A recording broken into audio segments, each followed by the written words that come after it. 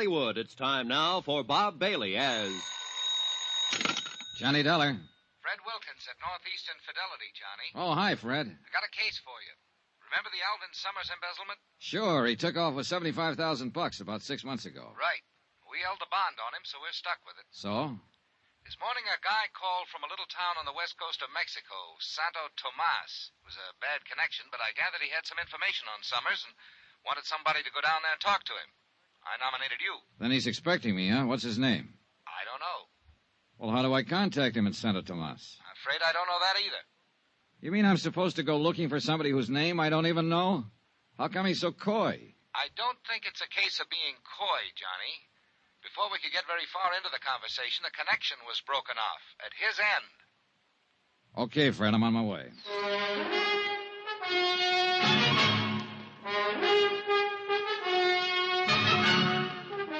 Tonight and every weekday night, Bob Bailey in the transcribed adventures of the man with the action-packed expense account, America's fabulous freelance insurance investigator. Yours truly, Johnny Dollar.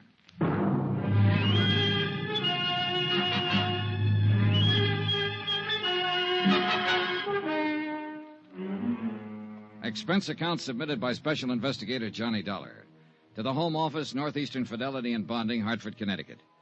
The following is an accounting of expenditures during my investigation of the Alvin Summers matter. Item 1, $220, plane, train, and boat fare to Santo Tomas, Mexico. For a town trying to be a resort, Santo Tomas shouldn't be so hard to get to. The last lap was by far the worst. A creaky, twice-a-week boat from Mazatlan. And I may be wrong, but it looked to me like the only outfit interested in making a resort out of Santo Tomas was the big new hotel up on a cliff overlooking the sea, the Playa del Mar. The rest of the town just didn't seem to care. It was a sleepy fishing village. A dilapidated pier, a long curving beach with the jungle crowding in on it, and a miscellaneous assortment of adobe shacks huddled here and there, sort of digging their feet into the ground. Even at a distance, the Playa del Mar looked too rich for my purpose, so I checked in at the other hotel. It was an old two-story job in town that I found after carefully detouring around a belligerent rooster scratching up a meal in the street outside. Once inside, I couldn't help feeling that the rooster was better off. It was small, dingy, and hot. I signed the beat-up ledger that passed for a register, and a little character wearing a ragged shirt with no collar, a big grin, and a baseball cap swooped down on me and grabbed my suitcase. Right over the stairs, senor. Okay. Are you the star of the Santo Tomas 9 or something? ¿Qué? The baseball cap. Oh, it's a first-class hotel here. I got to wear a uniform. Oh, sure. Silly of me. Which way? Follow me, senor. You come here to fish? Not exactly. My cousin has a very good boat to hire a cheap. Sorry. Oh. Well, if you're here on just a vacation, I'll be glad to show you the scenic sights for a very small fee. Hey, look, promoter, before you start making a career out of me, how about showing me my room? Okay, senor. Here. It's a very nice room, no? Oh, sure. Hey, look, can we get a little air in here? Oh, see, I turn on the overhead fan. It's better, no? No. There's a balcony out here? Oh, see, with a beautiful view of the ocean, Senor Dollar. Beautiful. The only thing I can see is the wall of that building across the alley. But if you climb up on the railing and stand in the corner and look over the roof of the building, there in the distance you'll see the... Beautiful. Look, Benito, senor. Benito, I gather that in addition to a few other assorted enterprises, you're the bellboy in this establishment. I do everything. Oh, must really be a strain. Oh, see, I'm always straining. Been in Santo Tomas long? Si, senor. Too long. Have you heard my name mentioned around town lately? Anybody asking for me? No, senor. Holy rattle. Oh, the door to the balcony. Oh, it's nothing, senor. Only the fan. What? Well, when the fan is on, the door, it blows shut. You're jumpy, senor. Huh? See, you are jumpy. Yeah, well, I'm in a good business for it, but, Tell me, did you ever hear the name Summers? Summers? Senor, in Santo Tomas is always Summers. Okay. I mean a man named Summers. Alvin Summers. Here's his picture. Take a look. Ever seen him before? Senor, in this heat, it's strained to use the memory. Yeah, well, you think this might make you forget the heat? Quien sabe, Senor Dollar. It might help. Here. Oh, $5 American. Gracias. Now, how about it? Si, senor. I have seen this man. Here in Santa Tomas? I think so. Where? How long ago? I don't remember, but I'll try to find out for you. Okay, Benito. That bill I gave you, I've got a few more just like it if you can locate the guy in this picture, Alvin Summers. Or if you can find anybody who's asking about me. Senor, for that kind of money, I'll not only find him, I'll bring him to you on a silver planter. Item 2 on expense account, $5 American to Benito the bellboy. Flying blind the way I was in this deal, I figured I needed all the help I could get. And who knows, Benito just might turn something. After he left, I stretched out on the rickety bed and tried to figure out a plan of operations. I had to make myself conspicuous if I wanted the man who'd called the home office to contact me. On the other hand, if Alvin Summers himself was in the vicinity, I'd have to be pretty inconspicuous to stand a chance of getting anywhere near him. Trying to do both at the same time might not be exactly easy.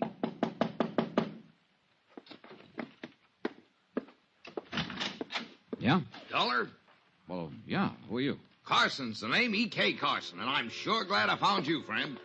Hey, you the guy who telephoned and wanted to see me? I sure am. Well, my luck seems to be holding up pretty well. Not too well, I hope. Huh? Yes, sir. As soon as I saw you check in, I phoned the desk clerk to ask who you were. I says to him, he looks like an American to me. See, I'm in room Wait a 10 minute. downstairs. Desk clerk? I thought you meant that long-distance call. Well, the reason I hope your luck's not too good, friend, I'm sure hoping to get you into a little cribbage game. Cribbage? You play, don't you? No, I'm strictly the gin rummy type. Oh, I could teach you, friend. Wouldn't take a jiffy. Sorry, I thought you were somebody else. Oh, I sure wish I could get you into a little game, friend. Gets mighty lonesome making the rounds of these small towns. Are you in business here? No, I'm a traveling man. Regional sales manager for hold-tight zippers. Zippers? Down here? Sure thing. All a matter of education.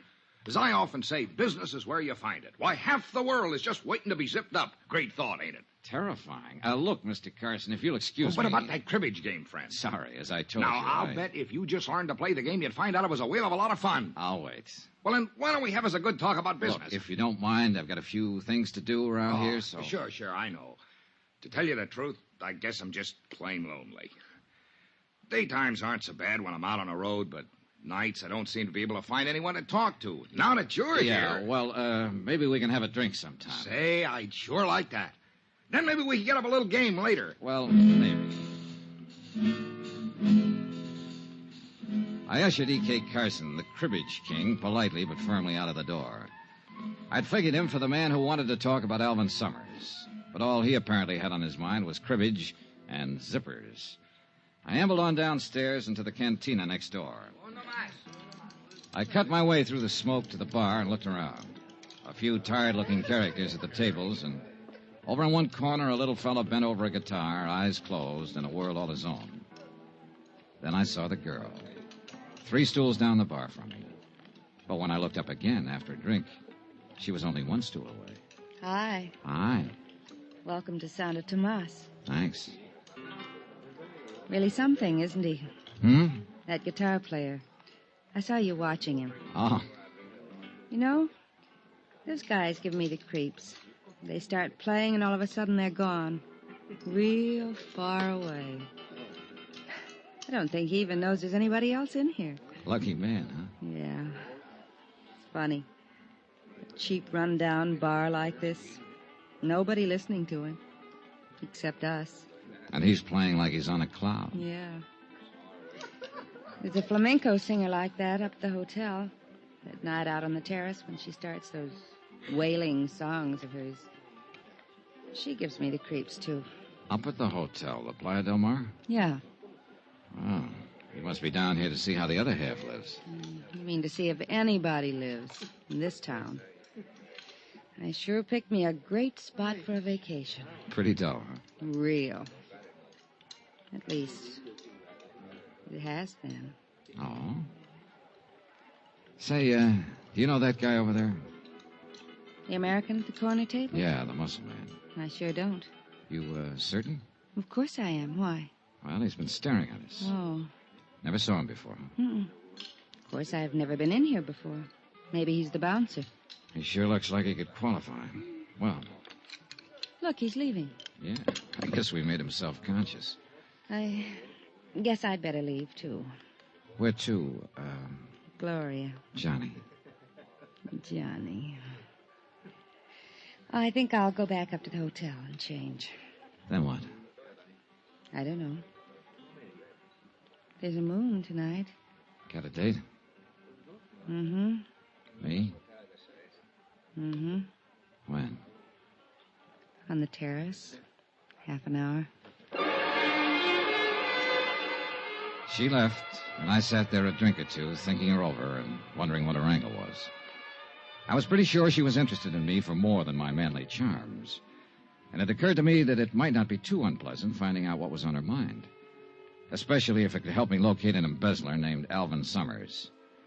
I went up to my room to change. When I got there, I found I had company. Close the door.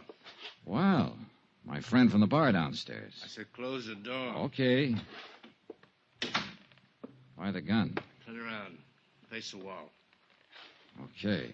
Hands against the wall. Hey, look, what are you... Shut up. Well, if you're looking for my gun, it's under my left arm. Thanks. Now turn around. So what's this all about? That's just what you're going to tell me. What's your name? Johnny Dollar. I'll bet. Cross my heart. We'll try again. What's your name? I told you, Johnny Dollar. You can think of a better one than that. Wise up, Buster. It sounds so phony, it's got to be legitimate. And speaking of names, what's yours? I'm asking the questions. You're answering. Okay, we'll play it your way. What are you doing down here, Dollar? Look, I'll make a deal with you. You tell me why you want to know, and maybe I'll be... Don't play games with me, Dollar. Next time you get more than the barrel of the gun. Hey, look, I don't know what this is all about. Okay, we'll cut out the question and answer routine. I know why you're here. Oh? So forget it, Dollar. Drop the whole thing and beat it. Maybe I like it around here. But you won't like it around here anymore, Dollar. You'll learn to hate it. You and that gun put up a pretty convincing argument. I'll give it to you once more, Dollar. Slow and easy so you can get it this time. Go on away. Don't ever come back. If you don't go now, you won't ever go.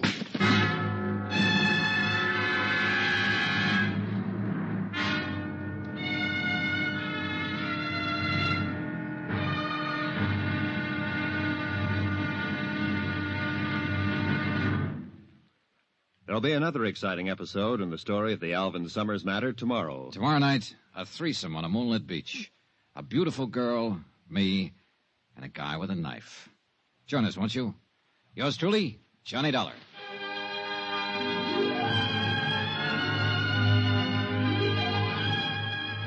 Yours truly, Johnny Dollar, starring Bob Bailey, is transcribed in Hollywood. Written by Robert Reif, it is produced and directed by Jack Johnstone. Be sure to join us tomorrow night, same time and station, for the next exciting episode of Yours truly, Johnny Dollar. Roy Rowan speaking.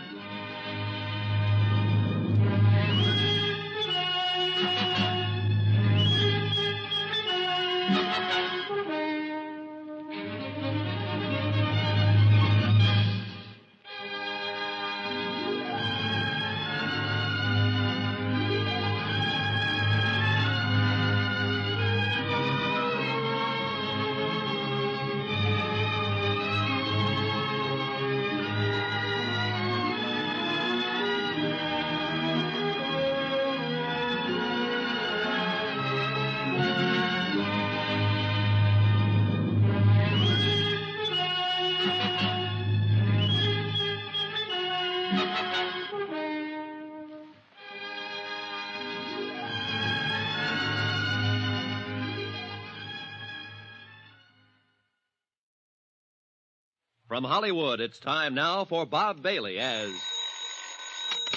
Johnny Dollar. Where have you been, Johnny? I thought we had a date. Oh, Gloria. I'm sorry, baby. I've already had a date. What? Remember the big gorilla at the corner table downstairs in the cantina? The one who kept staring at us? Sure. What about him? Well, he was waiting for me in my room just now. He didn't like the way I parted my hair, I guess, so he changed it with a gun barrel. Johnny, are you all right? Aside from a lump or two, sure. Sounds to me like you need a little nursing, Johnny. I always do. It's beautiful out on the terrace tonight.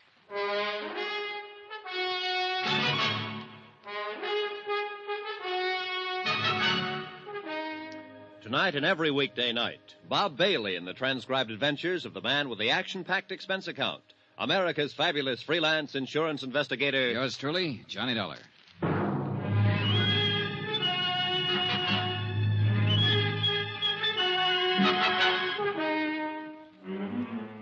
Santo Tomas, Mexico. Expense account submitted by Special Investigator Johnny Dollar to the Home Office, Northeastern Fidelity and Bonding, Hartford, Connecticut.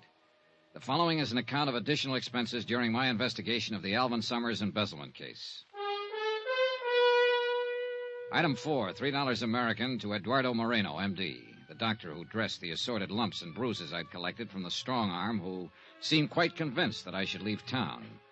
For a moment, I'd figured he could be the man who was to contact me with information as to the whereabouts of Alvin Summers, the embezzler. But as it turned out, all he wanted to say to me was goodbye, and he said it very convincingly. But Gloria was waiting for me. She definitely seemed to want to get better acquainted. And although I didn't know what her angle was, I figured it might be fun finding out. I left the joint where I was staying and went up to the Playa del Mar, the big expensive hotel overlooking the sea. There was a terrace with some tables and a flamenco singer wailing at the moon. Gloria was at one of the tables. Hi. Johnny, what in the world happened to you when I talked to you over the phone? I'm sorry I'm late, Gloria. You can see by my face I ran into kind of a rough detour. You all right now? Yeah. Johnny, you said it was that man who kept staring at us in the bar where we met? That's the one. Real charming fella. Muscles, too. What happened? I went to my room to change before coming up here. He was waiting for me, worked me over. The general idea was I should leave Santo Tomas in a hurry. But why? I don't know, yet. But somewhere along the line, I'm going to make it a point to find out. Cigarette? Thanks. Well, looks like things are picking up a little. How so? I told you I'd found this place pretty dull so far, but now, with you getting beat up and told to get out of town, it's beginning to sound a little more interesting. Well, I could do with more dullness and a few less bruises, believe me. You must be down here on a lot more than just a vacation, Johnny. Oh, I don't know. A lot of people apparently come down here to this town just for a vacation. That's why you told me you came here, remember? There's only one difference. What's that, Gloria? I really am on a vacation, and I don't think you are. Oh? You're not the Santo Tomas type. Why not?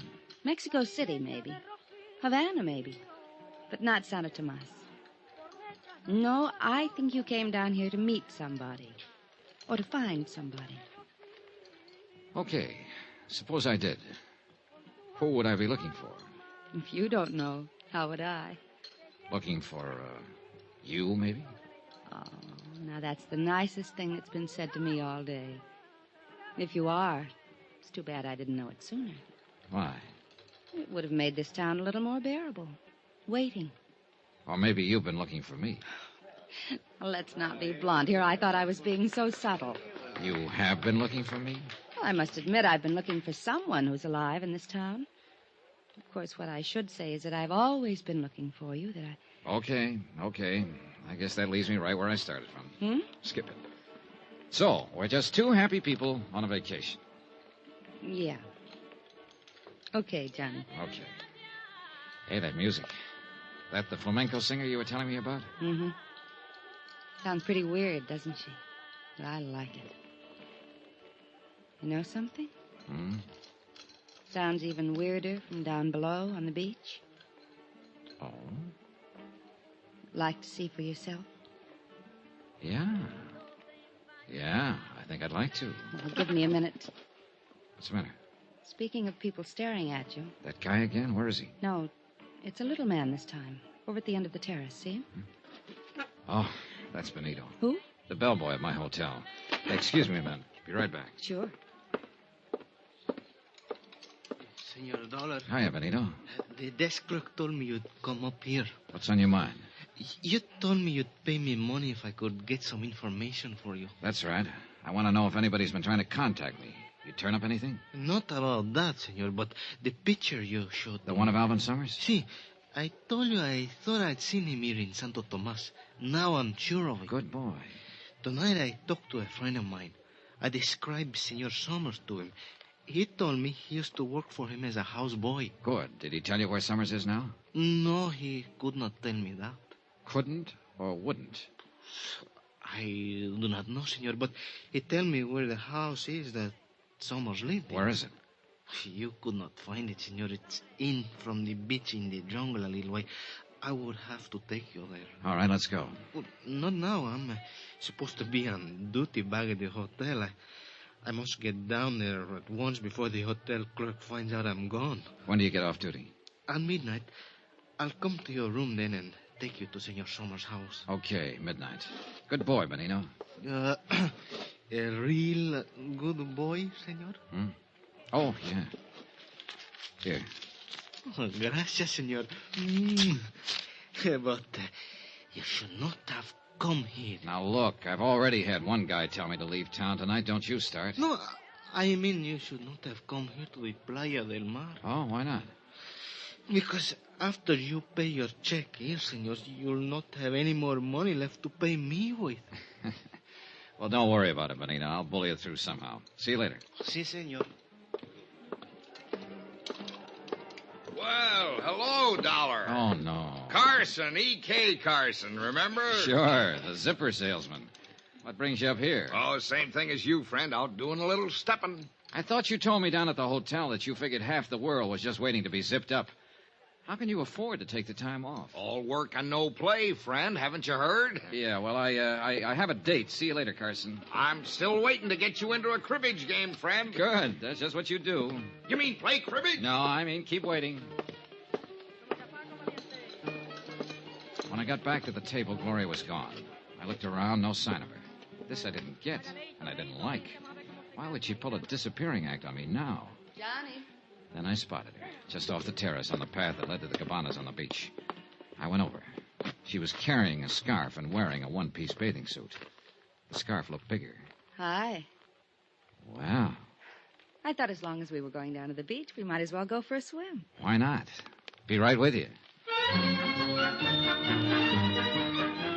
Item 5 on expense account. $7 for one pair of swimming trunks. $5 for the trunks and $2 to get the hotel shopkeeper out of bed to sell them to me. After all, I figured I ought to stay close to Gloria. That's the way she seemed to want it, and I wanted to know why.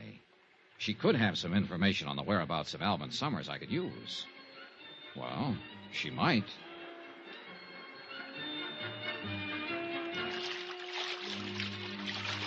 Oh, that was fun. Yeah. Come on, there's a place over against the rocks at the foot of the cliff. Okay. What do we do now? Build a fire and roast marshmallows? I'm sorry, I didn't bring any marshmallows. Oh, it's just as well. I'm strictly the hot dog and beer type anyway. Here we are. This is my place, Johnny. I come down here almost every night. Oh, it's nice. I told you there was a moon tonight. Yeah. And the flamenco singer. Music comes right down the rocks to us. Doesn't she ever get tired? Doesn't seem to. What's she singing about? Do you know? Uh-huh. It's about a man in jail in a little town. His sweetheart tosses a rose to him through the bars. It drives him crazy. Cheerful. There aren't any walls around you, Johnny. Oh? The only trouble is, I don't have a rose. Well, who needs a rose? Johnny. Darling. Gloria, look, You were saying... You know something? I forgot what it was. Good. Let's keep it that way, darling. What? So who's thinking of roses? Shh. What is it? They're in the moonlight coming along the beach. Two men. Yeah. Take a good look at the one in front. Johnny, Yeah. it's the... They want to work me over in my hotel room tonight. And it looks like he brought along a stooge with a machete. They're looking for you? Look, get around behind the rock here, then back up the path to the hotel. No, Quiet, Johnny. get going. I'm not Look, going to would leave you you. please? Johnny, please. Don't go out there. Now stay out of sight. They can't see us here in the shadows. Gloria, sooner or later I got a little matter to settle with that big ape. It might as well be sooner. No, please. I don't want you to get hurt again, Johnny. I'm not going to leave you. Okay, come on. Let's shift around to the other side of this rock and keep it quiet. Can you see them? Keep your head down. Keep your eyes open. I saw him come down the path about half an hour ago. Maybe it's farther up the beach. Now, watch the water. That could be it. That was close. Too close. Yeah, Johnny, are you in some kind of trouble? not yet. You seem pretty concerned about me. I am. You sure that was why you didn't want me to tango with him? Of course. You don't know the guy, huh? I told you I didn't. Why? Oh, I was just wondering if maybe he was a friend of yours and didn't want me moving in on him. Johnny, you're talking crazy. I've never seen him in my life before today in the bar of your hotel. I told you I didn't want you to get hurt again. I mean it. Maybe this will prove it. Well, that's a pretty strong argument. Look, Gloria, I hate to, believe me, but I've got to leave. What? Must be almost midnight. So there's something I got to take care of. Oh, fine. I know, I'm sorry. Pretty strange vacation you're on, Johnny. Yeah. So, my timing was terrible. But I had to meet Benito, the bellboy, in my hotel room at midnight to find out more about Alvin Summers' whereabouts. I walked Gloria back up to her hotel and headed for mine. It was a couple of minutes after 12 when I got there. I walked into my room and started to reach for the light switch. Then I froze. The moonlight was streaming in through the louvered door to the balcony, and I could see a silhouette against it. Somebody was out on that balcony, crouching against the door. Slowly, carefully, I eased over to it, then suddenly jerked it open. Benito. And I knew I wasn't going to get any more information about Alvin Summers out of him. After all, you can't do much talking when your throat's been cut.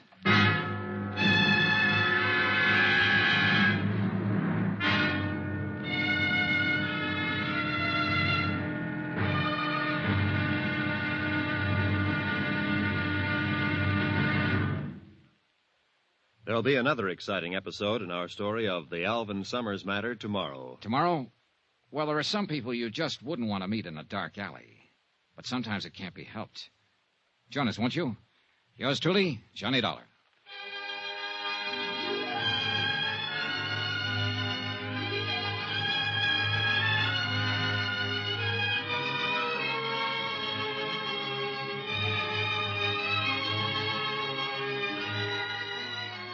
Yours truly, Johnny Dollar, starring Bob Bailey, is transcribed in Hollywood. Written by Robert Reif, it is produced and directed by Jack Johnstone. Be sure to join us tomorrow night, same time and station, for the next exciting episode of Yours truly, Johnny Dollar. Roy Rowan speaking.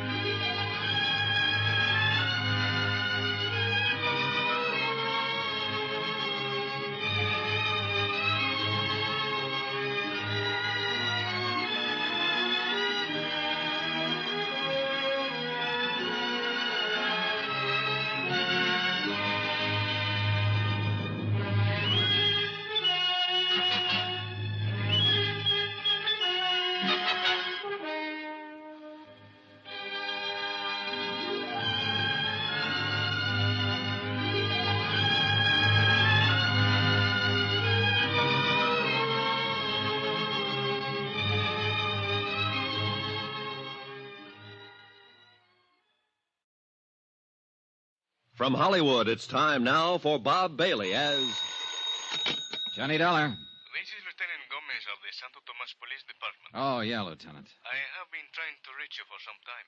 Sorry, I was out making some funeral arrangements. It is about the dead man that I wish to speak to you, senor. Fire away, Lieutenant. What's on your mind? Precisely the question I was about to ask you. What do you mean? Surely I do not need to remind you that Benito Escanza was found dead in your hotel room earlier this evening. You certainly don't. But I've already told one of your cops the whole story. Perhaps. Perhaps not. I suggest that you come to see me so that we can discuss it further. Is that an invitation or an order? Let us call it an invitation. But if you do not accept, we will have to come and get you.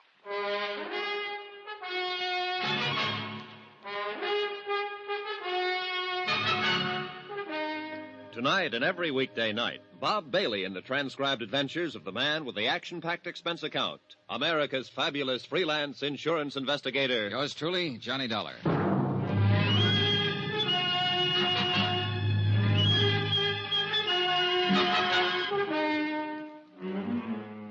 Santo Tomas, Mexico. Expense account submitted by Special Investigator Johnny Dollar.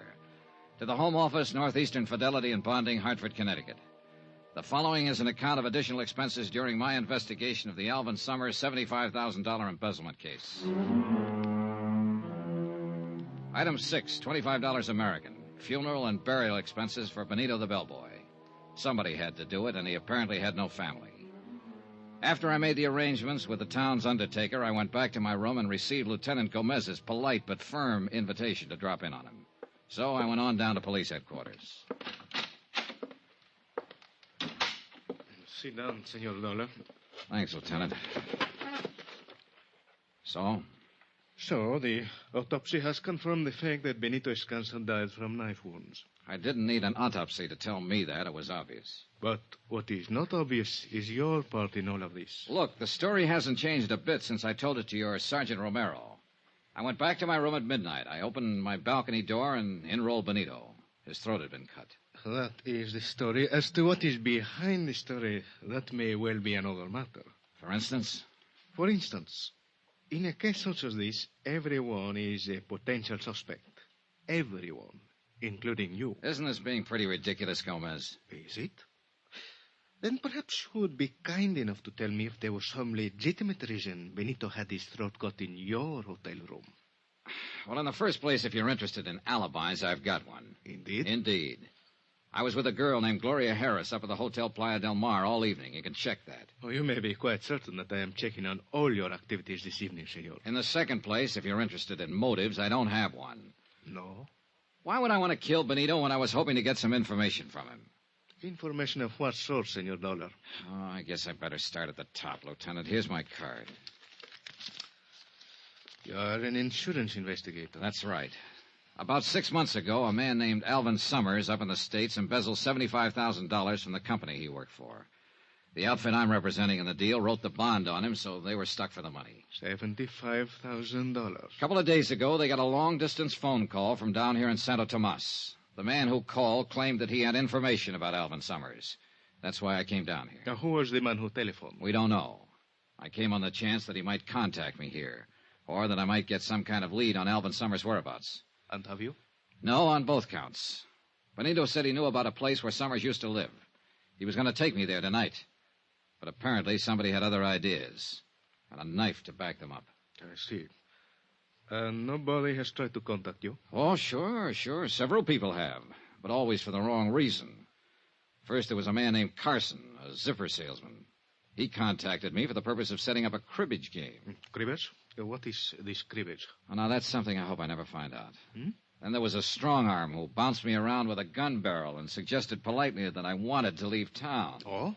What did he look like? Well, he was heavy in the shoulders, thick neck, low forehead, short dark hair, scar over the bridge of his nose. Scar? That would be Senor Kraus. You know him? I know him by sight. Well, who is he? What's his pitch? That is something I do not know. Senor, you must understand that Santo Tomas is a rather strange town and a dangerous one. Come in.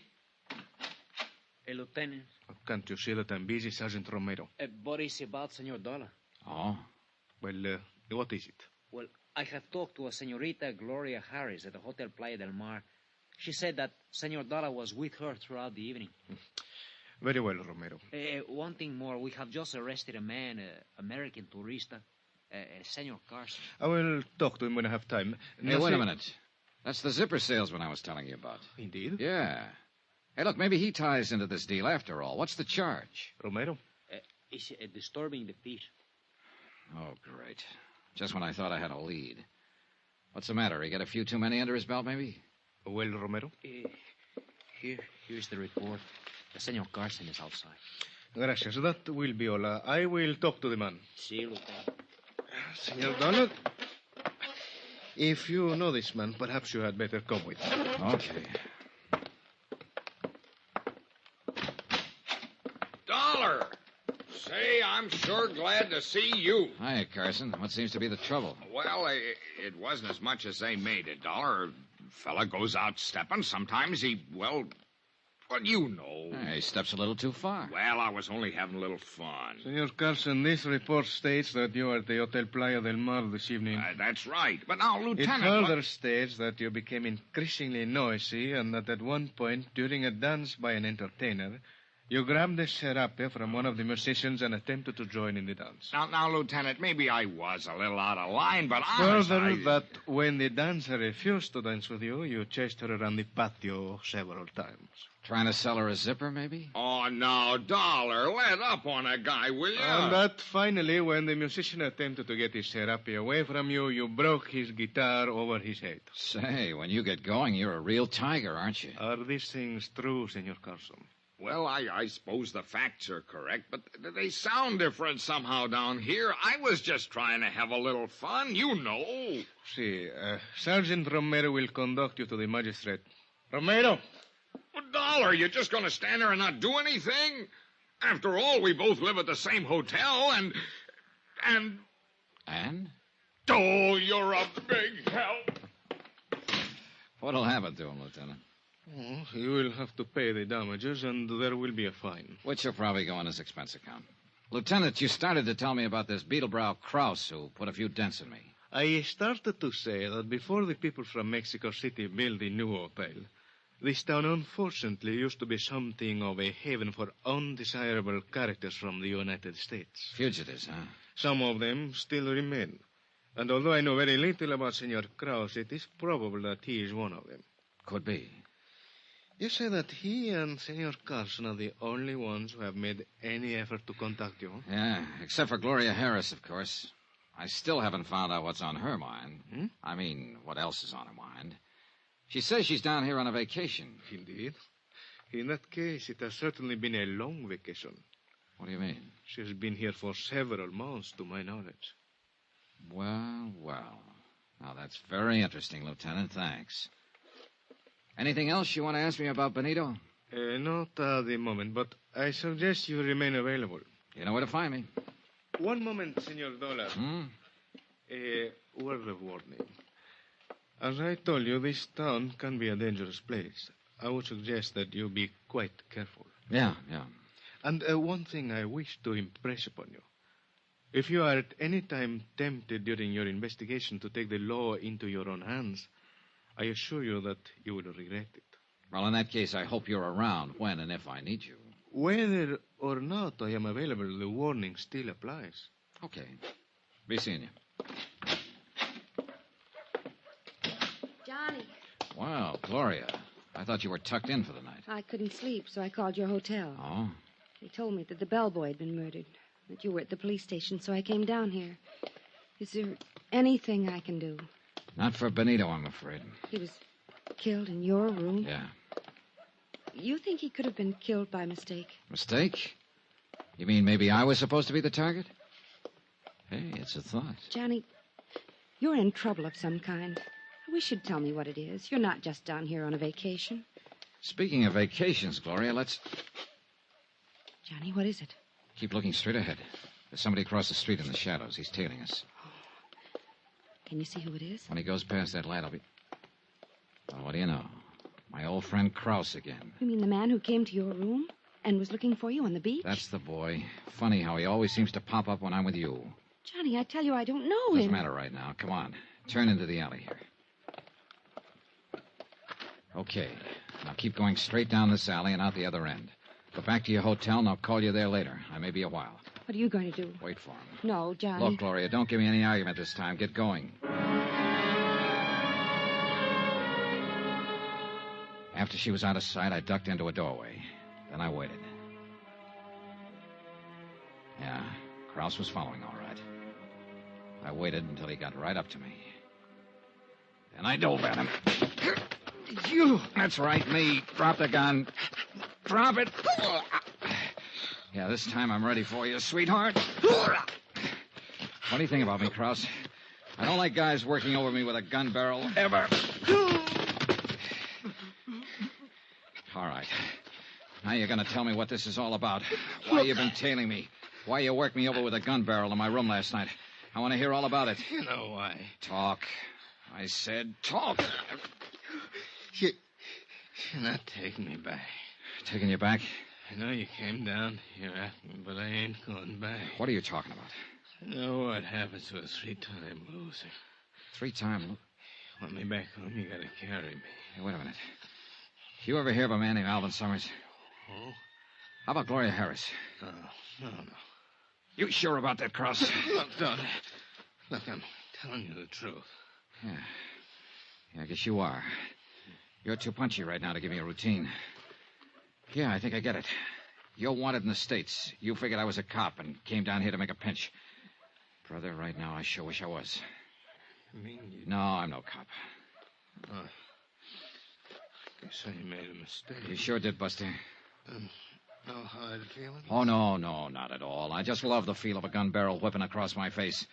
Krause, I got a nice little piece of advice for you. Next time, you better find out what the score is before you jump into the ball game.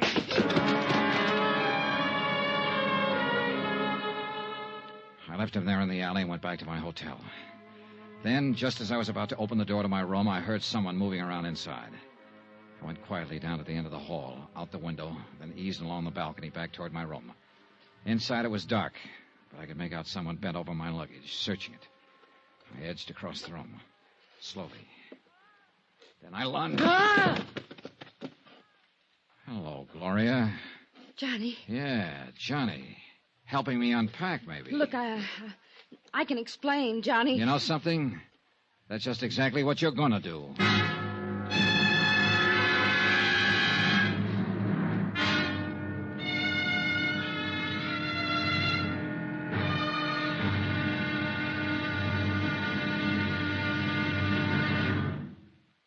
There'll be another exciting episode in our story of the Alvin Summers matter tomorrow. Tomorrow night, how to fall into a trap in one easy lesson. Join us, won't you? Yours truly, Johnny Dollar.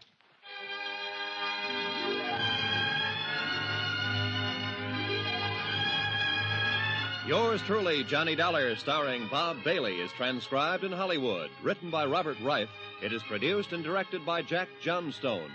Be sure to join us tomorrow night, same time and station, for the next exciting episode of Yours truly, Johnny Dollar. Roy Rowan speaking.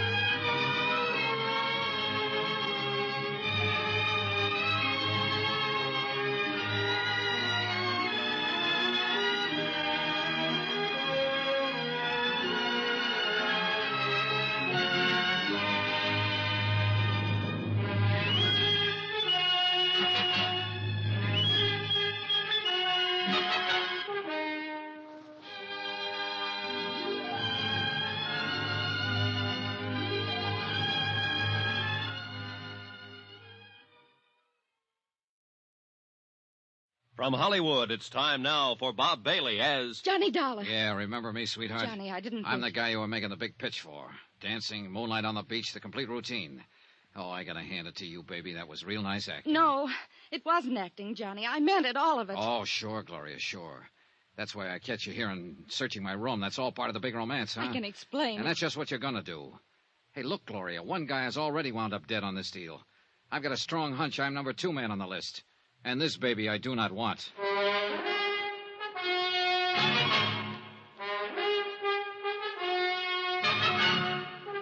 Tonight and every weekday night, Bob Bailey in the transcribed adventures of the man with the action-packed expense account, America's fabulous freelance insurance investigator. Yours truly, Johnny Dollar.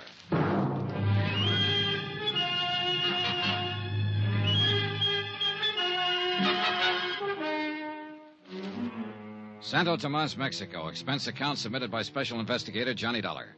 To the Home Office, Northeastern Fidelity and Bonding, Hartford, Connecticut. The following is an account of additional expenses during my investigation of the Alvin Summers embezzlement of $75,000. Item 9, $17.60, business entertainment for one Gloria Harris. Believe it or not, I wasn't going to put that item on the account because I figured it might just possibly be a private romance. But when I caught Gloria searching my hotel room, I knew she tied into the deal somehow. That she could give me information on Summers' whereabouts. Johnny, please. Oh, no, you're not leaving, Gloria, not yet. I'm not trying to get away. Oh, what's the use? You'd never believe me. Why should I? You lied to me. I lied to you once. Only once. When I told you I'm here on a vacation. I'm not. Surprise. The truth is I'm stranded down here. Stranded? Oh, sure. That's why you're staying at the Playa del Mar, the most expensive hotel in town. I don't mean no money. I mean no passport. Oh. It's true. You got a cigarette, Johnny? Yeah, here. Thanks. Yeah. I've been stuck in this ratty town for 4 months now. Just hoping every day that I could figure out some way or find somebody to help me get back to the States. How come you picked this town? Assuming I believe you. Because I heard that fugitives from the States sometimes came here. I've been drifting around for a year, from place to place. I guess I thought my luck would change here. Well, it hasn't. How'd you lose your passport in the first place? I'll tell you if you really want to know, Johnny. Personally, I'd rather skip it. It's a long story and not a very pretty one, and it's all in the past. Let's just say I made a mistake about a guy. Okay, Gloria, okay. But there's one little item you haven't told me. Why you were searching my room just now. Because I was trying to find out something about you, Johnny. The reason why you're down here. Why? So maybe I could make a deal with you. Deal? You help me get a passport, and I'll help you. How can you help me? You're looking for Alvin Summers, aren't you? Oh, am I? 6 months ago, he embezzled $75,000 up in the States and took off. Go on. You came down here to find him. You're an insurance investigator. Keep talking. That's all. That's it.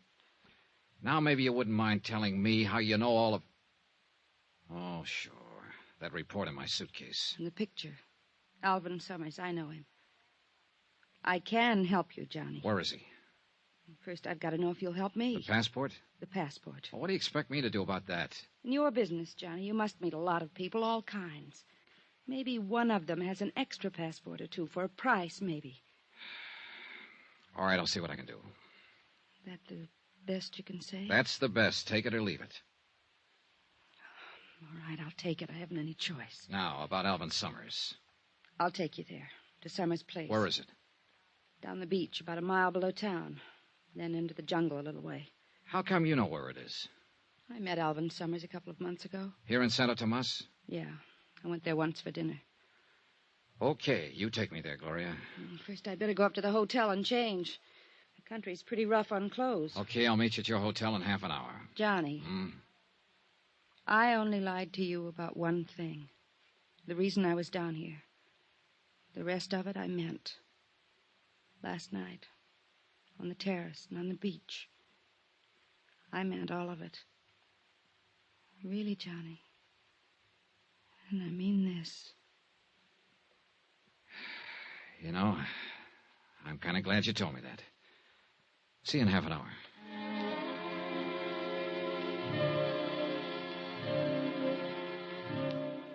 I stayed there a while after she left, going over the case in my mind. Maybe she was telling me the truth. But whether she was or not, I had to follow up any lead I could find, because I was getting nowhere the way things were. Half an hour later, as I was starting out of my room to go pick her up, my phone rang. It was a long-distance call from the States. Fred Wilkins at Northeastern Fidelity, Johnny. Hi, Fred. Well, how's the fishing down there? Fishing? As a matter of fact, it hasn't been so good so far, Fred. Ah, that's too bad, but I'll bet the swimming is all right, huh? Whoa there, what's eating you? I didn't send you down there for a vacation. Well, you got a great sense of humor. You should see this place, vacation. Then what have you been doing down there? Well, what do you think I've been doing? I've been looking for whoever it was that telephoned you and said he had information on Alvin Summers. You couldn't have been looking very hard. He called me again this morning. He what? That's right. He wondered if I'd sent anyone down there yet. Hey, look, Fred, this guy is not easy to find, believe me. And I think I know why. Obviously, somebody doesn't want him to talk, and that somebody could be Alvin Summers, about one jump behind him. Summers, you think he's around there? Could be. I'm leaving right now to find out. I've got a lead on where he lives. There's somebody at the door. I'll call you when I get anything. Do that. Brother. fishing here. Oh, Lieutenant Gomez. Well, look, I'm in sort of a hurry right now. This will not take long. Okay. What is it, Lieutenant? Early this morning, one of my men found Senor Kraus in the alley. How is he feeling? He had been badly beaten. He would not tell us anything, but it was fairly obvious who had done this to him. So? So, the last time we talked, Senor Dollar, I warned you not to attempt to take the law into your own hands. Now listen, Gomez, if you think I want to take a pistol whipping like he gave me and not do anything about it, Do you gotta... not misunderstand. I care nothing about Kraus personally or what happens to him. I'm thinking about something more important. For instance? You are looking for Alvin Summers, a man who quite obviously does not want to be found. So? So, when you find him, it is quite possible that there will be trouble. Granted. But let's face a few facts, Lieutenant. You and your boys can't help me. You're in charge of the Santa Tomas police force, all 2 men. And I imagine you've got a few other things on your mind besides an ambassador from the States and an insurance investigator. That may So well that be means true. I've got to do it on my own. Very well, Senor Dollar. This morning I attended the funeral of Benito Enscanza, who was killed because he had information about Alvin Summers. If you find Summers and take the law into your own hands again, I fear I may have to attend another funeral. Yours. That's what I liked about Gomez. He was the cheerful type. Well, I picked up Gloria at her hotel and we headed for Summers' place. We walked down the beach about a mile below town. The beach kept narrowing as the jungle crowded closer and closer to the water. This place is in from the beach a ways. There's a little path pretty soon that leads in. You could walk right by it and never see it. Here it is. And that's just what we'll do. Hmm? Walk right by it. I don't want to lead anyone else here. There's nobody else on the beach. I'm not talking about the beach. That's a regular jungle in there. 20 people could be watching us, so we'd never see them. Oh, I guess so. Okay. We'll go in here, then work our way back to the path. Brother, this is pretty thick in here. Yeah. Oh. When you're walking through thick brush like this, you always feel like somebody's watching you. Imagination gets pretty strong sometimes. I think it's a little more than imagination. What do you mean? Stop a minute. Listen. I don't hear him.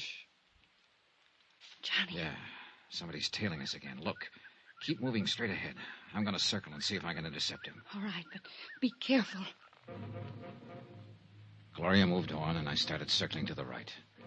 Every few seconds, I'd stop and listen. Yeah, he was still there. I pegged the direction of the sound and started edging toward it slowly. Then my foot caught on a butt. I scrambled to my feet and kept going in the same direction. There was a small clearing ahead. I reached it, stopped, and listened. Nothing. Whoever I was chasing seemed to know the country better than I did. He'd disappeared. I caught up with Gloria a couple of 100 yards farther along the trail. Any luck, Johnny? No. Whoever it is pretty good at keeping out of sight. Are you sure it was a person? Might have been some kind of animal. Yeah, maybe. You can see a corner of Alvin Summers' hut from here. Past that big tree. Yeah, come on. And stay behind me. All right. If there's any trouble. You think there will be? Look, a guy who's this careful about hiding doesn't usually welcome visitors. Quiet now. No sign of life. Keep back against the wall. I'm going to open the door.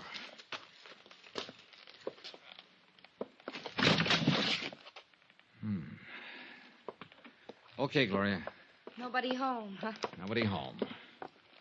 Well, he seems to have a pretty comfortable place here. You like to live in jungles.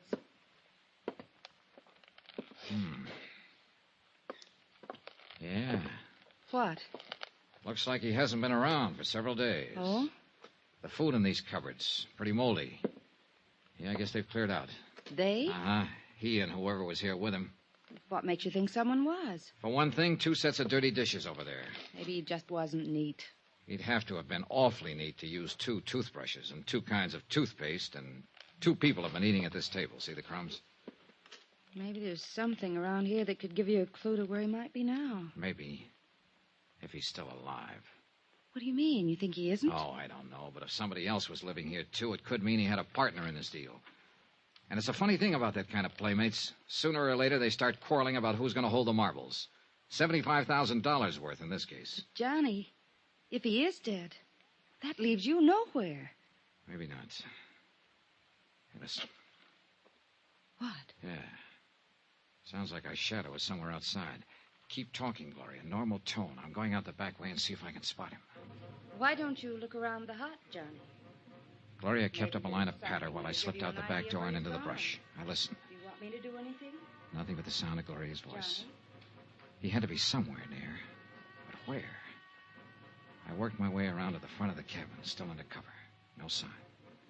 I kept on around the other side.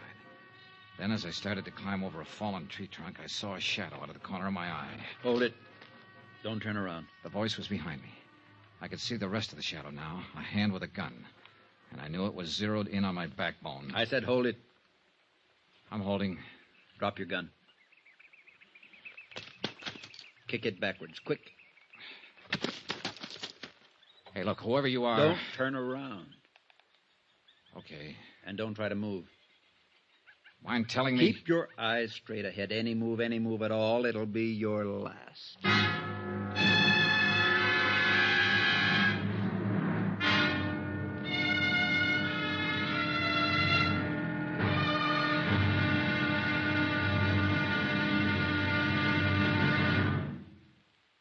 There'll be the final exciting episode in our story of the Alvin Summers matter tomorrow. Yes, tomorrow. How to find out what you've been looking for the hard way.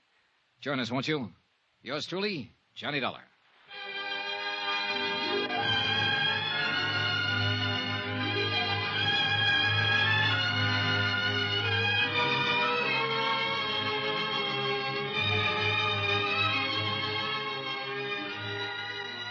Yours truly, Johnny Dollar, starring Bob Bailey, is transcribed in Hollywood. Written by Robert Reif, it is produced and directed by Jack Johnstone. Be sure to join us tomorrow night, same time and station, for the next exciting episode of Yours truly, Johnny Dollar. Roy Rowan speaking.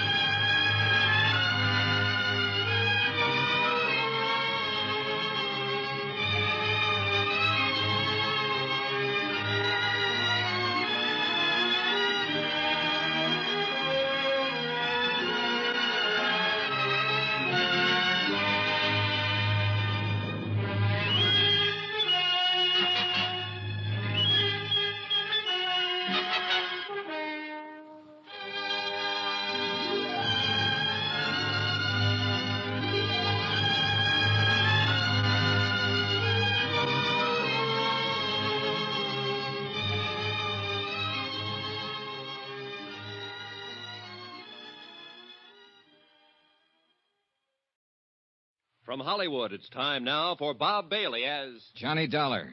I told you, that's my name. What do you want, an affidavit? I've got to be sure. Look, you've got me out here in the middle of the jungle with a gun in my back. Don't turn around. And I can't even see you. You think I'd be kidding you at a time like this? Any move at all, and it'll be your last.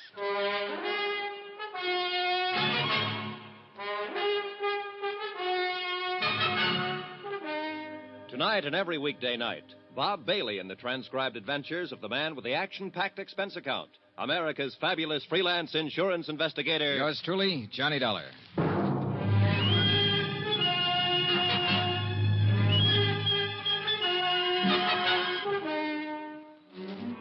Santo Tomas, Mexico. Expense account submitted by Special Investigator Johnny Dollar.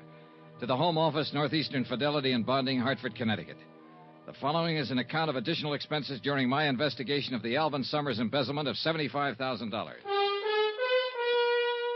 Item 12, 2 cents. Just what I figured my life was worth at the moment.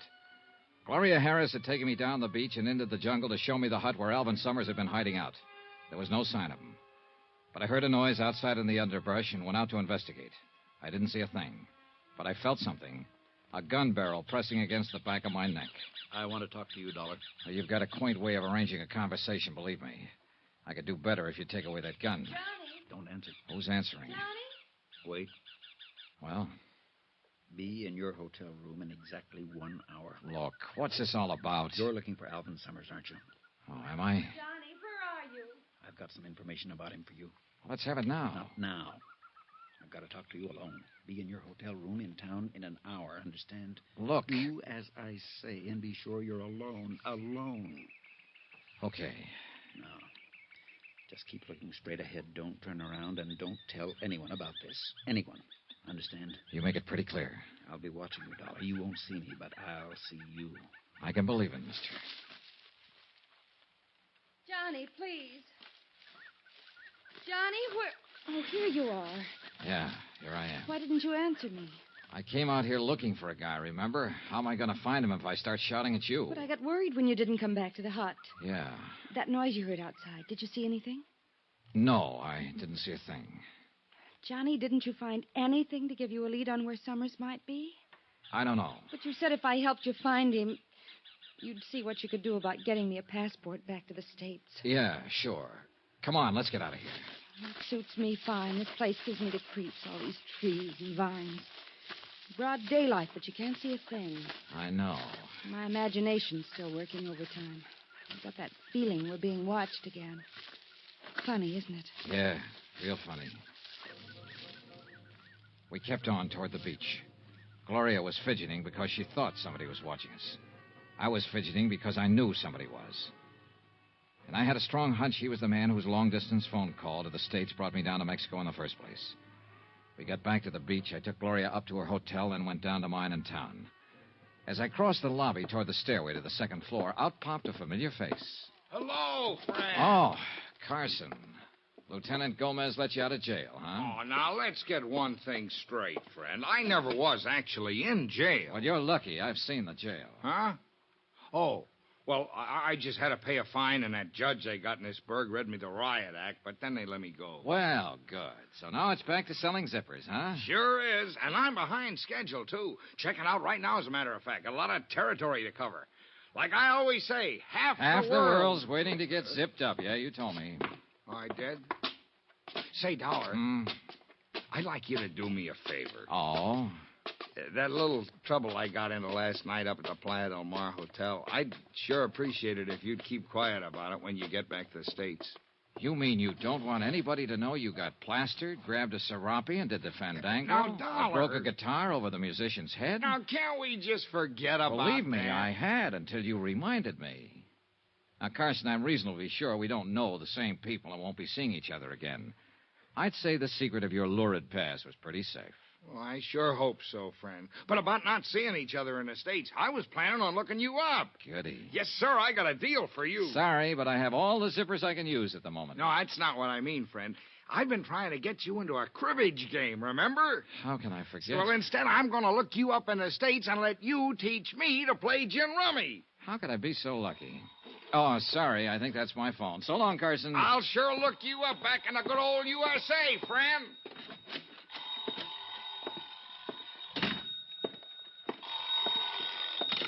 Hello? Hello? Hello? Keep your hands on the table. What? Oh, my shadow again. Anybody follow you? Not that I know of. You're early. I know.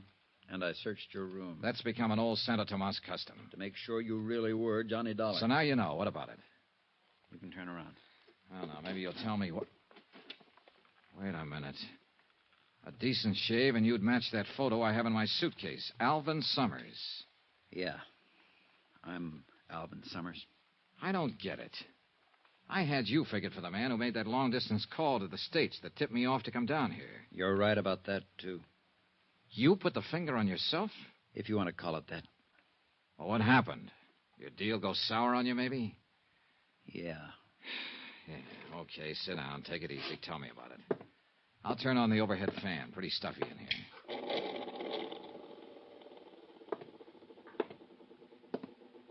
Dollar, that phone call you got just now. Hung up. Clerk downstairs must have rung the wrong room. Or somebody was checking to see if you were here. Could be. Okay, suppose you start from the top.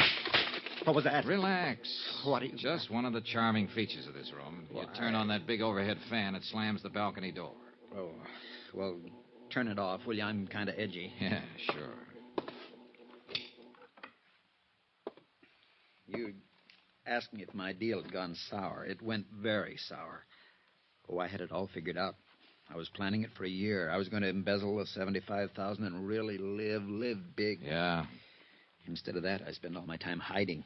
Mexico City, Cuernavaca, Tampico, you name it, I was there. Always undercover, always hiding. Did you ever spend much time hiding, Dollar? No, not much. Oh, it's a great life. Great. Every time somebody looks at you on the street, you're sure he's after you, tailing you. You wake up in the middle of the night, you see a shadow outside. Turns out to be just a bush, but you spend the rest of the night sweating. Finally, I just couldn't take it anymore. The rest of my life that way. You know, Summers, a lot of guys figure that out before it's too late. Too bad you didn't. Yeah. So, finally, I phoned the bonding company. Long distance, I knew they'd send an investigator. They sent you.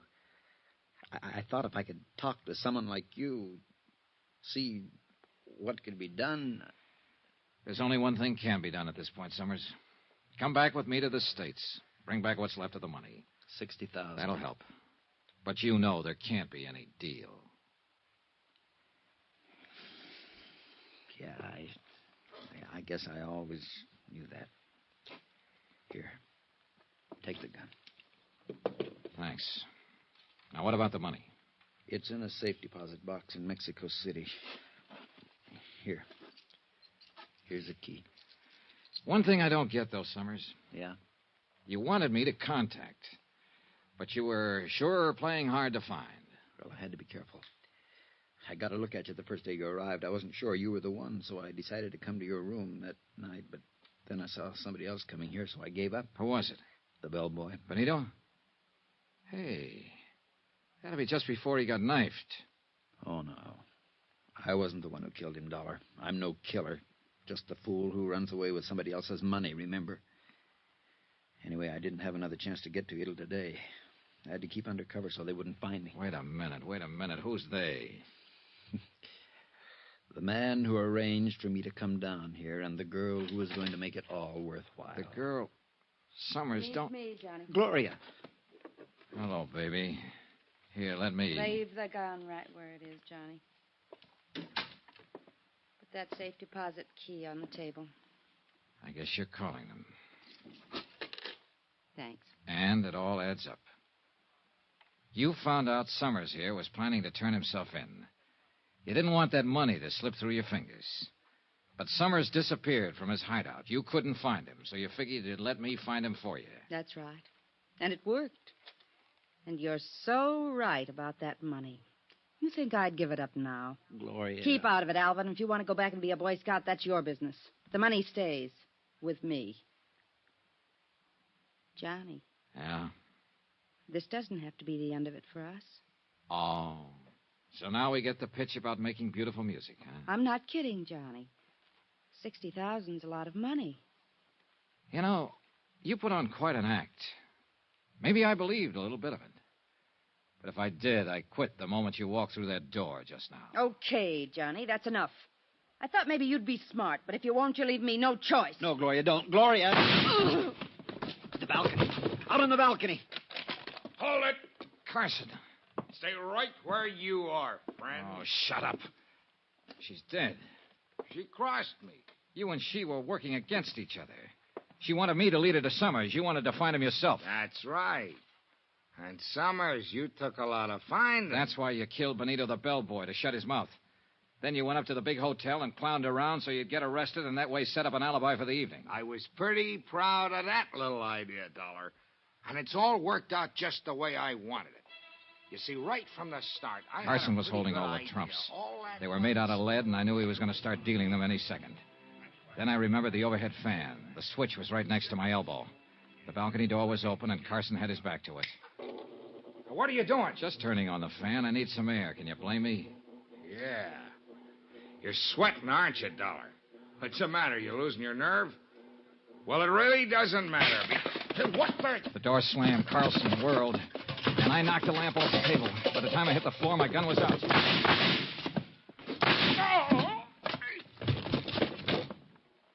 I picked up the lamp and lit it again. Summers was crouched in a corner. Across the room, sitting on the floor, was Carson, staring stupidly down at the red bullet hole in his side. I picked his gun up off the floor. Dollar! Summers, call the police station. Lieutenant Gomez. Yeah, all right. Help me, Dollar. It hurts. Yeah, it hurts. But not as much as it hurt Benito and Gloria. You finally got me into a game, didn't you, friend? And you lost. Expense account item 13. Double the amount of item 1. $440. Transportation back to the States for Alvin, Summers, and me. And you know, I turned him over to the authorities as soon as we got back. That's the way he wanted it. Gloria? Well, once in a while I get to wondering if she really meant some of the things she told me. Not that it matters. Conclusion of report. Expense account total $923. Yours truly, Johnny Dollar.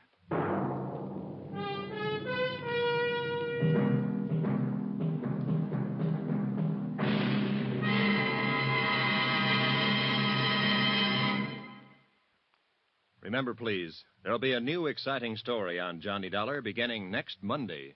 Next week, the Valentine Matter. And believe me, it's not the kind of Valentine you'd wish on even your worst enemy. Join us, won't you? Yours truly, Johnny Dollar.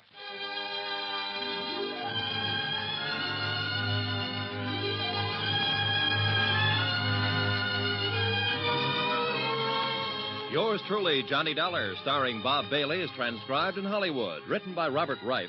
It is produced and directed by Jack Johnstone. Heard in this week's cast were Virginia Gregg, Marvin Miller, Don Diamond, Tony Barrett, and Parley Bear. Be sure to join us on Monday night, same time and station, for another exciting story of Yours truly, Johnny Dollar. Roy Rowan speaking.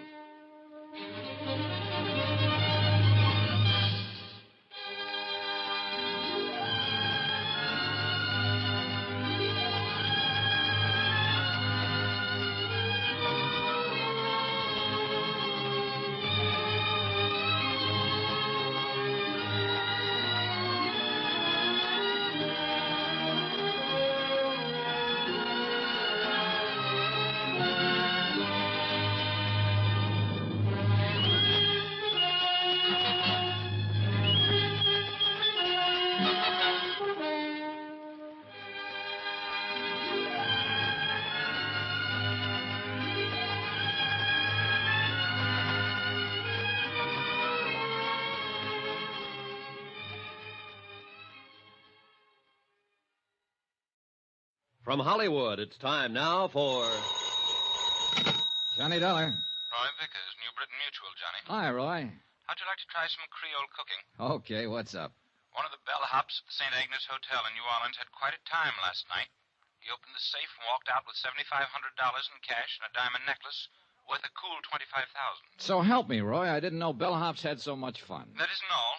He also stole a station wagon belonging to the hotel manager, not to mention the manager's wife. What do you want back? Mainly that necklace. It's the property of one of our clients. She was stopping at the St. Agnes and had it stowed in the hotel safe. Any line on the bellhop? Not a trace so far. The wife? Don't be funny. Can you hop a plane down there and see what's happened for us? Sure, Roy.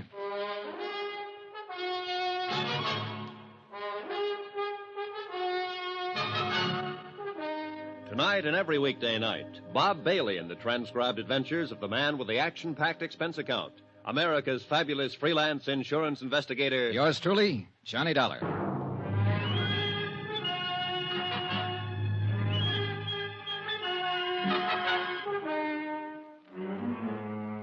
Expense account submitted by Special Investigator Johnny Dollar to the New Britain Mutual Insurance Company, Hartford, Connecticut.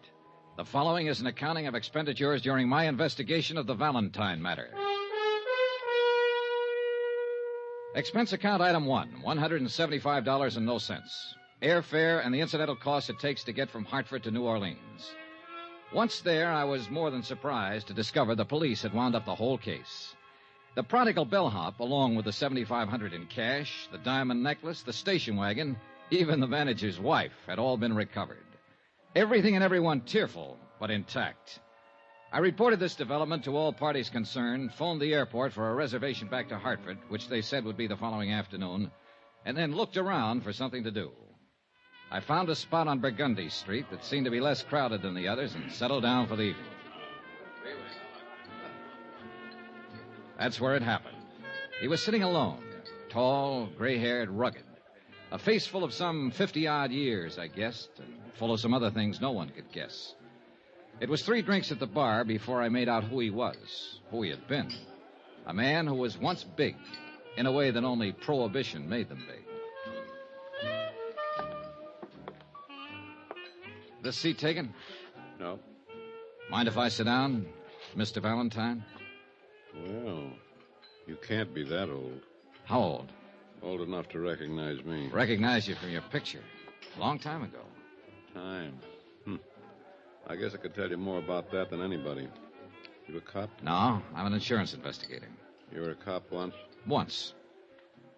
Can I buy you a drink, Mr. Valentine? Dan's enough. Sure.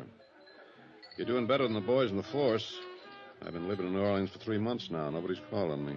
Any reason why they should? No. No, there isn't. But then no one's ever figured out a way to stop a policeman from making a visit when he wants to. That's true. That's a funny thing. There's a lot of policemen I've liked in my day. Visiting policemen. That is, on certain days.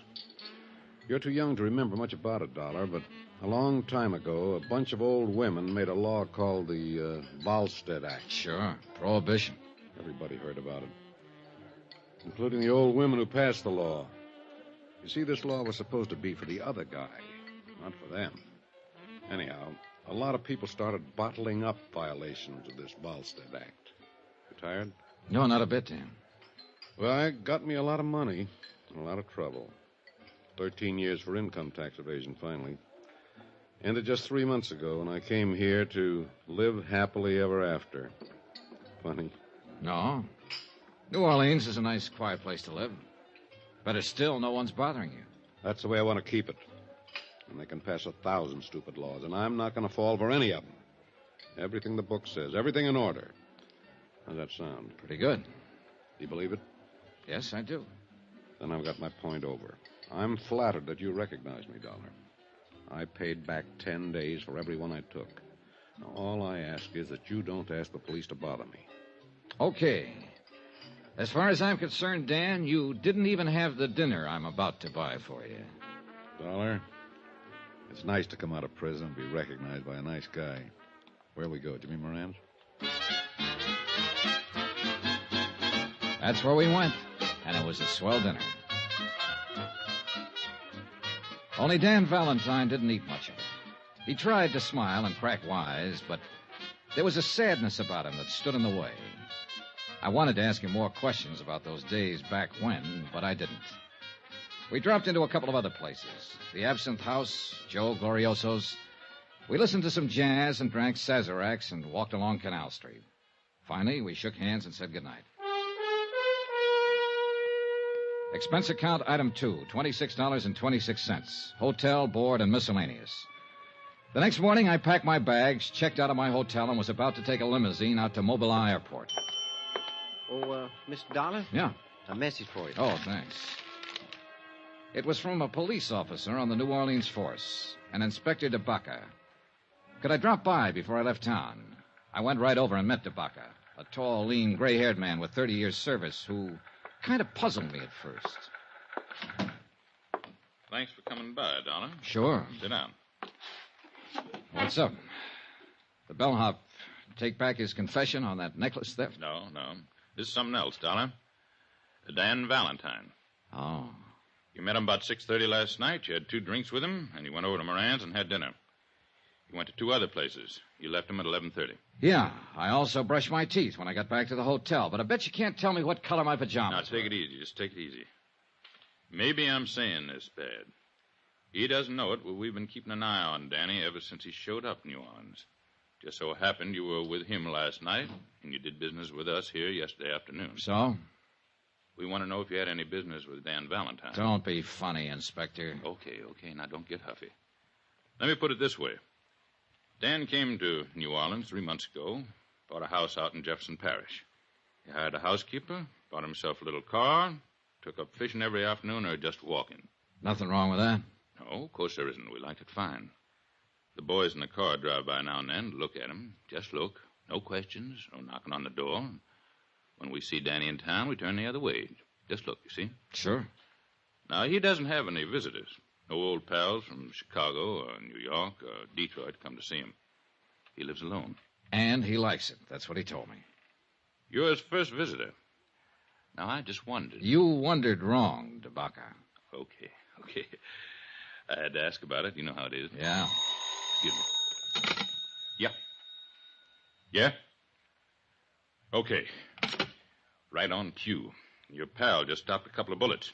Huh? Danny Valentine. Come on. According to the uniformed officer who had put in the call, a newspaper boy had found Valentine lying on the sidewalk and roused the neighborhood. One of the residents had carried him inside. The ambulance crew stood by the bed as we came in. Valentine was lying on his back, the white chenille spread under him changing to a deep red. 2 bullets had ripped ragged holes in one shoulder through flesh and bone. But he was just as self-contained as ever. I got the idea you were going to stay out of trouble, Dan. I didn't know I was in any trouble. Hiya, Dollar. Okay.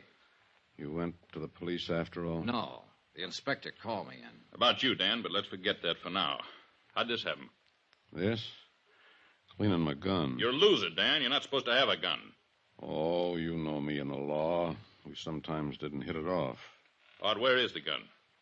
What gun? The gun you were cleaning when you were walking down the street and shot yourself. I swallowed it. Now, look. Somebody's taken a couple of shots at you, Dan. Nobody can tell us anything about it but you so far. We don't want you murdered. Well? Okay, boys. Get the ambulance back. Wait a minute. You're hurt. You're going to the police hospital. No. I've served my time and I'm clean. Being shot at even in this state doesn't make you a criminal. Dollar. Yeah, Dan. Do me a favor. Would you phone a private hospital and have me taken there? Go ahead, Johnny. Take it easy, Dan.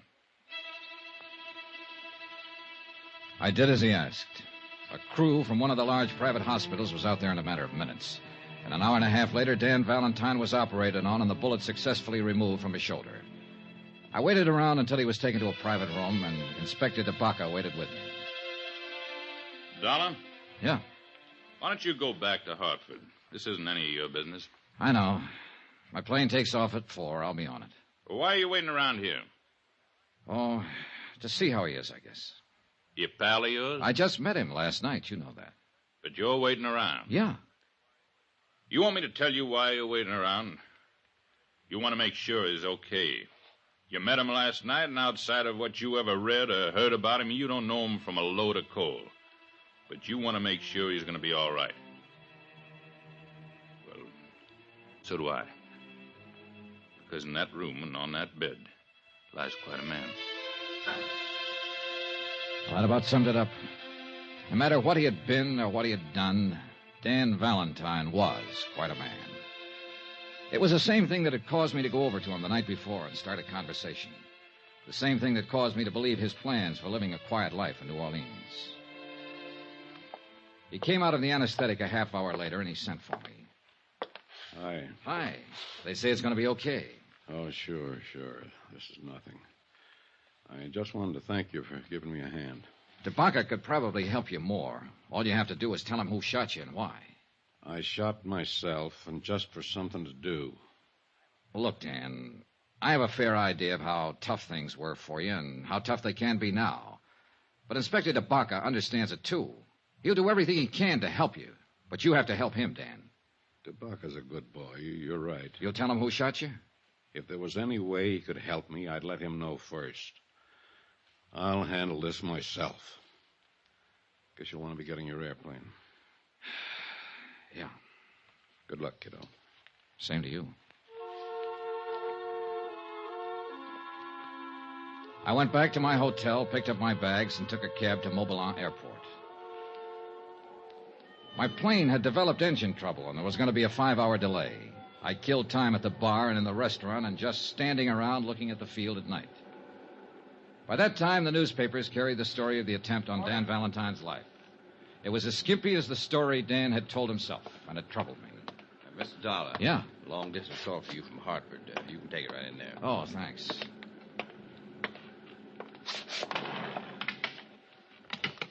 Johnny Dollar. Roy Vickers, Johnny, at New Britain Mutual. Glad I caught you. Just waiting for my plane back to Hartford now. This story about Dan Valentine's in all the papers up here. Have you read it? Yeah, I was in on it in a way. Somebody shot at him today. He won't tell who. Says he'll handle it himself. Can can you find out, Johnny? I don't know. Why? We carry a $50,000 policy on him. Somebody's trying to kill him. We'd like to know all about it. You mean I can stay here and work on this? Yes. Okay, Roy.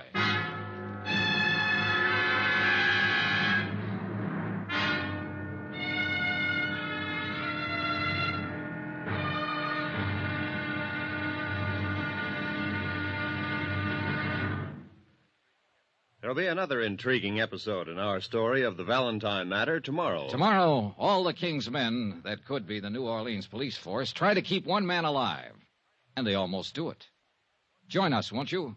Yours truly, Johnny Dollar.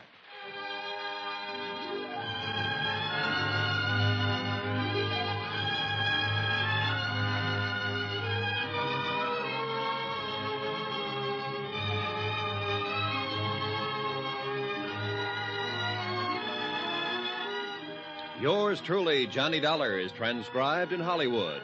Written by John Dawson, it is produced and directed by Jack Johnstone. Be sure to join us tomorrow night, same time and station, for another exciting episode of Yours truly, Johnny Dollar. Roy Rowan speaking.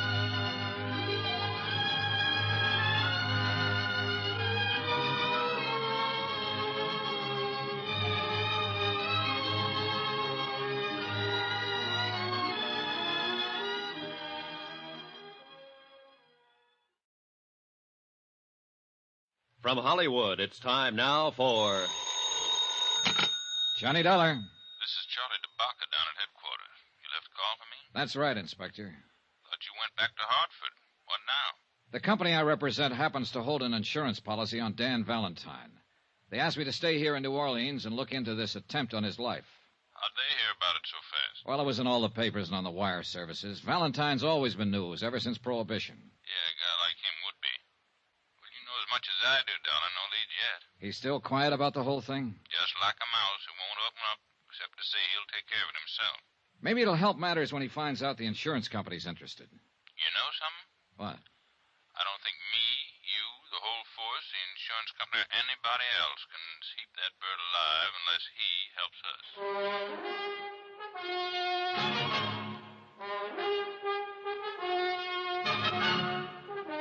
Tonight and every weekday night, Bob Bailey in the transcribed adventures of the man with the action-packed expense account, America's fabulous freelance insurance investigator. Yours truly, Johnny Dollar.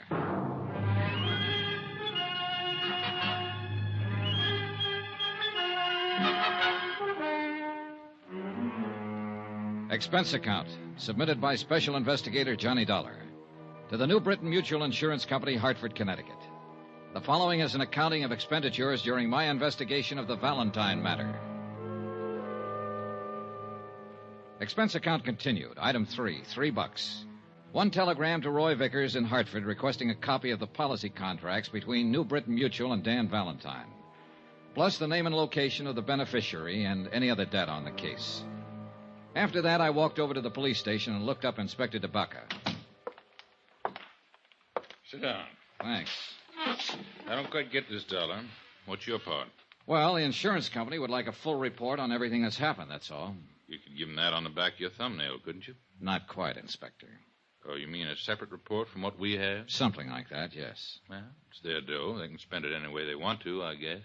If there's any reason for them canceling the policy on Valentine, they'll do it. The fact that somebody shot at him a couple of times and came near killing him is one thing. The fact that he won't open his mouth about it is another. They're looking for a way out? I didn't say that. They just want to make sure about everything, that's all. An insurance policy's a contract, mutually beneficial to both parties. Both parties have to keep the line of that contract. They don't figure Danny Valentine's running around shooting himself for insurance money. Inspector, they don't figure anything. Well, now that you've been official, be unofficial. What's your idea?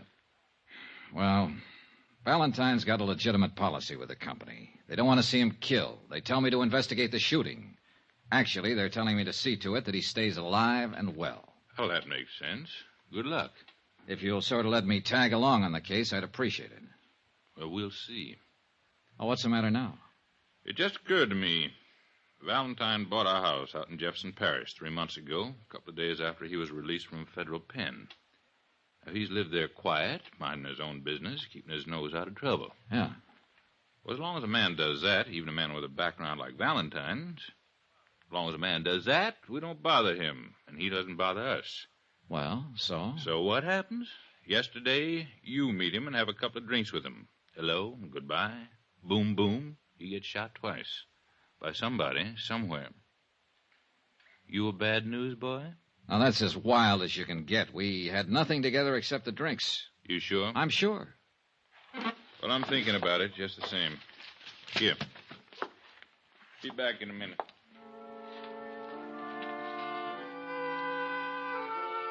The bulky, thick folder Inspector DeBaca shoved across the desk at me was marked Valentine Daniel. It started in 1915 and was fat with yellowed clippings all the way through 1942. There was a pretty good history of Dan Valentine and the age he lived in. He was born in Ireland and had fought in the Irish Rebellion. He was regarded as both hero and scoundrel. For his own good, he came to America. Somehow, he started out in the wholesale drug business. And understandably, it was an easy step to making prohibition alcohol. And an even easier step to make prison on an income tax evasion charge. The folder mentioned a wife and a daughter who seemed to have successfully avoided most of the newspaper headlines that had involved Dan Valentine. There was one picture of Mrs. Valentine taken in 1928. That's about as far as I got when DeBaca came back into the room, not alone. Interesting stuff? Very, Inspector, very. Well, here's something more interesting. My men have been covering the neighborhood where the shooting happened yesterday afternoon. This man's a witness. This is Mr. Dollar. He's an insurance investigator. It's Willie Blakely. Oh, how do you do, sir? Hope you can help us, Willie. Well, I can try. I really didn't see too much. See, I was on my milk truck, and I saw this fella, this big fella, walking down the street. What's his name? Dan Valentine. Yes, sir. Well, he was just walking, like for an early morning walk, and then I saw this car come around the corner, and there were a couple of men in it. What kind of car? I think it was a Buick sedan. I'm not sure. It was a black car. You happen to get the license number? No. All right, go on. Well, sir, this Mr. Valentine, he looked up when he saw it coming, and he stopped. You know, kind of funny. No, I don't know. Tell me. Well, you know, like he was surprised. Do you think he was surprised at who was in the car? Yes, sir, that's it. He sort of smiled. Not a hello kind of a smile. Sort of a sad smile. Didn't wave, just stood there. I couldn't see the men in the car by then, so I don't know how they were looking at him. Did you see them as they rounded the corner? Yeah, just a couple of fellas, dark coats and hats. Would you know them if you saw them again? I don't think so, Captain. Okay. 2 men. Yes, sir. So this Mr. Valentine stopped and looked at him and gave him this kind of smile. He recognized them, you think? Oh, yeah. And then I heard a noise, you know, something like whack, whack. And Mr. Valentine fell down, and the car drove off. Did Valentine go for a gun? No, sir. What did you do then? Well, I got out of there. Why? I didn't know what was happening. I didn't want to get hurt. You didn't even try to help him? No, sir. I was scared. I didn't know what that whack, whack was, sir. And it took you all this time to tell us about it. Sorry, Captain. Dollar. Yeah. You got something to worry about. That noise he was talking about didn't sound like regular gunshots, or he would have said so. Silencer. What else?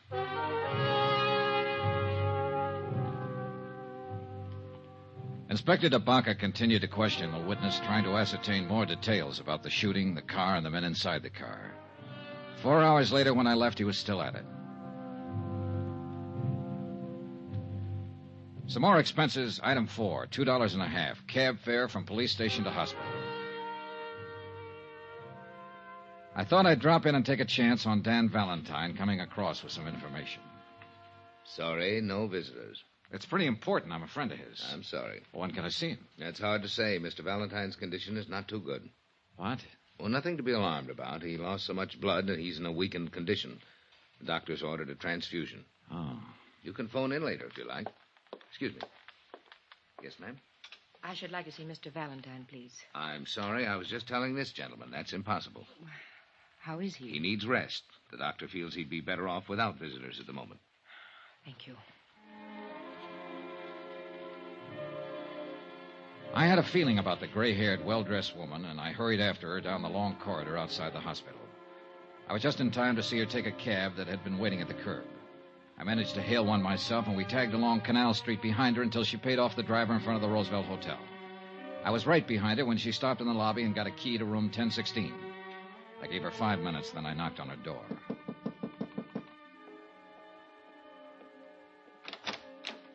Yes? Hello, Mrs. Valentine. My name's Johnny Dollar. Ann Valentine looked at me for a long time. I had to hand it to her. There were no tears, no frowns or screams, just a wide, frank look from a woman who, by any man's standards, had once been beautiful. I haven't been called by that name for many years. You're a reporter, of course. No, I'm not.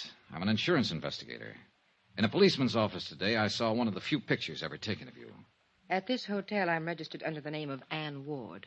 Ward is good enough for me, Mrs. Valentine. May I come in? Yes. Now, what is it you want, Mr. Dollar? Possibly the same thing you want. To keep your husband alive. I believe that's up to the doctors, isn't it? Not quite. If he was shot at once and he won't help the police find out who did it, there's a reasonable chance he'll be shot at again. Do you know who did it? Well, who it might be.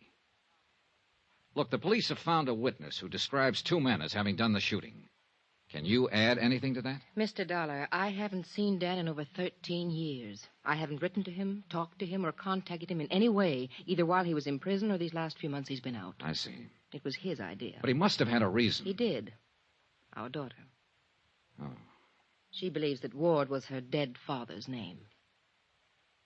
Do I make myself clear? Yeah. I read about the shooting. I caught the first plane here because I thought I might help Dan. My daughter thinks I'm on a little vacation by myself. You don't believe me, do you? Well, in view of what you've just said about not having written to him for 13 years... That was the way he wanted it. I was never ashamed of Dan, never. He was ashamed of himself and how his activities might affect us. He gave me everything I ever had out of life. In New Salem, that's where we live, and live very well because Dan saw to that part of it before he went to prison. We are considered very proper people, Teresa and myself. Dan sacrificed a great deal for that consideration. I think that you've sacrificed a great deal yourself, Mrs. Valentine. When I go back to the hospital to see him tonight, he'll probably tell me to pack my bag and go home, that there's nothing to worry about. But there is something to worry about, isn't there, Mrs. Valentine? He won't talk about it, and you won't talk about it, and both of you know all about it. Oh, Mr. Dollar, you're a very young man. I'm sorry if I sound like I could help you. I can't. Please go. I went back to my hotel and had some dinner. Then after a while, I put in a phone call to the hospital and found out I could talk to Dan Valentine between 7:30 and 9. About then, a special delivery came for me. It contained the information I wanted regarding the policy on Dan Valentine. I noticed that the beneficiary was a dual affair, wife and daughter, Ann and Teresa Ward. I had to check with Inspector DeBaca just once more. No luck. He had been unable to identify or locate the two killers described by the witness. He was trying to trace the car. 7:30 on the dot, I was at the hospital. The reception desk seemed reluctant to talk and referred me to the head nurse, who happened to be out to dinner, who referred me to the surgical nurse, who took me aside and told me to find a crystal ball. Mr. Valentine's gone. We have no idea when. How could he be gone? We started to give him a transfusion. He jumped up suddenly, knocked down one of the male nurses, grabbed his clothes, and ran out of the hospital. Just as simple as that. I thought he was in a serious condition. Shh, keep your voice down. He was in a serious condition, and it's going to be critical pretty soon. Running around town bleeding from 2 bullet wounds. If you want to keep him alive, Mr. Dollar, you better find him and find him fast.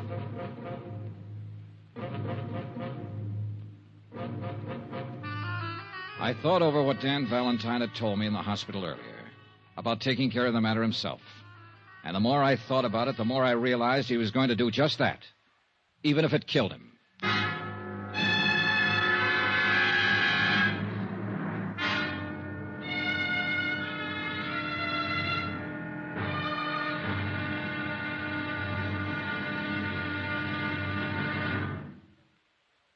There'll be another intriguing episode in our story of the Valentine Matter tomorrow. Tomorrow, what happens to a 30-year-old grudge when somebody explains it with bullets?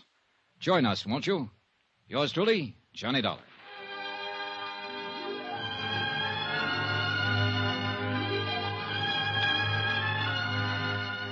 Yours truly, Johnny Dollar, starring Bob Bailey, is transcribed in Hollywood. Written by John Dawson, it is produced and directed by Jack Johnstone. Be sure to join us tomorrow night, same time and station, for another exciting episode of Yours truly, Johnny Dollar. Roy Rowan speaking.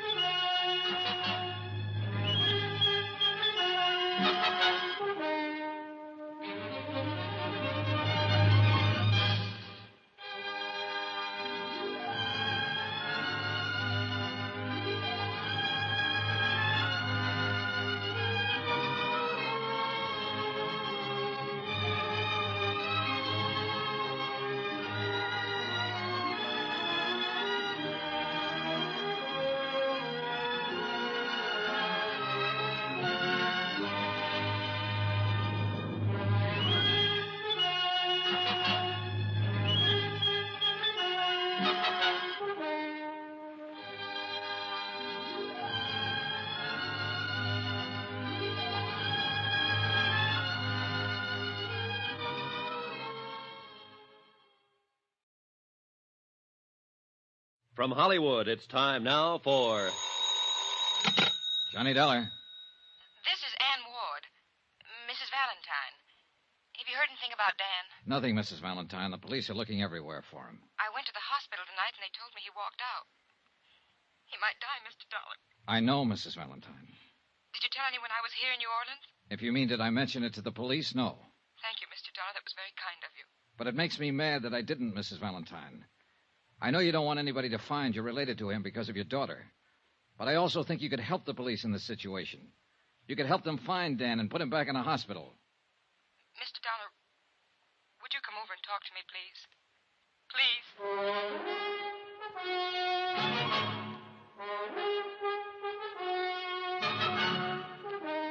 Tonight and every weekday night, Bob Bailey in the transcribed adventures of the man with the action-packed expense account, America's fabulous freelance insurance investigator. Yours truly, Johnny Dollar.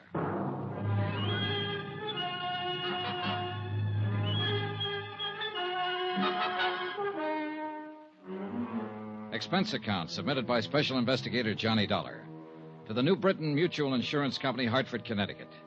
The following is an accounting of expenditures during my investigation of the Valentine Matter. Some more expense. I believe this is item 5. Yeah, $4. 4 drinks for myself. When the next big shot of the Roaring Twenties, like Dan Valentine, carries a $50,000 life insurance policy and walks down the street one day and gets himself shot and refuses to disclose who fired the bullets, I have to do the worrying for the insurance company. When he decides to leave a hospital bed minus a pint or two of blood, I have to worry some more. I needed those drinks. You can just say I liked what I'd seen of the guy, and I didn't want him to walk around New Orleans bleeding to death.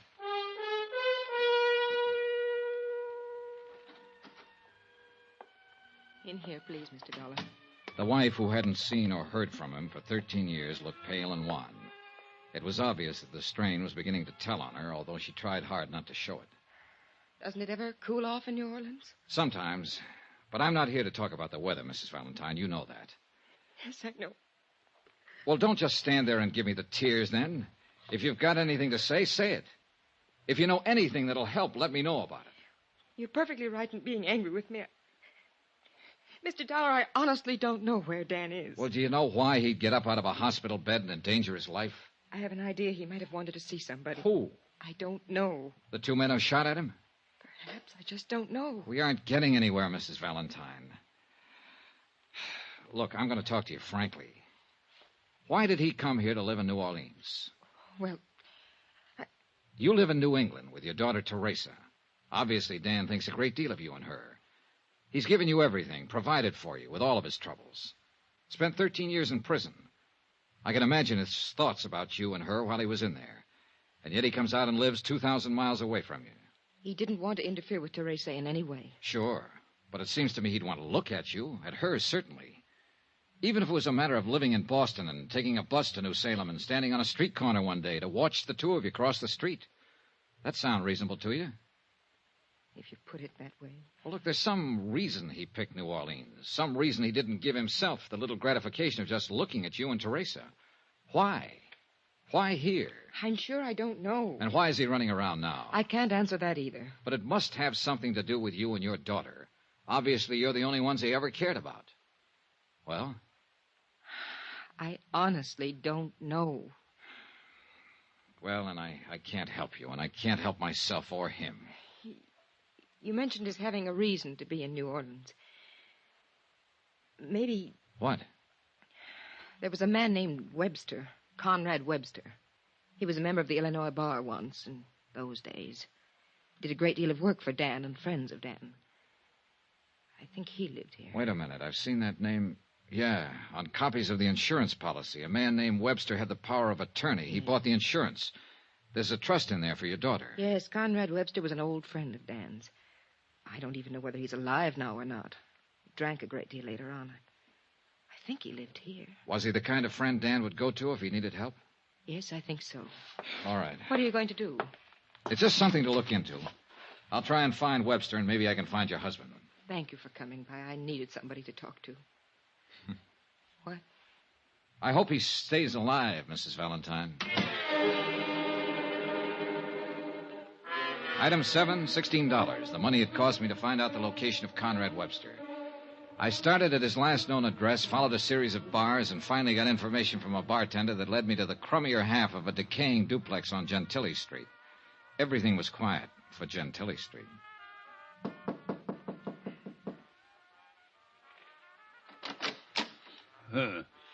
Young man, the drugstore delivers what I need most. The telegraph office what I dread most. Obviously, you represent neither, and therefore you are no concern of mine. Wait a minute. Are you Mr. Webster? Conrad Webster? I am he, and I am drunk and disheveled, and it is 3 o'clock in the morning. I'd like to talk with you. May I come in? You may not. This isn't exactly the hour for making calls, but I did stop by and pick up something to take the edge off. Sid? Huh? It's bonded. Oh, inside. Now then, you were going to apologize. Here you are, Mr. Webster. Oh, well.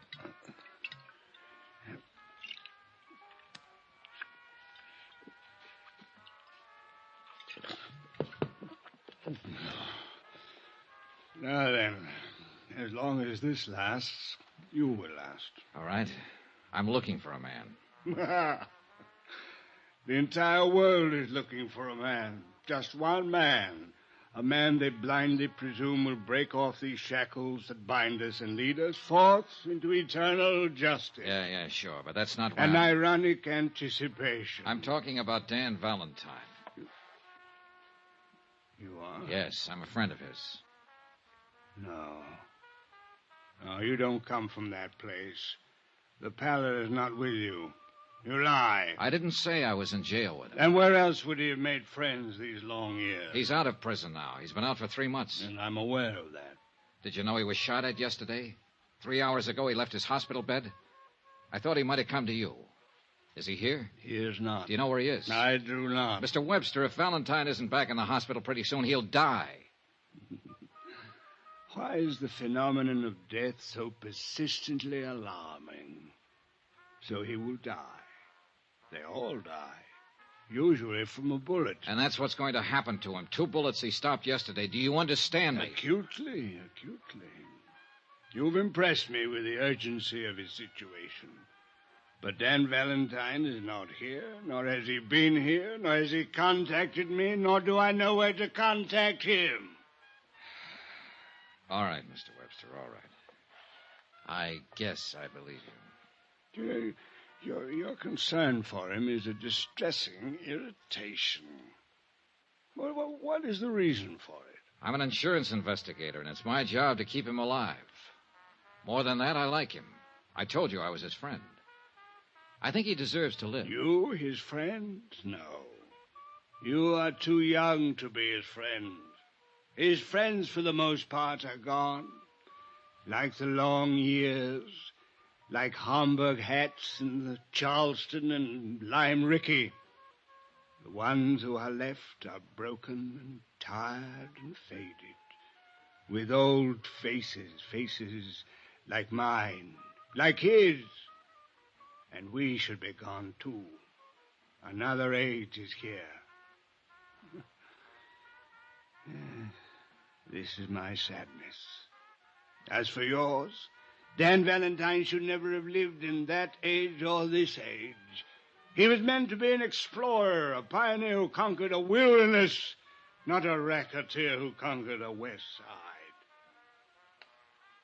Are you sure you're his friend, Mr. Webster? I once thought so. He once thought so. Now, I haven't strength enough to be anyone's friend. What's your name? Johnny Dollar. Good night, Mr. Dollar. The look in Conrad Webster's eyes held the same sort of sadness I had seen in Valentine's eyes. But they were different, too. They held a weakness. The strong, sad eyes were somewhere else in the city, walking alone, probably looking for two gunmen, and the lifeblood was slowly draining from the body that sparked them. I went back to my hotel and tried to sleep, but sleep wouldn't come. I was still rolling and tossing at 7:30 the next morning when orange juice coffee in the morning paper came up. A nationwide syndicate had picked up the new development in the Valentine shooting and gone to work on it. Among other names they mentioned in giving a resume of Valentine's career were his wife and daughter, living in New Salem under the name of Ward. Hello? This is Johnny Dollar. I just read the morning paper, Mrs. Valentine. Oh, yes. I'm sorry it broke for you this way. That's very kind of you to say so. Maybe it's for the better, anyhow. For years I've been wanting to tell Teresa who her father is, what he's like. I'm going to call her later today. Tell her where I am, explain why I'm here. I think she can take it. You're doing pretty well yourself. Thanks again. Any word yet? No, we still can't find him. Mr. Webster, did you find him? Yes, he wasn't much help. The New England paper said that Mrs. Ward was out of town. Sooner or later they'll find out what town Mrs. Ward is in, I'm afraid. Well, maybe you'd better get another hotel. Use another name. Yes. All right, I'll wait to hear from you. Mr. Dollar. Yes? Thank you. I put in another call to Inspector DeBaca and asked him about developments. Valentine was still unlocated. They were covering drugstores and doctors' offices where he might seek assistance. The two unidentified men who had shot him were still unidentified. The police weren't able to dig up any more witnesses or get any line on the car. By 4 p.m, Mrs. Valentine had still not called me to report a new address. I got worried and went over to the Roosevelt to see what was what. I was surprised to see Inspector DeBaca in the lobby talking to the bell captain. All right, son. If you remember anything else, call me here. Yes, sir, I sure will. Hi. Hi, Dollar. Well, you want to talk first, or you want me to? All right, I'll talk first. Mrs. Valentine's been staying here under the name of Ann Ward. You knew that. Yeah. Why didn't you say anything to me? She asked me not to. Doesn't make any difference now, anyhow. That boy over there called us a little while ago. He said that Dan Valentine came in here this afternoon, went upstairs, came back down 15 minutes later with Mrs. Valentine. They both left together. Yeah, he must have seen the story in this morning's paper and guessed she was in town. That's the way I see it. Well, we're right back where we started from, and I'm about sick of it. We're a little better off. 2 people are easier to find than 1. We found them all right at 7 o'clock that night, and it was easy. 3 squad cars were already drawn up in front of the little hotel, and I noticed with a sinking heart that a hearse was there also. Dan Valentine and his wife were dead.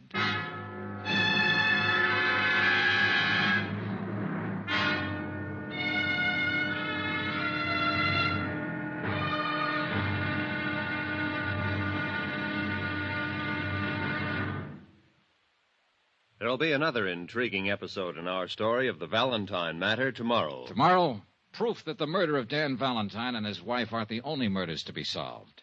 Join us, won't you? Yours truly, Johnny Dollar.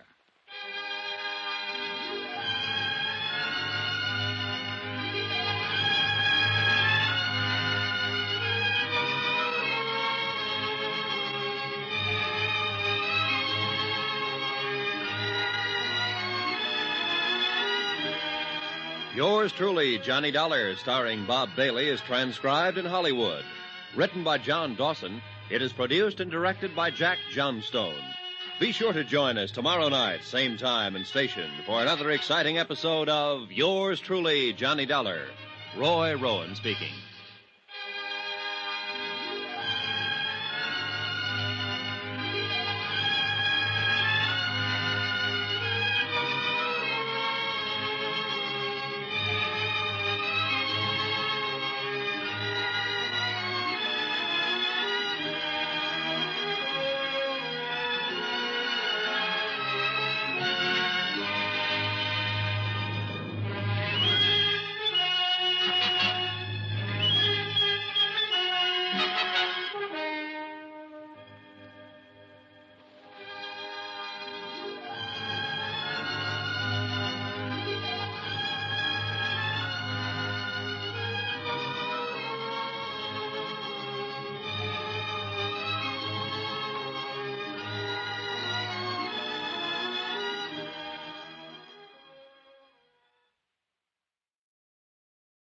From Hollywood, it's time now for...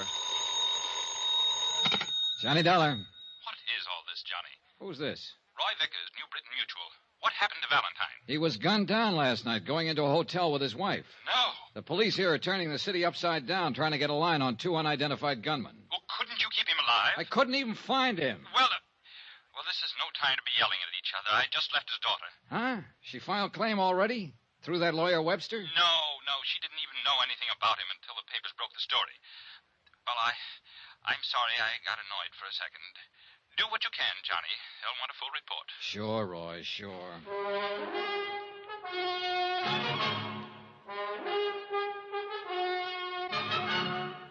Tonight and every weekday night, Bob Bailey in the transcribed adventures of the man with the action-packed expense account, America's fabulous freelance insurance investigator. Yours truly, Johnny Dollar.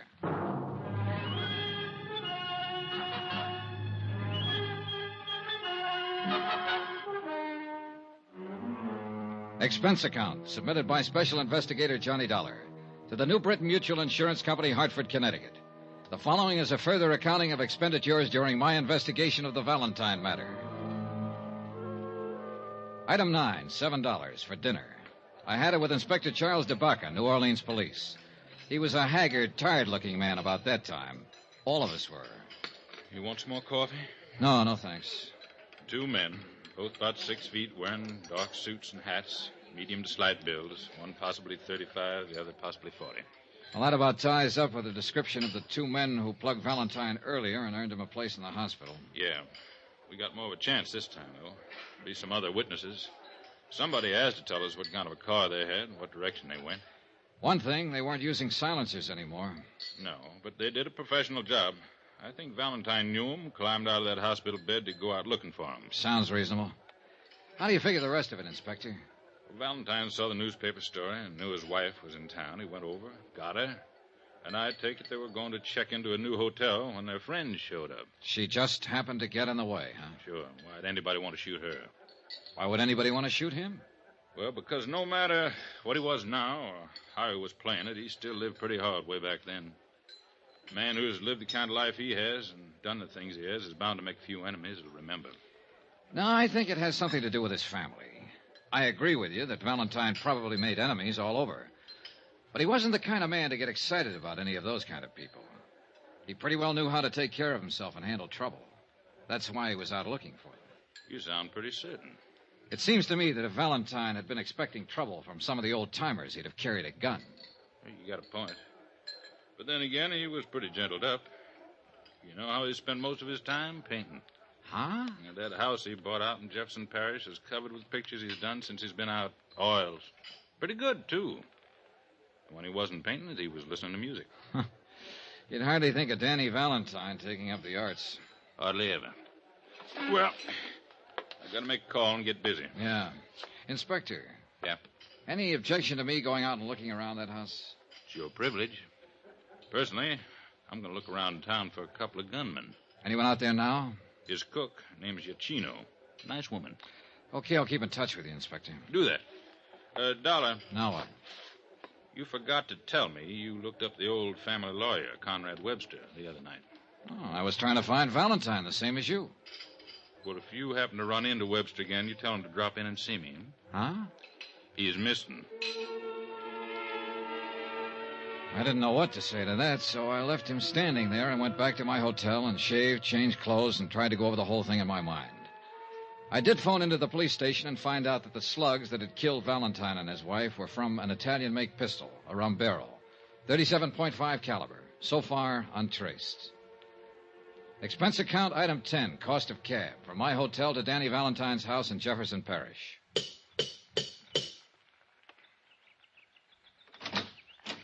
Yes, sir. How do you do? Are you Mrs. Iacchino? Yes, sir. Who are you, please? My name is Johnny Dollar, Mrs. Iacchino. I'm from New Britain Mutual Insurance Company. I'd like to talk to you, if I may. About Mr. Valentine? Yes. Not right now, Mr. Dollar. Some other time, huh? Well, if you prefer it that way, Mrs. Iacchino, but... It's been a hard day here. I mean, Mr. Valentine's death and his wife being killed with him. All of these policemen in and out of here, and now Miss Ward and all. Miss Ward? His daughter? Yes, she's here. Arrived 2 hours ago. Stay here. Could I see her? You come tomorrow, Mr. Dollar, please. Huh? Tomorrow. Mrs. Iacchino. Yes, Miss Ward. Who is it? Mr. Dollar. He's from the insurance company. Insurance company? Yes. I'd like to talk to Mrs. Iacchino. Teresa Ward stood at the base of the iron grill stairway, tall and dark-eyed. And I saw that, like her mother, she had a quiet intensity about her face that made it beautiful. At the same time, ageless. She smiled politely at me. I could only stand there without speaking for a long moment, looking at her. Then Mrs. Iacchino excused herself, and we were alone. I wanted to talk to someone who might be able to give me a little more information about all this. It's all quite new to me. I'll tell you what I can, Miss Ward. My name is Valentine, isn't it? Really, Valentine? Yes, it is. Well, suppose we correct that mistake right now. Sure. There's nothing wrong with Valentine. From what a Mr. Vickers from the insurance office in Hartford told me, I'm to be quite well off because of this man that was murdered. You mean Dan Valentine? Yes, Dan Valentine. They tell me he was my father. Who told you? Oh, reporters at home and your insurance company. Mother told me my name was Ward. Poor thing. Must have been difficult for her over the years, keeping the secret from me. Yes, she told me she thought it was the best thing. She, well, the same as he did. Tell me about my father. Was he a bad man? Oh, as good or as bad as the Volstead Act made people. I only met him a couple of times. To awaken one morning and discover that you're the only daughter of a famous racketeer who's been murdered. Look, Miss Ward, if he had anything to do with the way you turned out, with what you seem to possess within yourself, I'd say offhand that whatever he was or did, he thought of you. Are you flattering me? I'm not trying to. You seem like a very nice person. And so do you, Mr. Dollar. Will you tell me all about this, please? Well, let's see. You're 21, isn't that right? Yes. Just about 15 years ago or so, your father was on trial for income tax evasion. Just before he was convicted, he set up a trust fund with my insurance company to provide for you. It's been paying money for your support and education ever since. According to the terms of the trust, all of the money becomes yours now that your mother and father are dead. It comes to well over $50,000. That's all there is to it? Mm-hmm. I suppose I'm grateful to him. I suppose I should be grateful. I can't say that I'm particularly sorry about his death any more than I would be if any other human being died violently somewhere. But about Mother's death, I miss her very much already, Mr. Dollar.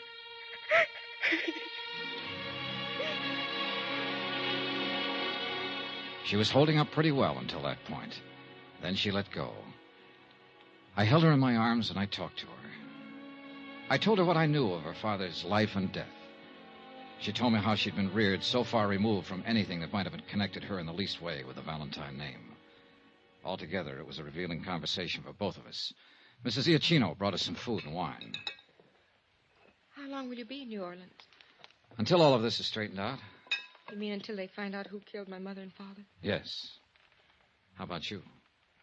Oh, I really don't know. After the funerals, I suppose I'll go back.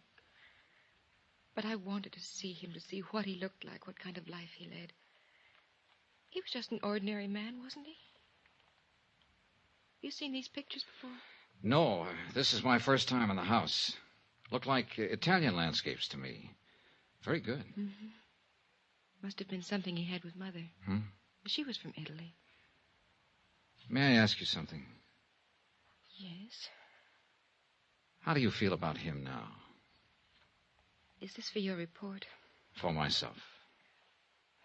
Well, since you've been here, these last 2 hours, I've begun to think of him for what he was. My father, I mean. I'd like to know why he was killed and who did it. Will I see you again? I hope so. Terry. Yes? I hope so very much. So do I, Johnny.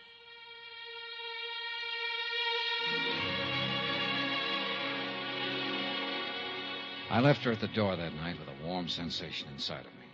Something I certainly hadn't expected in the business at hand.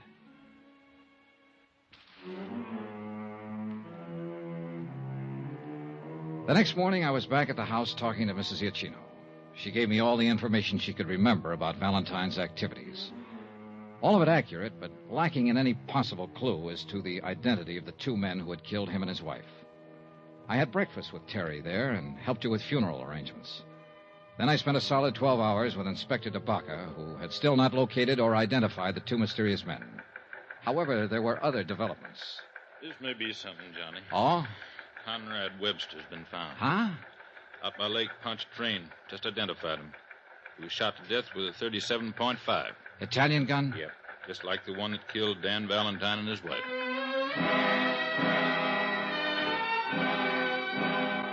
It later developed that the slugs taken from Webster's body, when compared with those that had killed the Valentines, were fired from the same weapon. The case took on proportions.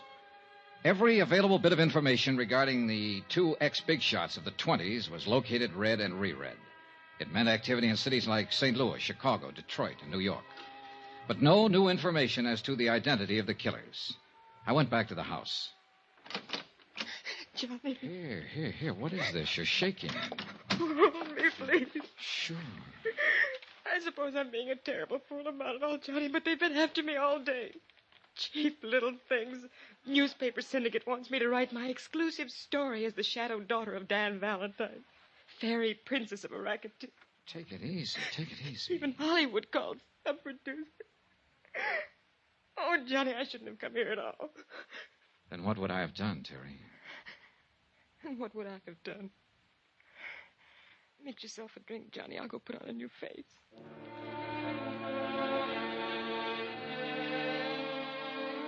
It had become apparent to me in the short time I'd known her that she'd grown to love the memory of her father.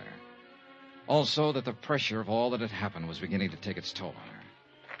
We were walking down the gravel path away from the house. She was quieted down. I suppose I was thinking how nice it would be to kiss her. I twisted, trying for the gun inside my pocket, but there was nobody to shoot at. The two men who had fired the guns were already out of sight. I was alone with Terry Valentine, who was hanging on the gate. I caught her before she fell. Why me, Johnny? Why? She was dead before I could answer.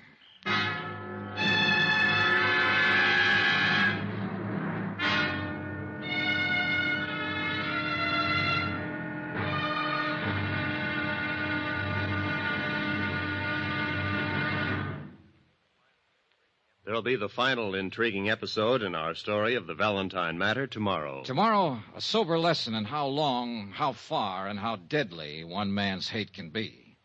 Join us, won't you? Yours truly, Johnny Dollar.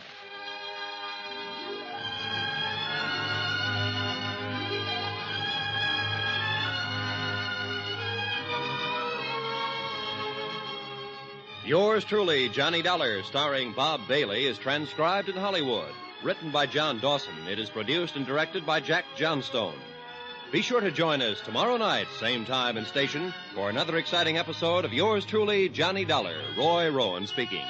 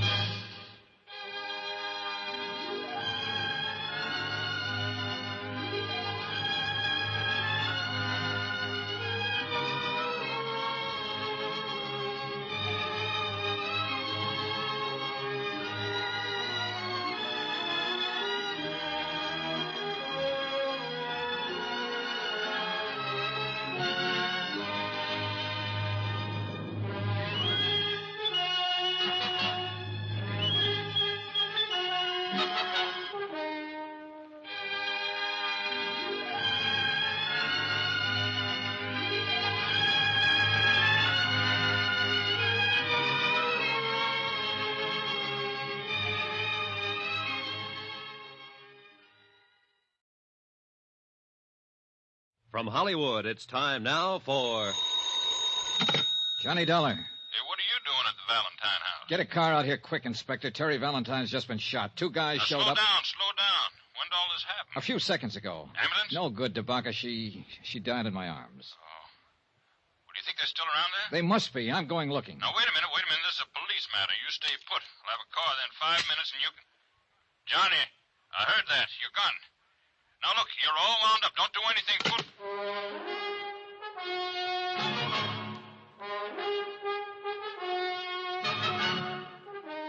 Tonight and every weekday night, Bob Bailey in the transcribed adventures of the man with the action-packed expense account, America's fabulous freelance insurance investigator. Yours truly, Johnny Dollar.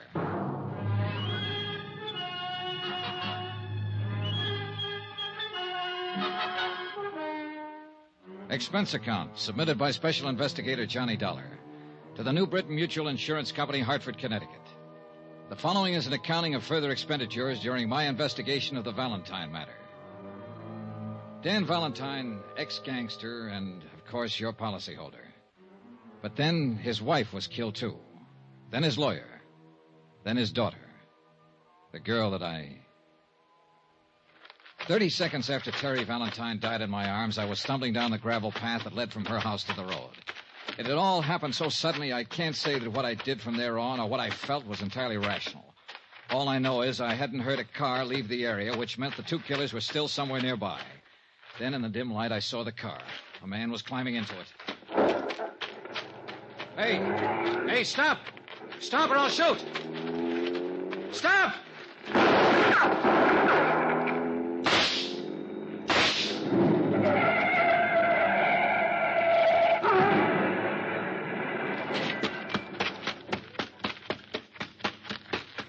Get out of there. Get out of there and get your hands up. I'm a hit. I'm afraid to move. Come on, get out. Come on. I'm coming. You two, come on. It's no use on him, mister. He used up. You got him real good. Ooh. I need a doctor. Help me get to a doctor. Stop right there. Doctor. Stand still. You pretty tough fella. What's your name? Sisto. Sisto what? It's good enough for you. I need a doctor, bad. Listen. Tell it to me. Tell it to me right now. If you don't tell it to me now, you'll never tell it to anybody. Tell it. No. Tell it. I need doctor. Tell it. I die first. Johnny. What is this? Who's he? He's going to kill me. Now, you better give me that gun, Johnny. Estate will take care of him. Thanks. I should have done it. I wanted to do it. I know, son. Come on, let's get out of here. But I didn't get out of there. I waited around while they dug the body of the other man out of the smashed-up car, and while they carried the still limp form of Teresa Valentine away. She was the third member of the family who had died violently within 3 days.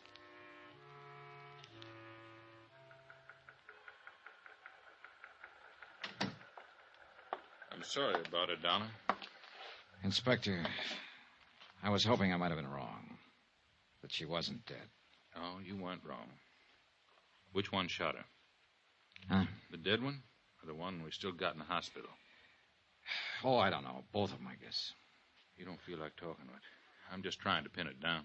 Well, what about him? Can't get much out of him so far. He's in pretty bad shape. Let me ask him some questions, Inspector. I'm no police officer. I don't have to obey any rules. Now, take it easy, kid. You were about to do that once, and we'd be holding you for murder if you'd gone ahead. I know how you feel about Teresa Valentine. Has he said anything at all? Nothing. We found papers on him and the other one that makes them brothers, Sisto and Darby Chianti, from New York. So far, there doesn't seem to be any connection with the Valentines. But people like Valentine make a lot of enemies. But that girl doesn't figure. Yeah. I know you talked to her a lot these last couple of days, Johnny. What'd you say? Oh, nothing that had anything to do with this. You know yourself, she didn't even know her name was Valentine until her father got shot at. Yeah, that could have been an act. And you could have been 20 feet tall. Just trying. Try with that punk you got upstairs in the hospital. We will, Johnny. We will. Just... Pardon me.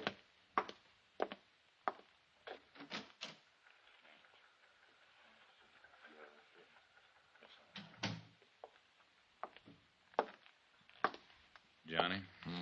Got bad news. Maybe I spoke too soon. Why?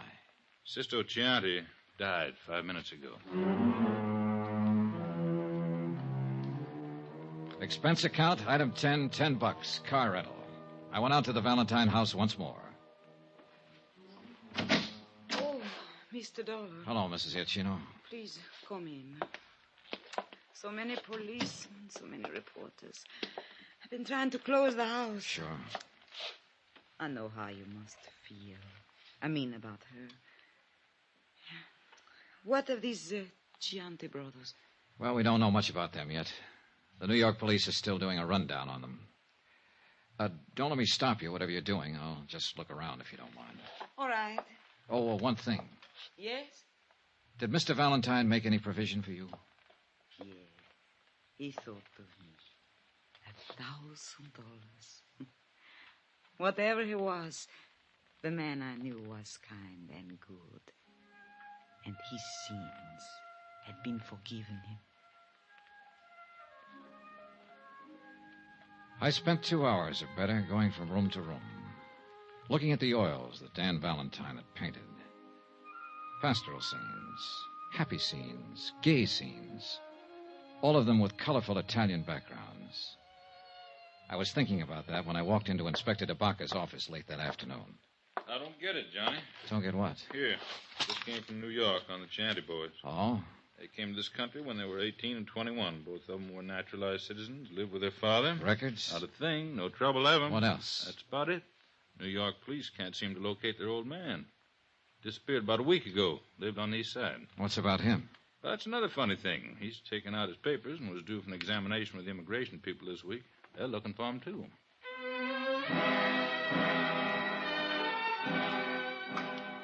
We went out and had dinner together and talked about the case. It had been a strange one. The deaths were useless, the motives unknown. I parted company with Inspector DeBacca and went back to my hotel to trouble it out with sleep. About 11 o'clock, I had a phone call. Johnny Dollar. This is DeBacca. Old man Chianti just showed up at our city morgue and wants to take his 2 sons back to New York for burial.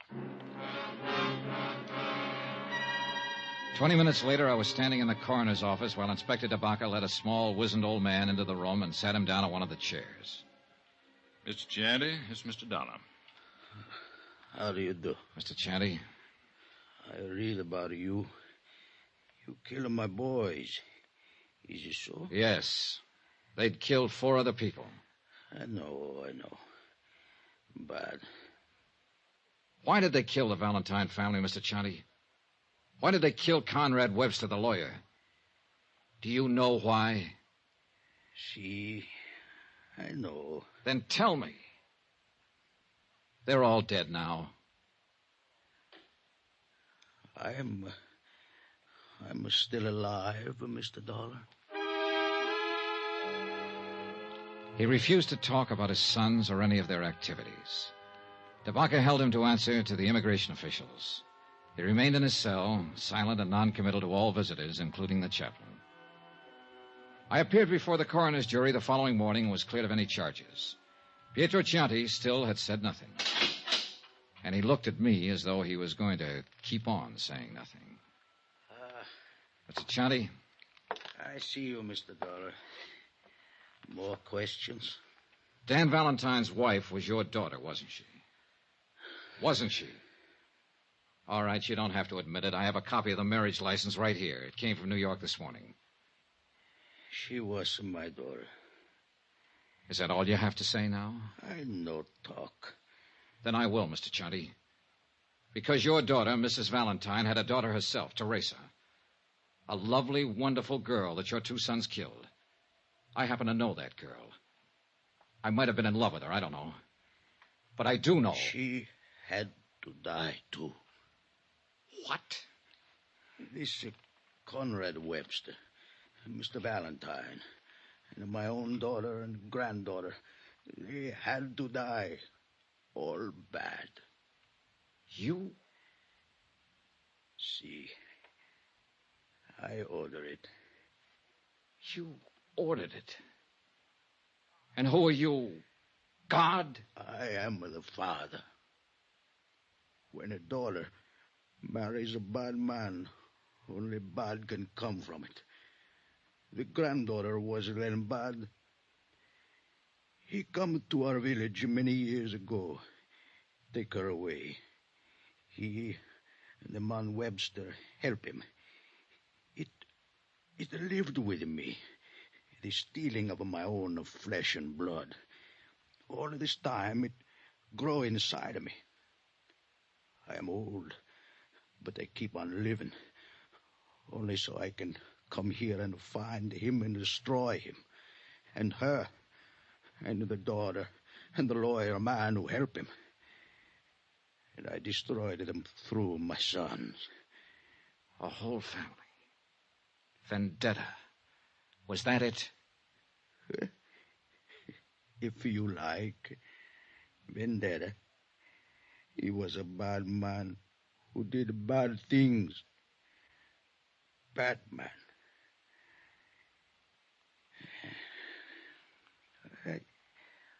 I smoke now. You have a cigarro, eh? The disposition of old Pietro Chianti is up to the Immigration Department. I didn't stay around New Orleans to learn the results of all the extensive examinations that would have to be completed to test his sanity. I'd had enough of the town. Expense account, item 11, $140.20, hotel and board. Item 12, $28, car rental miscellaneous. That includes flowers to the Valentine family. Item 13, same as item 1, $175. Transportation back home. Expense account total, $1,290.38. Remarks? Whenever I close my eyes, I can see a lovely girl standing at the bottom of a long, curving stairway, smiling, because I'm in the room. That's all. Yours truly, Johnny Dollar.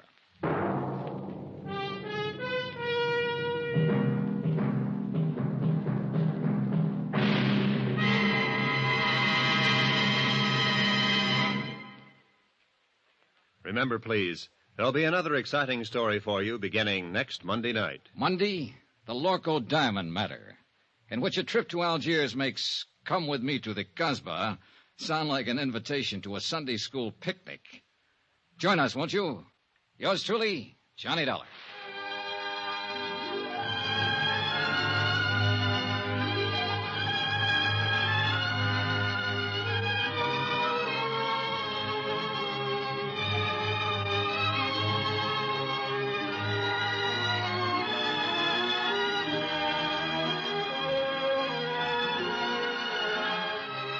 Yours truly, Johnny Dollar, starring Bob Bailey, is transcribed in Hollywood. Written by John Dawson, it is produced and directed by Jack Johnstone. Heard in this week's cast were Lillian Baeff, Betty Lou Gerson, Barney Phillips, Will Wright, Forrest Lewis, Marvin Miller, Jay Novello, and Jack Boyles. Be sure to join us on Monday night, same time and station, for another exciting story of Yours truly, Johnny Dollar. Roy Rowan speaking.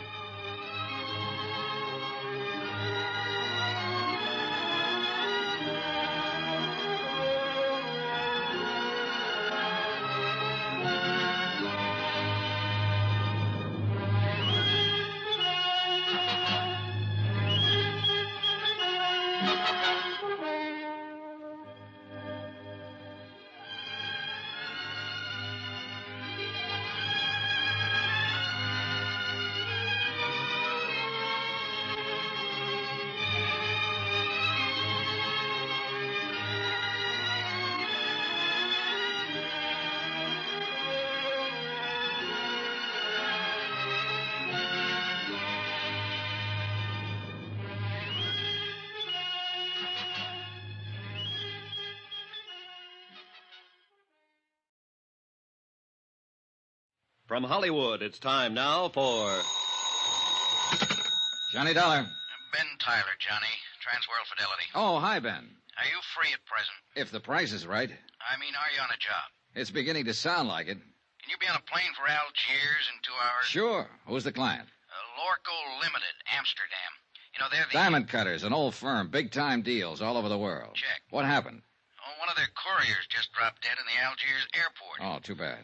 He was carrying a briefcase with $100,000 worth of set stones. Top-grade diamonds. Don't tell me, Ben. Let me guess. That's right, Johnny.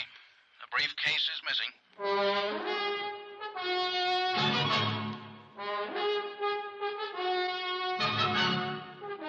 Tonight and every weekday night, Bob Bailey in the transcribed adventures of the man with the action-packed expense account, America's fabulous freelance insurance investigator. Yours truly, Johnny Dollar.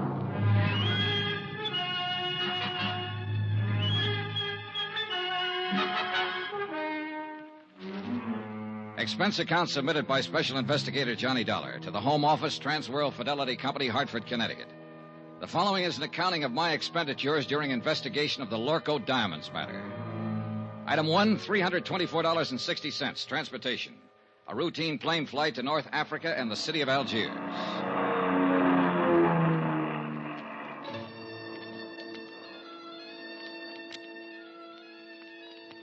It was an easy trip, and I felt relaxed and comfortable.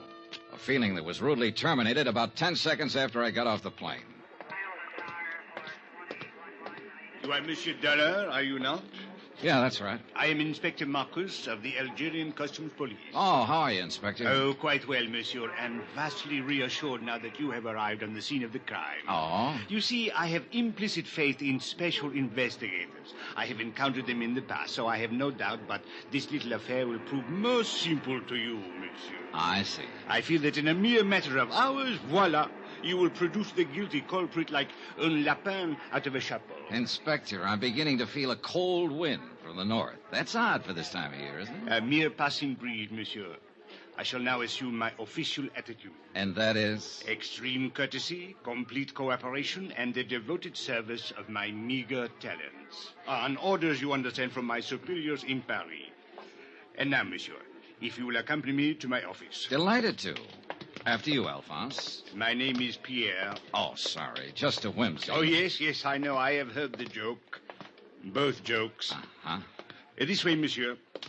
A man from the local diamond firm is waiting for us, a special representative, so he informs me. And so, since you yourself are a special investigator, I could perceive a certain advantage in letting him give you the facts, as I believe you say it in the States. Tie our tails together, sit back, and watch the fur fly, is that it? Well, he is a trifle excitable, but your metaphor, however, escapes me. Oh, I doubt that, Inspector Marcus. In fact, I doubt if much of anything escapes you. You are too kind. Except, of course, $100,000 worth I of diamonds. spoke too hastily.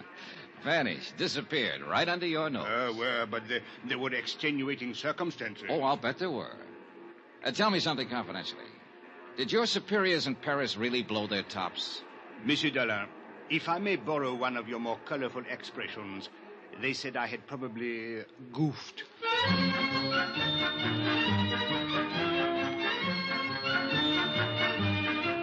I'd met that same attitude before with local officials. To them, sending in an outsider implied they couldn't do the job themselves. And Inspector Marcus was on an even hotter spot. The air terminal was a port of entry to Algeria, under his jurisdiction, Customs Police. As he said, he'd goofed. Maybe. It is a matter which hath entire past all apprehension. But he was right on one thing. Hans Zeindorf, Zeindorf, the Lorco in representative, Paris, too, was a a trifle excitable. In Amsterdam, it is unthinkable such thing have happened like this. Even in your New York, mein Herr Dollar, it cannot have happened. But here, in Algiers... It have happened. Yeah, this beautiful diamond gone. All gone.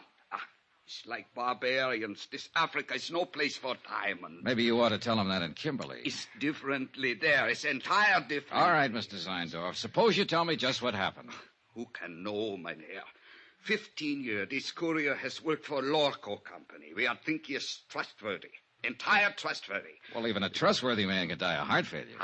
But he has never had this heart failing before. All right, but... Perhaps it would be better if I were to, with your permission, of course, Monsieur Zeindorf. Yeah, you tell. I am not talk this English much good. Precisely. These are the facts, Monsieur Dollar. The Lorco courier, a man named Paul Gruber, arrived on the plane from Amsterdam yesterday morning. Yeah. Did you know he was arriving? I did not know, but the point is a very clever one. So, a short while before landing, Monsieur Gruber was taken suddenly ill. A doctor met the plane, and the stricken man was removed by stretcher and taken to the emergency clinic. In 20 minutes, monsieur, he was dead. Diagnosis, heart failure. Mais c'est la vie. Was there an autopsy, Inspector? Another excellent point, Monsieur Dollar. Thank you. Do not mention it. An autopsy is being performed this afternoon. Good. So the courier died. And then the briefcase? It was delivered along with his other personal effects unopened to the customs property agent here at the airport. And his name, the property agent? André Jourdain. He was very busy at the moment, left the briefcase lying on his desk, intending at the first opportunity to register and place it in the vault. But the opportunity didn't come, is that it? Precisely. Only a few minutes later, I heard a gunshot. Monsieur, he was lying on the floor in a pool of blood. He had been struck on the head. The briefcase was gone. All gone. This beautiful diamond gone entire. Yeah. When did you find out what was in the briefcase, Inspector? Almost 2 hours later. I radioed the Lorco firm in Amsterdam, informing them of the death of their employee. They replied immediately and stated that the briefcase contained $100,000 worth of diamond set pieces. Works of art. Beautiful. One brooch, one necklace, 2 bracelets. Precisely. Yes.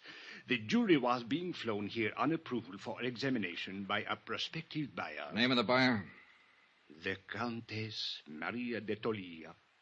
What do you know about her? Monsieur Dollar, if you had seen her, you would not ask. She is exquisite, lovely, chic, charming, spirited, full of the joie de vivre. And no doubt loaded with potatoes. With a woman like that, who would ever inquire? I would. Since it looks as though she might be the only person in Algiers who knew that $100,000 worth of jewelry was coming in on that plane. May we. But she could not have known that the courier was going to drop dead in the airport. A good point, Inspector. Merci, monsieur. What about that property agent, André Jourdain? Any chance of talking to him? But of course, if he is yet able to talk. Then I guess I'll... Talkings is not enough, mein Relax, Herr. Mr. Zeindorf. You're covered by insurance. Insurances is money. It's not my diamonds. Oh, well, if you don't want the money, you can always waive your claim. Mein Herr Dollar, are you think that I am entire crazily? I talked to the plane crew who'd come in on the flight with the dying courier. I talked to Inspector Marcus's men, who'd been with him when he found the property agent lying on the floor of his office. I didn't expect much, and I got just that. But it didn't matter. I figured I may have had my man spotted already. The same old story. An ambitious and underpaid government agent opening a briefcase to register its contents and seeing the diamonds there for the taking. Hiding them quickly, then a fake slugging and firing a gun at a non-existent thief. Yeah, an old story. Expense account, item 2, $3.40. Transportation into town and taxi fare to the Hospital of Our Lady of Sorrows. Inspector Marcus had phoned ahead to authorize my visit. One of the sisters led me down the corridor to the door of André Jourdain's room. She motioned silently and then turned away. I stepped inside and closed the door. Monsieur? You're André Jourdain? Mais oui, but yes. What do you want? My name is Johnny Dollar. I'm an insurance investigator. My company is the underwriter on the Lorco diamonds. Why have you come here? Well, to ask a couple of questions. Of course, if you'd like to consult an attorney before... I have nothing to conceal, monsieur. What do you wish to know? Just exactly what happened when that briefcase disappeared. I have told it already to Inspector Marcus. Yes, I know. So now would you mind telling it to me? But there is no... Bien. I was working at the files when someone entered my office. I turned around and saw a man standing there, pointing a gun at me. Ever seen it before? No, monsieur. What did he look like? Well, he was quite tall. Heavyset? No, very thin, tall and thin. European, I believe. All right. What did he do? He ordered me to turn around, stepped up behind me, struck me with the gun. I fell against my desk. He grabbed the briefcase and ran to the door. You were still conscious? Oui, monsieur, but in terrible pain. I fumbled for my gun in the drawer of the desk and fired one shot. It is all I can remember. Uh-huh. You hadn't by any chance opened that briefcase? I had been too busy. And you didn't know what was in it? Not until they told me today. Andre, I wonder if you'd mind if I lifted a corner of that bandage and took a look at that wound on your head. If you are carefully, It is very painful. Oh, sure, I'll be careful. Lie still now, please. It'll just take a second. I'll lift this edge and... I think I am lucky to be alive. Yeah, very lucky. Okay, thanks. It is nothing. Andre, do you happen to know the Countess d'Atolia? The Countess? Oh, monsieur, she is unquestionably... Yeah, I know. She's lovely, exquisite, charming, chic. Well, thanks for your cooperation, Andre. A pleasure, Monsieur Dollar. Take care of that head. It's the only one you've got. You Americans are so whimsical. Oh, yeah, we're all entire crazily. My pet theory was starting to limp. That slugging wasn't phony. It had taken 14 stitches to close the cut in Andre's head. Whoever hit him hadn't been kidding. They meant it for keeps. I walked down the corridor and stood waiting for the elevator, thinking it over, trying to figure it out. But no go. I needed more facts. And a moment later, I got more facts. Monsieur Dollar, I thought I would find you here. A clever piece of deduction, Inspector. Merci bien, monsieur. Don't mention it. What's on your mind? There should be something. Well, there's got to be some reason for that smug grin. What happened? Did the thief confess? Au contraire. I was on the point of asking what progress you were making on the case. You will be happy to hear none at all. Oh, that is too bad. Inspector. Eh? Extreme courtesy, complete cooperation, the devoted services of your meager talents. Remember? Touché. Actually, I came to tell you that I now have the report of the autopsy. The courier who died of heart failure. Only he did not die of heart failure, monsieur. Except, of course, in a very literal sense. Well, what did he die of? Poison. Well, that was the end of a good theory. The courier had started to get sick on the plane, so the robbery and the murder had been planned well in advance of his arrival. By somebody who'd known he was bringing in diamonds. And so far, only one person fit the bill. As lovely, charming, and chic a suspect as you could ever hope to meet. The Countess d'Atolia.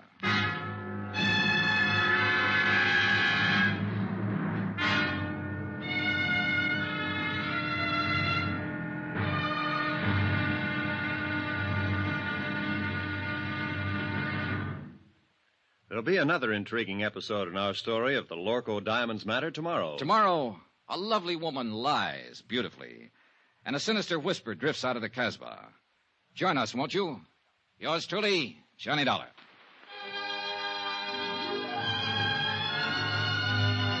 Yours truly, Johnny Dollar, starring Bob Bailey, is transcribed in Hollywood. Written by Les Crutchfield, it is produced and directed by Jack Johnstone. Be sure to join us tomorrow night, same time and station, for the next exciting episode of Yours truly, Johnny Dollar. Roy Rowan speaking.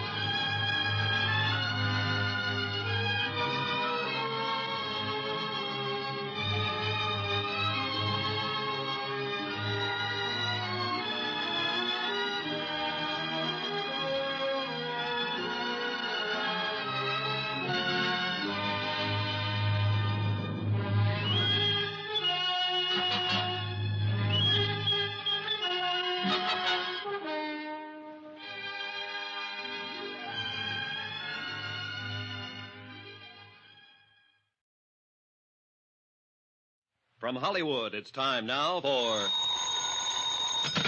Johnny Dollar. This is the Countess d'Atolia. Oh, yes. My maid tells me that you were trying to reach me by telephone. That's right, Countess. I want to talk to you. Where are you now? At my residence, of course. Did you think I might come running immediately to your hotel, Mr. Dollar? Not after hearing your description. I'm seldom that lucky.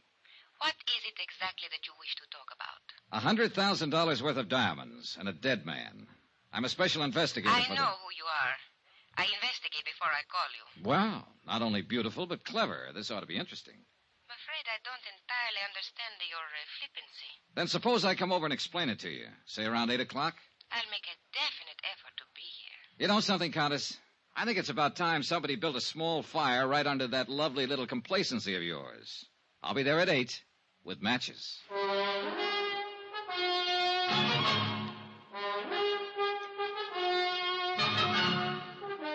Tonight and every weekday night, Bob Bailey in the transcribed adventures of the man with the action-packed expense account, America's fabulous freelance insurance investigator. Yours truly, Johnny Dollar.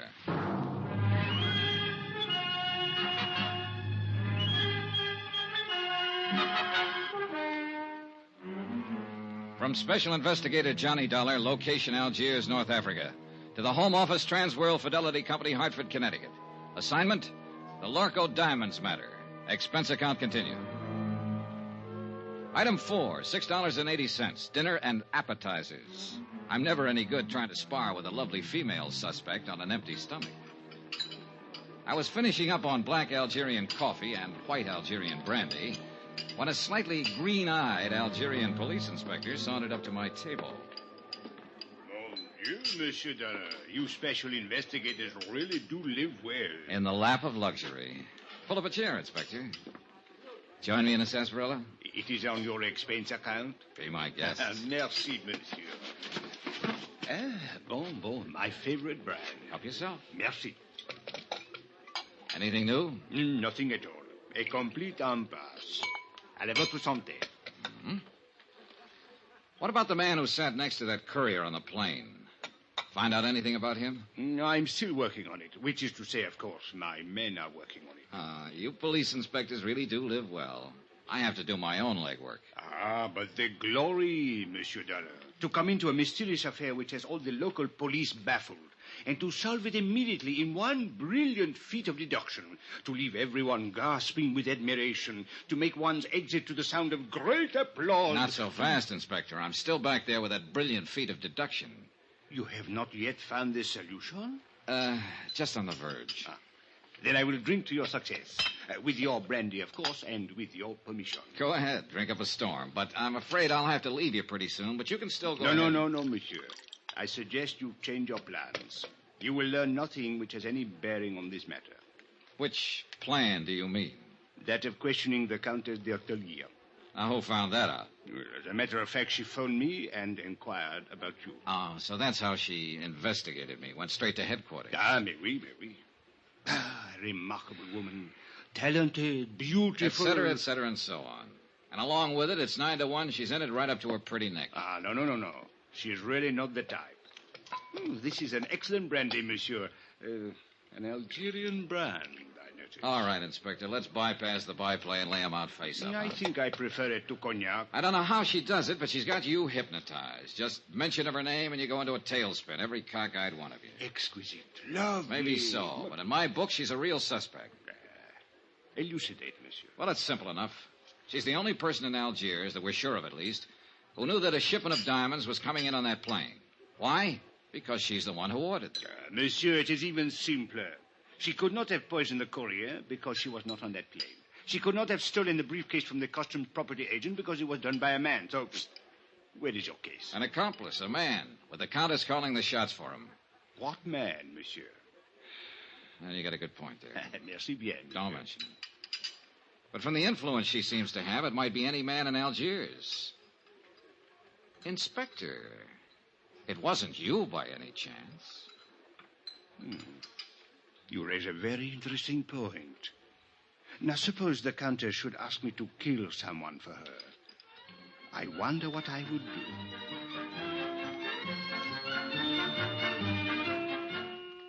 A page boy came into the dining room looking for me. I followed him out and took the phone call in the hotel lobby.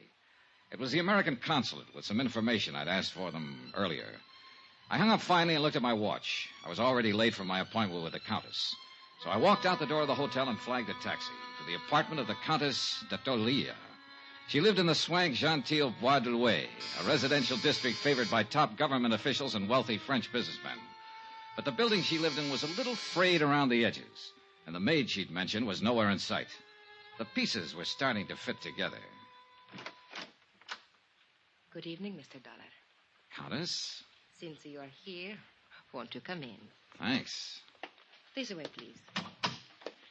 I'm rather surprised that you came. I was really not expecting you. Yes, I know. Did Inspector Marcus find you? Look, suppose we get it straight right now. You seem to have a lot of influence with the inspector, and probably with his superiors, too, from what I hear. Sit down, Mr. Dollar. Thanks. Well, do we play cat and mouse for a while, or do you want to give up right now, hand them over, and, as they say, throw yourself on the mercy of the court? I would like a cigarette. You could always claim that you fell in with evil companions, or that a man led you astray. They're in the box there by your elbow. A tall, thin man, for instance, with his collar turned up and his hat pulled down, carrying a gun when last seen after slugging a customs agent at the Algiers airport. Mr. Dollar, are you opposed to smoking on moral grounds? No, but I'm opposed to murder. Have a cigarette? Thank you. Light? Is there any other way of smoking them? Mr. Dollar, I expected you to come here and be annoying, but I didn't know you were going to be insulting as well. That's just my mean personality. You seem to be under the ridiculous impression that I actually had something to do with this crime. I think you had plenty to do with it. A sort of arch criminal, perhaps? Or what is it you call them in the States? Big shot? Oh, Countess, you're a scream. I'll bet that courier died laughing. If you have a reason for these opinions, or believe you have a reason, I think you'd better tell me about it. Otherwise, good night. Oh, I have more than one reason. In the first place, I'm not certain that anyone besides you even knew the diamonds were being sent here. Except for the Lorco company, of course, and they wouldn't be likely to advertise it. Mr. Dollar, all of my friends and most of my acquaintances have known for 3 weeks that I'd ordered that jewelry. Oh? Well, I have a copy here of a letter that was sent to you by registered airmail from the Lorco company in Amsterdam a week ago today. According to post office records, you received it 2 days later. Remember it? Yes, I remember. It states the name, flight number, and time of arrival of that courier who was murdered. I said I remember. And it cautions you specifically not to give that information to anybody. So even if other people did know, you're the only one who knew the exact time the diamonds were coming in and exactly who was bringing them. All right. Perhaps I am at fault in a way. There was a cocktail party at the government club the same evening I got the letter. I forgot it for a moment and told someone about it. Who? Just a girl I happened to be talking What's to. her name? It doesn't matter. She was just stopping over on a world cruise. Anybody else hear you? I don't know. The place was packed. Government men, business people, Army, Navy officers. Anyone might have heard. Ah. Was Inspector Marcus at the party by any chance? Yes, I spoke with him during the evening. Mr. Dollar, I'll admit I was wrong, but there is hardly grounds for... All right, let's get to point 3. The Countess Maria d'Atalia, Italian by birth, title inherited, old family. Goes back through one line, in fact, to Lucretia Borgia. I did not poison the courier. Your family estates were confiscated by Mussolini. Family migrated to Bizerti, and then to Lisbon for 3 years. You left them there and went on to London. Since the war, you've lived in Paris, on the Riviera, back to London, Mallorca, and finally here. Have you been following me, Mr. Dollar? The consulate was pretty thorough. Anyway, you're well known in the international set, accepted everywhere, and apparently able to get along fine on your title and your looks. It is not very pleasant to be dissected while one is still alive. As a matter of fact, you're flat broke. You've been living on credit for the last 4 months. I think you have gone about far enough. And yet 3 weeks ago, you ordered $100,000 worth of jewelry sent to you on approval. How did you plan to pay for it? Get out. Or did you know you wouldn't have to pay for it because it was never going to be delivered? Get out of here. I don't have to listen to this. I don't have to answer your insulting questions. My private affairs are my own concern. Well, the ice finally melted, and now you're going to blow your top. Get out, or so help me, I'll kill you. You mean me, too? You... Oh, no, hey, put that down. Don't throw that. Why, you little devil. Stay back. Now, let go of me. Settle down, then, and stop throwing things. I will do as I please. It is my house. So proud. Oh, good Lord. A woman who can even cry beautifully. Oh, leave me alone. Oh, you're unbelievable, baby. The boys were right. You're everything they said you were. Oh, it's too bad. Go away. All right. But before I do... What are you going... No, don't.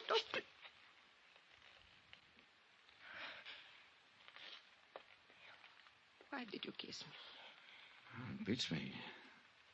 Just call it a sudden impulse. Then you have changed your mind? You don't really think I'm guilty? Oh, honey, I still think you're in this up to your ears. And I'll still bring you to trial if I can. And I still want to kiss you. You figure it out. Why figure, Johnny?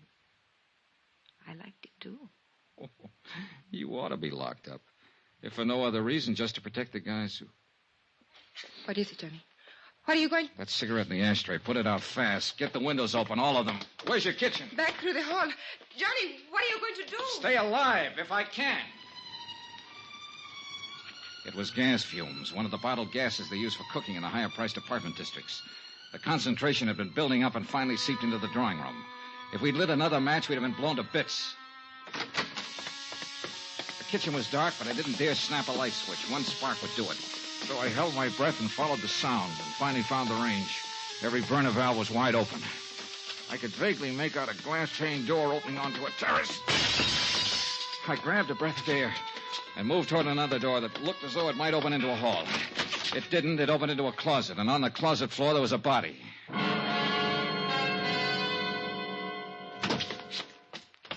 What happened, Johnny? Why did you go... Johnny, who's that? He's a man from the Lorco Company. Name is Zeindorf. Zeindorf? But where did you find him? Out there on the floor of a closet. Why? What was he doing here? You tell me. I don't understand it. He has no business here. What is wrong with him, Johnny? Well, right at the moment, he seems to be a little bit dead.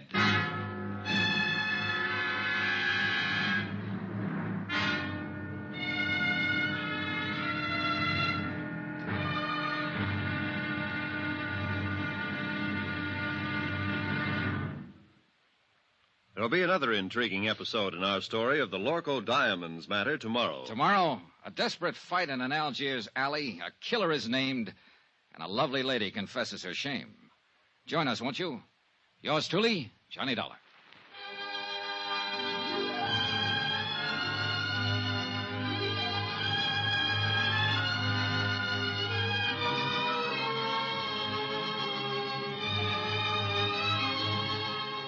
Yours truly, Johnny Dollar, starring Bob Bailey, is transcribed in Hollywood. Written by Les Crutchfield, it is produced and directed by Jack Johnstone.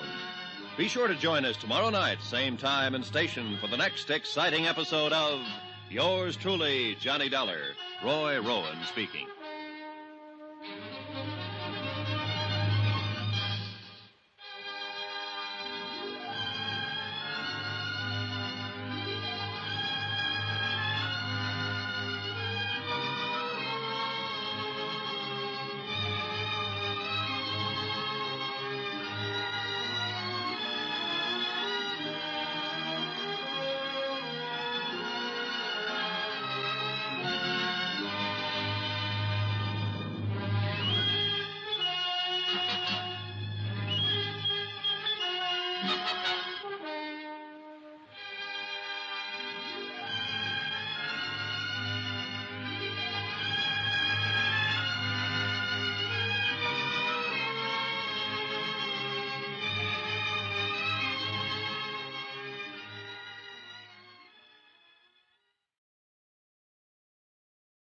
From Hollywood, it's time now for... Johnny Dollar. Hello? Who is it? Hello? Hello? Johnny, who is it? I don't know, Countess. Maybe they weren't expecting a man to answer, or at least not me. I would not know about that. What about this guy who was lying unconscious in your closet? Would you know anything about that? No, Johnny. I didn't think you would. I'll give him another shot of those smelling salts. I think he's coming too. Good. Maybe he'll know about some of these things. Yes, he will. Some of them. And of course he will tell you. I was hoping it would not be brought out. I did not want you to know. Murder is usually brought out sooner or later. Not murder, Johnny. It is not that simple.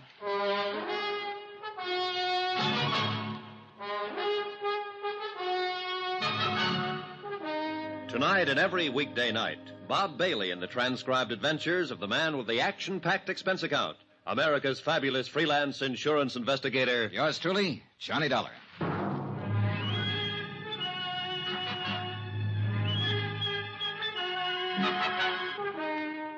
From Special Investigator Johnny Dollar, location Algiers, North Africa, to the Home Office Transworld Fidelity Company, Hartford, Connecticut. Assignment, the Lorco Diamonds Matter.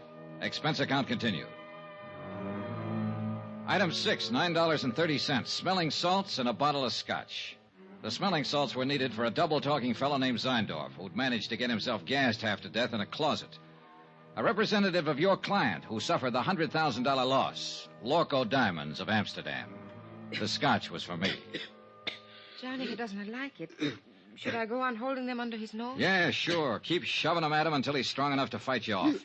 That's how smelling salts work. A person has to come to in sheer self-defense. Nine, stop. Is more too plenty already. My nose is killed. Dead. No more. Maybe you've been poking it into the wrong places. What were you doing in that closet, Mr. Zeindorf? It's nothing. I can tell you the entire thing in 2 words. Use more if you need them, but make it good. Nobody has found this beautiful diamond. Nobody has do anything. So I'm come looking for mine own self. In that closet? 9 is only for hiding. I am wait for everybody going away, going at sleep. Then I am going to looking. In my apartment. What made you think they would be here? You are pleased to forgiving me, Fräulein, but I am not taking the chance. I'm think to looking every place. Who turned on the gas out there? Do not ask it. I know nothing. I think I have sleeping some, maybe, and when I have waking, I am died almost. Yeah. Well, apparently somebody was out to get one of us at least. Hey, what about that maid of yours, Maria? Or is there one? Of course. She... You know, that is strange. She disappeared about the time you arrived, slipped out without a word. Does she live here? I think she lives up in the Casbah. I hire her through the agency. I see. Do you think she did it? Oh, the more I find out, the less I'm sure of. Maybe Mr. Zeindorf did it, trying to commit suicide over his missing trinkets. 9. Suicide is one thing I am not. And I desist to listen no more. I am to leave here immediate. Oh, by the way, Mr. Zeindorf. Yeah, what is it? As I understand it, you boys in the international jewelry business are ordinarily pretty cautious in your dealings. Yeah, the prudence, mein Herr. Always the entire prudence. That's what I mean. You always investigate a new client thoroughly before you take any chances, is that right? Is entire correct? Johnny, no. Then why did you send $100,000 worth of diamonds here to Algiers at the request of a woman who doesn't have a cent to her name? Why, it is to me these things are always happen. Mein Herr Dollar, I am the highest ethic of business. I cannot give you answering. Well, one of you better give me an answering. Oh, it is all right, Mr. Zeindorf. Please, you tell Contessa. All right. What he is trying to say, Johnny, is this. It did not matter about my financial standing because I was not actually a client. What do you mean? You ordered the stuff? Yes, several pieces on approval, so I could make a selection. Anything up to $20,000. Somebody else was paying for it. It was being given to me as a gift. By whom? A fellow countryman of yours, a man named Charles Barrett. He's been here 3 months, lives on his yacht. Mr. Zeindorf, how did you know this man Barrett would pay for the diamonds? By the letter, mein Herr. What letter? When I wrote to the Lorco firm, I took the liberty of enclosing a letter written to me by Mr. Barrett. His own authentical signings. We investigate immediately. What sort of a letter was it? He promised to pay for a gift of jewelry up to $20,000 of my own selection in return for certain considerations. What considerations? Romantic, mein Herr. It is a little present of the engagement. Is that what it was, Maria? An engagement present? Yes. I see. I think I go now. It's too much has happened in this place. Is it all right to smoke now? Yeah, sure. The gas is cleared out. Here. Thank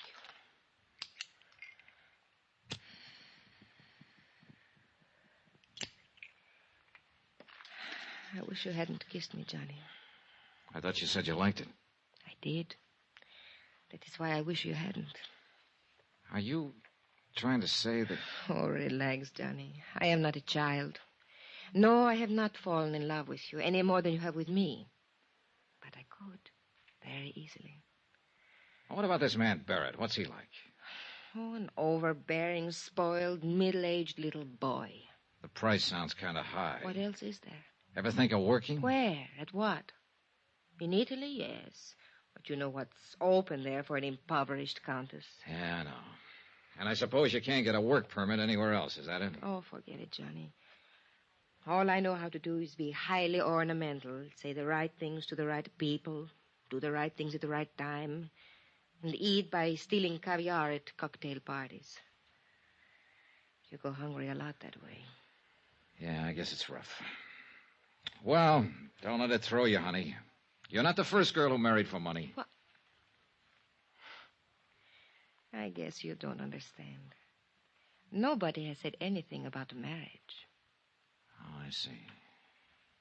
Well, Johnny, I imagine you will be leaving now.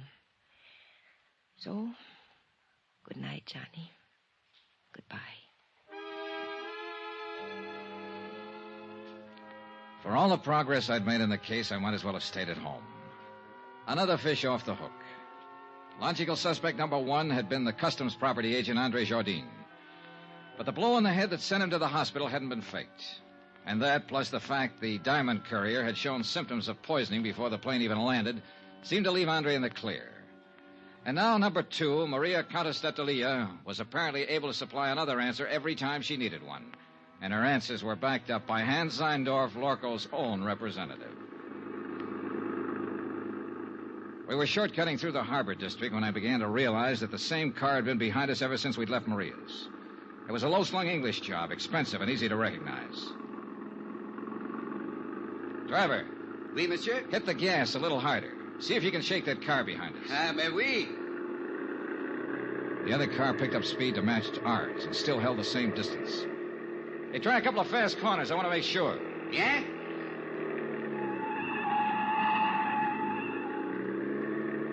The next place where the street narrows down. Stop fast. Swing crosswise. Block off the road. I want to stop that guy and have a talk with him. Hey, you understand what I mean? Mais oui, monsieur. Just like in the movies. Yeah, well, something like that. Hey, there's a place coming up. Let's have a go at it. You do not worry. I will do it good. Yeah, I only hope we've seen the same movies. Now, monsieur. I was out of the cab fast and running back down the street. The other driver had jammed on his brakes and finally skidded to a stop against the curb. I reached for the handle, jerked the door open, and the man inside came out swinging. A big man, little on the beefy side, but plenty tough. I didn't know him, never seen him before. He fought silently and fought hard, but he was a sucker for a lift. I knelt down on the pavement and started to go through his pockets. I hadn't even noticed the other car pull up. Nom de chien, Monsieur Dollar. Huh? Do you merely plan to rob him, or do you also intend to cook him and eat him? Oh, you really get around, Inspector. A policeman must socialize, monsieur. It broadens the outlook. Come, we walk. My chauffeur will take care of reviving your victim. Do you happen to know the victim? Mais oui. He's Monsieur Charles K. Barrett of Chicago. Maria's ex-boyfriend. Something of the sort, I believe. How did you happen to get here so conveniently? Oh, I was following you. Farther back, of course. Then why didn't you pitch in when the fight started? And spoil such a remarkable display of fisticuffs? Okay. It is true the footwork was mediocre, but the verve, the enthusiasm, the violence, superb, monsieur. I can't quite figure you, Inspector. Well, sometime we must talk about it. Monsieur, you will be most happy to know that we have identified the person who occupied the plane seat next to the diamond courier. Oh? They shared a bottle of wine during the flight. Undoubtedly, that is how the poison was administered. And who is the person? A man named Bobo. Bobo? Oui. He is well known in the Casbah. He is a thief, smuggler, dope peddler, and it is said he can be hired as a killer. Have you picked him up yet? Well, I have not tried to. Why not? Why not? Monsieur, in the Casbah, at the sight of a uniform, everyone vanishes, like rabbits in their holes. The Casbah, huh? Another thing. The property agent who was struck on the head, Andre Jardine, he has disappeared from the hospital. Disappeared? How? His window was open. The room was upset. It was very odd. Yeah. Look, Inspector, I think I'll get on back to the hotel and get some sleep. As you wish. Yeah, I'll talk to you tomorrow. Maybe. Oh, there is one more thing, Monsieur Dollar. Huh? I think perhaps I should warn you of something in the event you should call again on the Comtesse. Warn me of what? Well, 2 days ago, I installed a dictaphone in her apartment. You what? I must admit I found your conversation this evening most entertaining. Inspector, you are a rat. Oh, please do not concern yourself in the least. I am the soul of discretion. Maybe. Monsieur, I am a Frenchman.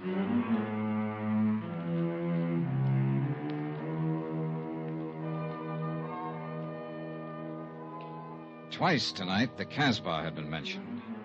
The strange, mysterious native quarter on the steep hill behind the city. Maria had said her maid lived there. And now Bobo, who'd given poison wine to the diamond courier. I had an angle, and I had some ideas.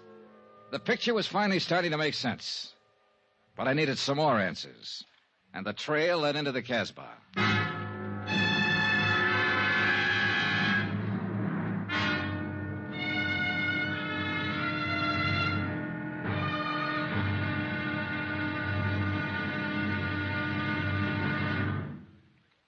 There'll be another intriguing episode in our story of the Lorco Diamonds matter tomorrow. Tomorrow, a bungling fool, a tightening net, and a violent death in a crooked alley of the Casbah. Join us, won't you? Yours truly, Johnny Dollar.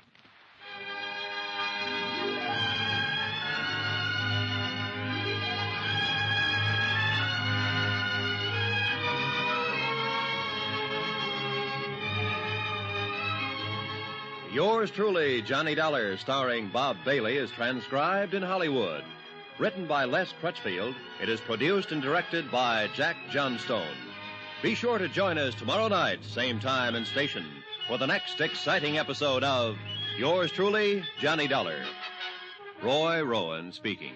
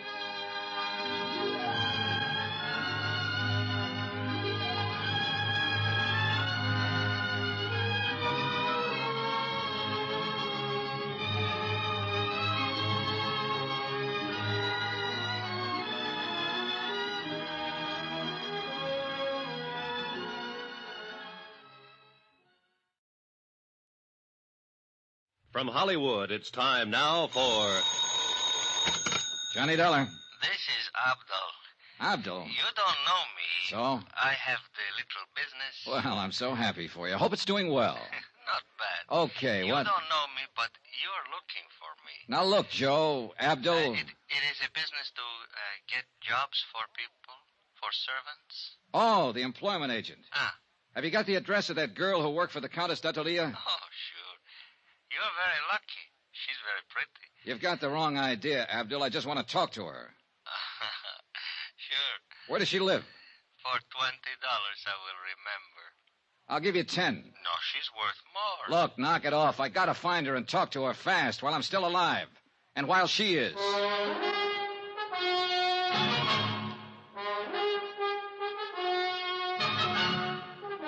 Tonight and every weekday night, Bob Bailey in the transcribed adventures of the man with the action-packed expense account, America's fabulous freelance insurance investigator. Yours truly, Johnny Dollar.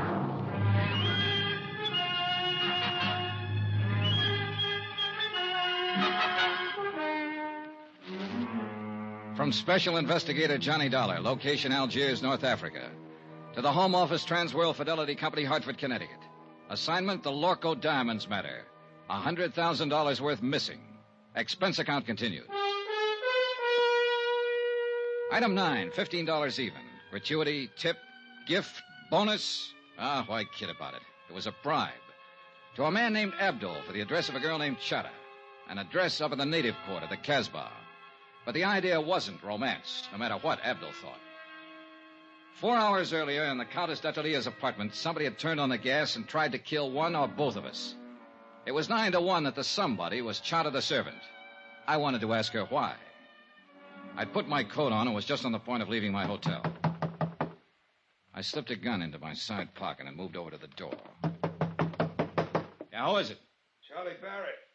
The guy you beat the daylights out of a couple hours ago, you know what I mean? No hard feelings, Dal. I just want to talk it over.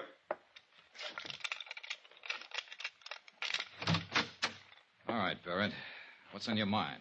You object if I come inside? It's kind of personal, you know what I mean? Probably. All right, come on in. Much obliged.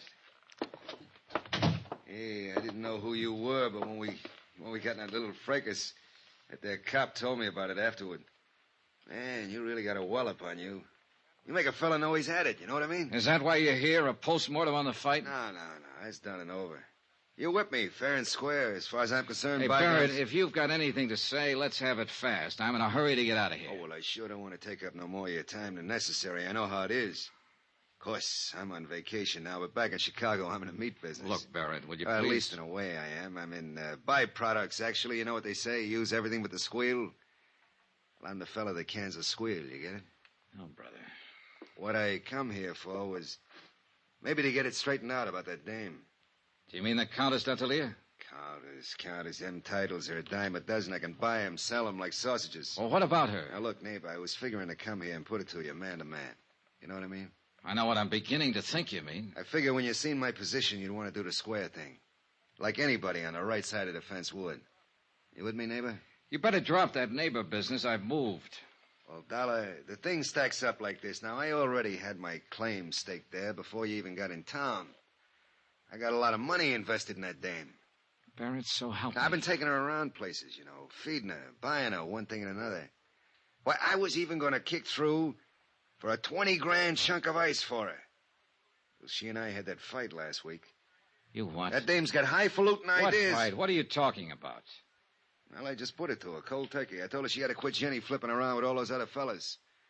Or I just wasn't going to have nothing more to do with her. Well, that made her mad, you understand? She lit into me. Man, you ought to hear that dame talk when she's mad. You'd think hey, that look, she... when was this fight? Was it before the diamonds were sent here? Why, sure. Sure, I said if that's the way she was going to act, she could forget about them diamonds. Well, I ain't seen her since or talked to her, but I just can't seem to get her off my mind. Now, look, Dolly, you was in her apartment there for 2 hours and 40 minutes tonight, and I don't like it. It bothers me. Strictly business, Barrett. And I got to get going. Now, wait a minute, Dollar. Just wait a minute. We still got something to settle here. Like I told you, I got money. Barrett, get out. You better hold your horses. I don't know if you know the name C.K. Barrett, if that means anything to you. But I got influence back there in them United States. So what's the hard way, huh? Look, you just work for that company of yours. You're nothing but an employee. And if you think you can talk to me like you can to some of these foreigners, then here, now. Still a sucker for a left. Hello, room service. This is Johnny Dollar. Some drunk just wandered in here and passed out. Would you send up a couple of boys to drag it out in the hall?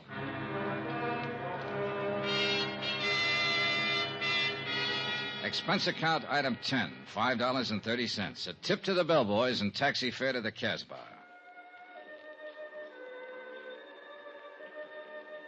The taxi dropped me off at the end of the causeway, and from there on I walked. It was late, well after midnight, but the narrow, crooked alleys were teeming with life. Some of it out in the open, some of it under cover. Small groups of people met together here and there along the cobbled streets. Men of 24 tongues and dialects. And women, too, slipped silently in and out of the dark doorways, crouched over tables in the dim-lit cafes and coffee houses. Groups usually fell silent when I passed and stared with hostile curiosity. The Casbah, backwash of North Africa. Little known, seldom bothered, and scarcely policed. And for an outsider, especially at night, more dangerous than dynamite. The address Abdul had given me turned out to be a coffee house, but it could still be legitimate. And there was only one way to find out.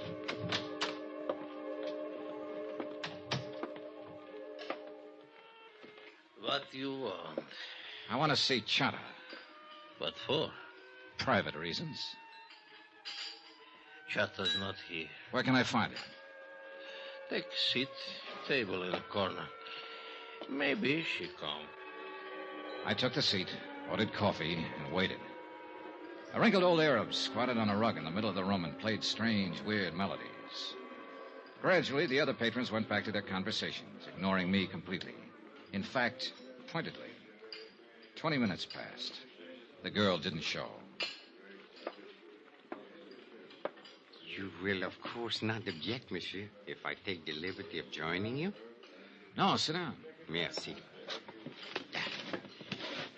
So, you wish to see Chat? Yeah, that's right.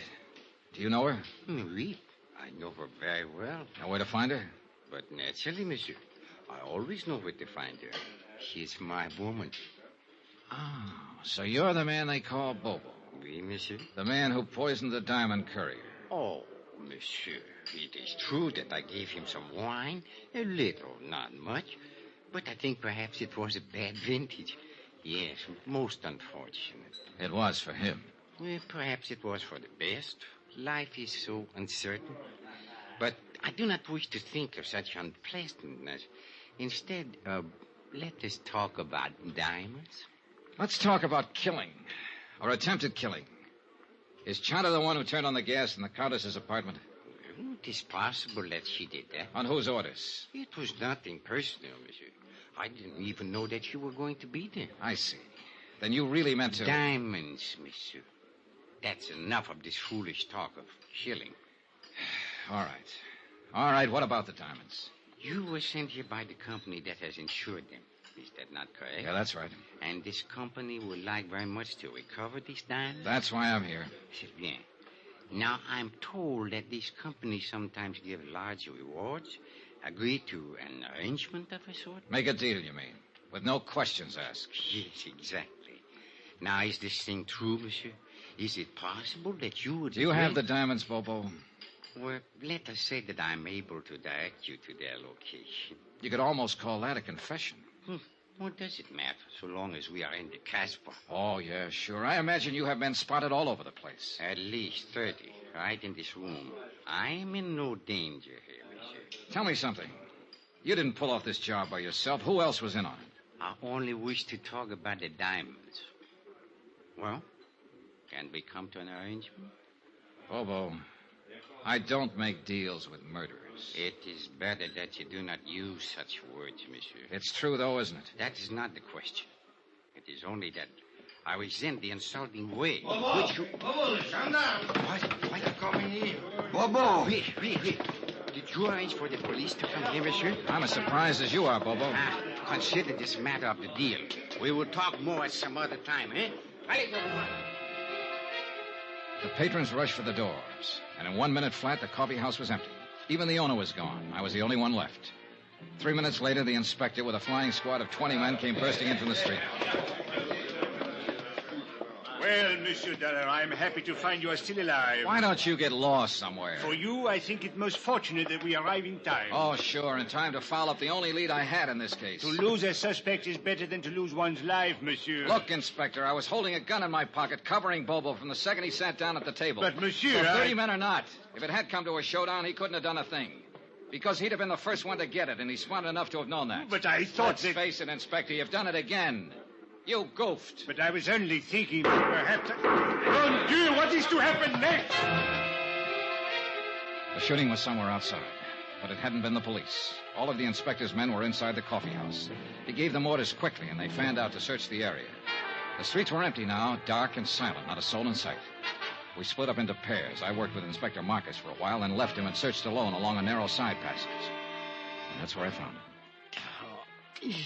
He'd been shot 3 times in the back, and he was dying. Monsieur Dollar. Yeah, Bobo.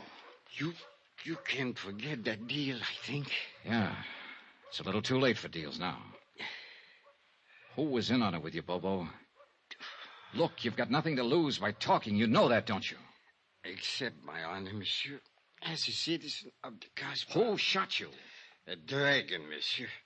12 feet tall, with fiery eyes. All right, Bobo, all right. But just tell me this. Just one thing. Are you the man who attacked the property agent at the airport, the man who slug Andre Jourdain? Oui, monsieur. I do it very good.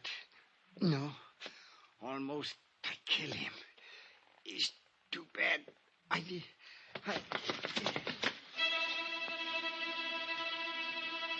A minute or two later, Inspector Marcus came up, and we stood there looking down at the dead man lying on the stones of the alley.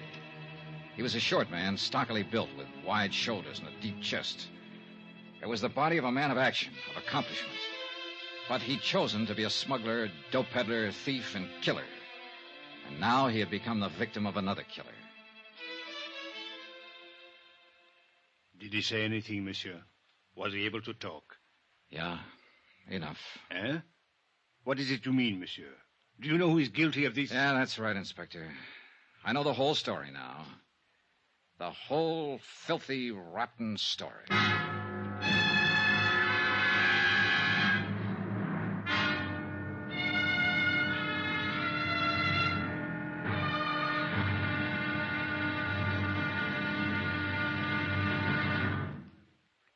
There'll be the final intriguing episode in our story of the Lorco Diamonds Matter tomorrow. Tomorrow night, the odds are set. The last chip is down. It's the last spin of the wheel.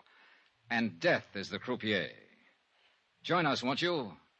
Yours truly, Johnny Dollar.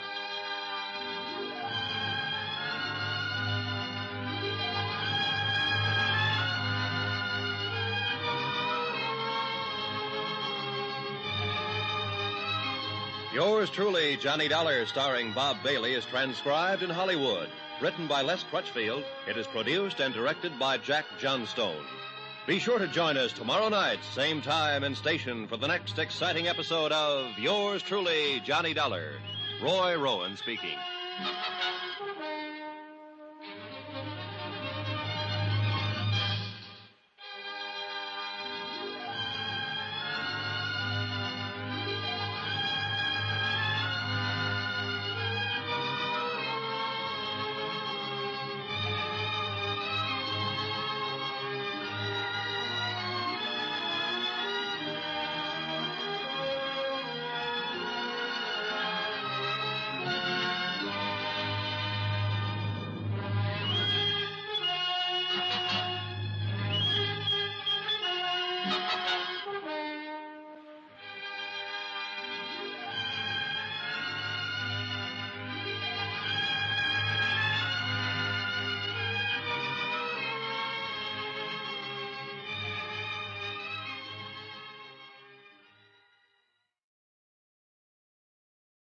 From Hollywood, it's time now for...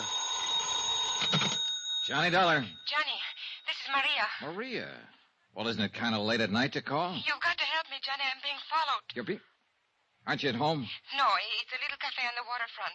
I came in here to phone. Why the devil did you have to go out? Everything was set up. If you'd stayed home, you'd have been safe. What are you trying to do, get yourself killed? Johnny, this is no time. Where are you? What's the name of the place? The Marrakesh, number 41 Rue de la Mer. I'm afraid to go outside. No, whatever you do, don't go outside. Stay right where you are until I get there. But, Johnny... Take your choice, Maria. It's either that or wind up on a marble slab. What do you mean? You know what I mean. You know better than anybody. Now stay there.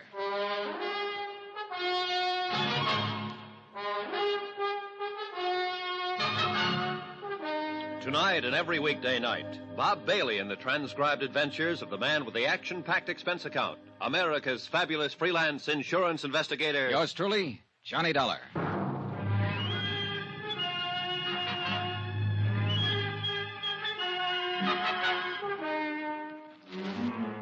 From Special Investigator Johnny Dollar, location Algiers, North Africa, to the Home Office Transworld Fidelity Company, Hartford, Connecticut. Assignment, the Lorco Diamonds Matter. $100,000 in jewels stolen and a murder. Expense account continued.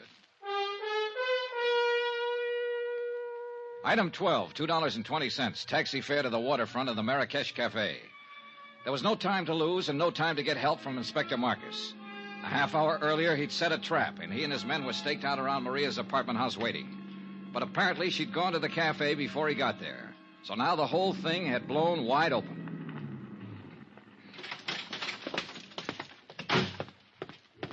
The Rue de la Mer was a dead-end street close to the water, deserted at this hour of night. A couple of dim street lights and a light over the door of the Marrakesh Cafe. Everything else was in darkness. There was no movement, no sign of life. Over here, Johnny. Oh, thank heaven you got here. No trouble so far. Huh? No. Except with that sailor over there. He finally passed out. Oh, you're probably used to that kind of trouble. Cigarette? Yes, thank you. Now, what were you doing down here at this time of night? I was visiting a friend. Is that the friend's car parked out at the curb? Yes. Charlie Barrett, huh? The meat packer from Chicago who was going to give you the Lorco diamonds. Well, I figured he'd got over his mad spell. How did you know about it? He told me just before I knocked him out for the second time tonight.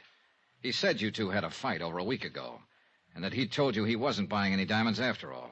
Well, it was just... For a while, I thought I had you tagged again. I wondered why you hadn't canceled the order when you'd been told he wasn't going to pay for the stuff. Johnny, it was just a talk. I knew he would come around. Yeah, well, that's about the way I figured it. Another explanation.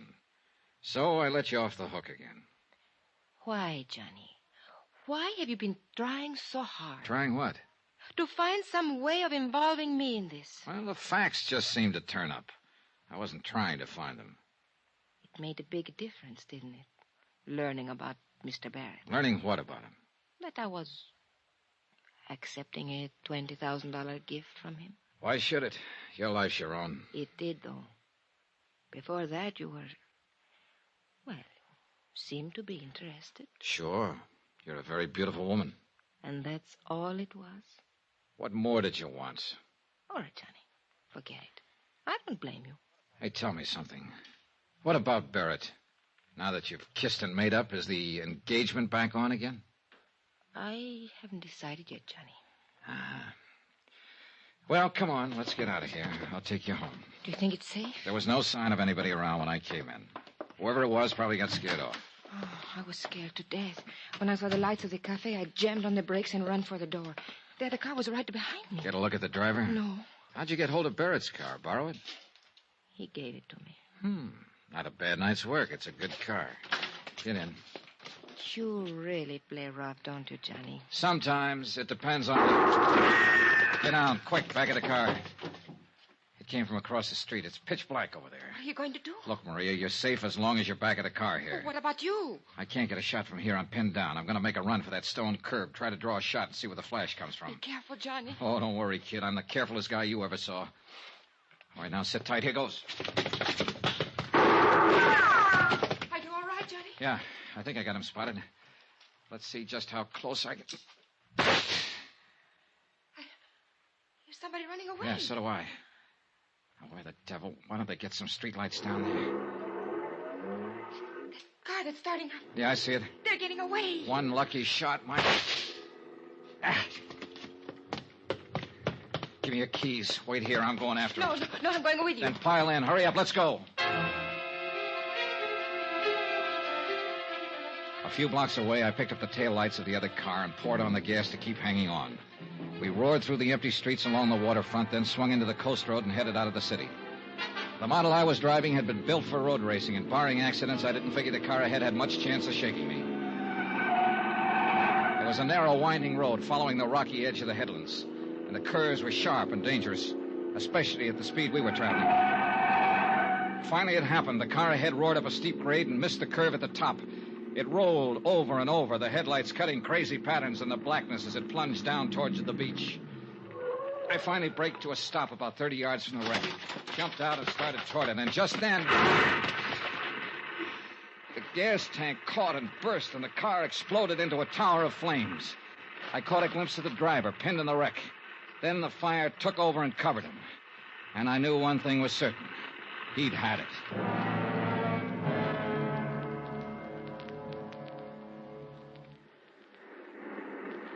It's dying down. Yeah. The gasoline is all burned now. Oh, what a terrible way to die. What way isn't? I guess... Johnny, could I have a cigarette, please? Yeah, sure. Here you go. Thank you. Yeah, light up, Maria, while you watch him burn. What a horrible thing to say. It's quite a relief, though, isn't it, knowing you're safe now? Well, of course it's a relief when someone has just tried to kill you, and now you know that they... That's true, but it's not what I meant. I don't think I understand you. What I meant was you're safe, because now he won't be able to talk. Able to... Who won't be able? Do you mean you know who's in that car? Of course, and so do you. It's the customs property agent, Andre Jourdain. Andre? Sure. Who else would have any reason to kill you, since he was the only one left after... Oh, I guess you haven't heard about it yet. Bobo's dead, too. What? Who is Bobo? Your other partner. Andre shot him in the back earlier tonight up in the Casbah. So you're doubly safe now, Maria. They're both dead. And for everything else, you've got an explanation. With just one exception. I don't even know what you're talking Oh, about. now, don't be modest. Actually, it was quite a scheme, whether you thought it up or Andre Oh, did. you are out of your mind. The idea was to make sure the diamond courier died, either on the plane or at least before he got through customs. That way, the courier's briefcase would be sent to Andre's office. Then Bobo was to help Andre fake the stick-up. But Bobo turned out to be a tough cookie. This may be true, Instead but of sticking to plan, he decided to go for broke. When he slugged Andre, he tried to make it stick, but Andre managed to reach his gun, so he ended up in the hospital instead of the morgue. What has all this got to do with me? Then Andre got the idea of a double-cross. He left the hospital, went into the Casbah to look for Bobo. He found him, and he killed him. I still don't see His next step was a natural, to knock you off and keep the whole take for himself. We expected it, and we were ready for him. Inspector Marcus is staked out right now at your apartment house, waiting for Andre to show up. We didn't know you'd already gone out earlier. Well, all of this may be true, Johnny. But why do you insist on trying to fit me into the picture? Because that's where you belong. I mentioned the fact that you'd been able to come up with an explanation every time you needed it, with just one exception. What exception? Both Andre and Bobo have tried to kill you this evening. Why? Unless you were in on this thing. What reason would they have? Well, I don't know. Of course. Why should I know? I don't know why they tried to kill me, Johnny. Oh, a good answer, Maria. And it'll probably work. Yeah, you figured that one out fast. I don't know what you mean. No, caution. Well, Who has the diamonds? I will before morning.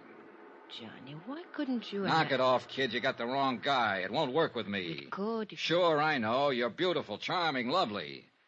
And you're rotten. Rotten right to the core. What are you doing, Johnny? Going back to town. Well, wait for me. Goodbye, Maria. Johnny, wait! Johnny!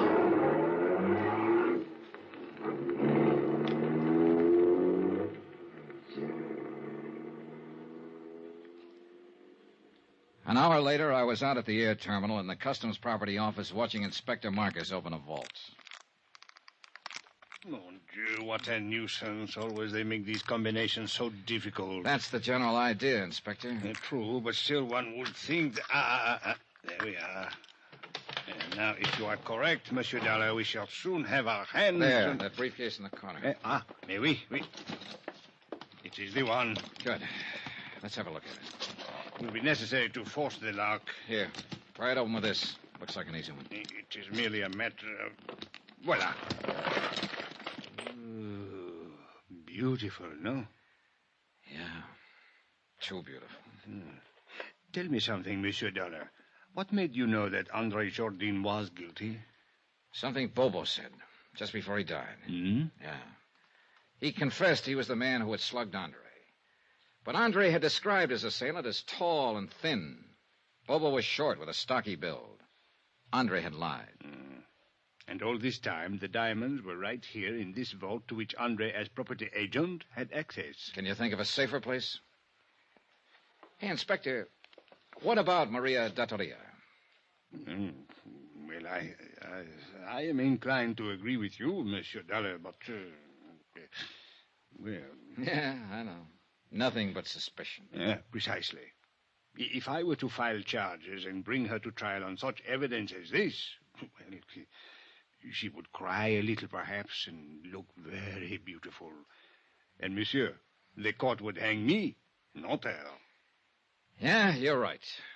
You could never make it stick. C'est la vie.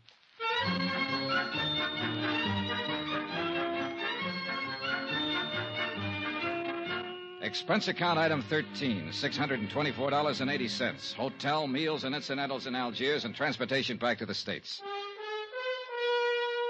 Expense account total, $1,214.60. End of expense account. End of report. Remarks? Social item. To be circulated widely. The Countess Maria D'Atolia was married yesterday to C.K. Barrett, a big tycoon in the meat business. The happy couple will make their home in Chicago. All companies in that area who may be asked to underwrite insurance on the life of C.K. Barrett don't. Yours truly, Johnny Dollar.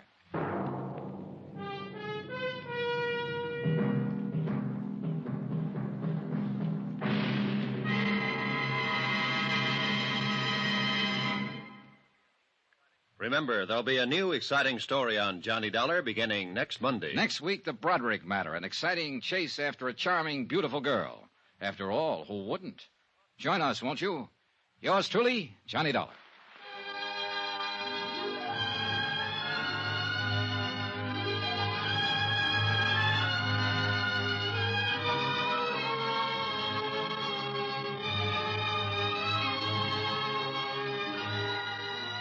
Yours truly, Johnny Dollar, starring Bob Bailey, is transcribed in Hollywood.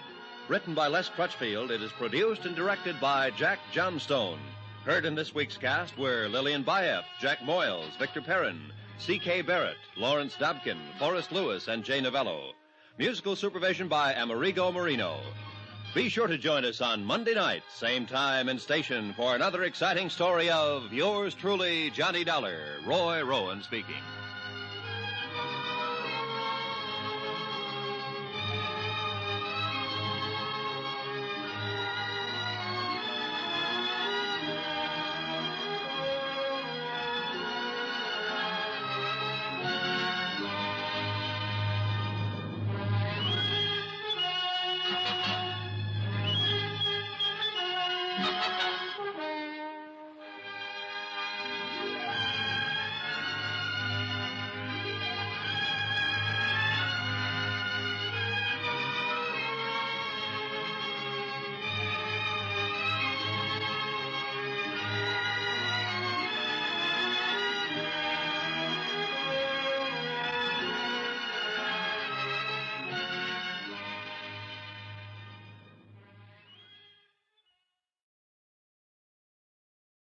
From Hollywood, it's time now for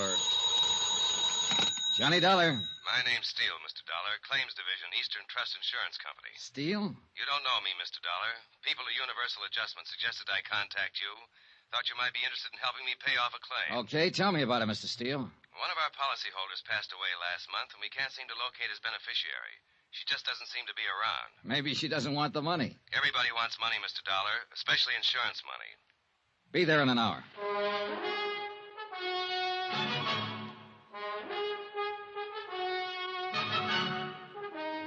Tonight and every weekday night, Bob Bailey in the transcribed adventures of the man with the action-packed expense account, America's fabulous freelance insurance investigator. Yours truly, Johnny Dollar.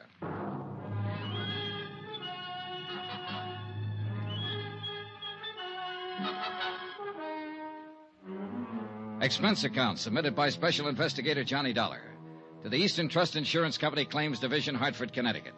The following is an accounting of expenditures during my investigation of the Broadrick Matter.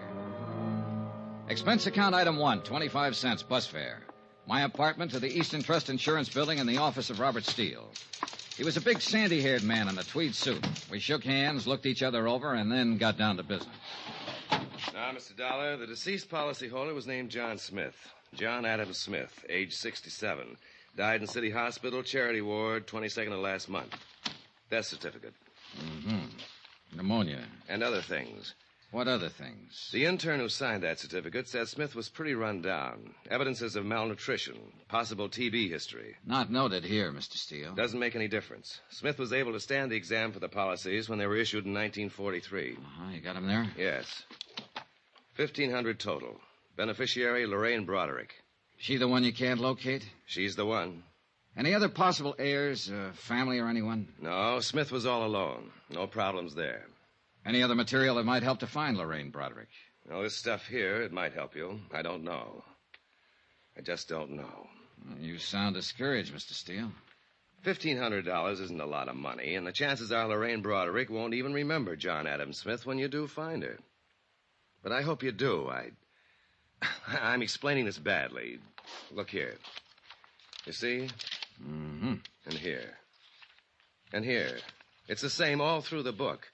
Smith was absolutely religious about his payments. Never missed a one. Never let it slide one day. Now, I bet I've got the record of 20,000 policy buyers. But none of them reads like that. I'm impressed, Mr. Steele. Can you tell me why Smith died in a charity ward if he was this conscientious? He didn't have any money or friends or home. He made his living selling papers. Oh. We wouldn't have known about his death except for the fact that the coroner's office called us. What can you tell me about his beneficiary? Lorraine Broadrick was just someone who stopped and talked to him one day while he was selling papers. She was 11 years old at the time. What? Yes. The agent who sold the policies used to buy his papers from the old boy. One day, Smith stopped him and said he wanted to do something nice for a nice little girl named Lorraine Broadrick. So he began taking out the policies. The agent have any more background on that part of it? No. Lorraine Broadrick met Smith that one afternoon and helped him sell his newspapers. Smith never saw her again after that. 1943, she must be 23 or so now. Well, I hope she grew up to be the kind of person he thought she was then. Oh, hardly any of us fill out the promise we have at 11 years, Mr. Steele. Then that isn't what I mean. I mean, if he met her that one day when she was a little girl and he made this gesture toward her, and it was tough for him to make those payments all those years, I hope she deserves it. The money doesn't mean anything, but that kind of endorsement from somebody, even an old bird who sells papers on a corner, is worth more than all the money in the world. Does that sound foolish, Mr. Dollar? Not a bit, Mr. Steele. Not a bit. Expense account item 2, $2. Cab fare to Lorraine Broadrick's last known address. 1485 Cushing Street, a broken-down apartment house that had probably never seen better days or better neighbors. The owner and manager of the building recalled that Paul and Mary Broadrick, parents of Lorraine, had been killed in an automobile accident in 1948. The manager did not know what had become of Lorraine. She had moved out of the apartment 2 days after the funeral. No forwarding address. Expense account item 3, 4 bits, more cab fare. This time 7 blocks away to Pulaski Street, and a dingy cluster of red brick buildings that were yielding slowly to time and wear. I arrived at 3 on the dot. I don't think high schools ever change much. At least this one was no different than the one I'd been in way back when. The persistent smell of pencil sharpeners, ink, and discarded lunch bags.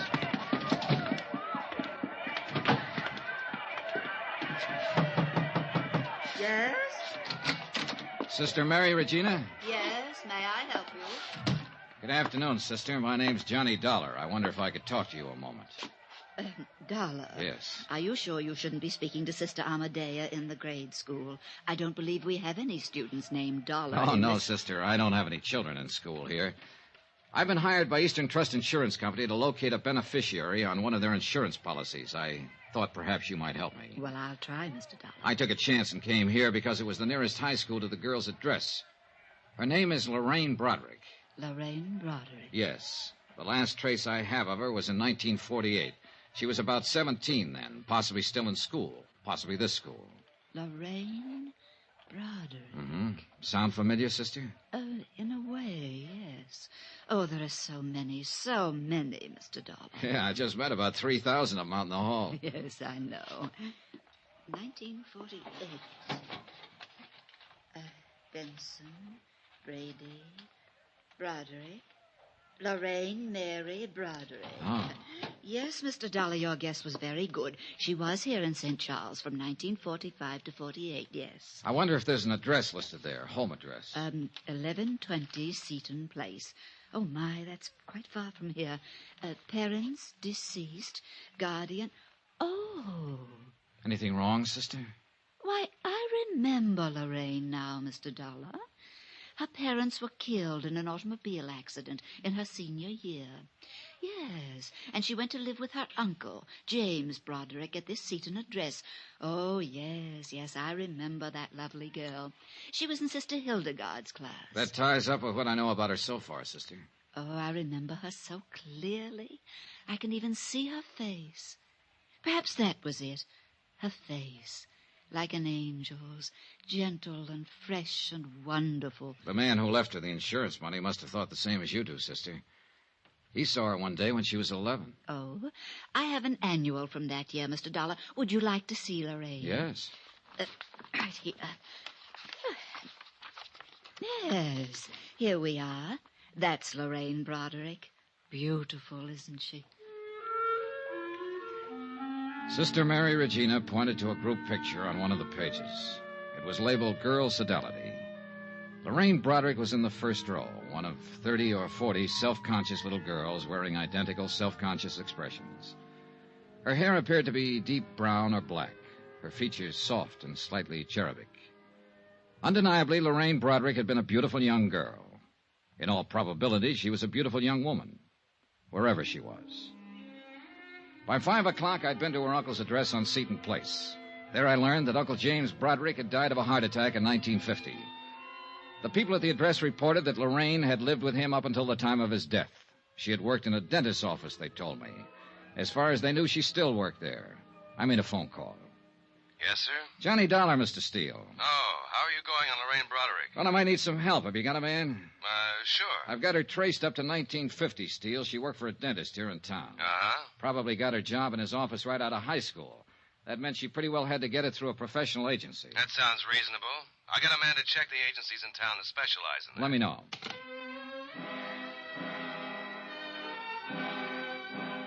The next day, I was back in St. Charles High School making up a list of names and addresses belonging to students who had been in Lorraine Broadrick's graduation class. Out of the 10 names I chose at random, I was able to locate only 2. Both girls, both married. Both remembered Lorraine Broadrick. Neither of them had seen her since graduation. Neither of them was able to furnish any helpful information. Expense account item 5, 10 cents, 1 phone call. Steele again. You want to take this down, Dollar? Yeah, okay. David Pollard. That's Dr. David Pollard. 2950 Tremel Lane. Lorraine Broadrick went to work for him as a receptionist in 1949. Got it? Got it. What's his office address? Suite 210, Majestic Building.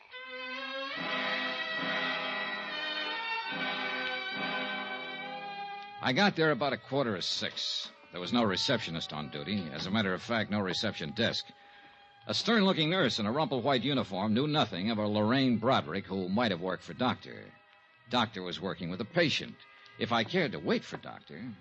Yes, what is it? My name's Dollar. I'm with the Eastern Trust Insurance Company. I don't need any today, Mr. Dollar. I'm not looking for a sale, Doctor. What? That's right. I'm trying to find a friend of yours. Who are you talking about? Lorraine Broadrick. Oh.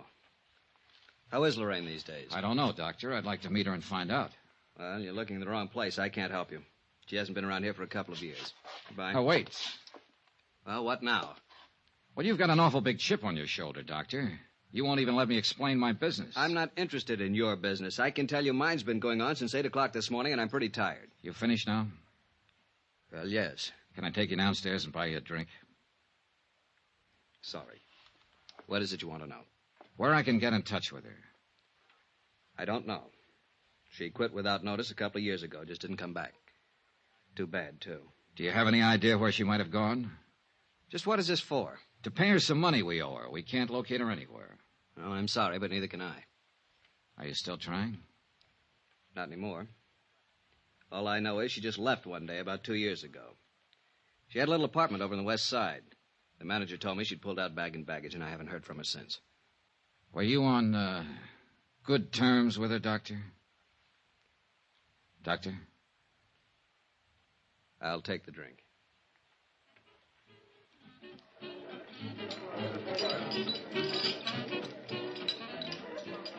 Don't misunderstand me, Dollar. She was a real sweet girl.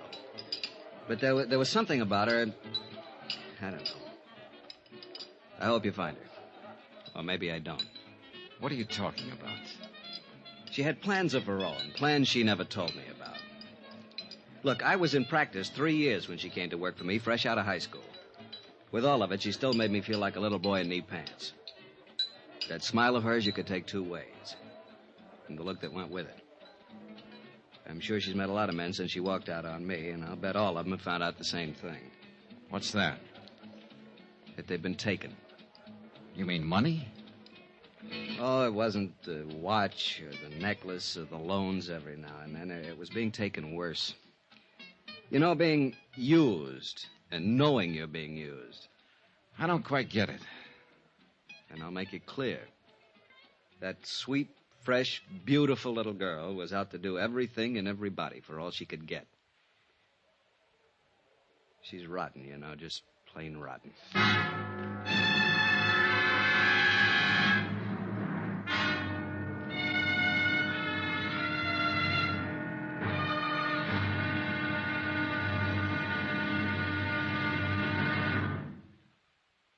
There'll be another intriguing episode of the Broadrick Matter tomorrow. Tomorrow, the expense goes way up. Yeah, it costs money to prove how wrong one man can be. Join us, won't you? Yours truly, Johnny Dollar.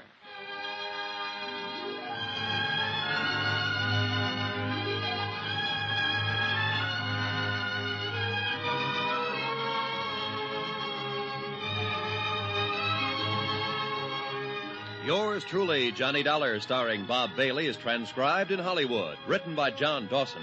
It is produced and directed by Jack Johnstone. Be sure to join us tomorrow night, same time and station, for the next exciting episode of Yours truly, Johnny Dollar. Roy Rowan speaking.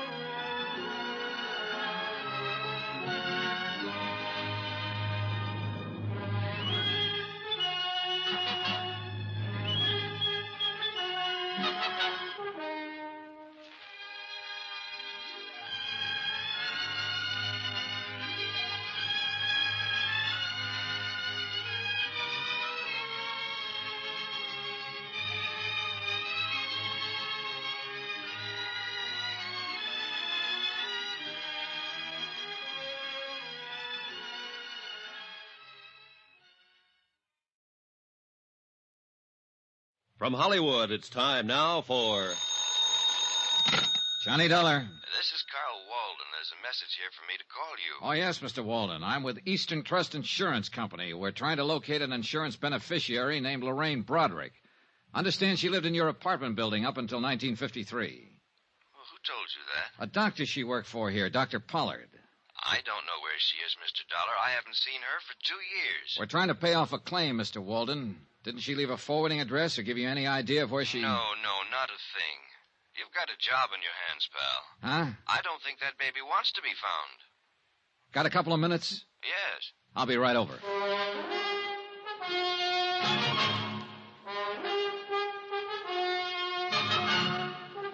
Tonight and every weekday night, Bob Bailey in the transcribed adventures of the man with the action-packed expense account, America's fabulous freelance insurance investigator. Yours truly, Johnny Dollar.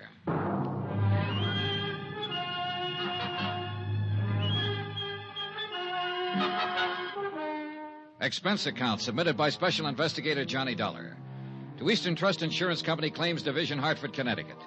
The following is an accounting of expenditures incurred during my investigation of the Broadrick Matter. Lorraine Broadrick, that is, missing. Expense account continued. Item 6, $14 even, photographs. The photographer who had taken the pictures of the 1948 graduating class at St. Charles High School still carried the proofs in his files. Among them, 4 poses of Lorraine Broadrick. I'd stopped by to get them on my way out to see Carl Walden, apartment house manager. He hadn't changed his mind about anything since our phone conversation. No, sir, she doesn't seem to want anybody to know where she is. She'd have left a forwarding address or something like that. Instead, she pulled out in the middle of the night bagging baggage, and that's the last we ever saw of her. Just when was this, Mr. Walden? About the middle of December or so, 1953. Yes, it was a couple of years ago. Mm-hmm. Oh, you want one of these? No, thanks. I don't smoke. Can you think of any place she might have gone, Mr. Walden? New York City. Oh, why New York? Well, it's the closest place to go, isn't it, for somebody like her? I'm not so sure I know what she was like. I've had several different versions, Mr. Walden. Say, you talked to that doctor she worked for? Yeah. Boy, I'll bet his version was a pip. How do you mean? Well, she walked out on him. That poor guy was around here several times asking if we'd heard from her. if she'd written us a change of address.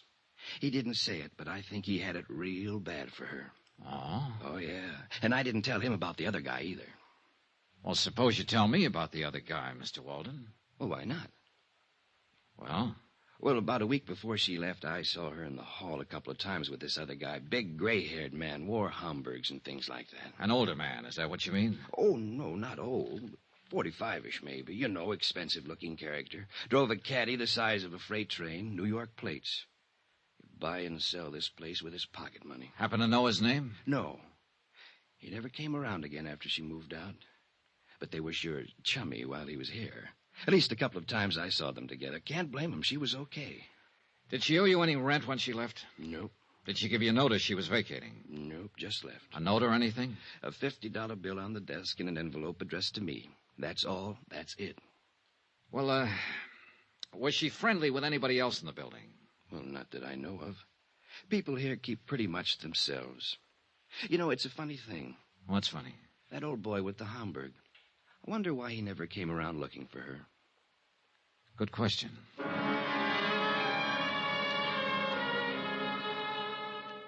Expense account item 7, $22, advertisements.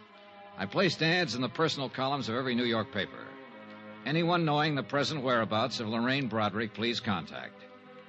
I spent the rest of the day interviewing the Cadillac dealers in town on the off chance that one of them might have serviced the Cadillac with a New York plate sometime in December of 1953.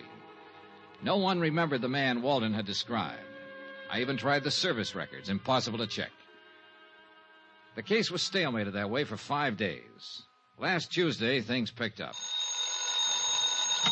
Johnny Dollar. Hello? Hello, who's this? Johnny Dollar? Yeah.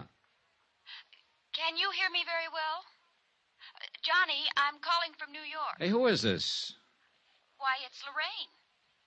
Lorraine. Yes, I saw your advertisement in the papers, Johnny. I wondered what you wanted. Johnny. Why, yes, that's what I always called you, isn't it? You never met me before in your life. Hey, what is this? Why, just a moment. Go ahead, Mr. Dameron. Mr. Dollar? Yeah. Just what is your business with Lorraine Broadrick? I want to find her to pay off an insurance claim. Now, who are you? I see. I'm sorry. I asked my secretary to say she was Lorraine. I've been listening on the extension. I'd like a little more explanation than that, Mr. Dameron, William Dameron, 424 East 47th Street. I know how all this must sound to you, Mr. Dollar, but I'm not trying to confuse you. Well, I am confused. Do you know Lorraine Broadrick? Yes. Then let's take it from there, Mr. Dameron.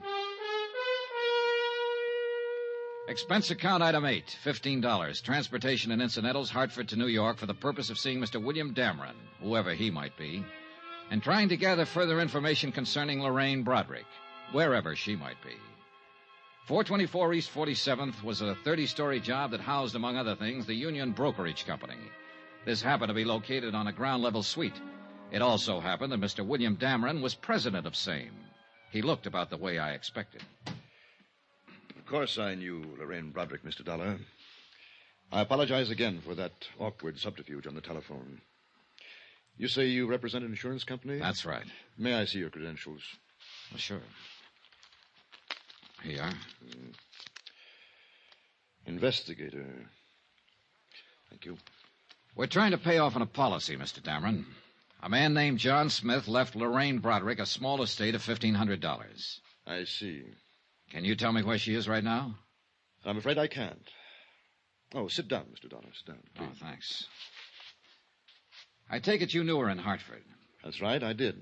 She came here to New York with me. Oh? Let me assure you there was nothing improper about it. I met Lorraine when she was working for a dentist there, a doctor, whatever it was. I happened to have had a little dental trouble on a trip there. I found the dentist and I met her. When I suggested she drive to New York with me, I did it with the understanding that we were to be married here. Uh-huh. You couldn't have known her very long, Mr. Dameron. A week. No one could have been more surprised than myself at my own conduct. And still more surprised when once we arrived here, Lorraine disappeared. Yeah, that seems to be a habit of hers. Tell me about it, Mr. Dameron. Look, you're talking to me, not the insurance company. Very well. It was Christmas Eve of 1952.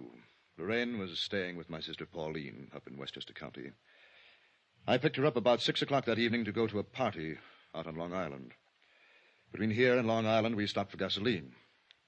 I left the car for a moment, and when I came back, Lorraine was gone. And, well, that's it. Did you see her or hear from her after that? No, I didn't. Did she leave a note in the car, a message of some kind? No. I don't quite get this, Mr. Dameron. You were going to be married after you knew her only a week. You brought her here to New York, and a few days later she just stepped out of your car in a filling station and disappeared. It's quite reasonable from her point of view, I suppose. But not from mine. It doesn't make sense. Did you have a fight, an argument or something? Oh, no. Well, what was it? Nothing. I don't think I would ever have argued with Lorraine. Lovely, gentle, sweet. Yeah, I know. What about her things? What things? Well, her clothes out at your sister's. Didn't she send for them, or what? Oh, no, she only had 2 small bags. They're still there as far as I know. Well, what did you do? Did you call the police? No, why? Well, I would if a girl I was going to marry disappeared like that. No, I'm afraid a call to the police would have been, well, rather awkward, a man in my position. Let me ask you this. Do you have any idea why she walked away? Yes. Perhaps it's of no practical value to you, though. Any information I can get will be helpful, Mr. Well, all right, then. I think Lorraine was frightened. Of what? Of life, Mr. Dollar. Not people or circumstances, but life. Yes. You say that with a lot of conviction. Yes. Lorraine had always been, well, a poor girl. She lived with a rather decrepit uncle for a time after her parents were killed in an accident, an automobile accident, she said. I think that I offered her the happiness and security she had always longed for. But I also think she was not mature enough or adjusted well enough to accept it. This is of no value, is it? Well, it might be. Can you tell me if she ever spoke of any ambitions? Maybe she wanted to go on the stage or become a nurse, something. Lorraine simply wanted to be my wife and live here. I can see you find that difficult to believe when I'm almost old enough to have been her father. But that is not the reason Lorraine walked away from the car that night. Believe me, Mr. Dollar, unless I'm terribly mistaken, she was very much in love with me and wanted to marry me. Have you tried to find her, Mr. Dameron? No, I have not. I waited around the filling station that night hoping she'd return, but I didn't report the matter to the police, as I said before. I intended to hire private detectives to locate her, but then I gave that up, too. I'm afraid I don't understand this. If you loved her... Would this make it more understandable? Lorraine was a rational, normal human being when I left her in that car. No one forced her away from it, or me. The man at the filling station said she merely stepped out and disappeared down the street. She left of her own free will, for her own reasons. I think I see your point. Thank you. I've hoped that one day she would appear at my door, contact me, come to me. But she hasn't. The most matchless woman I've ever known. Is there any way I can help you more concretely? If you could tell me the exact location of that filling station. Yes, I believe I can do that, but why? Last place she was seen alive. Oh, that word alive. Just a word, Mr. Dameron. Have you spoken to many people who knew her? A few. The dentist she worked for, an apartment house manager, principal in her high school. Mm-hmm. Yeah, I think they all told me the truth. The what? The truth. You know, how it actually was. What really happened. Oh, Mr. Dameron, she would have run out on you in Westchester, taken a cab from your sister's place with her luggage, or she could have come to you and called off the marriage. Mr. Dollar... Now, looking at you and talking to you, anyone would be impressed by the fact that you're a reasonable and understanding man. I am. She could have left you a dozen easier ways, Mr. Dameron, but it doesn't stand to reason that she'd step out of a car on Christmas Eve on the way to a party and disappear. With no luggage, with the clothes on her back, and no more. Women don't do things like that. They want an overnight bag, a change of clothes, somewhere to go to. It doesn't make sense. But that's exactly what she did. They don't do it that way unless there's a mighty good reason. A real gilt-edged reason, Mr. Dameron. Something that says what's ahead is better than what's being left. How much did she swipe? What? What did she take? How much? Close to $6,500. $6,500. Lovely, sweet, gentle, She took it from the wallet in my overcoat while I was talking to the filling station attendant. I would have given it to her gladly. All of this, everything. But she had to steal it from me.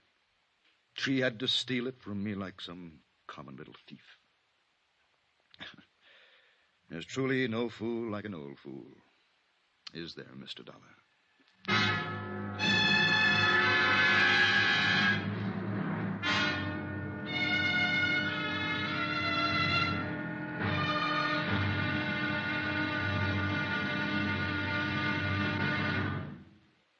There'll be another intriguing episode of the Broadrick Matter tomorrow. Tomorrow, when the trail really gets hot and goes right down on a police blotter.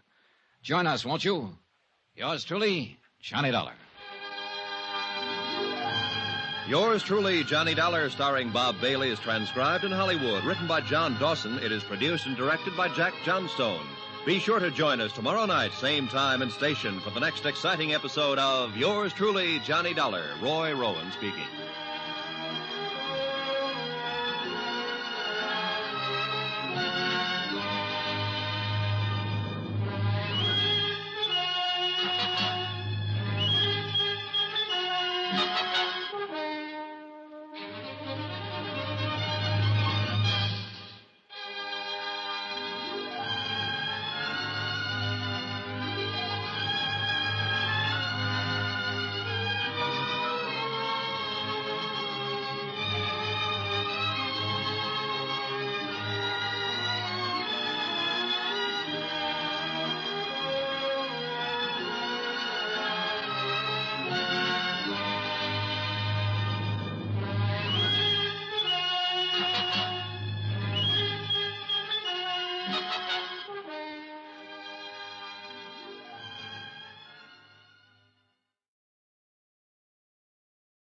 From Hollywood, it's time now for Johnny Dollar. Bob Steele, Eastern Trust. How's New York? Fine, but I haven't found Lorraine Broadrick yet. How about your lead? What was his name? Dameron? He hasn't seen her since Christmas Eve, a couple of years ago. She walked out on him with $6,500. What now?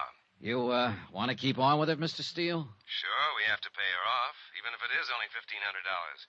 But you sound like this was all the farther you want to go. It might be at that. Oh, what did you say? Look, a sweet old man left a nice little girl $1,500. Apparently, I'm looking for a grown woman who isn't very nice anymore. Beside the point, isn't it? Yeah, I guess so. Okay, Steele, I'm still on the case.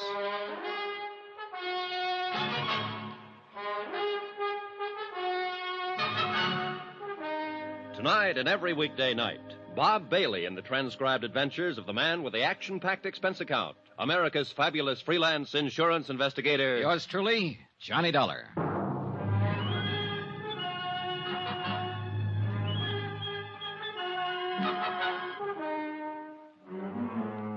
Expense account submitted by Special Investigator Johnny Dollar. Location, New York City, New York.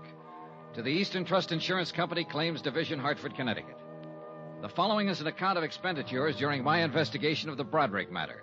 Subject, Lorraine Broadrick. Object, to locate her and pay off claim. Results, disillusioning. More expenses. Item 9, $3 cab fare. From the plush offices of William Dameron to a filling station out on Long Island. To check his story of Lorraine's disappearance. A major oil company owned and operated the filling station where Lorraine Broadrick had last been seen. Their payroll records name 3 attendants on duty. Christmas Eve, that is, in 1953. Item 10, $28. More cab fare. And don't squawk about it. I located and interviewed all 3. Enclosed fine statement of Edward Quinlan. Sure, I remember that chick.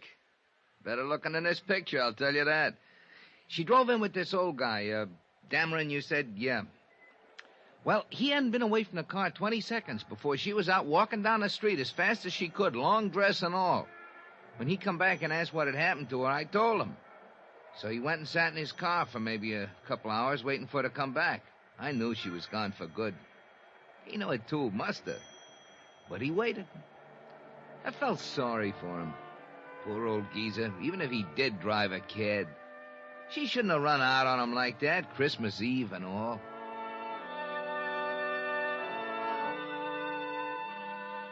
Pauline Dameron Whitfield, sister of William Dameron, living up in Westchester County, verified her brother's story.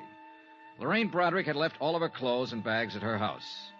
Mrs. Whitfield had not heard from her or seen her since Christmas Eve, 1953. A check of the luggage revealed no information that would be helpful in locating Lorraine Broadrick. The following morning at the New York Police Department downtown, I requested a missing persons investigation on Lorraine Broadrick. She was booked in under an alias, Jane Brown. When I got to court, she gave her right name, Lorraine Broadrick. What was the charge, Sergeant? Misdemeanor, drunk, disturbing a peace. $25 in night court, April 25th, 1953. That the only time she made the blotter? Yep. What's the address, Sergeant? 1346 Yardley. 1346 That's 2 Yardley. years ago. Thanks. At the address on Yardley, I learned that Lorraine Broadrick had moved 18 months before. Again, there was no forwarding address, but the landlady turned out to be quite talkative. I'm glad she moved away from here, Mr. Dollar. I'd like to help you find her, but I'm awful glad she moved away. Why do you say that, Mrs. Gaines? Noisy. Parties all the time. I run a quiet place, you know. Yeah, I'm sure you do. When she first come here to rent the apartment, I thought she was the quiet type. Nice. She looked like she was just out of finishing school or something like that. Oh, she couldn't have been more than 20 years old. Well, maybe a little more, 22. She told me she was a secretary and she worked in Manhattan. Well, I let her have the apartment, of course. She paid her rent in advance, in cash. But once she was in, it was a different story. Yeah. Did she tell you where she worked in Manhattan? No, she never quite got around to mentioning that. Anyway, she couldn't have worked very hard. All the dates she had, night after night, honestly. Do you happen to know any of them, Mrs. Gaines? I do not. Big, noisy parties. Well, did she go with any particular man? A smart little girl like that sticking to just one man? I don't know whether she was very smart at all. Was she friendly with anybody in the building? Nope. Any idea where she might have gone from here? Nope. All I can say is I'm glad she don't live here no more. I went back to police headquarters. It had occurred to me that hardly anyone is ever arrested for being drunk and disturbing the peace alone. I was right. The night court files revealed that Lorraine Broadrick had been arrested with 5 other people, 3 men and 2 women. I took down their names and began to check them out. Number 3 down the line was a man named Tyler in the hosiery business. Yes, he remembered Lorraine Broadrick very well. No, he hadn't seen her for 6 months, but he could tell me where she lived. He'd seen her going in and out of an apartment on 61st Street several times. He gave me the address. The boy will take your bags. Will he? Yes, sir. May I help you? I'm looking for a Miss Lorraine Broadrick. Broadrick? Yes. I'm sorry, sir. We have no one by that name registered here. That's funny. I thought at first you were going to say Lorraine Bradley. We had a Mrs. Bradley here at one time. Oh. Did Mrs. Bradley look anything like this picture? Yes, that's Mrs. Bradley. Bradley, huh? How long ago did she move out? 4 months ago, anyhow. Do you have her forwarding address? No, sir, I don't. I wish I did. Huh? Mrs. Bradley wrote us a bad check for her rent. We've been trying to locate her. Did you report it to the police? Yes, sir. I understand she's been quite active along those lines. They're looking for her, too. For the 3rd time in one day, I was back at police headquarters, this time inquiring about a Lorraine Bradley. There were 5 wants on her for passing bad checks. Gave it up about 4 months ago here in New York, looks like. Then we got a buzzer from Chicago. She was there for a couple of weeks. Wrote about $600 in wallpaper. San Francisco people are looking for her, too. Here's something came in yesterday. Last job in Santa Barbara 3 days ago. Expense account item 11, $4.05. 1 long-distance phone call to Mr. Steele at Eastern Trust in Hartford. Using the name Bradley, huh? Yeah, it's probably just a phony. No record of a marriage in New York City to anyone that name. I looked. What's wrong with her, anyhow? I don't know. Well, you better get out to the coast and find out. Item 12, $38, hotel, board, and miscellaneous while in New York City. Item 13, $258.60, New York to Santa Barbara. A little town by the Pacific that impressed me as not caring one thing about the rest of the world. Sun, sea, a pleasantly crowded harbor, some sprawling hotels, 2 lush green golf courses, and acres of smug, expensive homes. At the police station, a Sergeant Martin was out, so I went over to the harbor inn to meet the latest victim of Lorraine Broadrick's talents, a hotel operator named Harrington. Tall, gray-haired, slack, sport shirt, suntan, and sandals. I suppose I'm avoiding this business and your questions because I still feel quite chagrined about this whole thing. Pretty understandable, Mr. Harrington. On the face of it, you'd think I'd been in the hotel business 30 seconds instead of 30 years, the way she took me.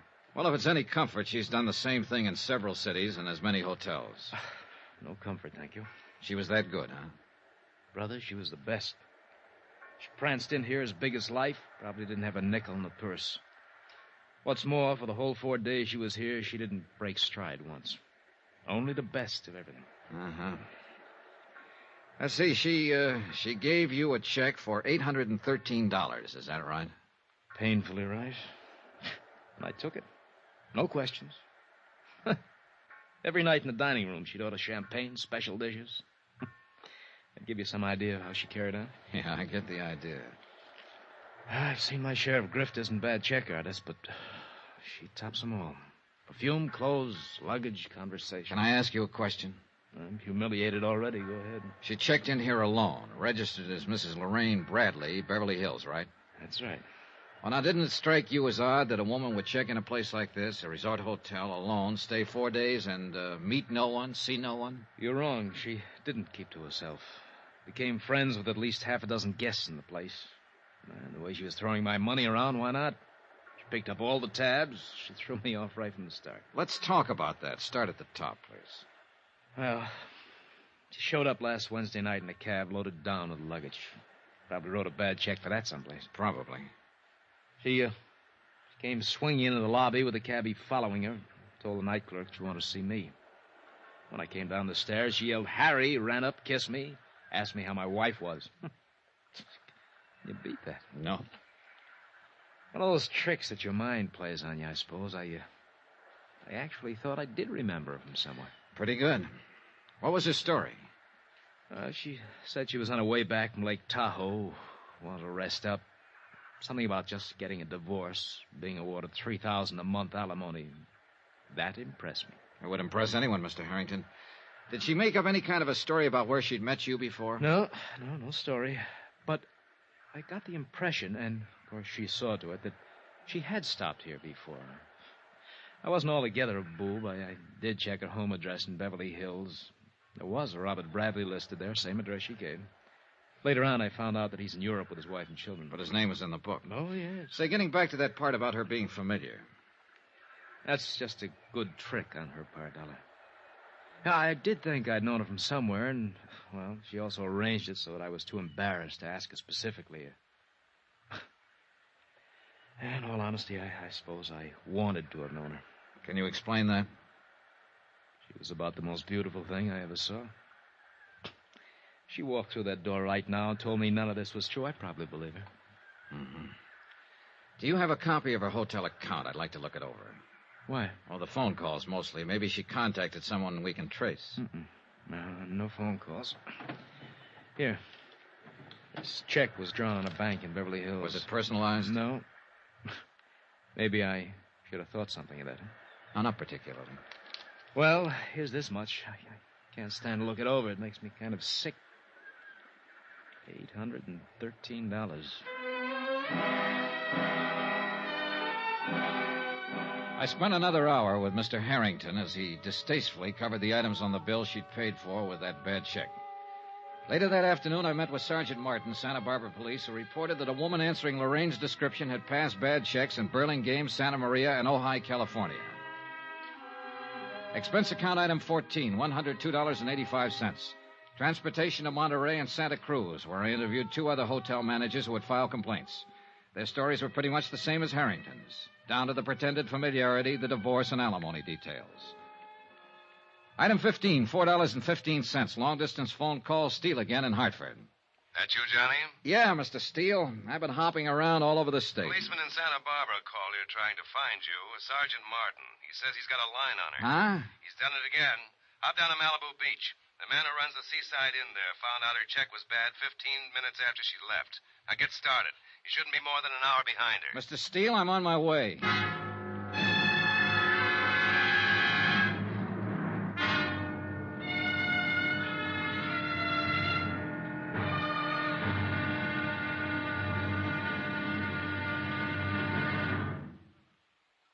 There'll be another intriguing episode of the Broadrick Matter tomorrow. Tomorrow, a long look at what 7 years can do to a woman's life. Join us, won't you? Yours truly, Johnny Dollar.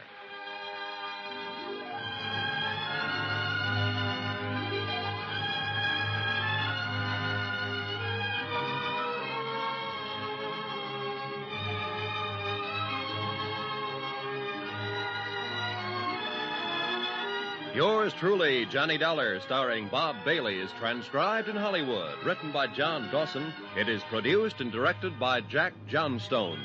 Be sure to join us tomorrow night, same time and station, for the next exciting episode of Yours truly, Johnny Dollar. Roy Rowan speaking.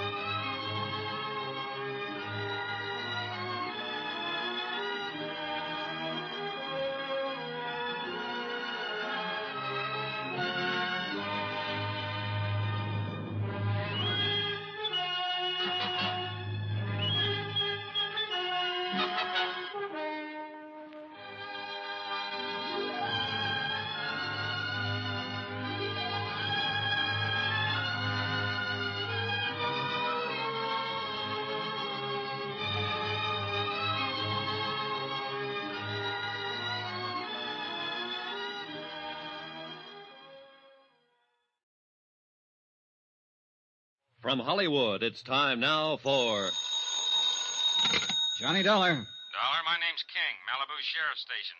Did you leave a message here? Oh, yes, sir. I understand you're looking for Lorraine Broadrick. Broadrick or Bradley, whatever name she's using. We want her. I'm looking for her, too. Well, what's your connection? I'm an insurance investigator. We've been trying to find her all the way from Hartford. We have to pay off a claim that's due her. Claim? Yeah, that's right. An old man left her $1,500. She doesn't deserve it, not that one. I can't tell him that. He's dead. I'm expecting a little action on it pretty quick. Like to be in on it. Come on over.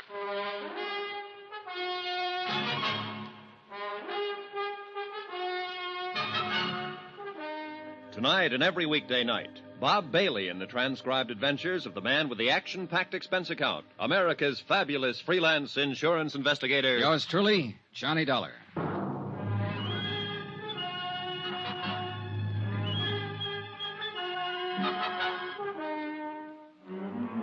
Expense account submitted by Special Investigator Johnny Dollar. Location, Malibu Beach, California.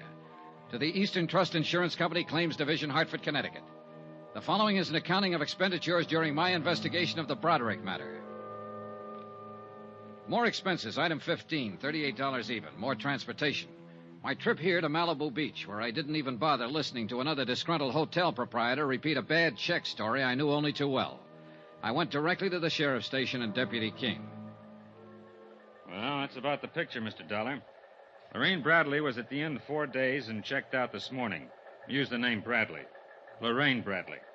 She can't be too far ahead of you now. I hope not. This has been a long, rough chase. While she was at the inn, she took up with one of our local residents, a man named Joe Tappan, who lives over in the beach colony. We know this much. He drove her into town this morning when she checked out of the inn. Have you talked to this man Tappan yet? He hasn't come back yet. When did she leave the inn? Oh, about 10 this morning. Uh-huh. After 2 now. It gives him just about time. He has a house over in the colony. We've got a man there. Colony? Down the road a piece.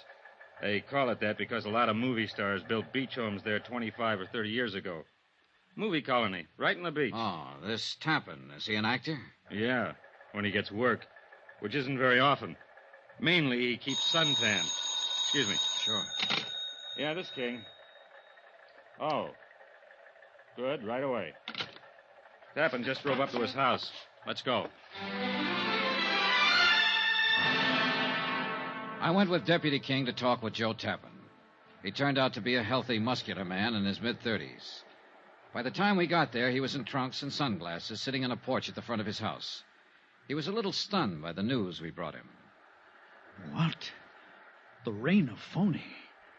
But are you sure about this, Sheriff? That's the man at the Seaside Inn. Oh, no. No, I don't believe it. Is this Lorraine? Go ahead, look at it. Well, that looks like Lorraine. Yes, but I can't be sure. She's older. Well, I mean, the girl in this picture's pretty young. It's her, all right. Mr. Dollar's been looking all over the country for her. Hartford, New York City, up and down this coast. Well, come on. Let's go up to the house. I thought I knew her pretty well. How long did you know her, Mr. Tappan? Well, not long, but I knew her. I really did. When did you meet her? The first night she checked into the Seaside Inn. 4 days, then? Yeah. Want something to drink? No. No, thanks. Well, I think I'll have... No, I don't want to talk about her. We have to talk about her, Mr. Tappan.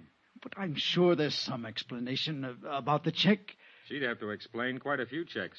Right, Dollar? Yeah, that's about it. Mr. Tappan, I understand you drove her into Los Angeles this morning. That's right. I took her to the Beverly Glen Hotel. Did she check in there? No, she just dumped her luggage. She told me she didn't know whether or not she'd have to go to Chicago tonight. Something about a house she owned there that had to be rented or sold. Uh-huh. Did you leave her there at the Beverly Glen? No. She made a phone call and said that she had to meet her lawyer. Did she say where? A bar in Hollywood. The Topper, I think it was, on Cahuenga Boulevard. I drove her over there and left her. When was this? A couple of hours ago, I guess.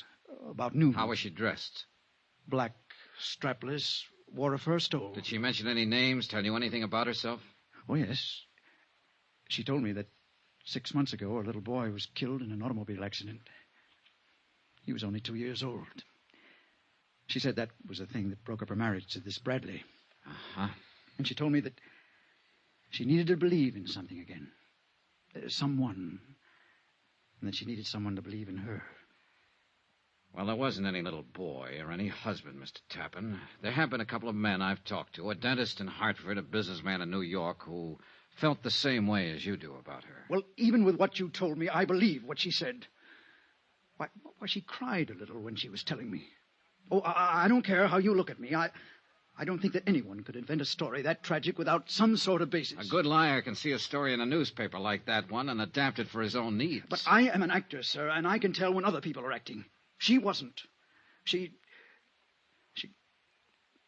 Well, go on, Mr. Tappan. Look, I've got a suggestion for you. What's your name? Dollar. I've got a suggestion for you. Try believing what people tell you sometime. It'll do something for that habit you have of bearing down with your eyes. Okay, the next time I have 2 weeks off. What? See you, Mr. Tappan. I drove into Hollywood with Deputy King. At the Beverly Glen Hotel, a worried clerk was still wondering what to do with the 14 pieces of luggage Lorraine Broadrick had deposited there earlier. No, she was not registered at the hotel. No, she hadn't phoned in and given him any instructions. Deputy King made arrangements for a man to cover the lobby in case she showed up to claim her things, and we went into the Topper. What'll it be, gentlemen? Police. I'd like to talk to the man who was on duty here at noon today. Oh, that's me, sir. Is anything wrong? This is Mr. Dollar. We're trying to locate a woman who's been using the name Lorraine Bradley. We were told she was in here around noon today. Nope, I don't recognize that name, sir. About 5'5", dark brown hair, brown eyes, 24 years old, wore a black strapless summer dress and a stole. Yeah, it's 24... No. Nobody like that in all day. No, so noon is a pretty slow time, sir. I'd have noticed if anybody like that came in, I think. Have you been on duty all that time? I came on at 10. That's when we opened. Are you sure this is the right place, the Topper? Now, this is the place. Well, I wish I could help you, sir, but I'm sorry. Excuse me, will you? Well, we struck out. One thing. What's that? That luggage at the Beverly Glen. Yeah. We'll keep an eye on it.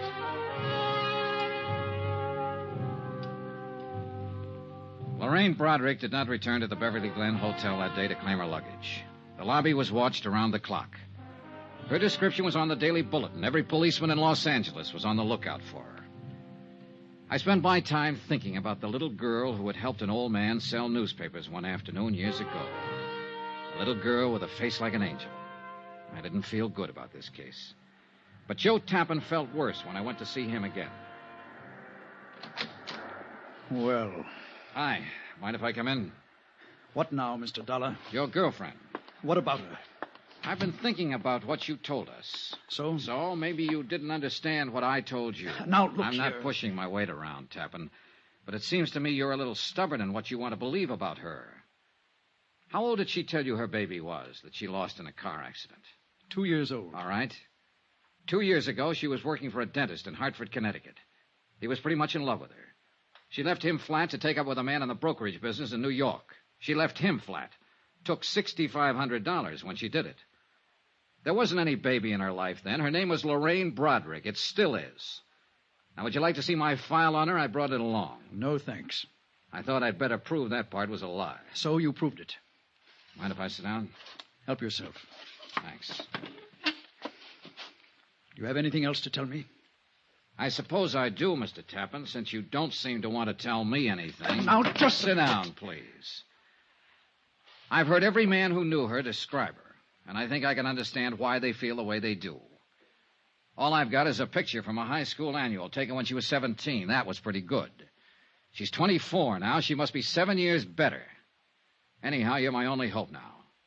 What? Lorraine Broadrick can get away from the police for a while. Oh, yeah, she's smart and clever, and she can go right on doing these same things she's been doing all along, stealing, writing bad checks. But that's police business. My part is to find her and give her something one man left her, an insurance bequest. But it's become more than that now, to find her and stop her, maybe. Look, they'll get her eventually, Tappan. Do you know what 5 years in prison can do to a woman like her? Do you? Well, because I know her and she passed a few bad checks doesn't mean that I'm responsible in any way. You're right, it doesn't. But you're involved just the same. Oh, you're different from just some hotel man who's been tilted. You're a boyfriend. True, just a 4-day boyfriend. But a woman like Lorraine Broadrick can do a lot of damage in 4 days' time. Why are you here? What do you want? I'm here to disillusion you, Tappan, because I don't think you're disillusioned enough. Now, just You're a perfect stranger to me. I don't know you from a Grand Rapids chair, but I'm doing you a favor talking to you about Lorraine Broadrick. I'm doing you a favor telling you she's a crook and a thief and a forger, and everything she ever told you was a lie. Now and then a woman walks into a man's life that he'd sell his soul for. But all she'll do in return is write you a bad check for it. She's trouble in a great big way, Tappan. You know it as well as I do. Well, what do you want me to do? Apologize for meeting her? I'll be satisfied if you tell me where she is. What? And stop lying. Now, look here. I've listened to all I want to listen to. Lorraine Broadrick never went to that bar in Hollywood you were talking about yesterday. You didn't drop her off there. No one there has ever seen her. And she's the kind who could walk around the polo grounds with 50,000 other people and still be seen. Now, where did you take her? Where is she now?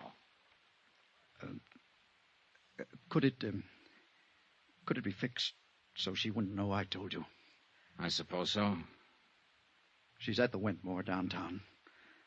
Registered under the name of Evelyn Brady. Oh, this beats me, Dollar. I just don't understand it. What do you mean? How what you told me is true. I know that. But an hour ago, she called me up here and she said, Joe, I love you. Now, that sounded true, too. And I told her that I loved her. Now I'm turning her in. What kind of crazy world do we live in?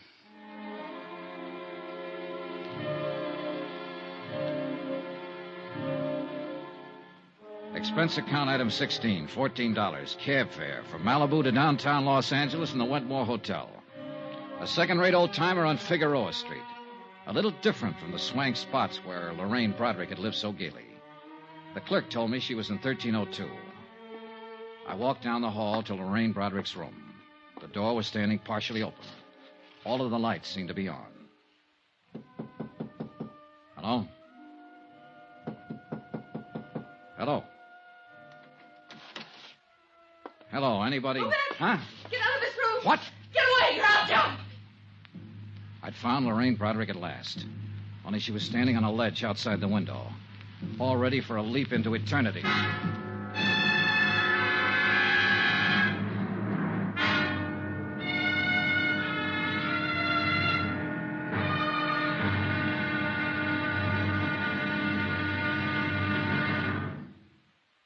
There'll be another intriguing episode of the Broadrick Matter tomorrow. Tomorrow, the end of the trail. For me and for Lorraine Broadrick. Join us, won't you? Yours truly, Johnny Dollar.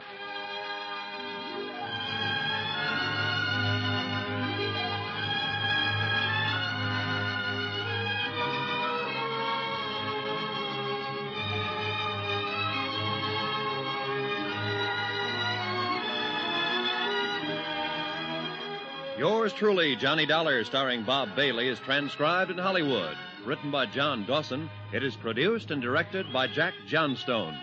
Be sure to join us tomorrow night, same time and station, for the next exciting episode of Yours truly, Johnny Dollar. Roy Rowan speaking.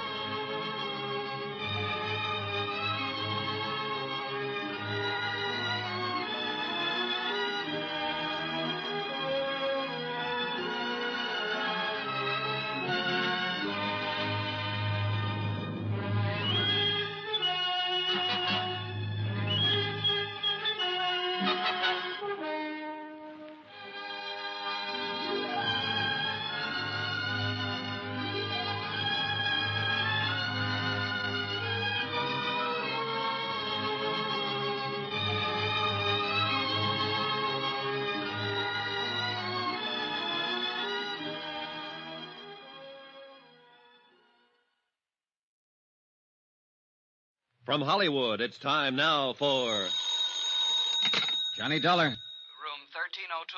This is the desk clerk. I have a call here. Never mind the call. You call the police. Call the what? Call the police and tell them to hurry. There's an attempted suicide up here. Who is this? Shut up and do as I tell you. Now, just a minute. It won't do you any good. It won't do you any good at all. Wait a minute. Police, you, who cares? I'm going to jump anyhow.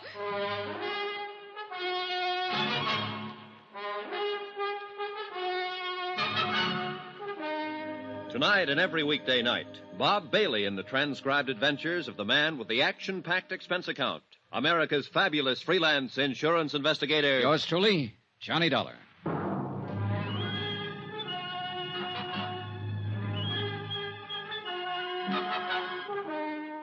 Expense account submitted by Special Investigator Johnny Dollar. Location, Los Angeles, California. To the Eastern Trust Insurance Company Claims Division, Hartford, Connecticut. The following is an accounting of expenditures during my investigation of the Broadrick Matter. An old man in Hartford died and left $1,500 insurance money to a little girl who had been nice to him one afternoon back in 1943. My job, get the money to her. Even if she might take it and jump off the 13th floor ledge of a building. Don't come any closer. I'll jump. Lorraine. Don't come any closer. It's cold out there. Don't you think you should come inside? I'm going to jump. Stay away now. Don't try to grab me. All right. All right, I'll do anything you say, Lorraine. Okay. What are you doing? Taking off my coat. Standing out there, it must be cold. Here. You take my coat. Don't come close. I'm not. I don't want your coat. All right, Lorraine. I never saw you before in my life. How do you know my name? I've seen you. No, you haven't. I remember people. And watch out. Just going to light a cigarette. I can light a cigarette, can I? Do you want one? No. Can I have one? Suit yourself. Are you a policeman? No. Where did you see me? In a picture. In your high school annual at St. Charles. St. Charles? What do you know about St. Charles? What's your name? Johnny Dollar? Are you from Hartford? Yes. Let me see your face in the light. Over there. Don't come near this window. Don't come near. I'll jump right down there. That's right there. No, you aren't from Hartford. I never knew you. You're lying to me. No, I'm not. As room clerk of this hotel, I'm entitled to know. Oh. Go away! Get out of here! Get out of here or I'll jump! What? Get out. Go on. Get out. Yes. Did you call the police? No, but I will. I heard you tell him about the police. I don't care. They can't stop me. Nobody can stop me. No, I suppose not, Lorraine. You can jump any time you want to. I can't stop you. I wanted somebody to call the police. I want them all down there. When the crowd's big enough, I'll jump. And I'm not afraid to do it. I'm not afraid. I know that. Lorraine, why don't you come away from the edge? I won't hurt you. Everybody hurts me. You would, too. Why do you want to jump, Lorraine? I have my reasons. Look. There's a couple of people down there who see me. They're looking up here. They'd like to see me jump. Look, they're stopping other people. They'd all like to see me jump. I don't think they'd like to see that at all, Lorraine. Oh, yes, they would. Those people down there would love to see it happen. You'd like it, too. No, I wouldn't. I want you to live, Lorraine. You're afraid, aren't you? Yes, I am. Why? Dying is something all of us face. If you die here tonight, it makes me a little afraid of dying. I don't like to be afraid of anything. Neither do I. You must be afraid of something. I'm not afraid of anything. I've never been afraid of anything. I'm going to jump down there, and that proves I'm not afraid. I don't believe you, Lorraine. I think you were afraid to love Dr. Pollard in Hartford. I think you were afraid to marry William Dameron in New York City. I think you've been afraid of everything and everybody that was good for you for a long, long time. Don't come closer. Would you like to talk to a priest, Lorraine? No. Look, sometimes a priest can help you when you're all mixed. I'm so worried I'm going to jump off here any minute you'd say anything. Or try anything. I don't even know what you're doing here. Why you came here. I told you, Lorraine, I've been looking for you. Tell him to go back. Tell him to go back or I'll jump. Go back. Go on back, you crazy fools. Get back. It's all right. They aren't coming. I don't want anybody here. A lot more people down there in the street now. Oh, they're getting the big lights up here. Golly. Lorraine, look at me. Look toward me. What? I want to help you, Lorraine. Nobody wants to help me. Nobody's ever wanted to help me. You're wrong. Then why did Mama and Daddy die? Why did they have to die? Why did Uncle Jim die? Why was I left alone? Why didn't I have anybody? You did have somebody. You had Dr. Pollard if you wanted him. You had William Dameron. Did you meet William? Yes, sure, last week. He's still very much in love with you, Lorraine. After I stole money from him and walked out on him? Oh, the money meant nothing to him. He still loves you, Lorraine. He told me so. I don't love him. I never loved him. He thought so. He was just nice. Why did you leave him that way? I'm no good. I never have been. You know. I've never been any good to anybody. You're lying to me about him. Would you like to talk to Dameron? I can get him on the phone. No. I don't want to talk to him or to anybody I know. But after I jump, you can tell him something for me. Sure. Tell him I meant to send the money back to him. I didn't. You can tell him I loved him. He'd feel good if you told him that, I think. All right. Go back. I don't care who you are. Go back or I'll jump right now. Wait. Close that hall door. If you want to see me jump, you'll have to watch from the street down there with the others. Close it! Was he a policeman? I suppose so. I don't know. He looked foolish. Oh, Lord, he looked foolish. Yeah, well, we all look foolish at one time or another. It passes. Do I look foolish? Yes. Yeah, you look foolish. You're not going through with this. You know that for the first time in my life, I know exactly what I want to do, how I want to do it. I'm going to jump. Somebody's on the roof out here. They have a net. A big net. From what I know about you, I thought you always knew pretty much what you wanted to do in life. Oh, that's funny. Oh, that's very funny. I knew what I wanted in life. I never knew anything. And it's all botched up.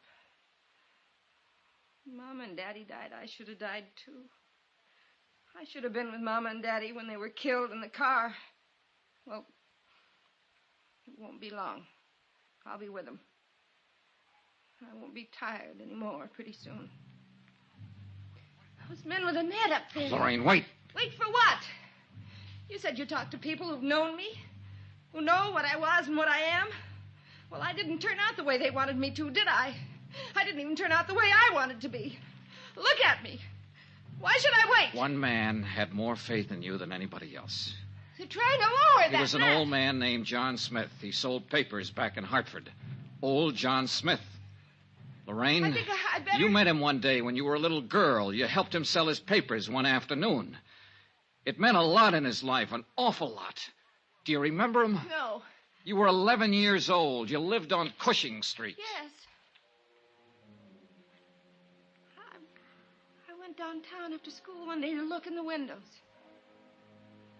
I had a nickel and I bought a paper from that old man. He had tobacco juice on his lips. I talked to him. He told me all about selling papers. He said I was a very nice little girl. He asked me my name and where I lived.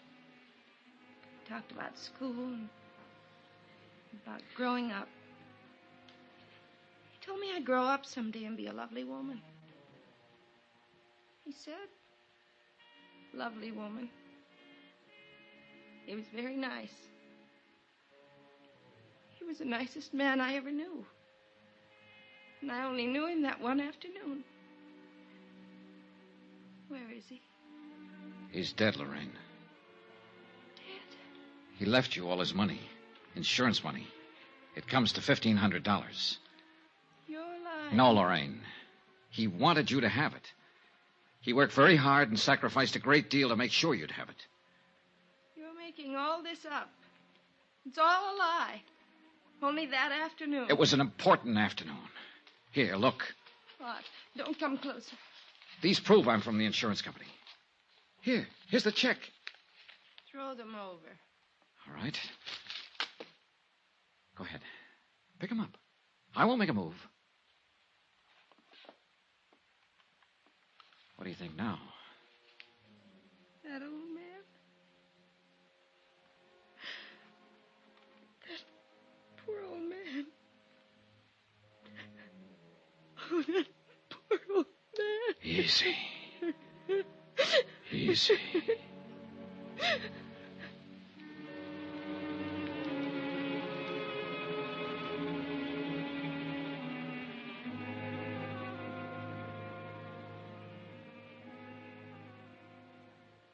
Expense account item 17, $5.50, martinis. I needed them. It was my first and I hope my last half hour with an intended suicide.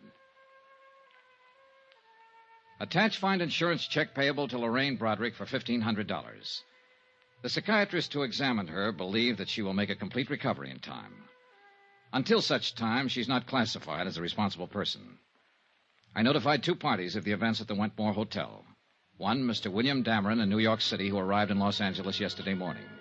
2, Joseph Tappan, who has already secured legal counsel for Lorraine Broadrick when she answers the bad check charges against her. As you know, in matters like this, restitution is usually preferred to prosecution. Expense account item 18, $185. Transportation back to Hartford. Total, $1,132.14. Yours truly, Johnny Dollar.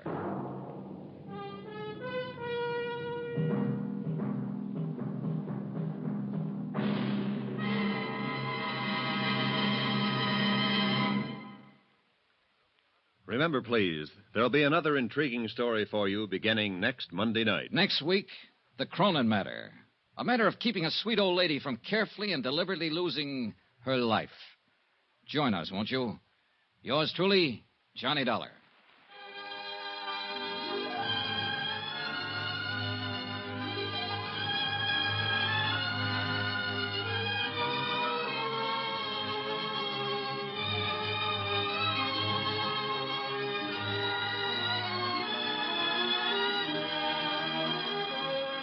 Yours truly, Johnny Dollar, starring Bob Bailey, is transcribed in Hollywood.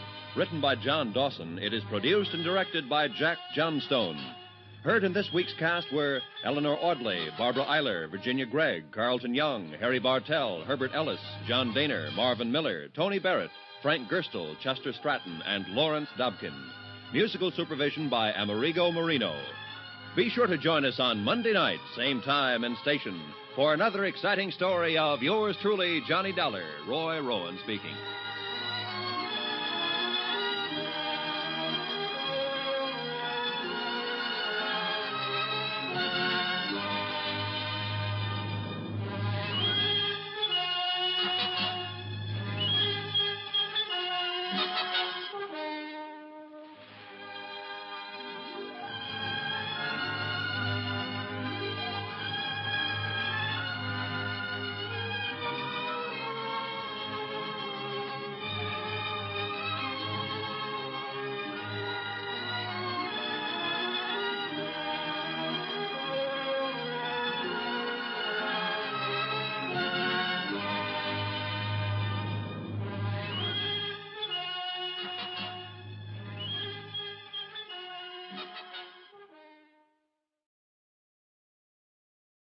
From Hollywood, it's time now for... Johnny Dollar. George Atkins at Northwest Indemnity. Oh, hiya, Georgie. How'd you like to go to New York, Johnny, and get into the gay-mad world of the theater? Thanks a lot, Georgie, but no thanks. I'm not the grease paint type. I know, but Amy Bradshaw is. Amy Bradshaw? Yeah, we wrote a policy on her a couple of years ago. Look, if it's her autograph you want, why send me? It's not that simple. Anyhow, she's got all the fans she wants. I know. I'm one of them. I think she's great. Johnny, looks like somebody's trying to kill her. Georgie, I'll be right over.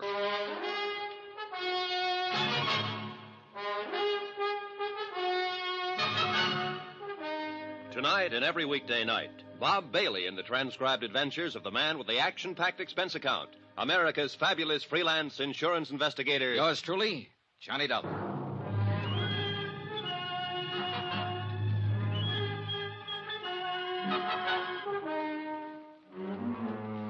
Expense account submitted by Special Investigator Johnny Dollar to the Northwestern Indemnity Alliance, Hartford, Connecticut. The following is an accounting of expenditures during my investigation of the Amy Bradshaw matter. Expense account item 1, $16.50. Transportation and incidentals to New York City.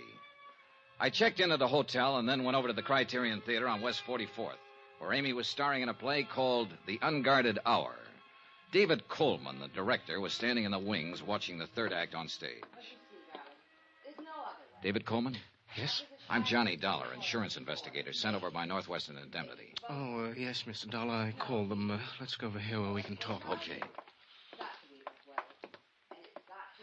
How's the play going? Well, 22 weeks now. Been going along just fine until this business came up. How did it start? Last evening, just before curtain time, I dropped by Amy's dressing room. She looked, well, strange. How so? Pale, trembling. She was staring at a note in her hand that sounded like some sort of crank note. You know, you are an evil woman. You will be punished by sudden death, unquote. Have you reported this to the police? Oh, no. I was afraid that if I did, it might get into the papers, and we don't want that kind of publicity. I see. How about if I talk to Amy after the show? I told her you'd be down, and she'll talk to you. Oh, good. Well... Mr. Dollar, the strain of this whole thing's beginning to show up in her performance. She's making mistakes, and it rattles the cast, especially the young ingenue, Sheila Mitchell. Mm-hmm. Well, I'll see what I can do. There's always the possibility that it is just a crank note and that Amy will never hear any more of it. Well, that's what I'm hoping. But we might as well face another possibility. That somebody close to Amy is using the crank note as a cover. Has that thought ever occurred to you? Why, no. No, it hasn't, Mr. Dollar.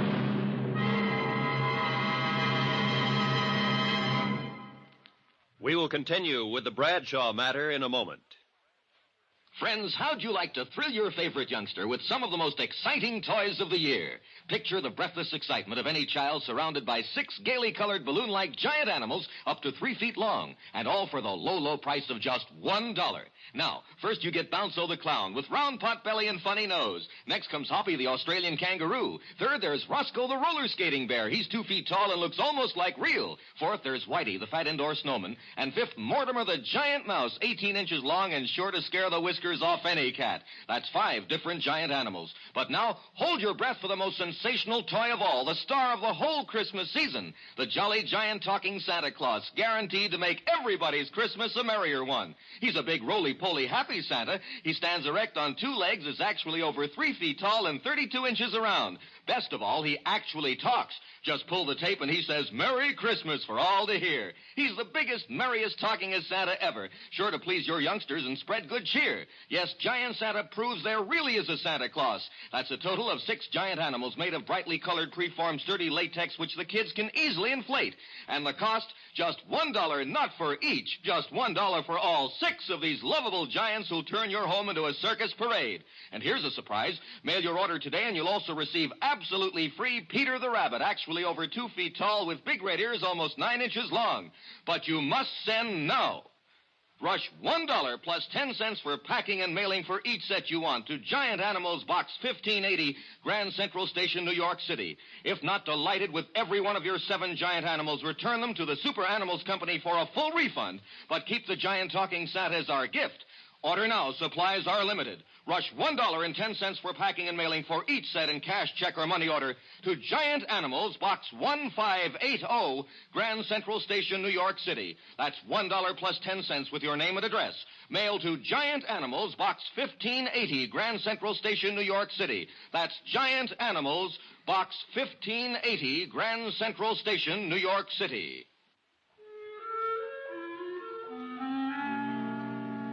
I waited for Amy Bradshaw in her dressing room at the theater. 15 minutes later, after the final curtain, she swept in. Oh, there you are, Mr. Dollar. I'd never seen her from closer than the 15th row before, and needless to say, Did you I see was the show? impressed. Ghastly But I didn't have a chance to say Didn't so. you think the second act I didn't have a sagged chance and to we say rushed anything. the third? Oh, well, that's the way it goes. If you'll just give me a minute to get some of this makeup off. Now? Now. Hi. Hi. I knew it was only a question of time until you ran down. Oh, I'm sorry. I guess I get a little overcharged out on the stage. Sure. Listen, it's nice meeting you, Mr. Dollar, and I know why you've come down here, but I think you're wasting your time. Oh? Yeah. This whole thing's really pretty silly, you know. I hope so, Miss Bradshaw. You mean Amy. Okay, Amy. Say, look, how about having a drink with me somewhere? We can talk about it. Well, I'd love to, but I'm afraid I have a date tonight. Could we make it tomorrow, maybe? Sure, okay, anytime. Excuse me. Come in. Oh, Mike. Oh, hello, Amy. I'm sorry, I didn't know you had company. That's all right. This is Johnny Dollar. Johnny, Mike Pomeroy, my agent. Mr. Pomeroy? How are you? What'd you think of it tonight, Mike? Well, they seem to like it okay. Oh. Tell you what, Amy, I'll see you tomorrow, eh? Tomorrow, Mike? I've got a few things I got to take care of tonight. Contracts to go over, things like that. Oh, of course. Well, glad to meet you, Dollar. Night, Amy. Is that offer of a drink still good, Johnny? Well, sure, but I thought you said you have... Oh, sure, let's go. Thanks for understanding. Anywhere in particular? There's a little place right down the street, small and quiet. Good. Oh. What's the matter? Would you mind if we crossed the stage and went out the other door? Oh, no. Why? I think someone's waiting for me outside this exit. Oh. Sort of a friend of mine, Porter Kane, but he can be a little wearing, and I'm rather tired. Sure. I could see him through the open door. A thin-faced, rather elegant-looking man in a black Homburg. We went out the other side and down the street to a bar a few doors away. Item 2 on expense account, $4, drinks. After the first one, Amy relaxed a little. I wanted to get her talking about herself, and it wasn't too tough to do. There's not really much to tell about me. I've been acting a long time. Sometimes it seems too long. I've come a long way. Some people would say up. I hope it is. You make it sound pretty simple, Amy. I guess we do what we have to. All of us. I had to act, so... So, just like that, huh? Just like that. You've always gotten everything you wanted, haven't you? I think so. Hasn't anyone ever gotten in your way? No, Johnny, that's never happened. If it did... It looks to me like somebody's standing in your way right now. What do you mean? That threatening letter you got the other day. I told you, the whole thing's silly. There's nothing to it. Now, that's what you told me, but I don't think you believe it. Okay. So maybe I have worried a little about it. I wouldn't have if it hadn't been for... Oh, it was probably only my imagination. What was, Amy? Well, last night after the show, I felt like walking a little. I went west on 44th Street to Times Square, and as usual, it was crowded. I stood on the curb waiting for the light to change, and suddenly I got shoved out into the street. Oh? Right out into the traffic. I jumped back just in time. You see who did it? How can you tell in a crowd like that? I know. It was probably only coincidence that it happened right after I got that note, but... Oh, Johnny, I still just can't believe anybody's really trying to do me harm, but... I guess what's been making me nervous during the performance is staring out at that blackness past the footlights, wondering if there's somebody out there who hates me. Uh-huh. I guess I can't stand being hated, Johnny. I've got to be loved. Look, Amy, did it ever occur to you this might not be a crank out in the audience, that it might be someone closer to you? What? Johnny, that's impossible. Isn't? I don't have many friends. They've mostly to do with the play, but those I have are good ones. Who else besides your agent, Pomeroy? How about the director? David Coleman. He's a very old friend and one of the best. How about the producer? Emery's the last person in the world who'd wish me harm. On a dollars and cents basis, if nothing else. He and Dora both. Dora? His wife. I like her very much. Does she like you? Why shouldn't she? What about this man you wanted to duck tonight, the one who was waiting outside the theater? Porter Kane? Oh, he's a sort of a fan, I guess. A little eccentric, maybe, but he's been very good to me. Johnny, really, it couldn't be any of them. Maybe, maybe not. Look, Amy, I was sent down here because Northwestern Indemnity holds a policy on you. I know. Now, who's the beneficiary? William York. Who's he? My husband. Oh, I didn't know you were married. We separated 6 months ago. What I wanted, he didn't. What he wanted, I didn't. It's as simple as that. Well, where is he now? Here in New York somewhere, I guess. I don't know. He's a writer, sort of. Johnny, I'm tired. Oh, yeah, sure you must be. I'm sorry I kept you so long. Oh, no, I didn't mean that. It's been nice. Very nice. It's funny. I seem to relax a little when I'm with you. We let that one lay and went outside. Item 3 on expense account, $2. Taxi to Amy's apartment. There was a car parked 2 doors down with a man just sitting in it. I saw Amy give it a quick look. Then as she said goodnight to me at the door, I noticed that she slipped the catch on it. I sauntered across the street and stepped into the shadows. A moment later, the door of the parked car opened and her agent, Mike Pomeroy, got out and went into the apartment house. Then I realized I wasn't the only one watching this. Half a block down the street, I could see a figure in a shadowy doorway. I ran toward him, but he took off around the corner. When I reached the corner, he was nowhere in sight. Amy might have been taking this thing only half seriously, but I was real serious about it now. She said she had some very nice friends. But I had a strong hunch that one of these very nice friends was out to kill her.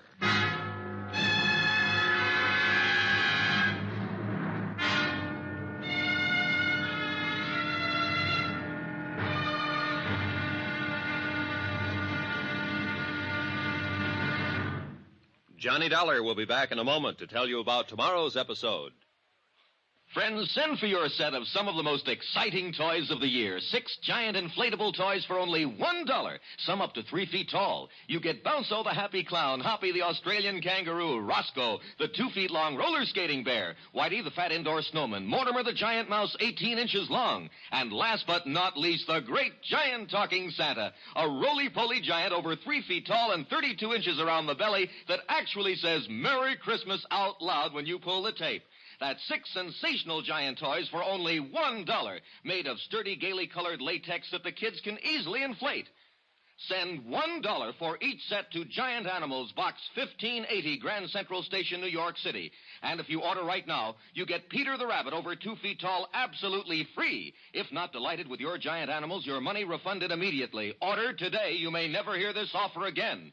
Rush $1 plus 10 cents for packing and mailing in cash, check, or money order to Giant Animals, Box 1580, Grand Central Station, New York City. That's $1 plus 10 cents for each set with your name and address to Giant Animals, Box 1580, Grand Central Station, New York City.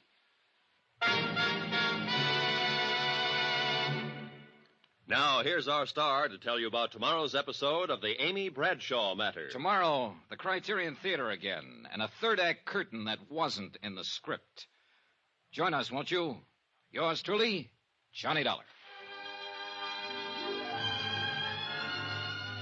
Yours truly, Johnny Dollar, starring Bob Bailey, is transcribed in Hollywood. Written by Robert Reif, it is produced and directed by Jack Johnstone.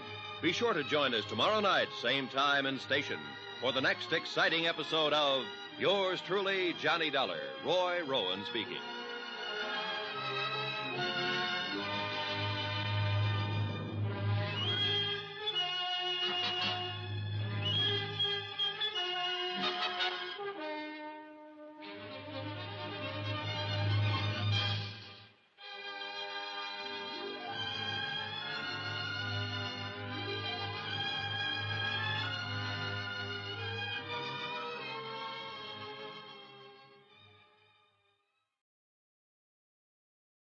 From Hollywood, it's time now for Johnny Dollar. Al Cintella down at precinct headquarters, Johnny. Oh, hi, Al. Sorry I missed your call a few minutes ago. What's on your mind? An actress named Amy Bradshaw. Amy, one of my favorites. Me too. But right now I seem to be looking for a guy who doesn't feel that way about her. Huh? Al, it looks like somebody's trying to kill Amy Bradshaw. Better come down here and tell me all about it.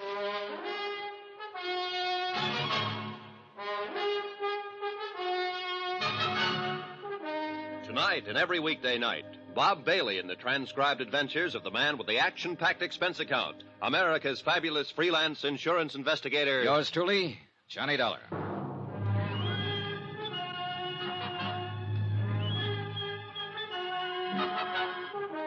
Expense account submitted by Special Investigator Johnny Dollar. Location, New York City. To the Northwestern Indemnity Alliance, Hartford, Connecticut. The following is an accounting of expenditures during my investigation of the Amy Bradshaw matter. The threat of an attempt on her well-insured life. Expense account item 5, $1.75. Cab from my hotel to precinct headquarters to talk to Detective Lieutenant Al Centella. Al looked about the same as the last time I'd seen him. Rugged, competent, maybe a few pounds heavier. Sit down, Johnny. Sit down. Thanks. Something about Amy Bradshaw, you said. Yeah. Didn't know you were a friend of hers. Northwestern Indemnity holds a $25,000 life insurance policy on her. Here, take a look at this note. Amy got it several days ago. You are evil. You will be punished by sudden death. Oh, come on now, Johnny. A couple of nights ago, after the show, somebody shoved Amy off the curb and out into the traffic over in Times Square. Well, the same thing happens to me almost every time I'm around Times Square. You know what I smell in all this? Oh, sure. You probably smell a publicity stunt. I sure do. You think I'd fall for a thing like that? You known Amy Bradshaw very long?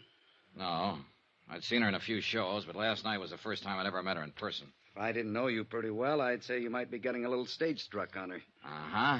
What about the man who trailed Amy to her apartment last night? Oh? Who? I don't know. I chased him, but he had too much of a lead on me. I still wouldn't go jumping to any conclusions. Who you got to work on, for instance?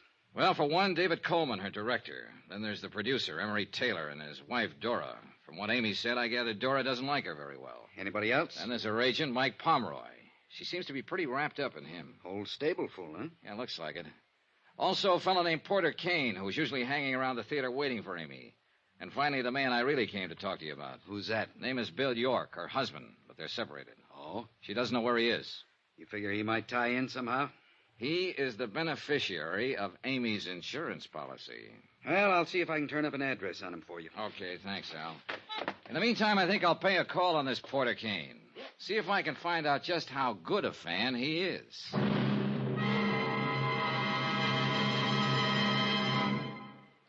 We will continue with the Bradshaw matter in a moment.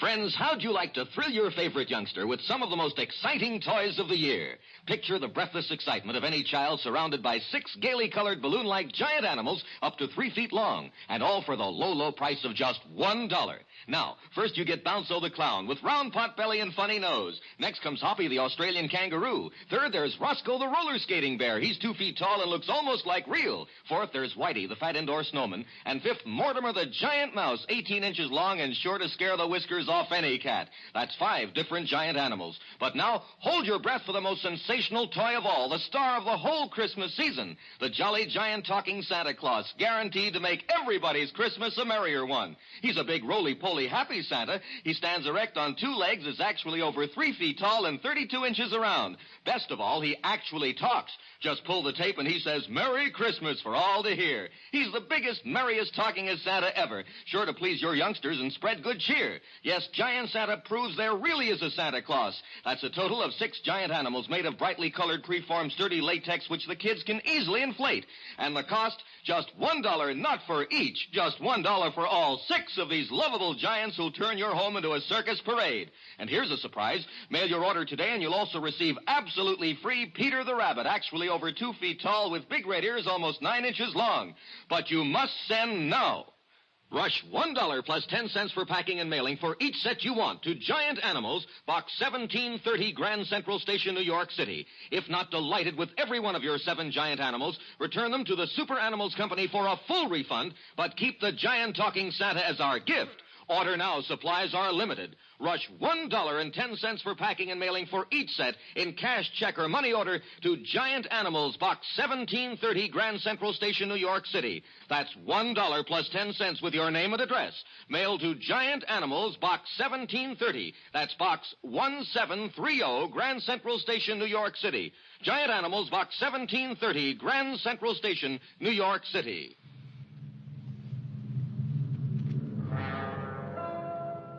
Expense account item 6, $225. Cab to the apartment of Porter Kane in the East 70s. It was an expensive-looking place. I got there about noon, but Porter Kane was just finishing breakfast, accompanied by Chopin. May I offer you a cup of coffee, Mr. Dollar? Oh, thanks. A blank, please. Yes. Now, you came to see me about Amy Bradshaw, I believe. That's right, Mr. Kane. I represent Northwestern Indemnity Alliance. They hold a policy on Miss Bradshaw. You perhaps want some sort of character reference on her? You, might put it that way. Well, in that case, you couldn't have come to one better qualified than I. You see, Amy is my career at present. Afraid I don't understand, Mr. Kane. Well, some years ago, I was relieved of the sordid but customarily necessary task of working for my bread and butter. The result is that I've been able to devote myself to a fascinating hobby. What kind of a hobby? I collect things. Oh? The objects of my interest vary, but they all have one thing in common. Oh? This signet ring I'm wearing, for instance. Yes, I noticed it. Very unusual. The crest is that of the Medici family, Renaissance Italy. The only ring of its kind in the world, so far as any of the authorities on that period are aware. That vase on the table, the painting on the wall, that sculpture. One of a kind, huh? Precisely. Which brings us quite logically to Amy, who is clearly one of a kind. So? So I plan to add Amy to my collection. Just like that, huh? I'm certain Amy will see it my way in time. And I have time. Now, if you'll excuse me, I must dress for the matinee. Will I see you again, Mr. Dollar? Yes. You probably will, Mr. Kane. I was glad to get out of the hothouse atmosphere of Kane's apartment. Real weird, this character. And I had a hunch I'd better keep an eye on him.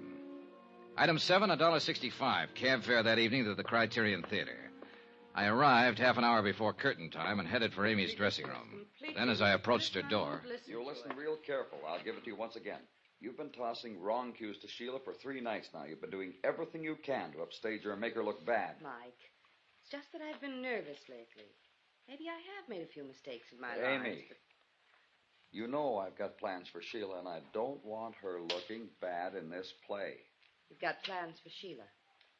What about us? Amy, we can talk about that some other time. But for now, I just want you to understand. You're to lay off Sheila. I mean it. Is that a threat, Mike? Take it any way you like. It sounded like Pomeroy was coming outside, so I ducked around behind a piece of scenery and waited a moment. Then I went back to Amy's door. Oh, Johnny. Hello, Amy. You look tired. I am. I just had a little go-around with Mike. Pomeroy? Uh-huh. I've been fluffing some of my lines lately. He seems to think I've been doing it deliberately to make Sheila Mitchell look bad. But he's wrong. Have you found out anything yet, Johnny? No, not much. I still can't believe there's anything to it. It's so silly to let it upset me. Silly even to give it a thought. Well, try not to, Amy. Let me worry about it. All right. Did I ever tell you it's nice having you around, Johnny? I left her dressing room and started for the alley door, but somebody stepped out in front of me. It was Mike Pomeroy. Hello, Dollar. Oh, hi, Pomeroy. I was just talking to Dave Coleman, the director. He told me he was the one who sent for you. He told me why.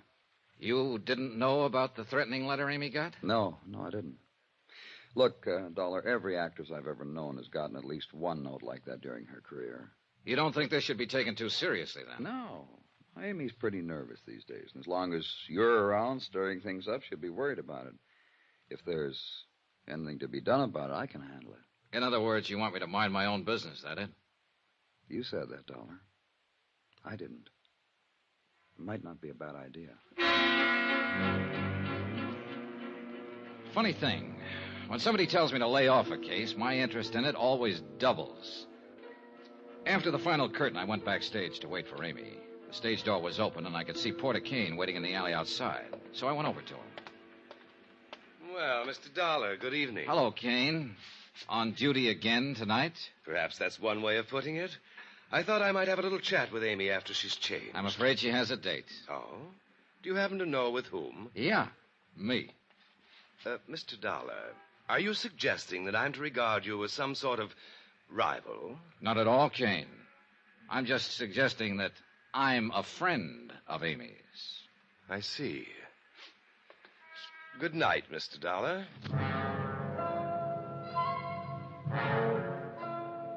After Kane left, I stood beside the stage door and tried to figure out some of the angles on this case. There were too many of them. By the time I went in, the theater was dark, except for a dim light bulb over the stage, and everyone had gone. Everybody, that is, except Amy. I ran into the darkened theater. She was standing horrified next to the stairway by the dressing rooms, her eyes fixed on something that lay on the floor. Johnny, I was on my way out to meet you. I heard a swish through the air. This heavy sandbag. It barely missed me. Oh, Johnny. Stay back against the wall, Amy. You'll be okay there. I climbed the long ladder up to the catwalk above the stage where they sometimes use the sandbags to balance hunks of scenery. It was dark up there. I started edging along the catwalk. Suddenly, my foot hit a loose board. I almost lost my balance. A loose board that could have been left for me. And it was a long, long drop down to the stage. Whoever had been up there knew the theater pretty well. Finally, I went back down to Amy. She was trembling. Johnny? It's okay, Amy. It's okay. Johnny? Maybe I didn't take it seriously before, but I do now. Somebody dropped that sandbag from up there deliberately. Somebody is trying to kill me, and I'm scared, Johnny. I'm scared.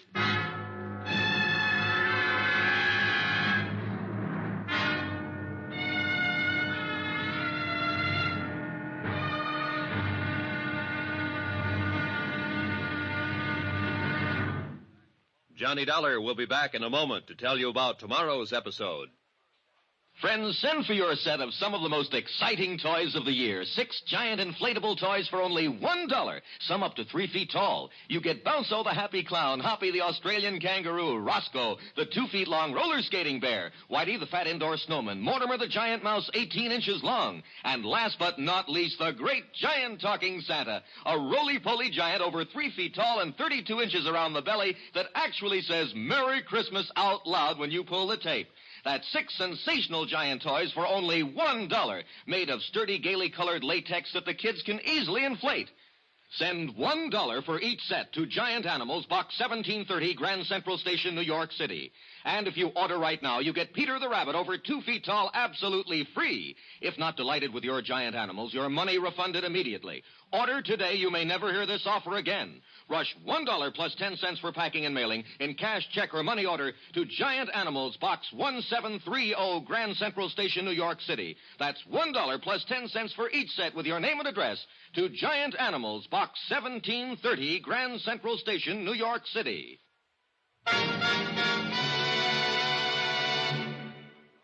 Now, here's our star to tell you about tomorrow's episode of the Amy Bradshaw Matter. Tomorrow, a man steps onto the stage from out of the past and into a role he doesn't want to play. Join us, won't you? Yours truly, Johnny Dollar.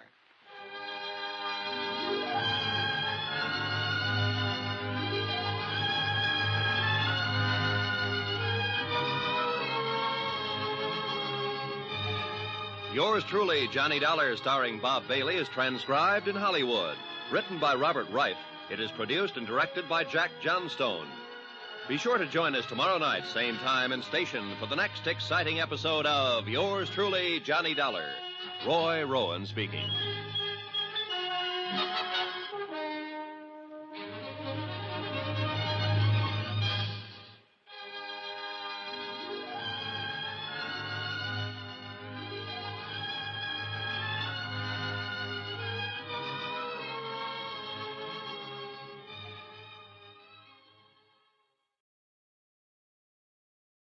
From Hollywood, it's time now for... Johnny Dollar. Alvin, tell it. Police headquarters, Johnny. Yeah. You hear what happened at the Criterion Theater after the show last night? I was off duty when you called, but Sergeant Rogers gave me a fill-in this morning. So somebody tried to drop a sandbag on Amy Bradshaw backstage. Yeah, a real near miss. You still think these attempts on her life are publicity stunts? No, looks like your hunch was right. I'll have a couple of my boys keep an eye on Amy. Thanks. Johnny, you wanted to know the whereabouts of this guy, Bill York, the husband Amy separated from. What have you got on him, Al? 768 West 4th Street, down in Greenwich Village. Thanks. I'll check it.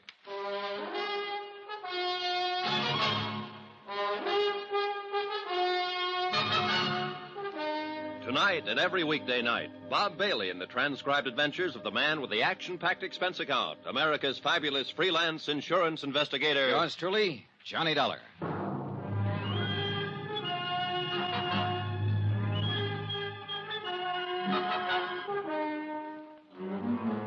New York City, expense account submitted by Special Investigator Johnny Dollar. To the Home Office, Northwestern Indemnity Alliance, Hartford, Connecticut. The following is an accounting of expenditures during my investigation of the Amy Bradshaw matter. Expense account item 8, $275. Taxi from my hotel to Greenwich Village to try and locate a writer named Bill York, who had separated from Amy 6 months ago. Amy was a good actress, but she couldn't hide the fact she was plenty scared by the attempts on her life in the last 3 days. My hunch was it was someone close to Amy, and Bill York was very much on my list. After all, he was the beneficiary on her life insurance policy. I hadn't been to this part of the village in 2 or 3 years, but from the looks of it, it hadn't changed a bit. Defiantly shabby and run down. A few beards here and there, a few gals with long, straight hair. Bookstores and bars, side by side. I checked at the address Al Centella had given me. It was a beat-up old rooming house. You come down here to interview the famous writer, something like that? Not exactly. Too bad. Here I thought you wanted to carry my message to America. No, I'm afraid that's a little out of my department, Mr. York. Amy did mention that you were a writer. I can tell you exactly what she said. She said, you know, Bill's a writer, sort of, right? Well, as a matter of fact. Amy always felt it necessary to apologize for me. That was one thing about our marriage that was always so charming. Well, look, I didn't come here to discuss your marriage, York. I don't know what you're so bitter about. It's none of my business. But... Why, Dollar, what do I have to be bitter about? Here I am, an artist, living an unfettered life of freedom in Greenwich Village. What more could I ask? I guess I haven't read any of your books. Don't worry about it. You're in good company. You and the publishers. Oh, that's too bad. Must make a little problem in the grocery department. Oh, that doesn't worry me. You see, one can always manage to live comfortably in hock. Oh? And if one is willing to hock his soul, of course the returns are much greater. I don't get you. That's not surprising, because nobody else but me would call it my soul. It's just the manuscript for an unpublished novel. 3 years of work and sweat and pain. But my clever pawnbroker, Mr. Pomeroy, has a fair idea what it means to me. Mike Pomeroy, Amy's agent? Charming chap. Quite shrewd. In other words, if you could raise some money, you could get this brainchild of yours out of hock from him. Tell me, how long's it been since you've seen Amy? Several months. Why? You haven't been uptown near her apartment the last few days, huh? No. You sure? Of course. Anything else? No. Not for now.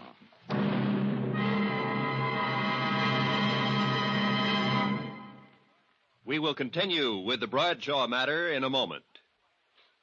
Friends, how'd you like to thrill your favorite youngster with some of the most exciting toys of the year? Picture the breathless excitement of any child surrounded by 6 gaily colored balloon-like giant animals up to 3 feet long, and all for the low, low price of just $1. Now, first you get Bounce-O the clown with round pot belly and funny nose. Next comes Hoppy the Australian kangaroo. Third, there's Roscoe the roller skating bear. He's 2 feet tall and looks almost like real. Fourth, there's Whitey the fat indoor snowman. And fifth, Mortimer the giant mouse, 18 inches long and sure to scare the whiskers off any cat. That's 5 different giant animals. But now, hold your breath for the most sensational toy of all, the star of the whole Christmas season, the jolly giant talking Santa Claus, guaranteed to make everybody's Christmas a merrier one. He's a big roly-poly happy Santa. He stands erect on 2 legs, is actually over 3 feet tall and 32 inches around. Best of all, he actually talks. Just pull the tape and he says, Merry Christmas for all to hear. He's the biggest, merriest, talkingest Santa ever, sure to please your youngsters and spread good cheer. Yes, Giant Santa proves there really is a Santa Claus. That's a total of 6 giant animals made of brightly colored preformed sturdy latex which the kids can easily inflate. And the cost, just $1, not for each, just $1 for all 6 of these lovable giants who'll turn your home into a circus parade. And here's a surprise. Mail your order today and you'll also receive absolutely free Peter the Rabbit, actually over 2 feet tall with big red ears almost 9 inches long. But you must send now.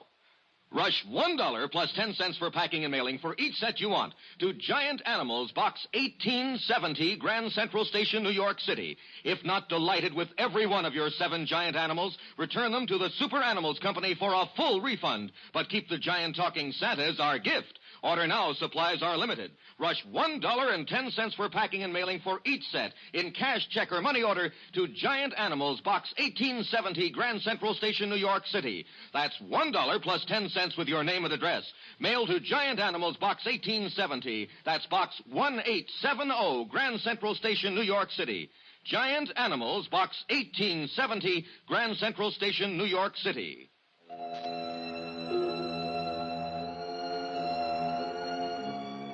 I was getting nowhere in my attempt to find out who was gunning for Amy Bradshaw, and I knew it. I called Mike Pomeroy, her agent, but he was out, so I took the next name on my list, the producer of Amy's play, Emery Taylor. Expense account item 9, $175, cab fare to Taylor's apartment in the mid-50s near the Museum of Modern Art. Taylor wasn't in, but his wife Dora was. She was sleek-looking and a little on the brittle side. She was sitting behind a small bar in the den, and she looked quite at home there. Drink? Thanks. Will your husband be back soon, Mrs. Taylor? Who knows? Here. Oh, thank you. What do you want to see him about? Amy Bradshaw. What about Amy Bradshaw? I wanted to ask him if he knew of anyone who might want to harm Amy for any reason. Oh, I could answer that better than Emery. There is someone? There certainly is. Who? Me. Why? Would you like it if your husband was knocking himself out for for a younger woman? Well, now, isn't that part of the business? Is it? That's not all. Amy's hurt plenty of people getting where she is. You think your husband's one of them? I hope not. Who has she hurt, Mrs. Taylor? Do you know Dave Coleman? Her director? He was very much in love with Amy a few months ago. Oh, I see. I don't like to see someone I like get the way he was. One night here, he had a couple too many. He said, if he couldn't have her... Oh. Funny. How quick he got over it, though. Never says anything about it anymore, huh? Not a word. What about Porter Kane? Oh, you've met him. Is he one of them that Amy's hurt?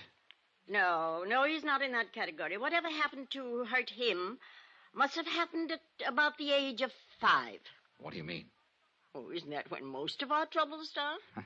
I wouldn't know. I once paid a psychiatrist $500 to tell me that's when mine started. Your troubles? Sure. Can't you tell, Mr. Dollard? I'm the mixed-up type. Aren't we all, Mrs. Taylor? I left her, still sitting behind the bar, and somehow I felt sorry for her. But she had given a new lead. David Coleman, Amy's director, who'd had it bad for Amy just a few months ago and had now completely recovered. Maybe. I made a mental note to have a little chat with Coleman that night. Then I put in another call to Mike Pomeroy. This time he was in, and I finally talked him into meeting me at a little bar on West 44th near the theater. But when I got there, I could see that he wasn't feeling very cooperative. Look, Dollar, I suggested once before, nice and polite, that maybe you should try minding your own business. I got the message, all right, Pomeroy, and now I've got one for you. I am minding my own business. This is what I was hired to do. The insurance company I represent holds a pretty hefty life insurance policy on Amy. And if she's in any danger, they want to know about it. But I told you before, I think this whole thing's pretty silly. I had a talk with Bill York, the writer, this morning. Even though he and Amy are separated, you know, he's still the beneficiary on her policy. So? So he says he's in hock to you. He's a bum. He wasn't doing Amy any good. She was worrying about him. When they split up, I told him as long as he stayed away from her, didn't try to see her, I'd keep him in groceries. I see. But naturally, I wanted some security. The manuscript of his book, for instance? Great unborn American novel. Well, apparently that manuscript means a lot to him. That's why I figured it'd be good security. What's the matter, Dollar? You look like you smelled something bad. Do I? What am I supposed to be? A philanthropist? Let me make one thing clear, Pomeroy. As far as the kind of loans you make, I agree with you. It's none of my business. But maybe I just got a sensitive nose. Yeah. Anyway, now I want my dough back. Is there anything wrong with that? Not a thing. I've got a play lined up I know will go over big. I want to produce it. York's tab has run up to several $1,000 now. I could use the money. I see. The stupid part of the whole deal is that York could pay me back within a couple of months if he wanted to. Oh. Sure. There's a lot of dough floating around to be made in television these days. But that prima donna thinks he's way above that sort of thing. This play you want to produce, Pomeroy, will it star Amy? No. Sheila Mitchell. Oh. Well, thanks for the information. Be seeing you. I doubt it. On my way over to the Criterion Theater, I thought about Pomeroy. A rugged customer. And I felt he was one more who wouldn't let anyone stand in the way of anything he wanted to do. After the show, I picked up Amy backstage and took her back to her apartment. She looked very tired and didn't say much. We said goodnight at the front entrance, and I started walking along the sidewalk. Then I spotted somebody in the shadows across the street again, watching. I could tell from his hat and coat he was the same one who'd been there the night before last. I kept on walking until I reached the corner, then circled halfway around the block to an alley and edged up on him from behind. He didn't see me until I dove at him. Well, Bill York. So, what are you doing here? So you haven't been near Amy for a long time, huh? Except tonight and the night before last, watching her apartment? Darling. Come on, York, start talking. And it better be good.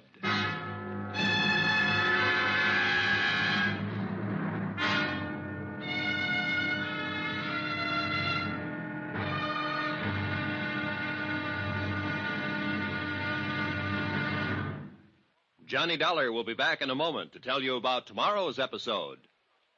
Friends, send for your set of some of the most exciting toys of the year. 6 giant inflatable toys for only $1, some up to 3 feet tall. You get Bounso the Happy Clown, Hoppy the Australian Kangaroo, Roscoe the 2 feet long roller skating bear, Whitey the fat indoor snowman, Mortimer the giant mouse 18 inches long, and last but not least, the great giant talking Santa, a roly-poly giant over 3 feet tall and 32 inches around the belly that actually says Merry Christmas out loud when you pull the tape. That's 6 sensational giant toys for only $1, made of sturdy, gaily colored latex that the kids can easily inflate. Send $1 for each set to Giant Animals, Box 1870, Grand Central Station, New York City. And if you order right now, you get Peter the Rabbit over 2 feet tall absolutely free. If not delighted with your giant animals, your money refunded immediately. Order today. You may never hear this offer again. Rush $1 plus 10 cents for packing and mailing in cash, check, or money order to Giant Animals Box 1870, Grand Central Station, New York City. That's $1 plus 10 cents for each set with your name and address to Giant Animals Box 1870, Grand Central Station, New York City. Now, here's our star to tell you about tomorrow's episode of the Amy Bradshaw Matter. Tomorrow, I find I have even more of a reason for keeping Amy alive than I'd realized. Join us, won't you? Yours truly, Johnny Dollar.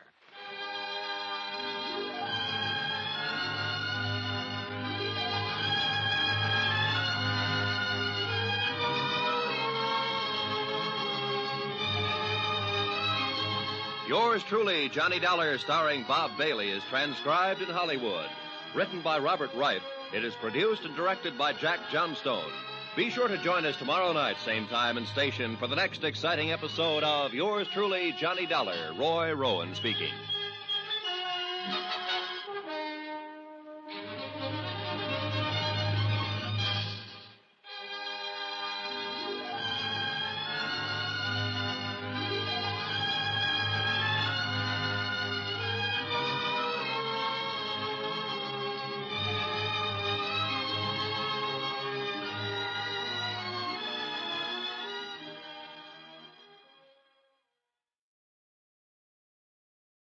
From Hollywood, it's time now for...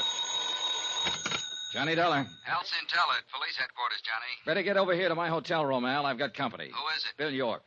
Amy Bradshaw's ex-husband? Right. I caught him watching her apartment half an hour ago, and he's the one who was watching it the other night.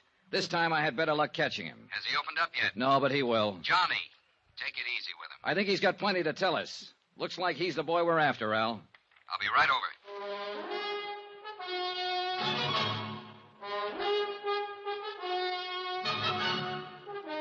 Tonight and every weekday night, Bob Bailey in the transcribed adventures of the man with the action-packed expense account, America's fabulous freelance insurance investigator. Yours truly, Johnny Dollar.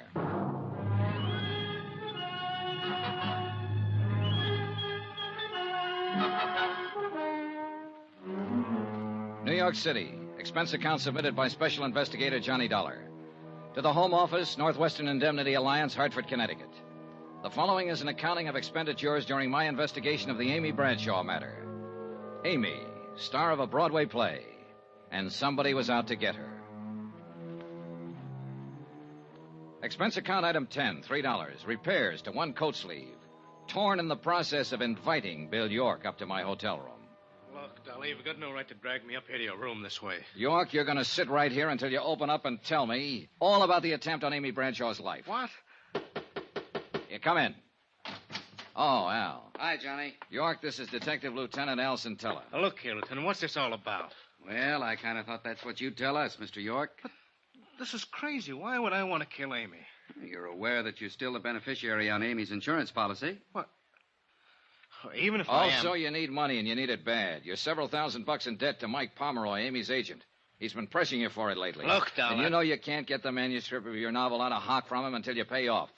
You've got 2 strikes against you, York. Motive and opportunity. Opportunity?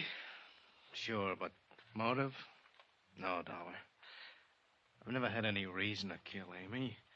It's true she and I couldn't make it together, but I guess that was more my fault than hers. Go on. You see, Amy's never let anything stand in the way of what she wanted. What she wanted, I didn't. I guess we just lived in 2 different worlds. What do you mean? She's always been a success, and I've always been a failure. You still haven't explained why you lied to me, York. Lied? When I talked to you this morning, you told me you hadn't been near Amy for a long time. But when I caught up with you in front of her apartment tonight, I realized you were the same one who was watching it night before last. How about that, York? You fellas don't believe me much. What do you mean? Sure, once in a while I go stand outside her apartment house, look up at the light on the window, maybe think a little about how things might have been. That's all. Maybe you better come downtown with me, York. We'll check your story further. If you're clean, you got nothing to worry about. All right, Lieutenant. Sergeant, take Mr. York down to the car and wait for me there. Johnny? Who else have you talked to? Oh, everybody close to her. But the one who interests me most is her agent, Mike Pomeroy. He can be a pretty rough customer when he wants to. And he thinks Amy's standing in the way of a career for an actress he's currently interested in. Let's talk about somebody else for a moment. Who? You, Johnny. I think you're getting a little bit out of line. What do you mean? Down at police headquarters, we got a little black book. It tells us what to do and what not to do. It doesn't say anything about insurance investigators dragging possible suspects to their hotel room to question them. Listen, Al, when I'm assigned to a case, I usually try to break it any way I can. I know. It's just that I think you're taking this case pretty big. Meaning? Yesterday I told you that if I didn't know you better, I'd think you were falling for Amy a little yourself. Think it over, Johnny.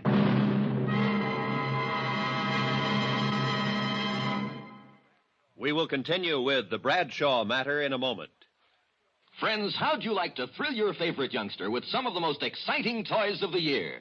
Picture the breathless excitement of any child surrounded by 6 gaily colored balloon-like giant animals up to 3 feet long, and all for the low, low price of just $1. Now, first you get Bounco the clown with round pot belly and funny nose. Next comes Hoppy the Australian kangaroo. Third, there's Roscoe the roller skating bear. He's 2 feet tall and looks almost like real. Fourth, there's Whitey the fat indoor snowman. And fifth, Mortimer the giant mouse, 18 inches long and sure to scare the whiskers off any cat. That's 5 different giant animals. But now, hold your breath for the most sensational toy of all, the star of the whole Christmas season, the jolly giant talking Santa Claus, guaranteed to make everybody's Christmas a merrier one. He's a big roly-poly happy Santa. He stands erect on 2 legs, is actually over 3 feet tall and 32 inches around. Best of all, he actually talks. Just pull the tape and he says, Merry Christmas for all to hear. He's the biggest, merriest, talkingest Santa ever. Sure to please your youngsters and spread good cheer. Yes, Giant Santa proves there really is a Santa Claus. That's a total of 6 giant animals made of brightly colored, preformed, sturdy latex, which the kids can easily inflate.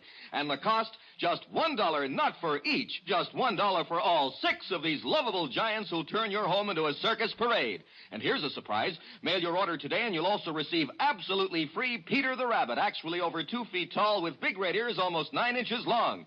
But you must send now. Rush $1 plus 10 cents for packing and mailing for each set you want to Giant Animals, Box 1907, Grand Central Station, New York City. If not delighted with every one of your 7 giant animals, return them to the Super Animals Company for a full refund, but keep the giant talking Santa as our gift. Order now. Supplies are limited. Rush $1.10 for packing and mailing for each set in cash, check, or money order to Giant Animals, Box 1907, Grand Central Station, New York City. That's $1 plus 10 cents with your name and address. Mail to Giant Animals, Box 1907. That's Box 1907, Grand Central Station, New York City. Giant Animals, Box 1907, Grand Central Station, New York City.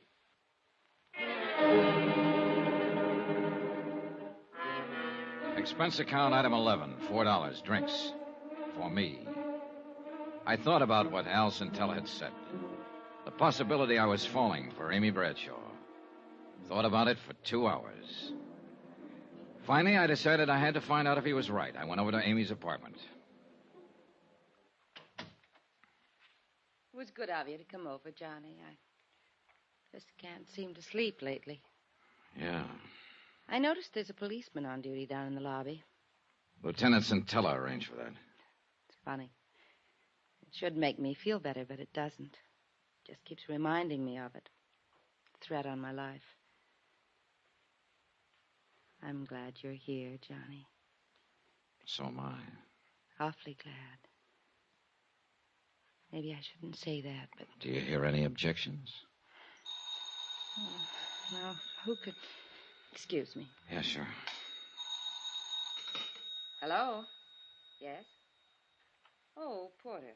What? No, I'm sorry. No, really, Porter, it's out of the question. No, Good night, Porter. Kane, huh? Yes, I suppose he means well. But he can be rather annoying. Do you have a cigarette, Johnny? Here. Thanks.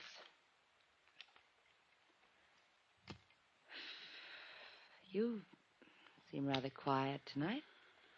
Oh, just thinking, I guess. It's funny. A meeting like this. Yeah. Just a few days ago, I didn't know you at all.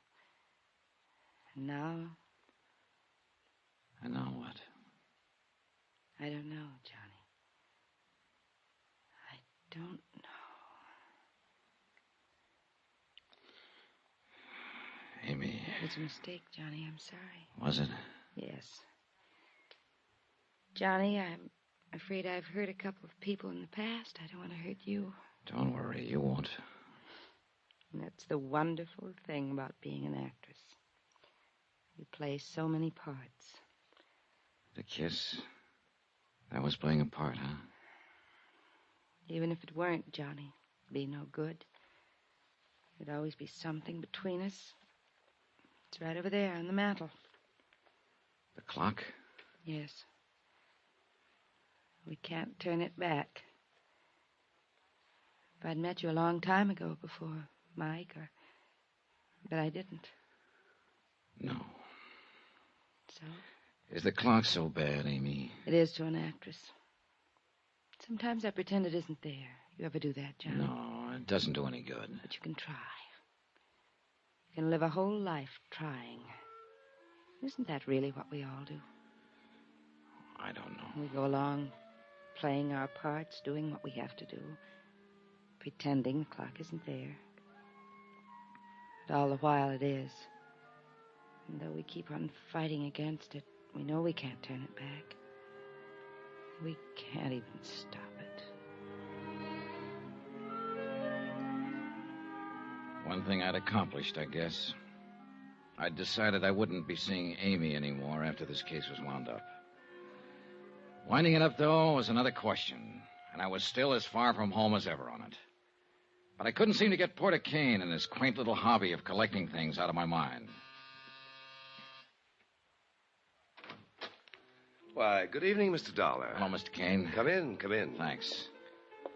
I know it's late. I'm sorry. Not at all. As a matter of fact, I was hoping I'd see you again. I don't want to keep you. I see your hat and coat. No, I'm not going out. I've just come in. Oh. You said you were hoping you'd see me again? Yes, I enjoyed our other little chat very much. I suppose you came to talk some more about Amy Bradshaw. Matter of fact, Mr. Kane, I came to talk about you. Splendid. And about your hobby. Collecting. A fascinating hobby, Mr. Dollar. You take it pretty seriously, don't you? I've devoted most of my life to it. And I may say that I've succeeded rather brilliantly with it. Each item in my collection is incomparable, without equal. Yeah, one of a kind. And that, of course, is precisely why Amy is necessary to complete the collection. The crowning and final edition. Final? Yes. For your information, Mr. Dollar, when I've acquired Amy, I intend to cease my hobby. Oh. She will complete my collection. Without her, though, it is still incomplete. Mind if I ask you a couple of questions, Mr. Kane? Not at all. You seem to have been pretty successful with your collection. Have you ever run up against an item you wanted but couldn't get? Of course not. That just doesn't happen. Has it ever happened? I can't remember that it ever... Yes. Yes, it did happen once. When? When I was 9 years old. A playmate of mine had a lollipop that I admired greatly. He wouldn't give it to me, and he wouldn't sell it to me. What did you do? I did the only logical thing there was to do. I smashed the lollipop, Mr. Dollar.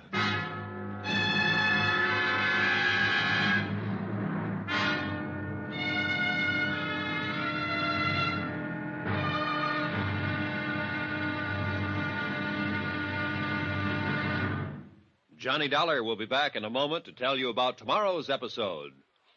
Friends, send for your set of some of the most exciting toys of the year. 6 giant inflatable toys for only $1. Some up to 3 feet tall. You get Bounco the Happy Clown, Hoppy the Australian Kangaroo, Roscoe the 2 feet long roller skating bear, Whitey the fat indoor snowman, Mortimer the giant mouse 18 inches long, and last but not least, the great giant talking Santa, a roly-poly giant over 3 feet tall and 32 inches around the belly that actually says Merry Christmas out loud when you pull the tape. That's 6 sensational giant toys for only $1, made of sturdy, gaily colored latex that the kids can easily inflate. Send $1 for each set to Giant Animals, Box 1907, Grand Central Station, New York City. And if you order right now, you get Peter the Rabbit over 2 feet tall absolutely free. If not delighted with your giant animals, your money refunded immediately. Order today. You may never hear this offer again. Rush $1 plus 10 cents for packing and mailing in cash, check, or money order to Giant Animals, Box 1907, Grand Central Station, New York City. That's $1 plus 10 cents for each set with your name and address to Giant Animals, Box 1907, Grand Central Station, New York City. Now, here's our star to tell you about tomorrow's episode of the Amy Bradshaw Matter. Tomorrow, well, it's the wind-up, and a pretty rough one. Join us, won't you? Yours truly, Johnny Dollar. Yours truly, Johnny Dollar, starring Bob Bailey, is transcribed in Hollywood. Written by Robert Reif, it is produced and directed by Jack Johnstone. Be sure to join us tomorrow night, same time and station, for the next exciting episode of Yours truly, Johnny Dollar. Roy Rowan speaking.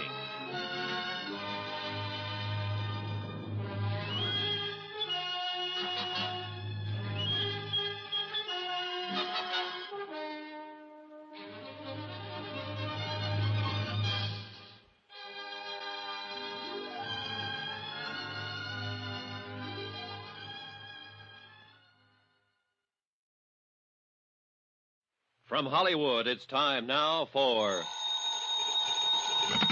Johnny Dollar. It's Amy Bradshaw, Johnny. Amy, it's 1 a.m. Anything the matter? Yes, can you come over right away? Sure. Your apartment? No, I'm in my dressing room at the Criterion Theater. At 1 o'clock in the... Amy, there's a policeman assigned to you. Is he with you? No, I went out the back way. I came over here alone. But why? He's supposed to be protecting you. Johnny, I can't explain now, but I think I finally know who's been trying to kill me. I want to talk to you right away over here. Hurry. Please hurry.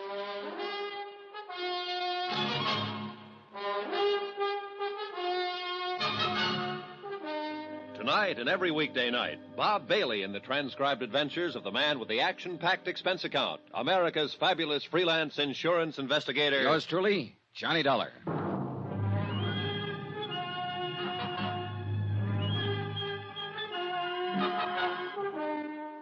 New York City, expense account submitted by Special Investigator Johnny Dollar. To the Home Office, Northwestern Indemnity Alliance, Hartford, Connecticut. The following is an accounting of expenditures during my investigation of the Amy Bradshaw matter. Expense account item 12, $5. Taxi from my hotel to the Criterion Theater on West 44th. $2 for the fare, $3 for getting me there in 5 minutes. Amy had sounded plenty scared over the phone. The cab skidded to a stop in front. I caught a glimpse of somebody at the other corner of the theater. It looked like Porter Kane. I couldn't be sure, and I didn't have time to find out right now. Backstage, it was quite dark, and I had to feel my way through some... The shot came from the direction of Amy's dressing room. Mike Pomeroy, her agent, was lying on the floor, dead. There was a gun on the floor, too, just inside the door. Johnny! Oh, Johnny! What happened, Amy? Amy, stop it! Tell me what happened. The door. Door? The shot, it came from the door. I ran outside the dressing room, across the stage, into the alley. No one in sight. Back inside, I found a light switch. So I phoned Al Centella at police headquarters, told him what had happened. Amy was quieter now. Johnny. Amy, look. I know it's tough for you to talk right now, but you've got to try and tell me. I know. A little after midnight, Mike called me at my apartment. He said he wanted to talk to me about something important. His office is nearby, and he asked me to meet him here in my dressing room. So I came over right away. Go on. Mike and I started talking. Suddenly I saw the door opening a crack.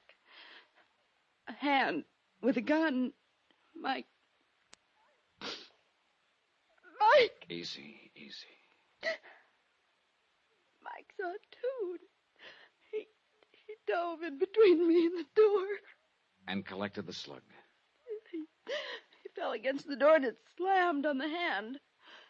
The gun dropped. And the next thing I remember, you were in the room. You didn't see who was holding the gun? No, just the hand. Amy. And there was something on one of the fingers that I recognized. A large signet ring? Yes. Yeah. It belonged to the guy out on the sidewalk. Porter Kane.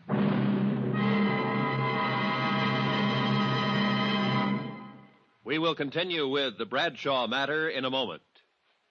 Friends, how'd you like to thrill your favorite youngster with some of the most exciting toys of the year? Picture the breathless excitement of any child surrounded by 6 gaily colored balloon-like giant animals up to 3 feet long, and all for the low, low price of just $1. Now, first you get Bounzo the Clown with round pot belly and funny nose. Next comes Hoppy the Australian kangaroo. Third, there's Roscoe the roller skating bear. He's 2 feet tall and looks almost like real. Fourth, there's Whitey the fat indoor snowman. And fifth, Mortimer the giant mouse, 18 inches long and sure to scare the whiskers off any cat. That's 5 different giant animals. But now, hold your breath for the most sensational toy of all, the star of the whole Christmas season, the jolly giant talking Santa Claus, guaranteed to make everybody's Christmas a merrier one. He's a big roly-poly happy Santa. He stands erect on 2 legs, is actually over 3 feet tall and 32 inches around. Best of all, he actually talks. Just pull the tape and he says, Merry Christmas for all to hear. He's the biggest, merriest talkingest Santa ever, sure to please your youngsters and spread good cheer. Yes, Giant Santa proves there really is a Santa Claus. That's a total of 6 giant animals made of brightly colored, preformed, sturdy latex, which the kids can easily inflate. And the cost, just $1, not for each, just $1 for all 6 of these lovable giants who'll turn your home into a circus parade. And here's a surprise. Mail your order today and you'll also receive absolutely free Peter the Rabbit, actually over 2 feet tall with big red ears almost 9 inches long. But you must send now. Rush $1 plus 10 cents for packing and mailing for each set you want to Giant Animals, Box 1918, Grand Central Station, New York City. If not delighted with every one of your 7 giant animals, return them to the Super Animals Company for a full refund. But keep the giant talking Santa as our gift. Order now. Supplies are limited. Rush $1.10 for packing and mailing for each set in cash, check, or money order to Giant Animals, Box 1918, Grand Central Station, New York City. That's $1 plus 10 cents with your name and address. Mail to Giant Animals, Box 1918. That's Box 1918, Grand Central Station, New York City. Giant Animals, Box 1918, Box 1918, Grand Central Station, New York City. Lieutenant Scintilla arrived at Amy's dressing room, and Amy repeated her story to him. He sent a couple of his boys out to pick up Porter Kane. Al and Amy and I went down to headquarters. We left her in one room while we went into another to question Kane, who had been picked up at his apartment. See here, Lieutenant, I don't know what this is all about, but I certainly object to being routed out Just hold it, Kane. You know why you're down here. I certainly do not. You don't know that Mike Pomeroy's dead, eh? Amy's agent? Really? Really? Well, I never did like that chap. Quite an insensitive person. Well, he's real insensitive now, Kane. He's dead. How did it happen? Mike was shot by mistake. The real target was Amy. Good heavens, no. When's the last time you saw Amy? The night before last. I spoke to her briefly after the show. You haven't talked to her on the telephone? No. You're lying. Now, see here, you phoned her Dollar. at her apartment about 11 p.m. I was there. All right. I did telephone her. I suggested she meet me somewhere. I told her I'd wait for her outside her apartment. Go on. I saw her come out later by the alley, so I followed her to the theater, thinking she meant for us to talk there. But then I heard a shot. So you admit being in the vicinity? Well, yes, but I definitely did not go into the theater. Didn't you? Kane, Amy got a look at the hand holding the gun. There was a ring on one of the fingers. Ring? Your ring. She's completely mistaken. That's a very distinctive ring. It's not one that anybody be mistaken about. See here, Lieutenant, all of this wild supposition is based on the assumption that I had a motive for wanting to kill Amy. You told me what your motive was when I talked to you last evening in your apartment. What do you mean? I asked you what you'd do if you wanted something for your collection and couldn't get it. You told me a story about what happened when you were just a kid 9 years old. But I say Another that... kid had a lollipop you wanted. He wouldn't give it to you, so you smashed it. And that's what you were trying to do tonight in Amy's dressing room. You couldn't have her, so you tried to smash her.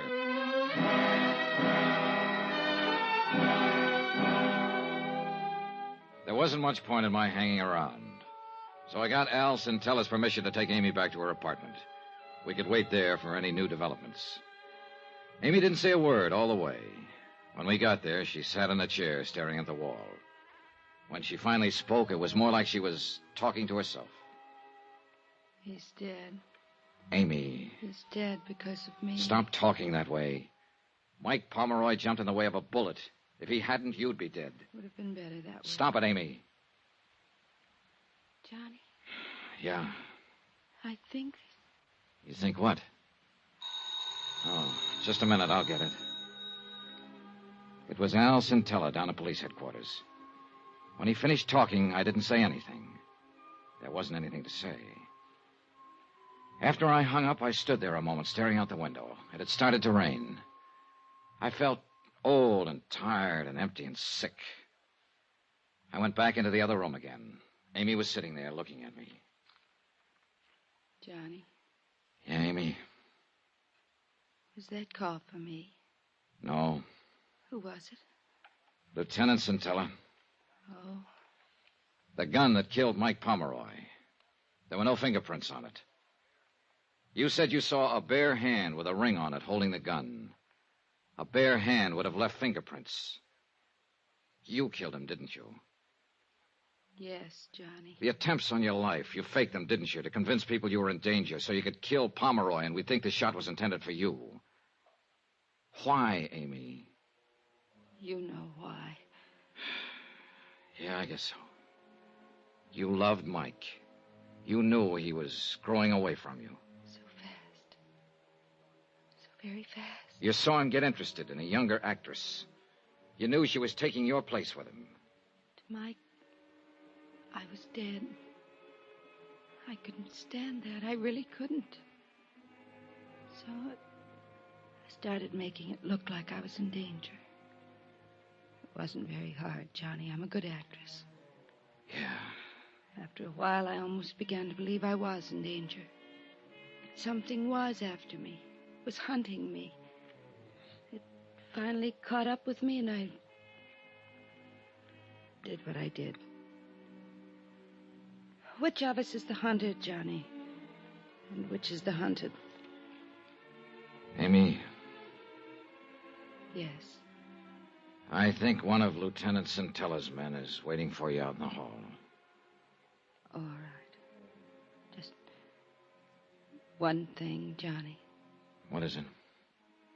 I'll need something now. Something. Don't forget me, Johnny. Give me that. That you can count on, Amy.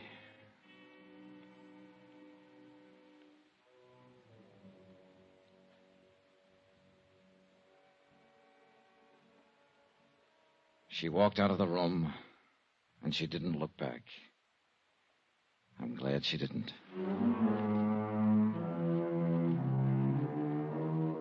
Expense account item 13, $16.50. Transportation and incidentals from New York back to Hartford.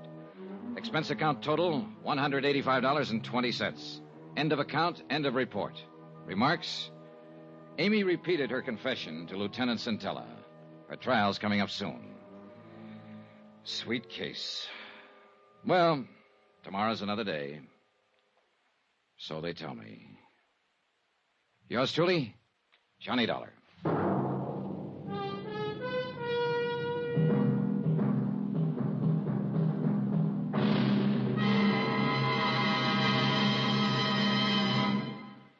Johnny Dollar will return in a moment to tell you about next week's intriguing story. Friends, send for your set of some of the most exciting toys of the year. 6 giant inflatable toys for only $1. Some up to 3 feet tall. You get Bounso the Happy Clown, Hoppy the Australian Kangaroo, Roscoe the 2 feet long roller skating bear, Whitey the fat indoor snowman, Mortimer the giant mouse 18 inches long, and last but not least, the great giant talking Santa, a roly-poly giant over 3 feet tall and 32 inches around the belly that actually says Merry Christmas out loud when you pull the tape. That's 6 sensational giant toys for only $1, made of sturdy, gaily colored latex that the kids can easily inflate. Send $1 for each set to Giant Animals, Box 1918, Grand Central Station, New York City. And if you order right now, you get Peter the Rabbit over 2 feet tall absolutely free. If not delighted with your Giant Animals, your money refunded immediately.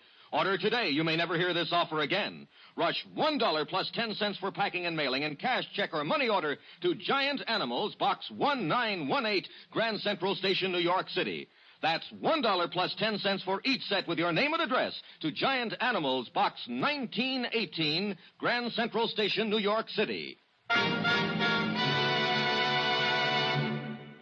Now, here's our star to tell you about next week's exciting story. Next week, a case with a great big question mark. Accident, suicide, or just plain murder. Join us, won't you? Yours truly, Johnny Dollar.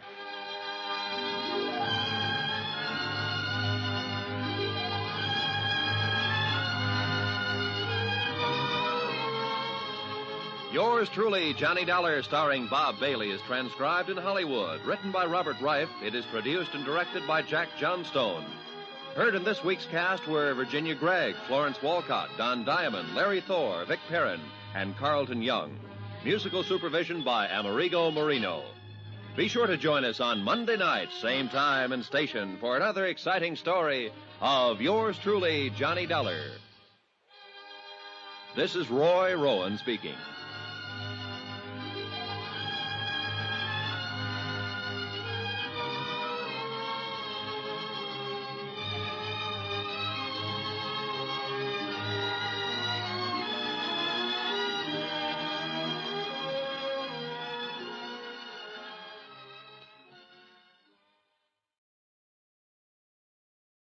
From Hollywood, it's time now for Johnny Dollar. Tim Connors, John boy. Congratulate me. Congratulations, Tim. What for? I just had another boy. 7 pounds, 12 ounces. Hey, you like cigars? Sure. Well, come on down and pick one up. Oh, maybe you better pack a suitcase, too. I got one for you out in Culver, Montana. Where's that? I just told you. Out in Montana somewhere. We have a debt policyholder there named Henderson. Henderson, huh?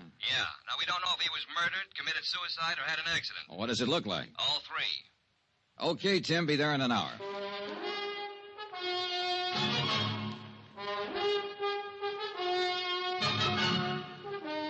Tonight and every weekday night, Bob Bailey in the transcribed adventures of the man with the action-packed expense account, America's fabulous freelance insurance investigator. Yours truly, Johnny Dollar.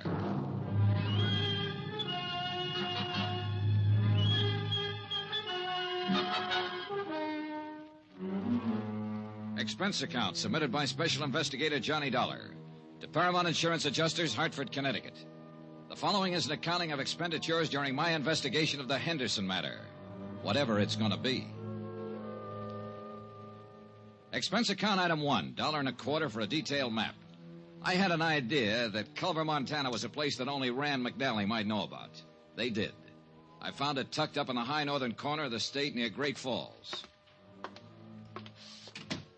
Hey, where's your bag? Home. I told you to pack it. Now, look, Give me John. a cigar, Tim. Tell me about the new boy and the new case. Okay, have a chair. There you are. I wouldn't smoke it if I were you. Terrible. Cost me $2 a box. Hey, you know something? I'm thinking of naming the new boy Johnny. Oh, tough case, huh? Yeah. Look, we're in the same sweet old spot, Johnny. Same old problem. One of our policy holders is dead, and for looking into the circumstances of his death, the insurance company is no longer a friend of the widow and orphan, but a big, bad monster trying to weasel out of a just claim. All claims are just claims, or are they? Well, of course they are. No one ever tried to pull a fast one on an insurance company. Well, the world's full of nice, honest, straight-playing people. Now tell me about getting sandbagged in a poker game. Look, I want to get this out of the way and get back over to the hospital and see my wife. Now, John, this claim came into the insurance office yesterday afternoon, airmail special. The insurance company turned it over to me today. What company? Western. The policy's worth $25,000 face value, double indemnity if death was by accident. No payment for suicide. You say the man's name was Henderson? Yeah, it says here, George Walter Henderson, Montana rancher. Last Thursday, he fell 4 stories out of a hotel window in Culver and died instantly. At least that's what we have in this report here. Somebody could have shoved him, or he could have taken the leap. Now, we have to know for certain. What's on the claim report? Accidental. There was no inquest, no police investigation, and that's not good enough for us. This Henderson prominent? Well, he was big enough, Johnny. Cattleman, rancher. He was also a major stockholder in the only newspaper in Culver, so I doubt if his paper'd suggest suicide or anything else, do you? I don't know, Tim. I never met the editor. Well, meet him if you like. Talk to him. Talk to anybody in Culver. Find out what was what.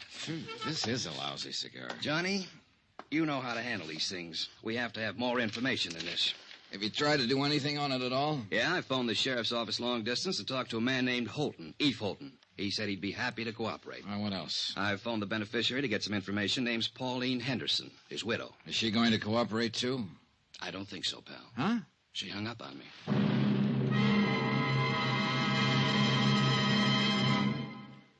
We will continue with the Henderson Matter in a moment. Friends, how'd you like to thrill your favorite youngster with some of the most exciting toys of the year?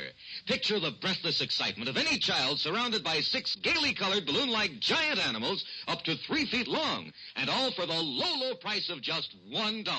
First, you get Bounzo the Clown with round pot belly and funny nose. Next comes Hoppy the Australian kangaroo. Third, there's Roscoe the roller skating bear. He's 2 feet tall and looks almost like real. Fourth, there's Whitey the fat indoor snowman. And fifth, Mortimer the giant mouse, 18 inches long and sure to scare the whiskers off any cat. That's 5 different giant animals. But now hold your breath for the most sensational toy of all, the star of the whole Christmas season, the jolly giant talking Santa Claus. Guaranteed to make everybody's Christmas a merrier one. He's a big, roly-poly, happy Santa. He stands erect on 2 legs, is actually over 3 feet tall and 32 inches around. Best of all, he actually talks. Just pull the tape and he says, Merry Christmas for all to hear. He's the biggest, merriest, talkingest Santa ever. Sure to please your youngsters and spread good cheer. Yes, Giant Santa proves there really is a Santa Claus. That's a total of 6 giant animals made of brightly colored preformed sturdy latex, which the kids can easily inflate. And the cost just $1, not for each. Just $1 for all 6 of these lovable giants who'll turn your home into a circus parade. And here's a surprise. Mail your order today and you'll also receive absolutely free Peter the Rabbit, actually over 2 feet tall with big red ears almost 9 inches long. But you must send now. Rush $1 plus 10 cents for packing and mailing for each set you want to Giant Animals, Box 90, Grand Central Station, New York City. If not delighted with every one of your 7 giant animals, return them to the Super Animals Company for a full refund, but keep the giant talking Santa as our gift. Order now. Supplies are limited. Rush $1.10 for packing and mailing for each set in cash, check, or money order to Giant Animals, Box 90, Grand Central Station, New York City. That's $1 plus 10 cents with your name and address. Mail to Giant Animals, Box 90, Box 90, Grand Central Station, New York City. Giant Animals, Box 90, Grand Central Station, New York City. Expense account item 2, $185.65. Airfare, Hartford, Connecticut to Great Falls, Montana. The nearest point I could make to Culver by air. Item 3, $3. I took the train to Culver.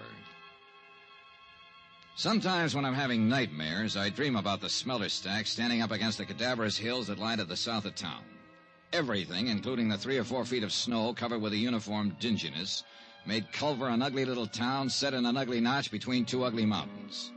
The only hotel in town was the Butte. It happened to be 4 stories high. It also happened to be the place where George Henderson had met his death.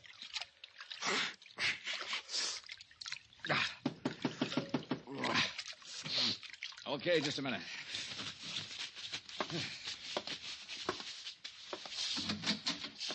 Mr. Dollar? Yeah. I'm Eve Holton, sheriff here. Huh? You're from the insurance people, aren't you? Yeah, that's right. Been expecting that you'd be in sooner or later. Well, I'm glad to meet you, Mr. Holton. Call me Eve, son. Everybody does. Hey, got a drink on you? No, I haven't. Well, I got one on me. Nice and chilly, too. Well, I'll see if there's some glasses around here, Sheriff. You didn't waste any time looking me up.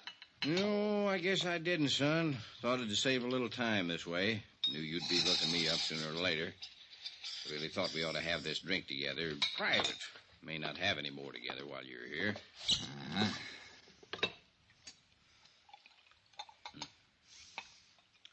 Well, health and happiness, boy. Same to you. Now, this drink we're having. This is in your room, and I'm just a fellow welcoming you to Culver. In my office or on that street out there, I'm a sheriff, and I'm going to be real official. All right, go on.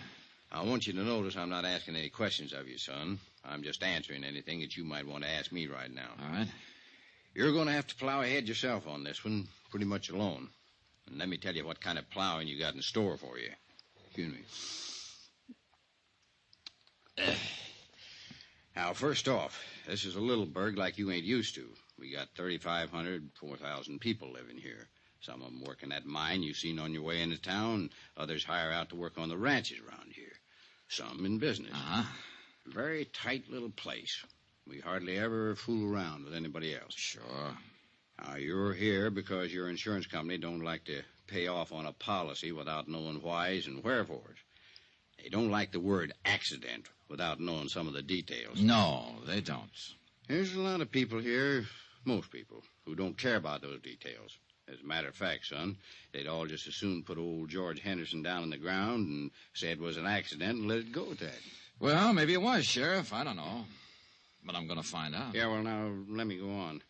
Those people who don't like the details don't like detail getters. You understand? Yeah. Scare you any? Not yet. You do all right, son. So, maybe you'd kind of like to get your coat on and come to a funeral with me. Starts at 3. Henderson's? Yeah. Give you a chance to look around, get the lay of the land. Okay, good idea. I wondered what kind of bull workers insurance companies turned out. I like you, Dollar. You're all right. You ain't bothering with any questions till you got some worthwhile asking. You tired? A little. Well, this won't take too long.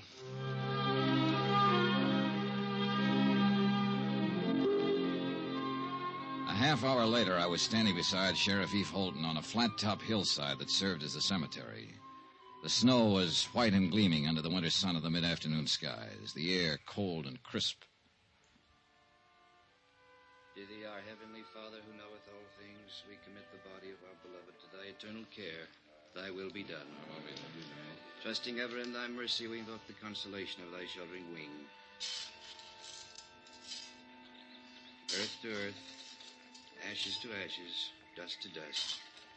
In sure and certain hope of resurrection into eternal life, in the name of the Father, and of the Son, and of the Holy Ghost. Amen. Yeah. Oh, that's that. Yeah. Poor George. Eve. Which one is Mrs. Henderson? There. That's Pauline Henderson? Yeah, that's her. Well, she can't be more than 25. 26, to be exact, Dollar. I went to her birthday party 2 months ago. Well, how old was George Henderson? 59. Went to his party, too. Yeah. Pretty thing, Very. Any other family? Nope. No other wife, huh? Nope. Want to meet her? No, not right now. Mm-hmm. Well, suit yourself. Kind of thought you might start thinking when you got a look at her. Now, just keep on the way you're doing. You're doing fine. When there's something you got to know, you'll find out. Well, Eve, I already know one thing. Yeah? What's that? I'm going to ask for a coroner's inquest. Just from seeing her? Just from seeing her. Mm-hmm. You're a sly one, Johnny.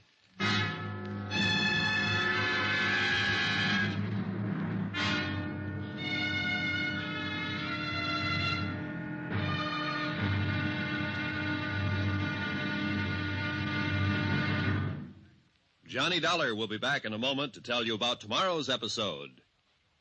Friends, send for your set of some of the most exciting toys of the year. 6 giant inflatable toys for only $1, some up to 3 feet tall.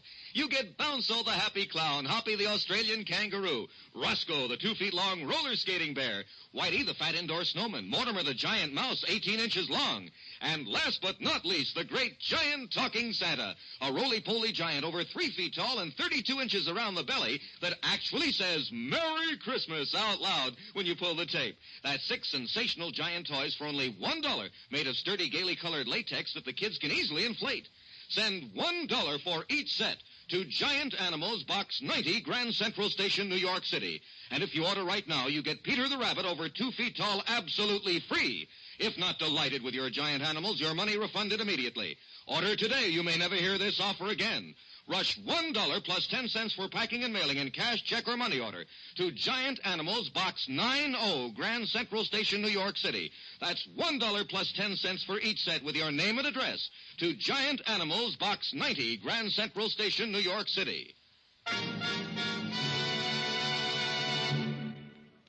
Now, here's our star to tell you about tomorrow's episode of the Henderson Matter. Tomorrow, I find out how hard it is to believe what I see. And I see plenty. Join us, won't you? Yours truly, Johnny Dollar.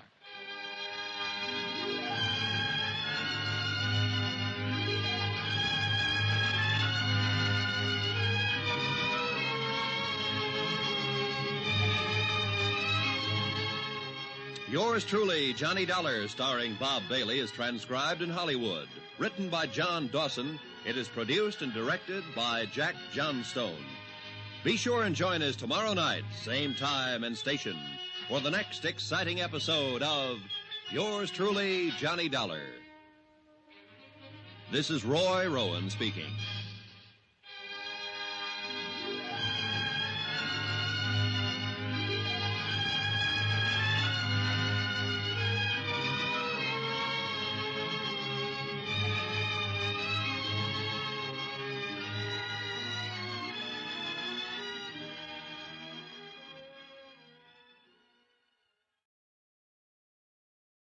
From Hollywood, it's time now for Johnny Dollar. Keith Holden, how are you this morning? Oh, pretty good, Sheriff. How about yourself? Oh, I'm fine, dandy. You were over at the City Hall this morning, huh? Yeah, that's right. I requested the coroner to conduct an inquest into the death of George Henderson. Yeah, I know. The coroner left it up to me. Huh?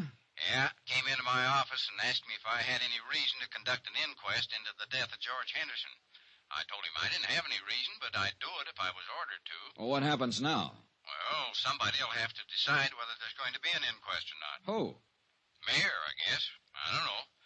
Anyhow, you stirred up some action, and you'll be getting it. Yeah, where? Just stay where you are, son. My guess is it'll come right to you.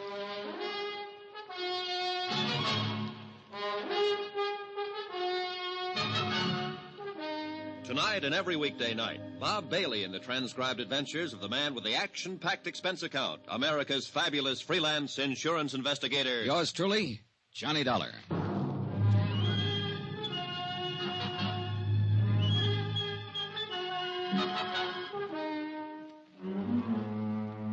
Expense account submitted by Special Investigator Johnny Dollar to Paramount Insurance Adjusters, Hartford, Connecticut.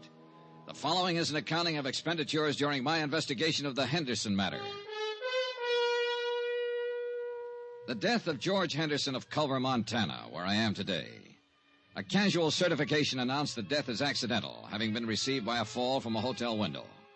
No one in Culver seemed to be too worried about any of the details. But details are my job. That's why I requested the coroner's office to conduct an inquest. I took Sheriff Holton's suggestion and waited to see what my request flushed up in the dingy-colored mountains of Culver. An hour later, my first bird winged up to my hotel room. He was a tall, gray-haired man in a Stetson, earmuffs, and the western version of a Chesterfield. His Honor, Mayor Newton. Mr. Dollar, I want to talk to you about this request you made for an inquest into George Henderson's death. Yes, sir, Mr. Mayor. You are aware, of course, that George's death, and he was one of my beloved and personal friends for many, many years, was a great blow to the entire community. No, I didn't know that, Mayor Newton. Huh? Only the smallest part of the community were at his funeral yesterday afternoon. His widow and I'd say not more than half a dozen other people. Well, I understand that your insurance company is not quite satisfied with the certification. Is that correct? More or less. What would they need to be satisfied, sir? An exact knowledge of how Mr. Henderson fell out that hotel window. I would rather no inquest were held into Mr. Henderson's death. Why? Why, sir, George Henderson is dead and buried. It should remain that way. If an inquest were to be held, it would only prove that George fell out of a window. I beg you to consider that, Mr. Dollar. You seem very certain that an investigation would prove that death was accidental. It was accidental. George fell out the window. Well, no, I can't just tell that to my insurance company, can I? We are a small community with a rudimentary police force, not equipped in any way for an exhaustive investigation, nor for the financial burden of such an investigation. I strongly urge you to reconsider this request for a coroner's inquest. You do? I do indeed. His untimely death was an unfortunate occurrence, outside the pale of any of our poor abilities to foresee. A terrible, terrible accident. I'd like proof of that. Proof? An inquest, Mr. Mayor. An inquest. All right.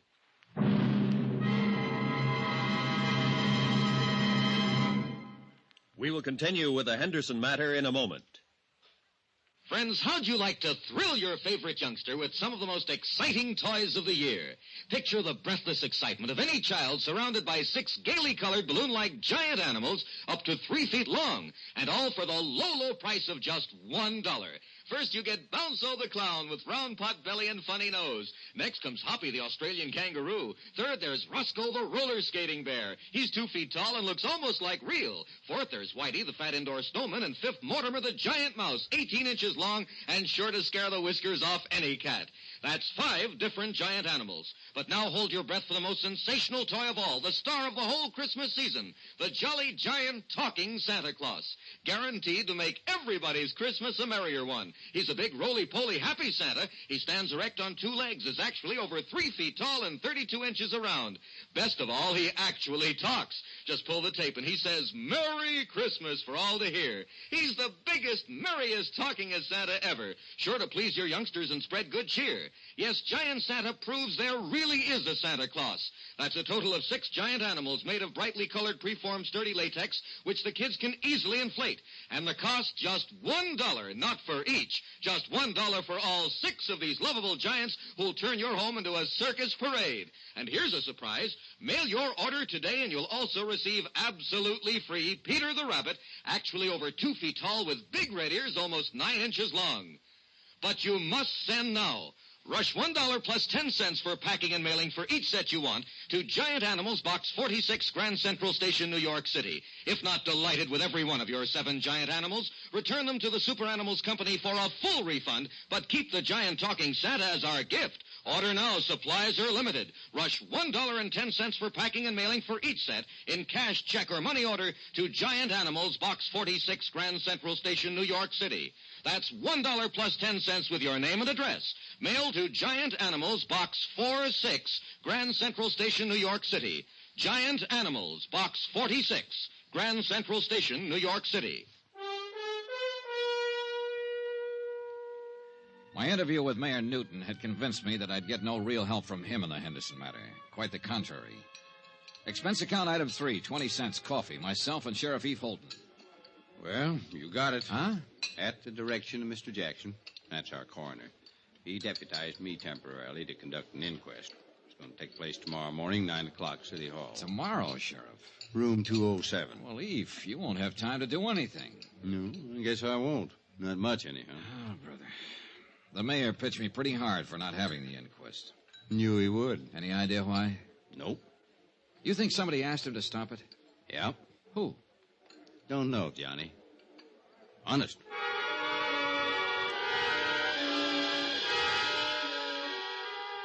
The next morning, I struggled my way against a belligerent north wind to City Hall and the inquest, if you could call it that.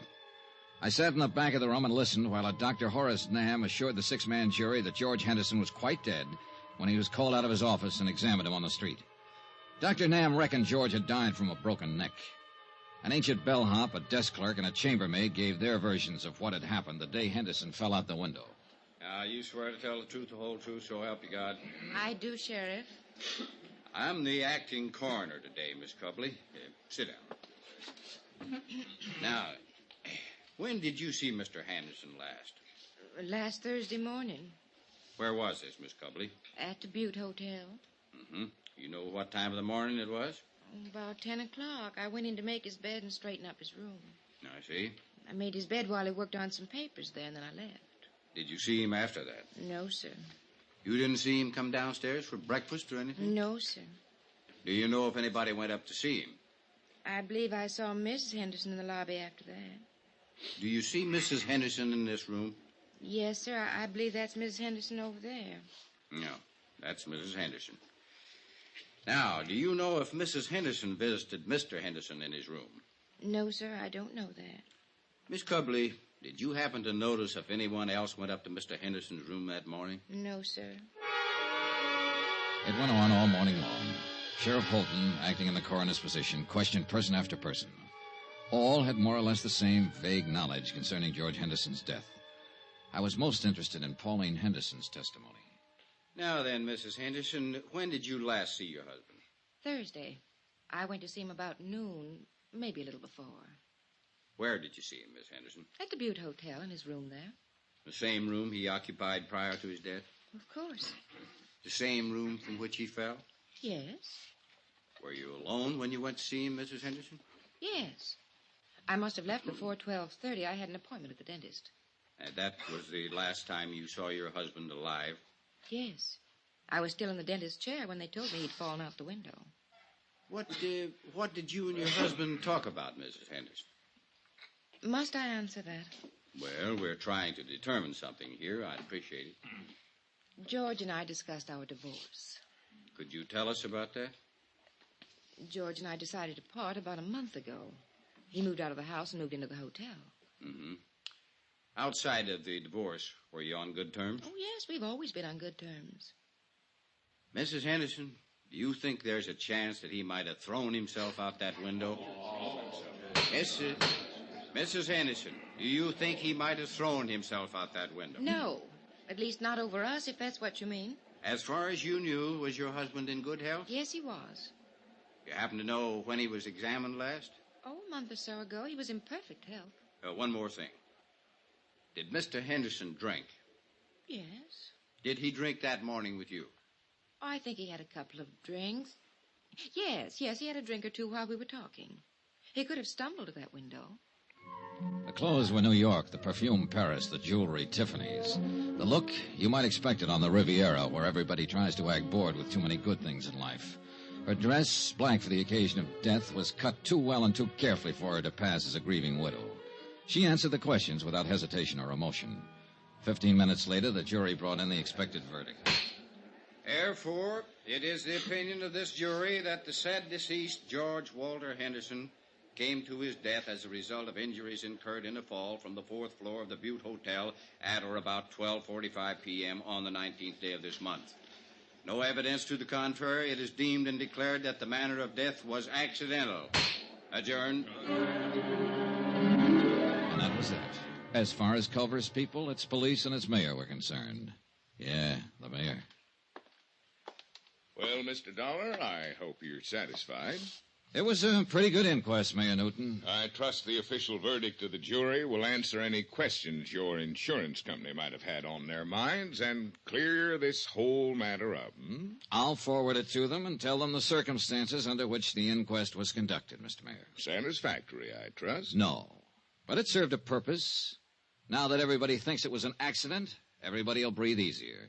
Certainly. Yeah. If everybody's relaxing like that, somebody's going to get careless. See you, Mr. Mayor.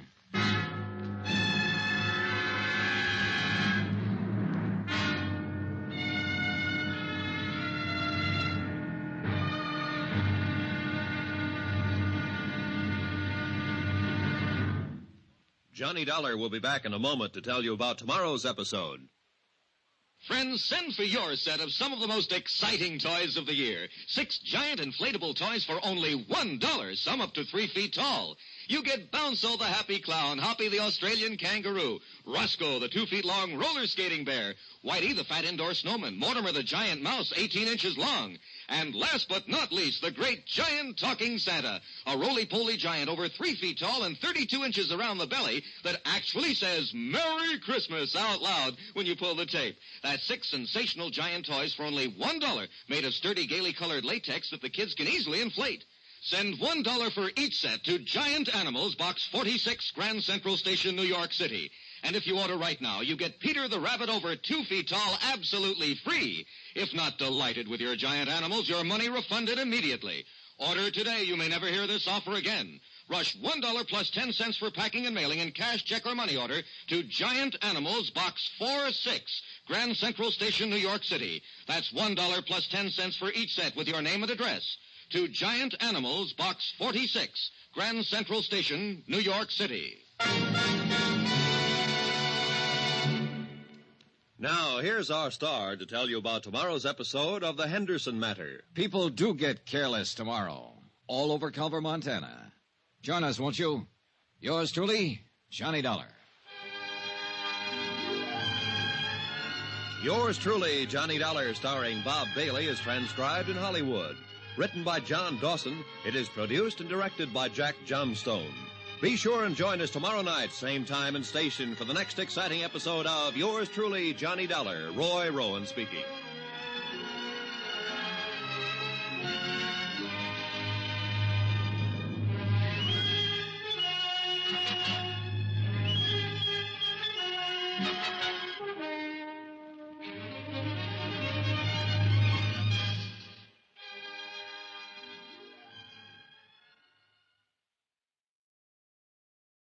From Hollywood, it's time now for... Johnny Dollar. Eve Holden, son. Hi, Sheriff. You put in a call for me, did you? Yes, I'm ready to go to work. Now that the inquest's been held and George Henderson's death is officially an accident, I might be able to move around your little town a little easier. What can I do for you? Help me to move around? The case is closed, as far as I'm concerned. Eve, what's the matter with you? That inquest was a farce. For all I know, Henderson could have been pushed out of that hotel window. The attitude of different people in this town makes that whole thing... Hold on now, son, hold on. I meant to say it's closed as far as my office is concerned. Personally, I think it needs investigating. We can help each other, maybe, you and me. Can I come over? Oh, I better come there. You know how folks are around here.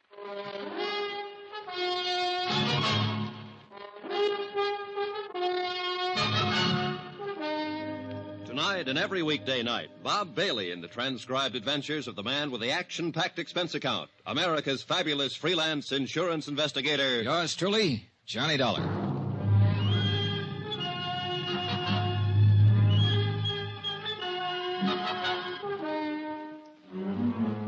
Expense account submitted by Special Investigator Johnny Dollar. Location, Culver, Montana. To Paramount Insurance Adjusters, Hartford, Connecticut. The following is an accounting of expenditures during my investigation of the Henderson Matter. The question, accident, suicide, or murder? Expense account item 4, $3.48. 1 day later to Tim Connor's office in Hartford explaining the situation in Culver. I'll read it back to you, Mr. Dollar. Mr. Tim Connors, Paramount Insurance Adjusters, Hartford, Connecticut. Coroner's inquest into death of George Henderson, policy number EMP-196667, found death to be accidental.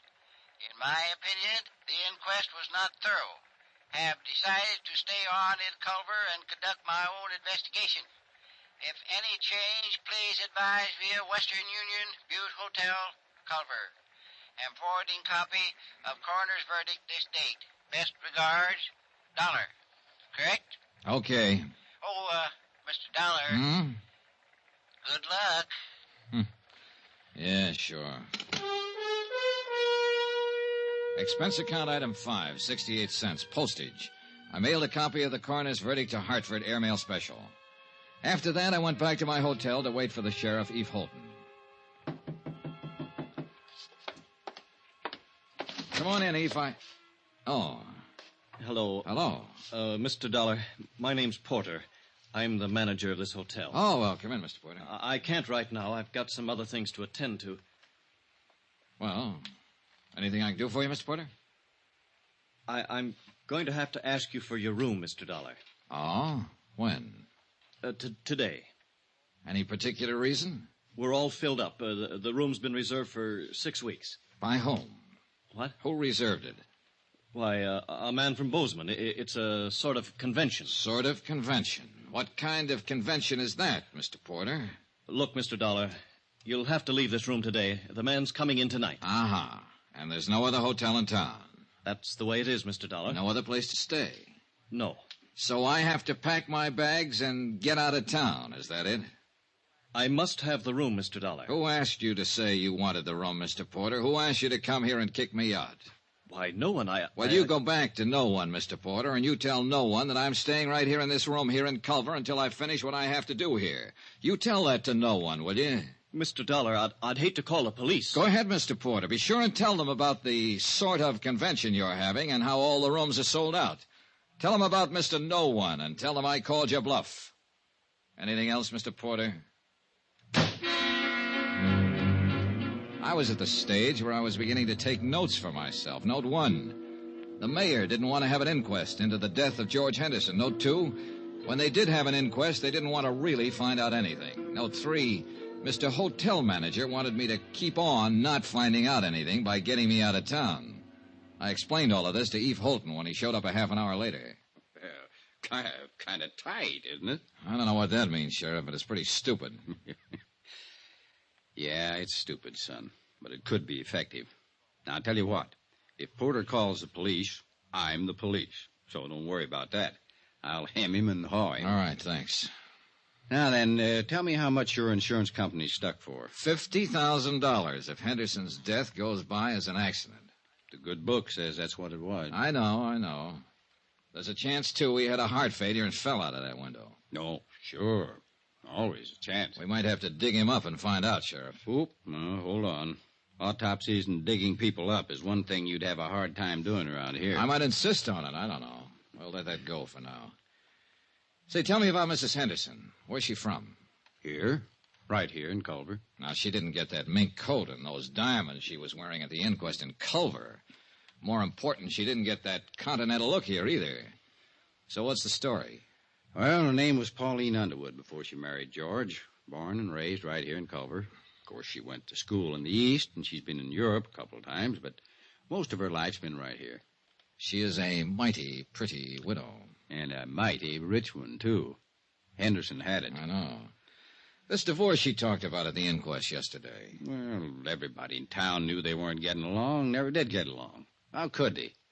Pauline's 26 and George is 59. He could have been her father. As a matter of fact, he almost was. Well, tell me about that. You got a drink? Oh, yeah. Well, George raised Pauline from the time she was 14. He paid for all her schooling and growing up. She didn't have any folks after her old man died. George was pretty good to her. He sure was. Was he a friend of her parents? Well, Tom Underwood worked out at the ranch for George. When he died, there was Pauline standing around. Yeah. Oh, thanks. And she eventually married him and his money, huh? Well, I wouldn't put it that way exactly. I think she liked him. Now, I've gone over what you're thinking, son. Those two were talking about divorce for some time. The papers had been drawn up for a settlement. She'd got a lot of alimony and so on. Oh, Pauline had no call to push him out that window or have him pushed out. At least not for money. All right. Suppose he didn't want a divorce. Suppose he loved her and she came to the hotel room that morning and he pleaded with her to try all over again. Suppose she said no. Suppose she said no in a great big cold way.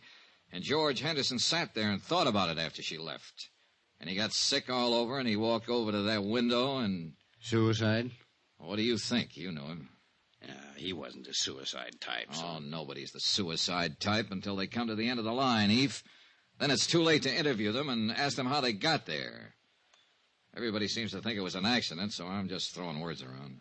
Well, you have a right to do that if you aren't satisfied, son. Hey, getting back to this hotel again.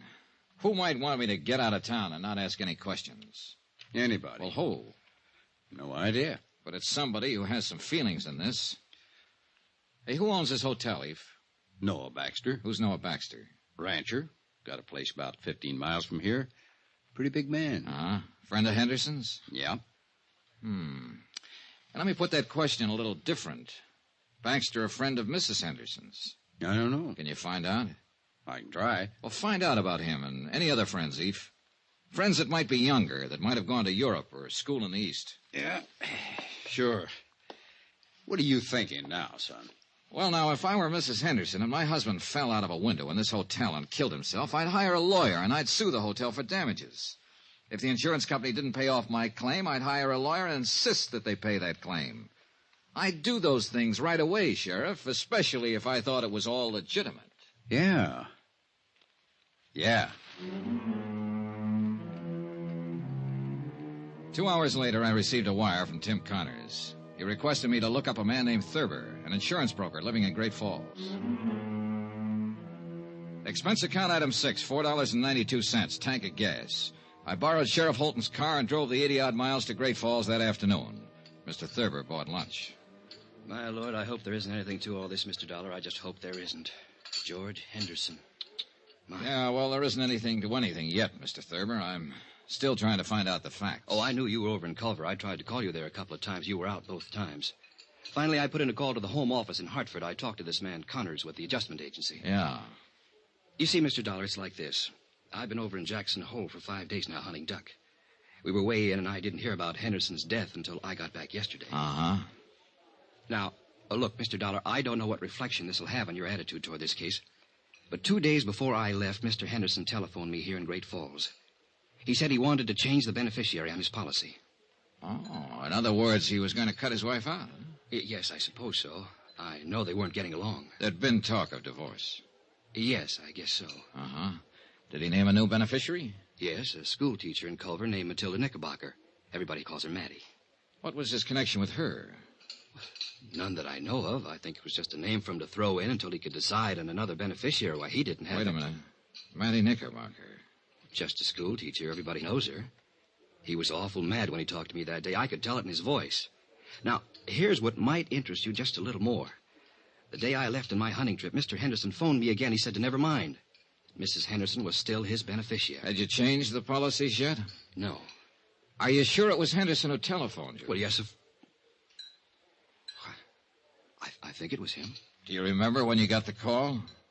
Oh, somewhere around noon, a little later, I guess. He died between 12:30 and 1. And it must have been just before he fell out the window. He phoned you long distance from Culver, huh? Yes, sir. Well, he was supposed to have been in the hotel all morning, so he had to phone from his room. Well, you can check that, can't you? You'd be surprised how hard it is to check simple things like that around the Butte Hotel. Did you know Henderson very well, Mr. Thurber? He was a customer. I wrote a lot of insurance for him. Know his wife? Oh, yes. Well, tell me about them. Well, go ahead, Mr. Thurber. Now, look, accidents rarely have reason behind them. Suicides and murders always do. You don't think it was an accident? Well, let's say I've heard enough and seen enough to make it a draw so far. Go ahead, tell me about him. And I wish I was married to Mrs. Henderson. I mean, I wish she could see me. I think most any man who's ever met her hoped the same thing. Young men, old men, any kind. But she picked George. George was as tough and leathery as these mountains around us, exactly her opposite. But Pauline married him.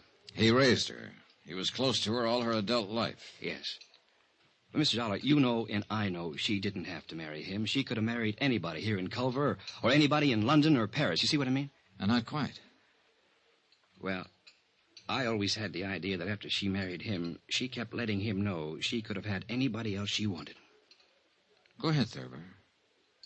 I think she married him for his money. I think she would have killed him for his money.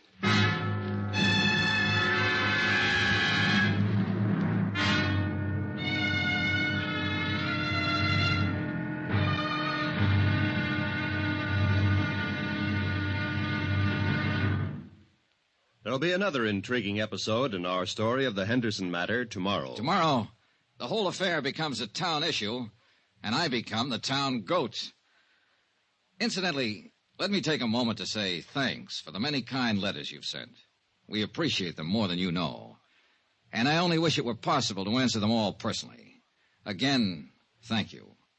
Yours truly, Johnny Dollar.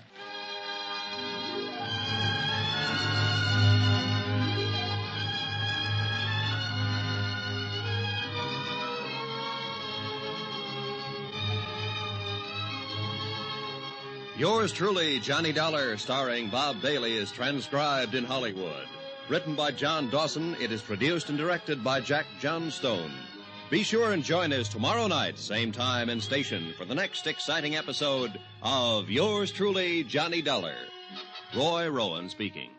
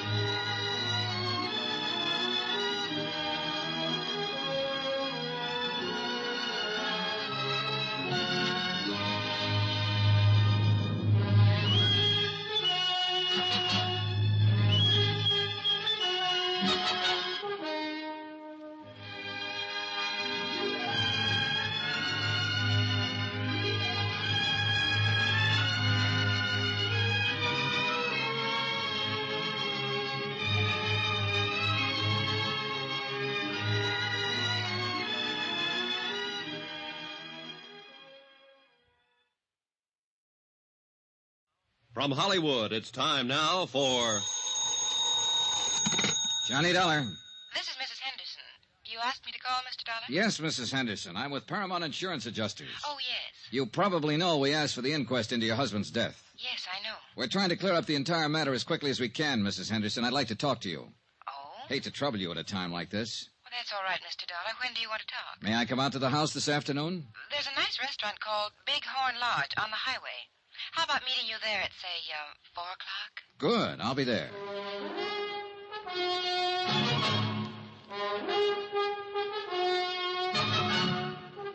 Tonight and every weekday night, Bob Bailey in the transcribed adventures of the man with the action-packed expense account, America's fabulous freelance insurance investigator. Yours truly, Johnny Dollar.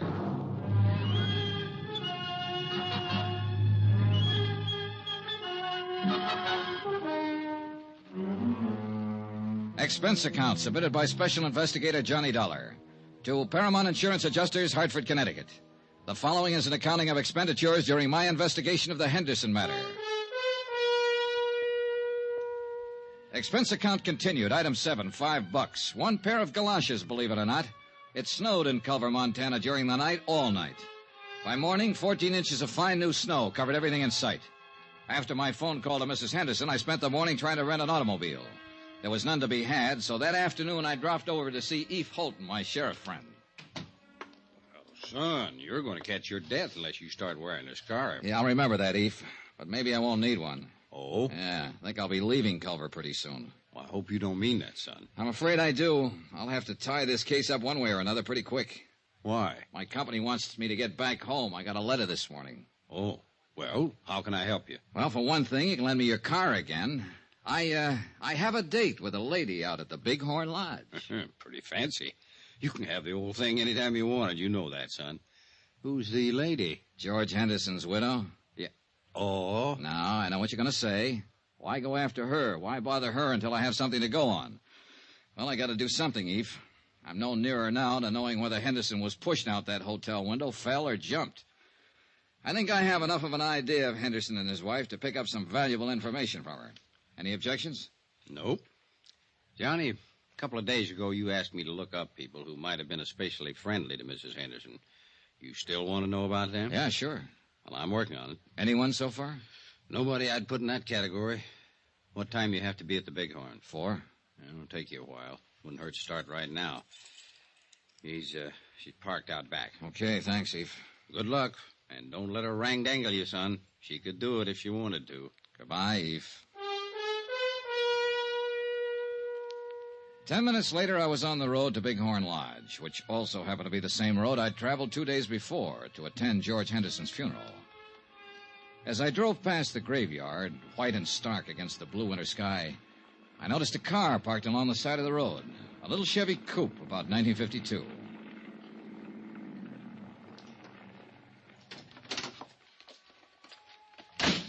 There was the figure of a woman, all alone, standing by George Henderson's fresh grave.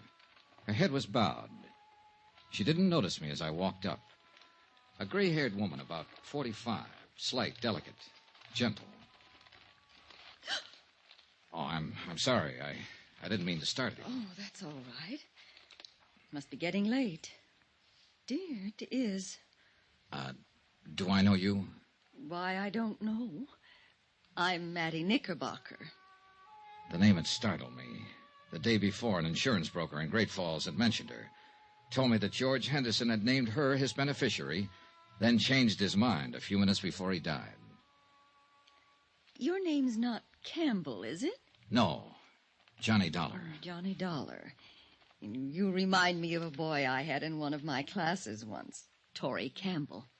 Oh, you're a teacher, Miss Knickerbocker? Yes. Everybody knows me, I think.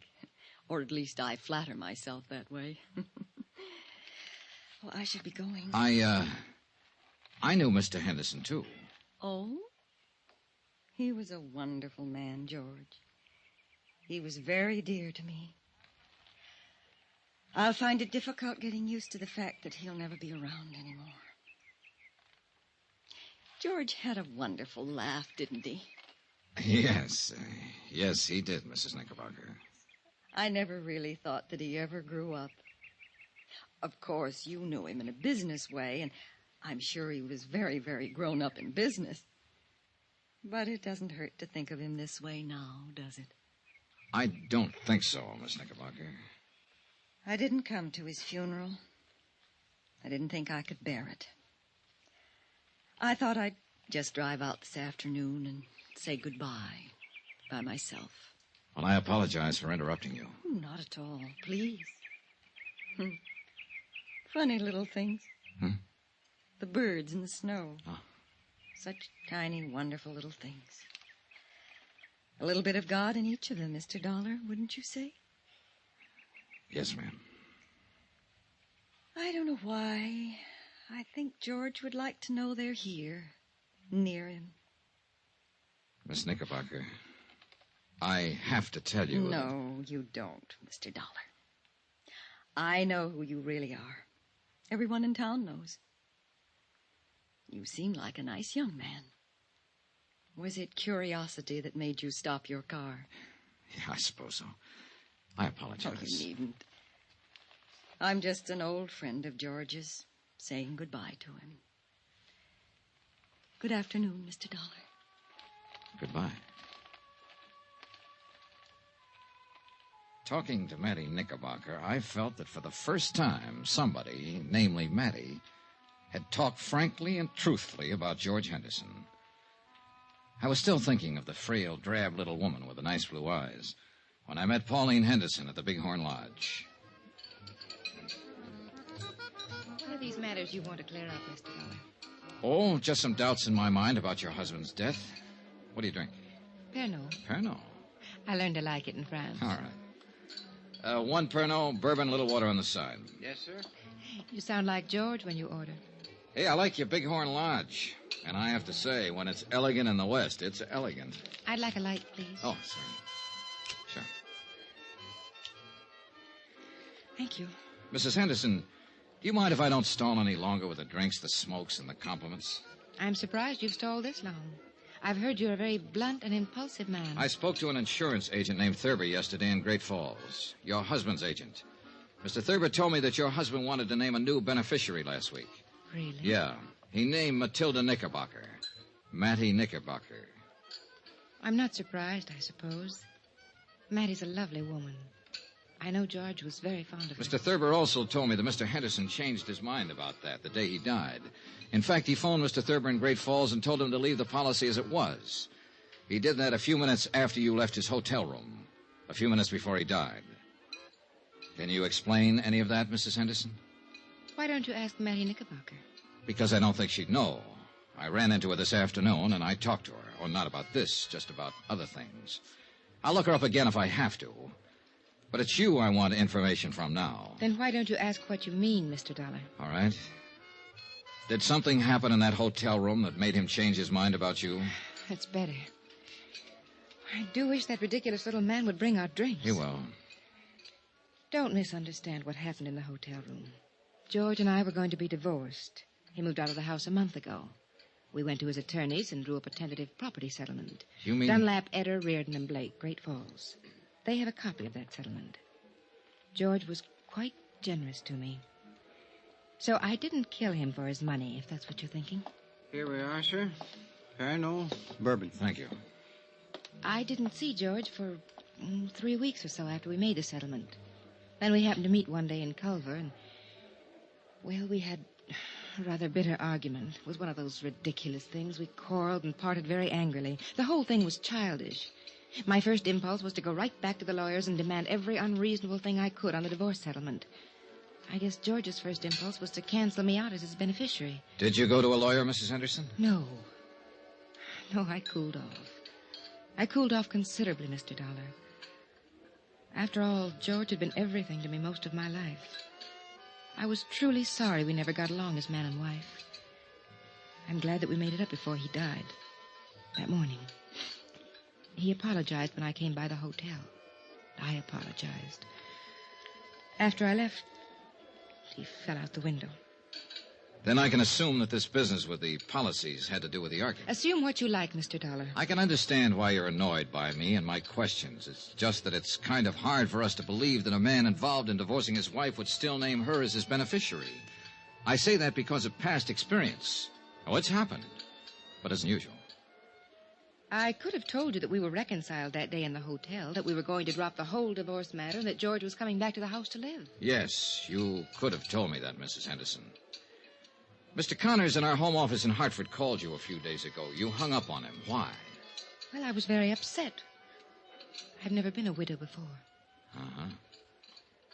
I believe you, Mrs. Henderson. Sitting here like this. You're a lovely person, and I know it. And you know it. And this is a pretty nice place to conduct business. Why didn't you ask me to your home? I preferred to talk to you here. That's what I thought. I saved all the did your husband have any enemies and did he seem depressed questions for another time. But before I went to bed that night, I read and reread Mrs. Henderson's testimony given at the coroner's inquest. The next morning, I interviewed all of the people at the Butte Hotel who'd been on duty the day Henderson fell out the window. After that, I dropped in to see Eve Holton. Here it is, Johnny, right here. personal effects of the deceased included 4 suits of men's clothing, 14 shirts, 5 pairs of hosiery. Was there a bottle in that room, Sheriff? Liquor? Yeah. No bottle. Nothing like it, son. All right. He didn't call down and have a bellboy bring him a bottle or send him any drinks. The chambermaid swears there was no liquor in his room all the time he lived at the hotel. You say he was a light drinker. Now, what light drinker takes a nip before he has his breakfast? Who said he had a drink that morning? Mrs. Henderson.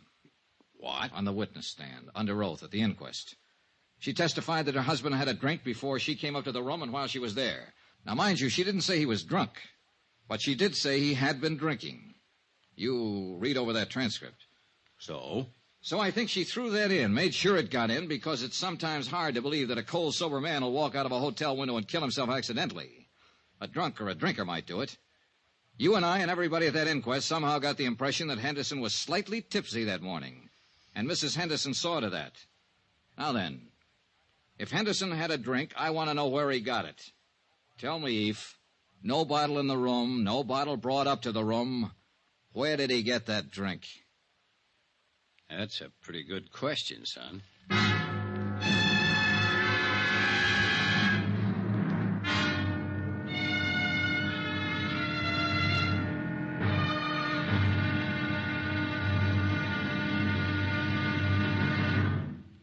There'll be another intriguing episode in our story of the Henderson Matter tomorrow. Tomorrow, the wind-up.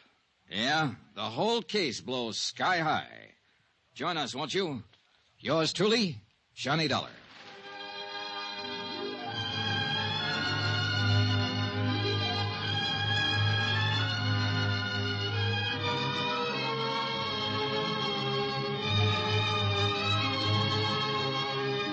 Yours truly, Johnny Dollar, starring Bob Bailey, is transcribed in Hollywood. Written by John Dawson, it is produced and directed by Jack Johnstone.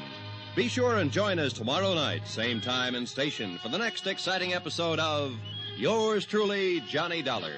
Roy Rowan speaking.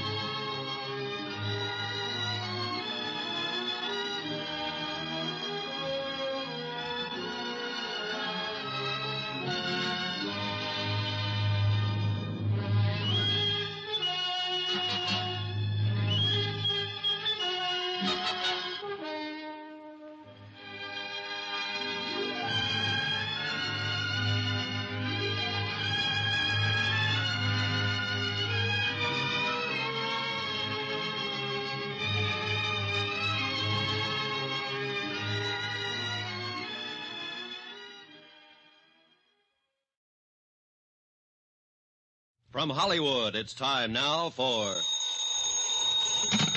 Johnny Dollar. I have a call for you from Hartford. Go ahead, please. Johnny? Right here. Connor's at Paramount Adjusters. Say, what was this wire, Johnny? You serious about denying liability to Mrs. Henderson? I sure am. I think it'll bring the whole thing out in the open. This is pretty serious. Have you got any concrete evidence death wasn't accidental? Jim, I have a copy of the coroner's inquest. Concrete evidence that Mrs. Henderson lied under oath. She said her husband was drinking the morning he died.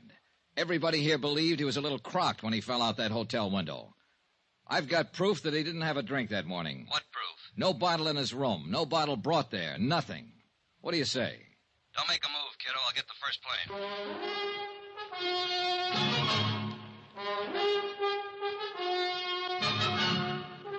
Tonight and every weekday night, Bob Bailey in the transcribed adventures of the man with the action-packed expense account, America's fabulous freelance insurance investigator. Yours truly, Johnny Dollar.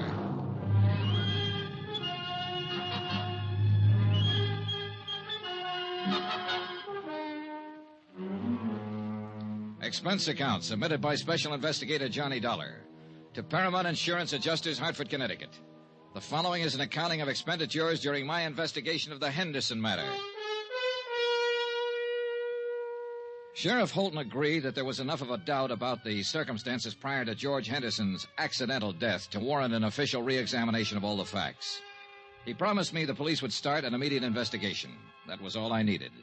I knew Mrs. Henderson would be re-questioned and that the pressure would start to build up. 14 hours later, when Tim Connors arrived in Culver, I had some pressure of my own. Well, Johnny, what? Well, the best thing we can do now is move in. Deny liability on the grounds that the accident is not proved. I suppose Mrs. Henderson sues us. All right, let her. Then the burden of proving that her husband's death was accidental would be on her. Look, Tim, contrary to her testimony under oath, Henderson didn't have a drink that morning he died. All right, she made a mistake. He had a heart attack, got dizzy, and tumbled out of the window. He wasn't drunk. Oh, don't talk nonsense, Tim. Listen to me. Mrs. Henderson was ready for the coroner's jury a couple of days ago, and she was ready for my questions when I saw her yesterday. The only one she wasn't ready for was you a few days ago when you phoned her long distance. You said she hung up on you. Well, she half apologized to me for that, but it was because she couldn't think of anything to say. Well, maybe you're right. But suppose he did die accidentally, and suppose it is a just insurance claim. I tell you it isn't. And the fact that she made a mistake testifying about him having a drink can... Hey, Johnny, do you have anything else? 3 things. Instinct, experience, and statistics. Pauline Henderson's a young woman. She married a wealthy older man. With him out of the way, she has all his money and all her youth. All right, I'm going to phone the company as soon as I can find a phone. Tell him I'm working for evidence, and the best way to get it is to bring Mrs. Henderson out in the open. File a complaint against her. What charge? Suspected murder. Oh, no, Johnny, that'd get us in all kinds of trouble. Remember the drink, Tim. Henderson didn't have the drink. Now, we'll have to have more than that. I'm sorry, Johnny. All right, I'll get you more.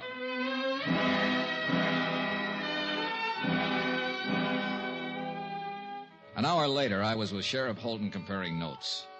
He reported that after questioning Mrs. Henderson, she admitted she might have been mistaken about Henderson drinking the morning of his death. She wasn't sure. But Eve Holton said what we both were thinking. You went in front of the coroner's jury and gave a misleading impression, son. Made us think that George was drunk and stumbled out the window.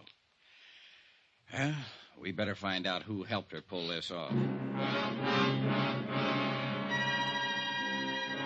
Sheriff Holton had every man in his office working on the case by then. It was a long, tedious job of combing over everything in Pauline Henderson's background to find a possible accomplice. About 5 in the afternoon, I drove to the Henderson ranch with Holton. Mrs. Henderson was out, but we interviewed one of the servants. That's right, sir. Once, twice a week. You know where she drove to on these trips? I have no idea. Mrs. Henderson get up early in the morning, be gone all day. How do you know she went out of town? Well, she generally take a small suitcase with her, change of clothes. You don't take those when you're visiting a friend in town, do you? Tell us what car she'd use on these trips. A Cadillac. Always come back covered with mud and ice. Always have to be washed up. Mr. Henderson used to complain about that. About the car being dirty? About the trips, mostly. He and Mrs. Henderson had some pretty good arguments about him. He'd say Mrs. Henderson shouldn't visit that man. What man? Just that man. I never knew who it was they argued about. You've known Mrs. Henderson quite a long time, huh? Yes, sir. Knew her when she was a little girl, when she first came here. Saw her grow up, go away to school, go away to Europe, come back a little more grown up and a little different every time. Were you surprised when Mr. Henderson married her? Well, no.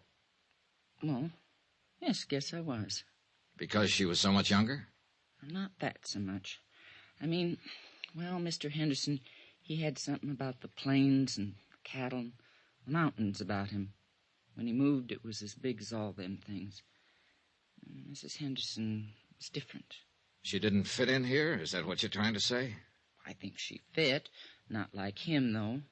Before they were married, they were sort of like good friends. I mean, they'd ride horses and go hunting and laugh and talk about different things. Mrs. Henderson, she traveled Europe, saw so many things and places in the world. She fit here, but then she didn't belong here. I feel awful about Mr. Henderson's being dead. If there was anything wrong with the way he died, I'd like it to be fixed. Mrs. Henderson will probably fire me for talking like this, but I don't care. This house isn't the same no more.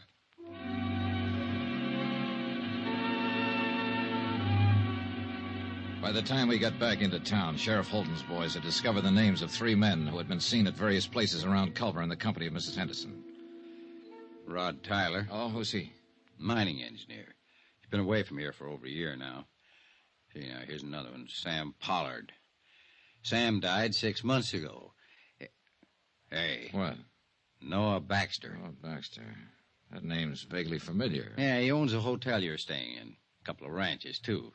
Well, he might have been the one who tried to have you thrown out. Oh. He also owns the mayor. Young man? About 30, 35. Let's go see him. Another drive, this time north of Culver to the Baxter Ranch. We found Noah Baxter busy with his help, shoring horns on cattle. A lean, tall man with thin features. If you're trying to find out if I've been seeing Pauline on the sly while she'd been married to George, why didn't you come right out and ask? All right, and have you? No, not on the sly. There's nothing between us. George knew any time she came over here to see me. He was a good friend of mine. I'm sorry he's dead. Pauline's a good friend of mine, too. I'm sorry you people are thinking what you are about us. Let's go up the house. It's getting cold. All right, Stan, that's enough for today. No, I got to ask you this. Where were you last Thursday? The day George died, Sheriff? Yeah. I was right here. Can you prove that? Sure.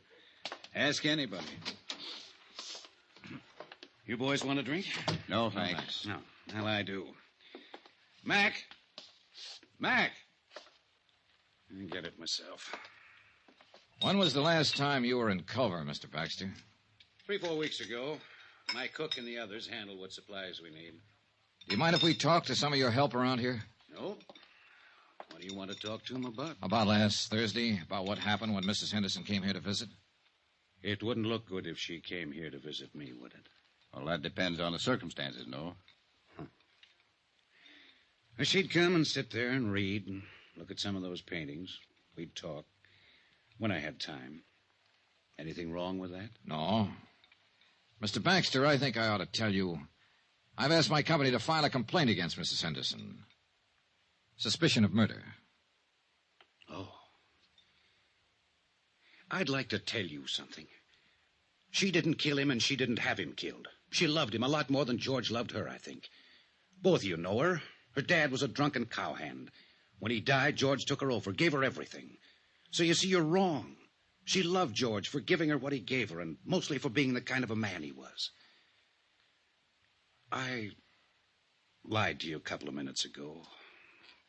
There was something between us. It was bound to happen sooner or later. She'd come here to cry on my shoulder, and I let her. Cry? About George. He wanted to divorce her. Didn't you know that? I had the idea it was the other way around. Oh, you're all wrong. George raised her, educated her, made her into a woman, and then he married her. And she wasn't what he wanted at all. You know who George wanted to marry? Mattie Knickerbocker, the schoolmarm. Go on. Oh, there was nothing between George and Mattie, but there would have been if he'd lived.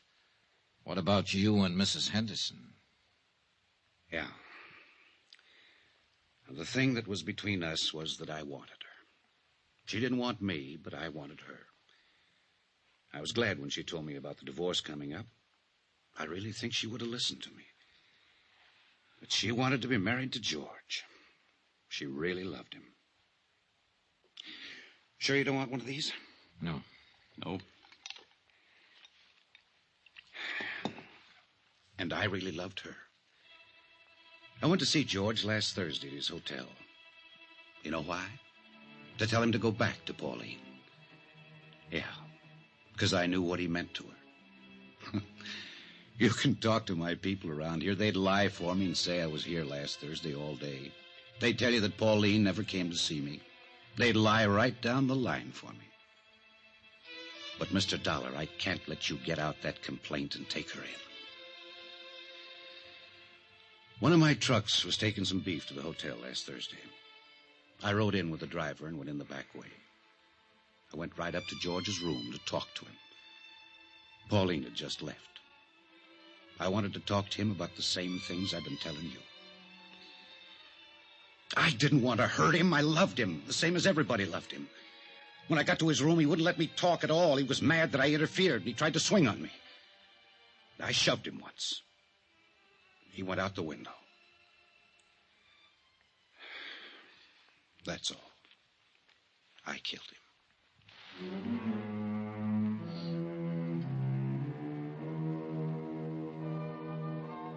Expense account, item 8, $58.15, hotel and food while in Culver, Montana. Item 9, same as item 2, transportation by train and plane back to Hartford. Item 10, $88, miscellaneous. Expense account total, $802.50. Remarks? We still had to pay double indemnity. Mattie Knickerbocker, Pauline Henderson, Noah Baxter, they'll pay another way. With the hurt that comes to nice people. Yours truly, Johnny Dollar.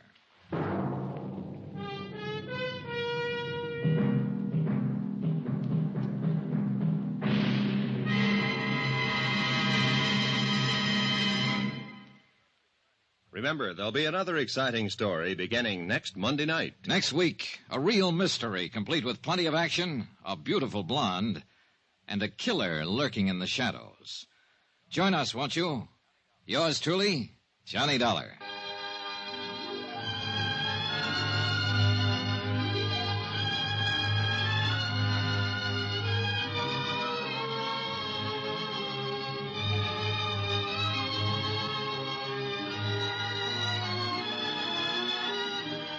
Yours truly, Johnny Dollar, starring Bob Bailey, is transcribed in Hollywood. Written by John Dawson, it is produced and directed by Jack Johnstone. Heard in this week's cast were Lillian Baeff, Irene Tedrow, D.J. Thompson, Herb Ellis, Marvin Miller, Forrest Lewis, Bob Bruce, and Russ Thorson.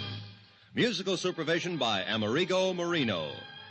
Be sure to join us on Monday night, same time and station, for another exciting story of yours truly, Johnny Dollar. This is Roy Rowan speaking.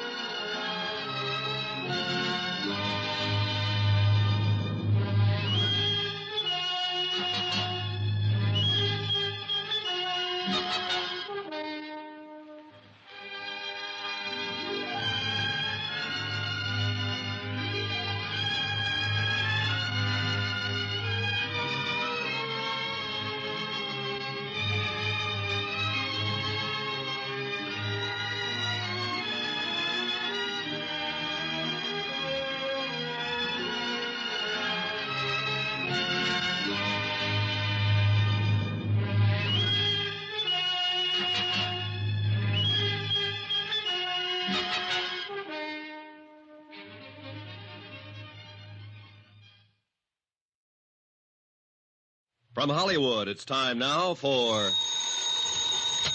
Johnny Dollar. Joe Parker, Johnny, Surety Mutual. Oh, hi, Joe. What's on your mind? A gorgeous doll named Dolly McLean. Remember her? Sure. The Champagne Dream Girl. Yeah. Dancing darling of the roaring 20s. Finally married Barnaby Cronin, didn't she? Right. And for a wedding present, he bought her the Circle of Fire. Oh, yeah. One of the 5 most beautiful necklaces in the world. Diamonds and emeralds. Worth $500,000. It's been lying in a bank vault for the last 10 years since Barnaby died. We carry the insurance. So? She's coming out of seclusion, Johnny, giving a party. Just like the old days, she says. May go on for a week. Her last fling. And she's going to wear the Circle of Fire. Uh-oh. Get the picture? Gallons of champagne, everything mixed up, crazy. And that old lady with $500,000 around her neck. Target. You've got a problem, Joe. Johnny, we've got a problem.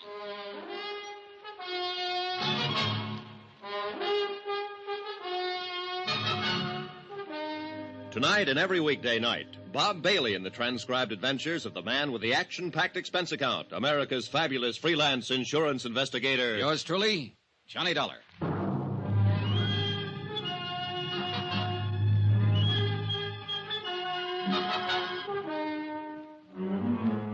Expense account submitted by Special Investigator Johnny Dollar to the Home Office, Surety Mutual and Trust Company, Hartford, Connecticut. The following is an accounting of my expenditures during investigation of the Cronin Matter. Item 1, $14.80, transportation to New York and to the apartment of America's one-time dream girl. One time, a long time ago. How do you do? I'm Johnny Dollar. I believe Mrs. Cronin is expecting me. I'm Mrs. Cronin, and yes, I am expecting you. Won't you come in? Oh, thanks. I did have butlers and maids and such for years, scads of them. But since Barnaby passed away, I've just hibernated, you might say. Oh, in here, Mr. Dollar. Thank you. 10 years now in this same little apartment. As you can see, I've just been living like a little mouse. It looks very comfortable. Oh, I suppose it's comfortable enough, but... Oh, Sylvia, I'd forgotten you were still here. Mm-hmm. But not for long, Mrs. Cronin. Oh, no, please stay. We'll have some tea or sherry or something as soon as... Oh, you two, do you know each other? No, I'm afraid we don't. Oh, but of course not. How could you? Sylvia, this is Mr. Dollar. Miss Blake. How do you do, Miss Blake? Hello. Mr. Dollar's here to talk to me about, something or other. I'm not quite sure what, as a matter of fact. It won't take but a few minutes. If Miss Blake would excuse us. Sure. Go ahead. Have at it. Well, if you'll come this way, Mr. Dollar. Don't you leave now, Sylvia. Not a chance. I just spotted your bottle of tea. I'll have one or two with soda, if you don't mind. With Oh, I see what you mean. You young people. In here, Mr. Mr. Dollar. You by any chance Johnny Dollar? Yeah, that's right. Why, Miss Blake? Just wondered. Well, here's looking at you. And, brother, I wouldn't be in your shoes for $1 million. No? How about $500,000? That, I'll admit, might interest me. Well, shall we? After you, Mrs. Cronin. Thank you.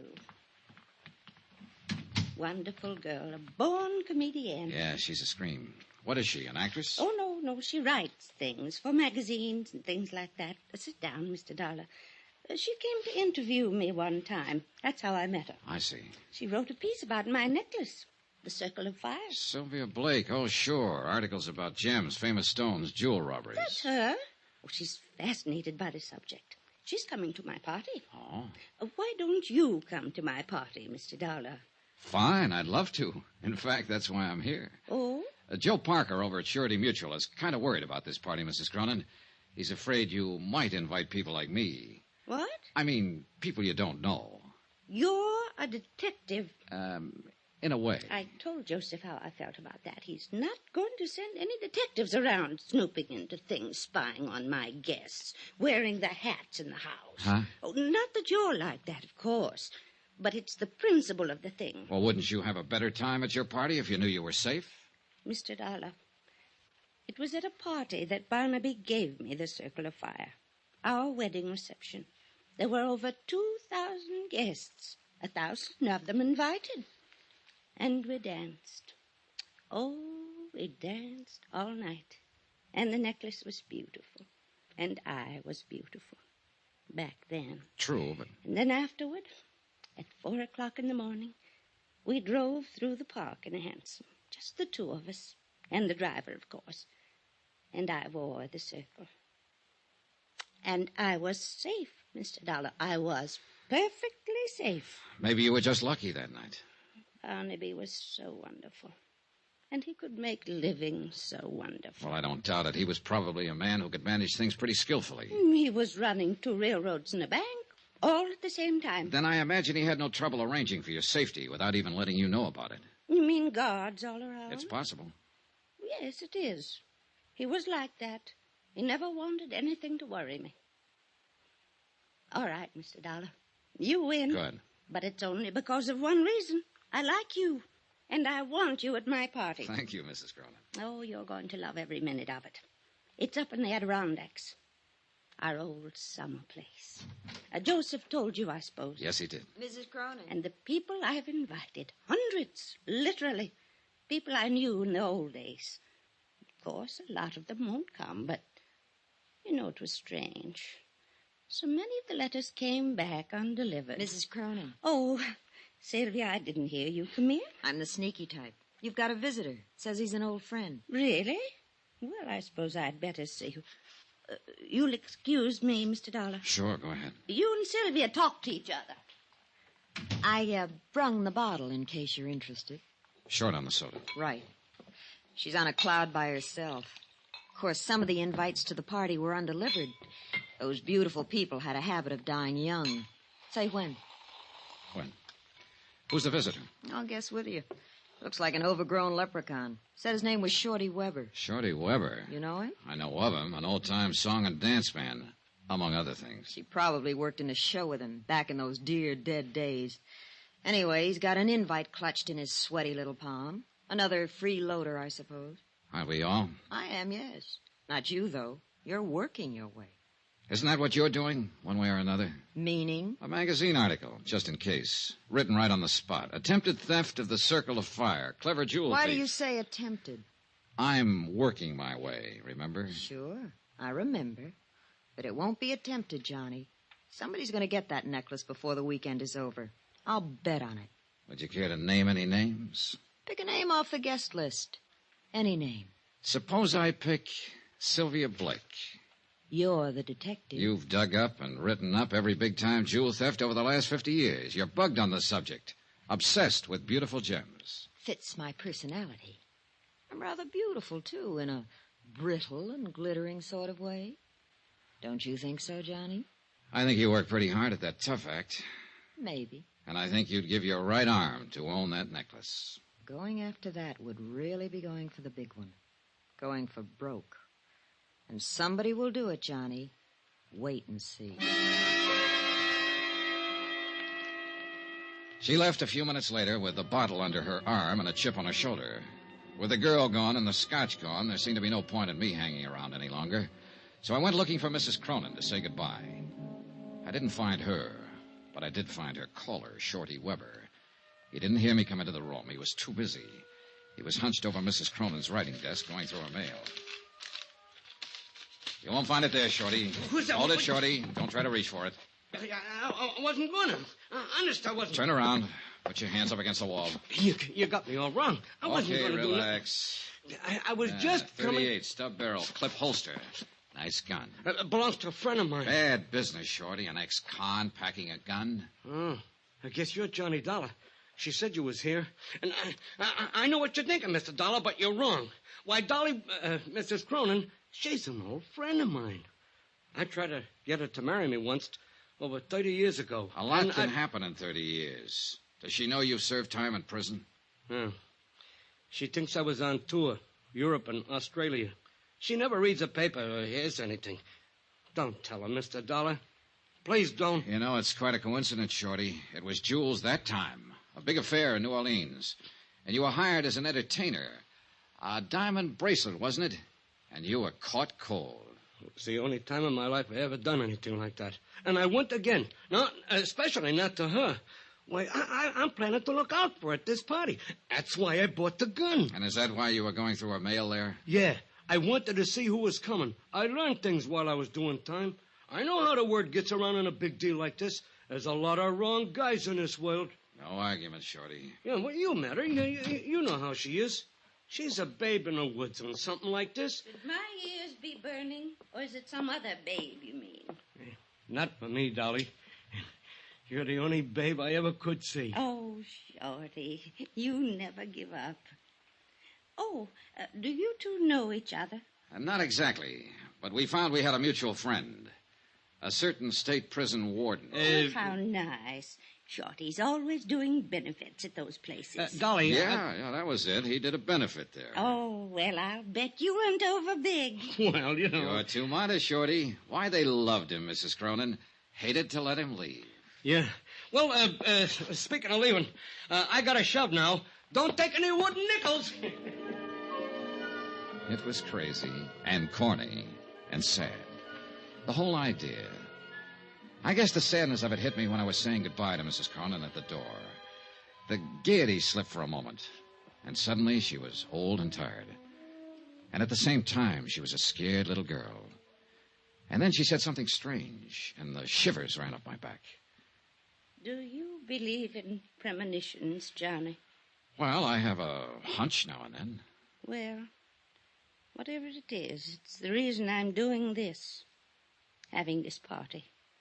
One last fling, you might say, before it's too late. Oh, come now. You're still a young woman, Mrs. Cronin. No.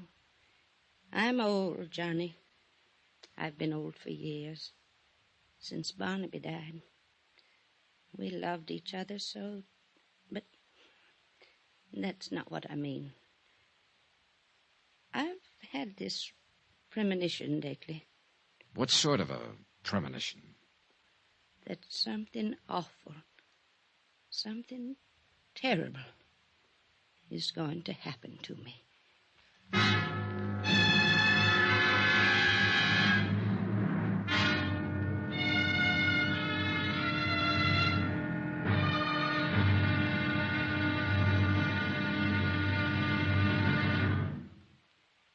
There'll be another intriguing episode in our story of the Cronin Matter tomorrow. Tomorrow, a man who's afraid of his shadow, a girl who's afraid of nothing, and a stranger who strikes in the dark.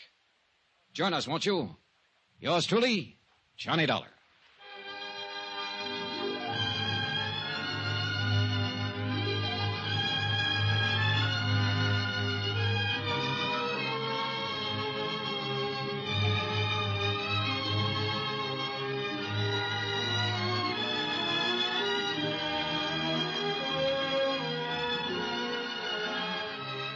Yours truly, Johnny Dollar, starring Bob Bailey, is transcribed in Hollywood. Written by Les Crutchfield, it is produced and directed by Jack Johnstone. Be sure to join us tomorrow night, same time and station, for the next exciting episode of Yours truly, Johnny Dollar. This is Roy Rowan speaking.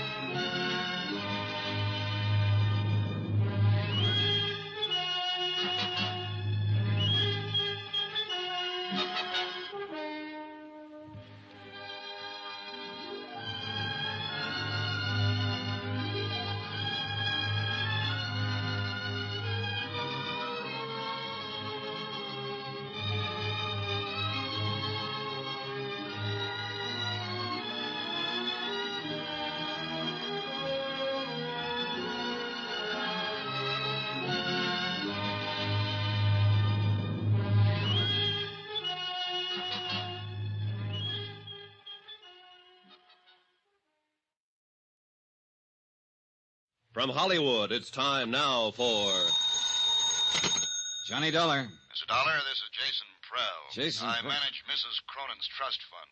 Oh, sure. We haven't met, of course, and I know that I'm overstepping the ordinary bounds of propriety, but I simply have to talk to you immediately, if possible. Well, can't it wait until train time? You're going with us up to a party in the Adirondacks, aren't you? Yes, I am, but it'll be too late then to make very much difference. Well, maybe you could tell me the general idea of what you I want to... understand Mrs. Cronin has authorized you to obtain the Circle of Fire from the bank and to keep it in your possession until she wears it at the party. Yeah, that's right. Don't do it. Leave the necklace where it is. Why? It's a long story, Mr. Dollar, and it goes a long way back.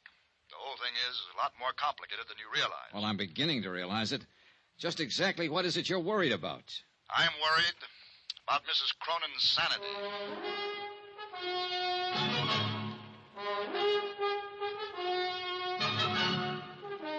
Tonight and every weekday night, Bob Bailey in the transcribed adventures of the man with the action-packed expense account, America's fabulous freelance insurance investigator. Yours truly, Johnny Dollar.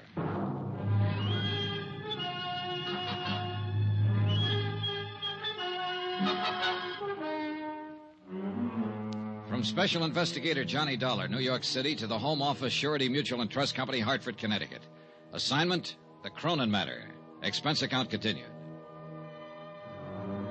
Item 4, $1.80. Taxi to the offices of the Daily Times Courier for a look at the morgue files on Mrs. Cronin. The clipping started with the year 1916, when a bright-eyed, wide-eyed kid named Dolly McLean danced her way out of the chorus lines of a two-bit musical and straight into the limelight of Broadway. One hit show after another, hits just because she was in them. And parties, balls, social affairs. The Dancing Darling. A critic tagged her with a name in her first write-up, and the name stuck. So she danced away the mad, crazy years that followed World War I. And like everybody else, she lived it up. There were rumors of engagements, love affairs, the Baron this, Count that, one after another. Shorty Weber was mentioned a few times. And Jason Prell was in from the beginning, as a promoter, though, a business manager, not as a lover. Her friends were mentioned, hundreds of them. Then Barnaby Cronin came into the file. boy wonder of the business world, the Golden Prince. Engagement, marriage, and Barnaby's fabulous gift to his new bride, a $500,000 necklace of diamonds and emeralds, the Circle of Fire. Then Barnaby's sudden death, Mrs. Cronin's seclusion. End of file. Expense account item 5, $24.30, transportation, hotel, and incidentals. And a taxi to the railway station to find the special coach Mrs. Cronin had chartered to haul her guests to the Adirondacks and to her Roaring Twenties weekend party. I purposely got there early, but one of the guests was even earlier. Mr. Dollar, wait. You are Mr. Dollar, aren't you? That's right, but I don't think... Jason Prell. Oh. I thought you might come down early to meet the bank messengers. Thank heaven you did. Well, I'm afraid I don't... Dollar, I've known Dolly McLean and Mrs. Cronin for over 35 years. All that time, I've managed her business affairs, arranged her personal contacts, been like a father to her. Yeah, I've read the newspaper clippings. Newspaper stories can be misleading sometimes. They build things up. Sensationalism. It's true, of course, that Dolly and I had some quarrels. Who doesn't? In spite of everything, I was still her best friend. Go on. I know Dolly, know her better than anybody else in the world. I know how she's gone downhill since Barnaby died, especially in the last year or so. And I know this whole idea is the worst possible thing she could do. Have you tried talking to her along that line? She won't listen. She's dead set on it. I'm hoping you can help. How? Point out to her how dangerous it is to go off into that isolated place with a piece of jewelry as valuable as the Circle of Fire. It's worth a fortune. Somebody's bound to try to steal it. I still don't get what you're driving at, Mr. Prell. But I just told you. It's the risk that's involved. To whom? Mrs. Cronin, of course. She knows about the risk. She's willing to take it. She doesn't know what she's doing.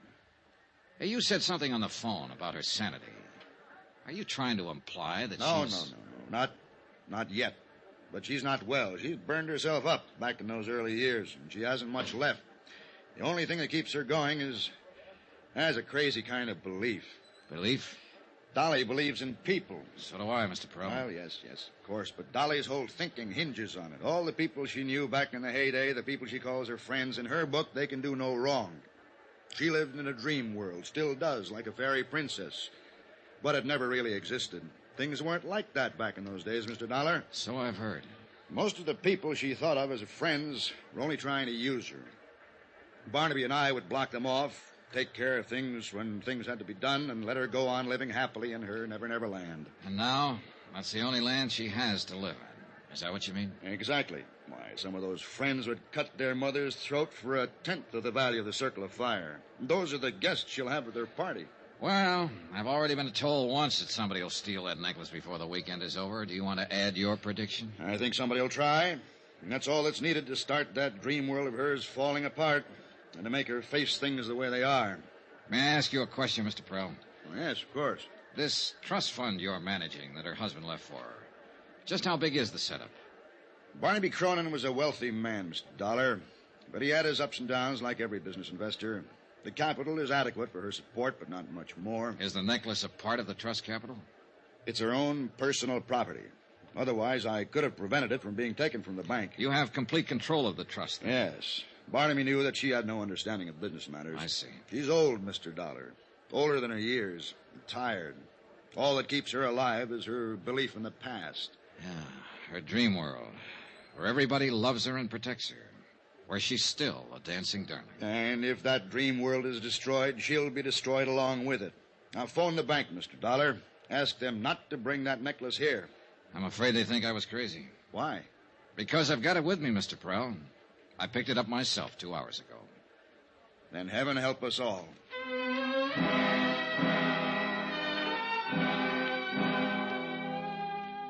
The convention coach Mrs. Cronin had chartered for the run to the Adirondacks was arranged with a long aisle of individual staterooms and a main lounge area at one end. It could accommodate 50 people, but when the train pulled out, there were only 6 of us in the coach. 6.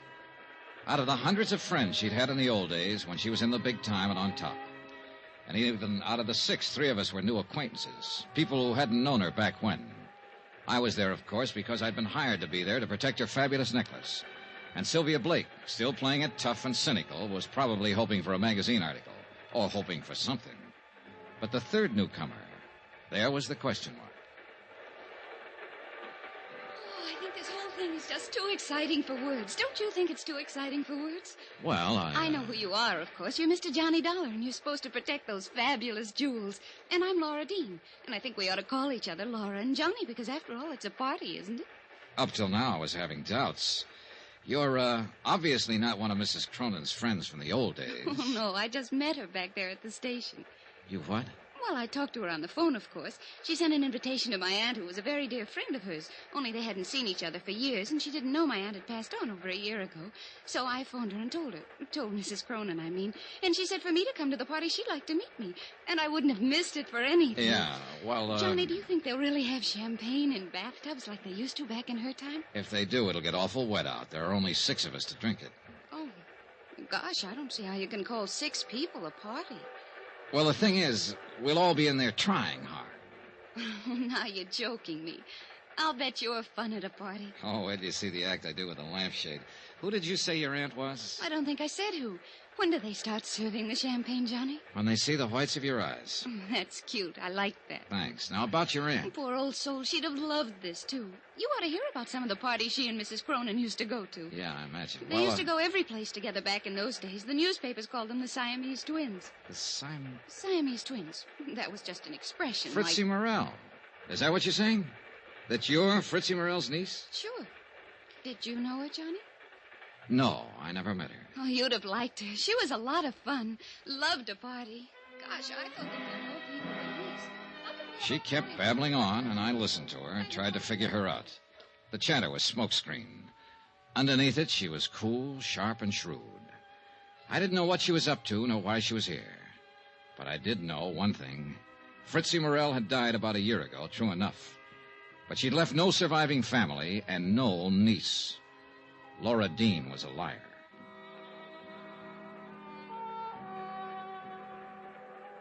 I hadn't seen Mrs. Cronin since we pulled out of the station. She'd greeted us, then gone right to her stateroom and stayed there.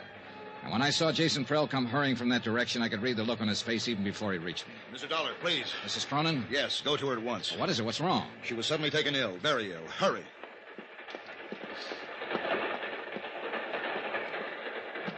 Mrs. Cronin.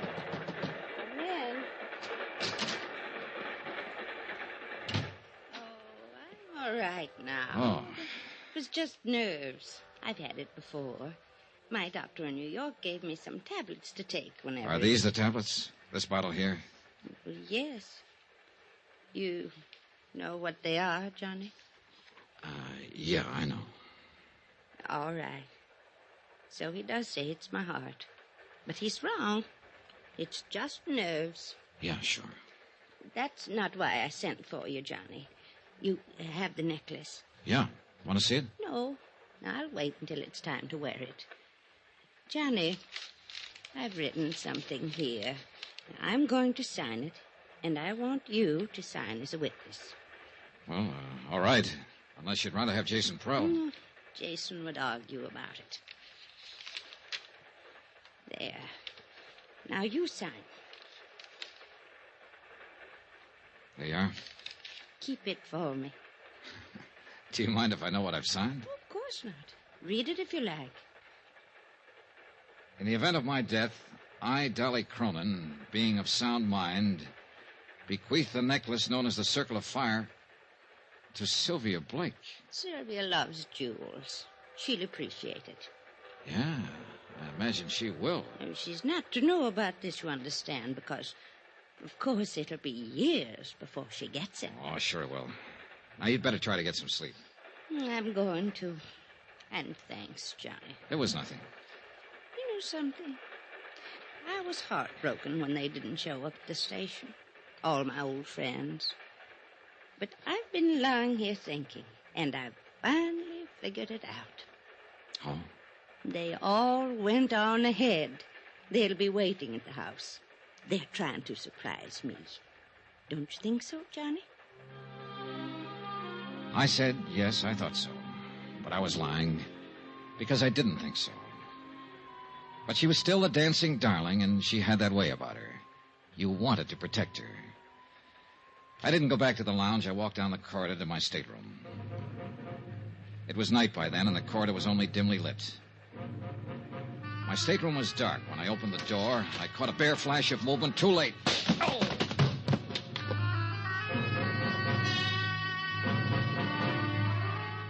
When I came to minutes later, I was lying on my stateroom floor, blood seeping from a cut in my head. I felt in my inside pocket for the bulky leather case that had held the necklace. It was gone.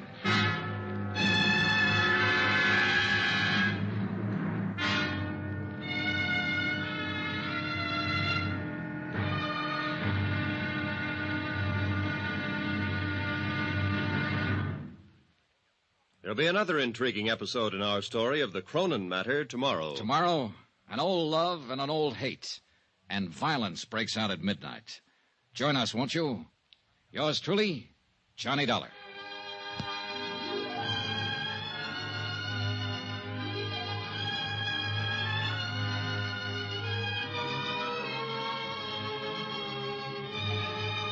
Yours truly, Johnny Dollar, starring Bob Bailey, is transcribed in Hollywood. Written by Les Crutchfield, it is produced and directed by Jack Johnstone. Be sure to join us tomorrow night, same time and station, for the next exciting episode of Yours truly, Johnny Dollar. Roy Rowan speaking.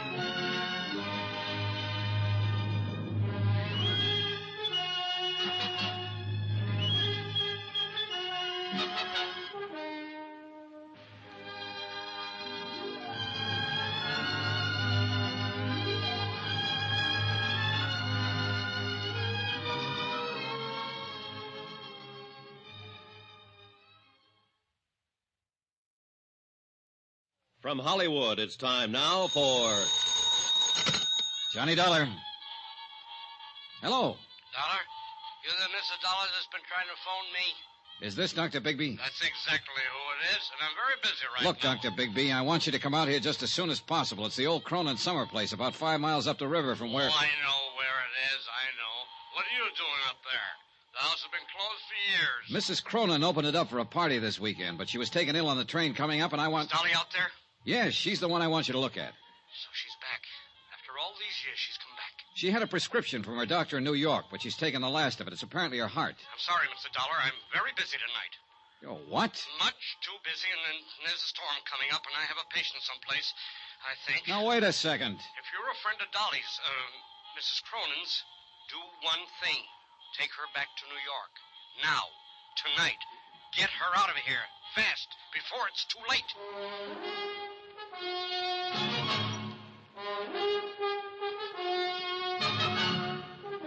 Tonight and every weekday night, Bob Bailey in the transcribed adventures of the man with the action-packed expense account, America's fabulous freelance insurance investigator. Yours truly, Johnny Dollar.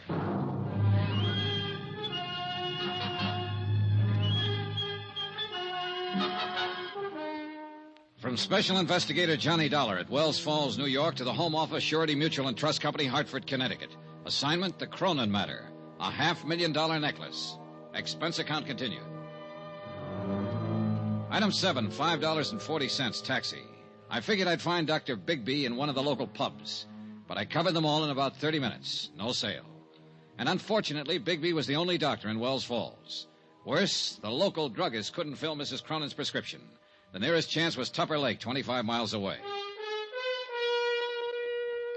Back out at the Cronin place, I turned the taxi over to Jason Prell, Mrs. Cronin's business advisor, and he took off for Tupper Lake to look for the medicine. Then I went looking for Mrs. Atherton, a village woman who had been housekeeping on the estate since the place was built. I found her in the kitchen. Storm's brewing up, coming out of the mountains. It'll hit us before morning. They always come in the night. I guess you've seen a lot of storms in these hills, Mrs. Atherton. Lived here all my life, never been out of them.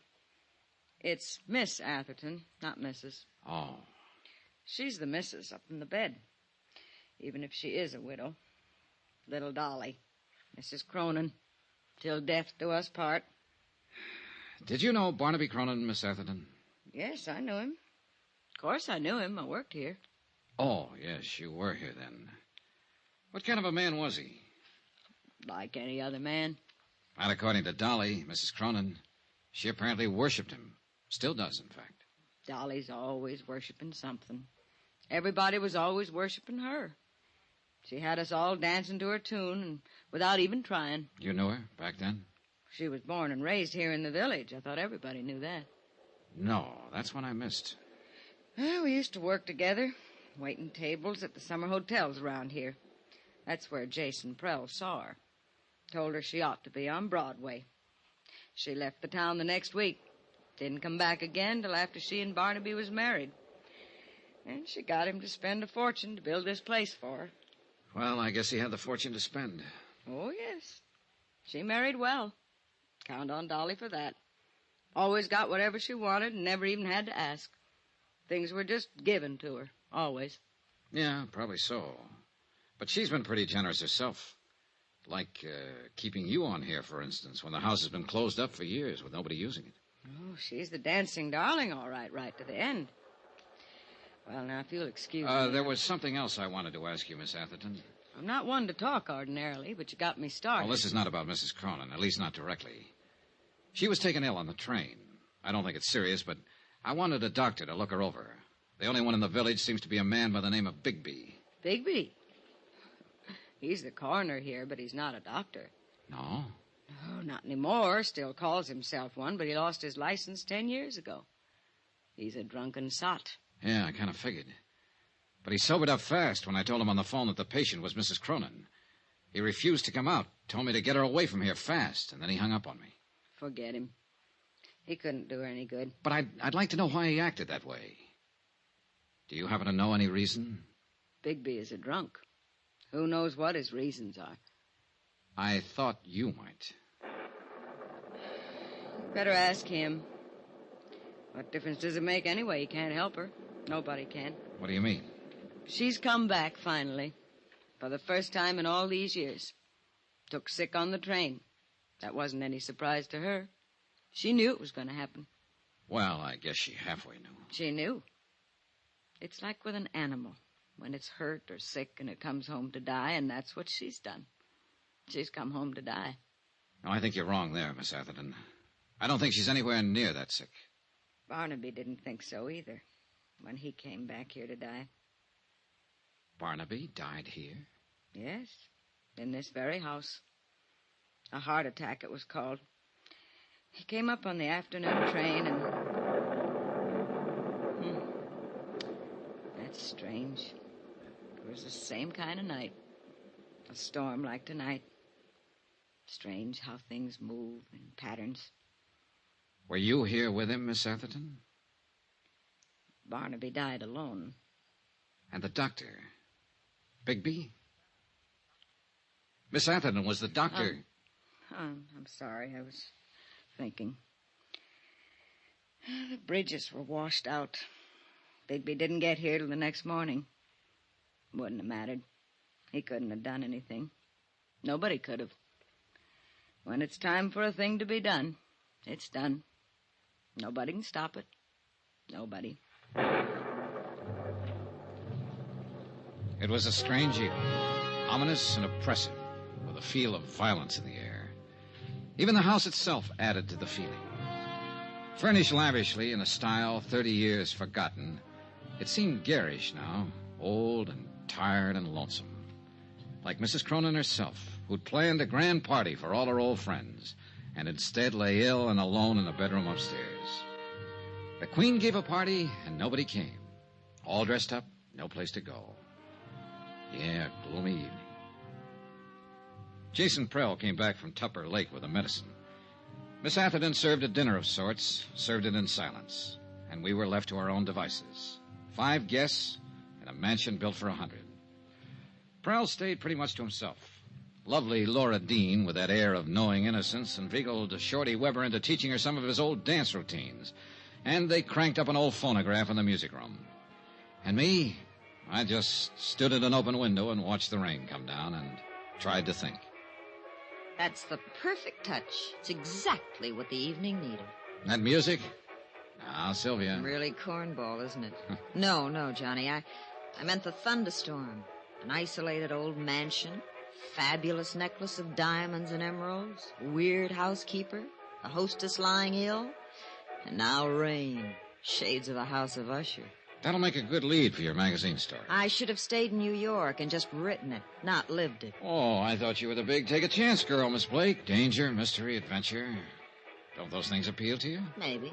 Is there any of that lying around somewhere? There may be, before the night's over. Well, all I can see at the moment is sheer boredom. You have to know where to look. In the bottom of that scotch glass, for instance? Just killing time. Oh. I've been wanting to ask you, Johnny. How'd you get that cut on your head? It's a long story. It happened on the train, I know that. You didn't have it when we left. A sudden stop. I fell over my suitcase. Sure you did. Backwards. Huh? It's on the back of your head. Somebody made a try for it, didn't they? On the train coming up. Well, I don't know what they were trying for. There wasn't time to ask. Maybe they even got it. That's the way you were betting, wasn't it? That it wouldn't be just an attempt. That somebody was going to get it and get away with it. Did they? Is that what happened? Is it gone? All right, just stand there and grin then. Oh, rain. I'm going back to the city tomorrow. You are? Well, don't smother me with your pleading. No, stick around, Sylvia. Things may get better, including the music. You know, in a way, I hope somebody did get the Circle of Fire. Why? What good is that fabulous necklace doing her now, lying up there? She's had everything she ever wanted. Life's been too easy on her. She doesn't deserve it. She ought to lose it. Her life or the necklace? The necklace, of course. You know, for reasons I can't go into, I think you'll be sorry you said that someday. Sorry? Why? She's a woman who's had everything. You're a pretty predator, aren't you? Hurt and afraid. Am I? You feel something big may have passed you by, and you put up that tight, bright front for protection. But inside, you're tied in knots. And what is your recommendation, Doctor? A man, perhaps? That's the usual advice. Now, you said it. I didn't. Well, you're a man, Johnny. Why don't you smooch with me? It'd be a way of passing the evening, killing time. All right. What are you... Johnny, wait! Johnny, why did you do it? Because you wanted me to, and because I wanted to. Adventure, mystery, danger. Who's bored? Who's going back to the city? Those doctors are right.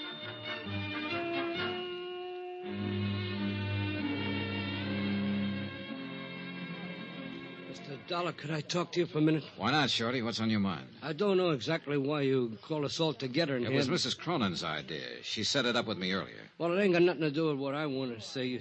You seen me in a bad light there yesterday at Dolly's apartment. Well, you found a gun in me. You know about my record. It made it look bad. I know it did. But so help me, Mr. Dollar, everything I told you was the gospel truth. Yeah. I'd break my arm before I'd do anything to harm Dolly in the least bit. You see, I've been in love with that woman for 35 years. Like to broke my heart when she married Barnaby. But I always knew I didn't have no chance right from the start. She was up there, big, somebody. Me, I was a nobody. But I'd still die for her any time.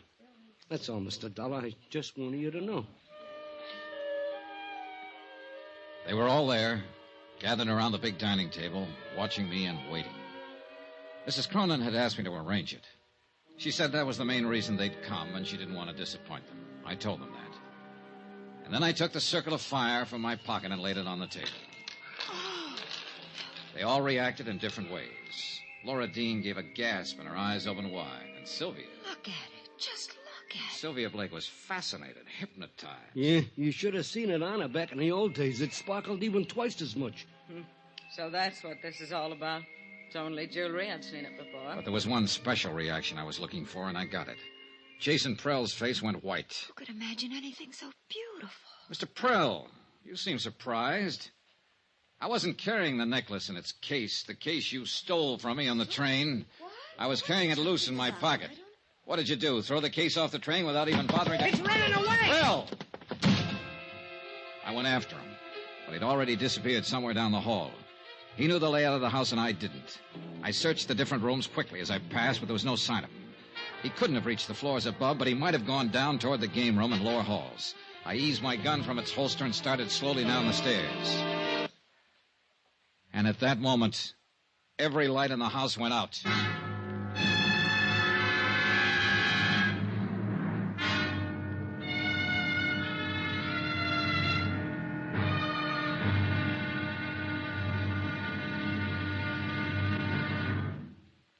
There'll be another intriguing episode in our story of the Cronin Matter tomorrow. Tomorrow, a white lie, a bullet from the darkness, and death comes in out of the rain.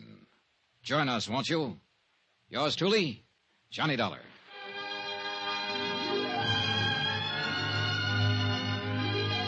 Yours truly, Johnny Dollar, starring Bob Bailey, is transcribed in Hollywood. Written by Les Crutchfield, it is produced and directed by Jack Johnstone. Be sure to join us tomorrow night, same time and station, for the next exciting episode of Yours truly, Johnny Dollar. Roy Rowan speaking.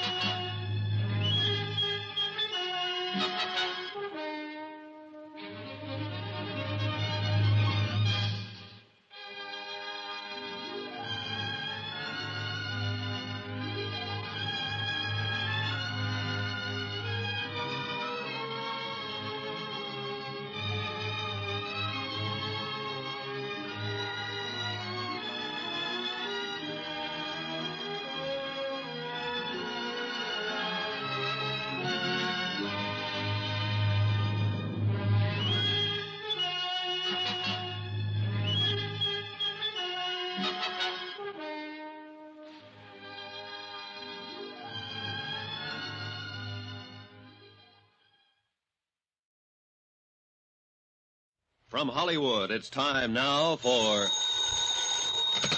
Johnny Dollar. Hello, Sheriff. I can't hear you for the storm. We were cut off before. Hello? Is that you, Sheriff? I said... Hello? You get cut off again, Mr. Dollar? Not this time, Shorty. Somebody cut the wire. The phone's dead. Then we got no way of getting word out, no way of getting help. No, not at the moment. And he's out there in the dark somewhere. He's got a gun and there's no telling what he may try and do. Shorty, get away from that window. Well, we know where he is now and what he intends, because he just made a try at it. What are you going to do about him? Only thing I can do, Shorty, go get him before he gets me.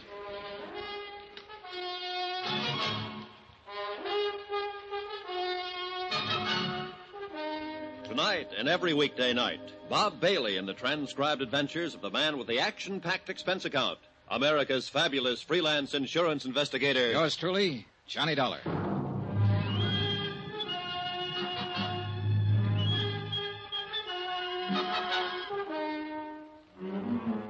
From Special Investigator Johnny Dollar at the Cronin Estate, Wells Falls, New York, to the Home Office, Surety Mutual and Trust Company, Hartford, Connecticut. Assignment, the Cronin Matter. Protection of a $500,000 necklace. Expense account continued. Item 10, $135. One tweed sport jacket to be purchased on my return. Both lapels and one shoulder ripped by a bullet. Also one pair of slacks to match. Destroyed a few minutes later in the mud, slush, and underbrush in the grounds of the Cronin place while pursuing a suspect who'd already tried twice to kill me and who made a third go at it when I stepped out of the side door of the house. Shorty, away from the door, quick. Whew, boy, that was close. Yeah. He could see the door opening, but he can't see us. Not in this mess. He's desperate. He's shooting blind. Look, Shorty, why don't you go on back in the house? There's no reason for you taking chances like this. You're taking them? With me, it's a job of work. I get paid for it. I told you earlier how I felt about Dolly, I mean. I don't know what Jason Prell's game is, Mr. Dollar, but if it's against her, then I'm against him. I'm staying. All right, it's up to you. Thanks for giving me my gun back. Emergency, that's all. You've got a prison record, Shorty. You know what it means if you're caught with a gun. Yeah, I know. Hey, good. I figured Prell would give himself away if he kept that up. I got him spotted now. Where? At the base of that tall pine, a little to the left. Watch for it, the next flash of lightning. There, yeah, now I see it. I know the one you mean. Then stay here and keep him pinned down. It's a good spot. You've got cover from the wall of the terrace there. What are you going to do? Circle around and come up beside him. Just throw a shot at the base of that pine tree now and then. Keep him tied down. Keep him busy. You got it? Right. And good luck. I left the shelter of the house and started edging through the shrubbery. The undergrowth was a regular jungle. It would have been impossible to slip up on Prell without his hearing if it hadn't been for the storm. Shorty Weber fired now and then at the pine tree. And twice Prell fired in answer. Jason Prell, so-called friend of old Mrs. Cronin, knew I had him tagged. At first I'd been guessing mainly, but he didn't know it. And he'd lost his head and made the guess prove out. And now he was apparently ready to risk murder or death rather than face a prison term. I was within 30 feet of him. He hadn't heard a sound. He was still firing at Shorty over on the terrace. His back was turned partly toward me. He didn't know I was near, so I leveled my gun. Get your hands up, Prell. Drop that gun. You're covered. He whirled, peering into the darkness of the bushes, trying to see me. He knew I was close, but he couldn't tell where. He raised his gun, started to turn, and I'm not quite certain what happened next. The light was bad, and I could hardly see him. Whether he stumbled accidentally or what is something I'll never know. All I know is that when I walked over to him, he was dead.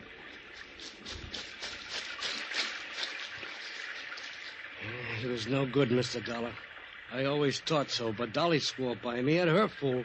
What about Barnaby, her husband? He couldn't stand Prell at first. Later, they got as thick as thieves. Yeah. Well, it's a mess, Shorty, a real mess. Old things that should have stayed dead and buried on the bottom, they're all coming to the surface now. Tell me something, Mr. Dollar. Yeah? What about Dolly? Is this thing going to kick back on her? Will she get hurt by it? Yeah, Shorty, I'm afraid she will. Pretty badly.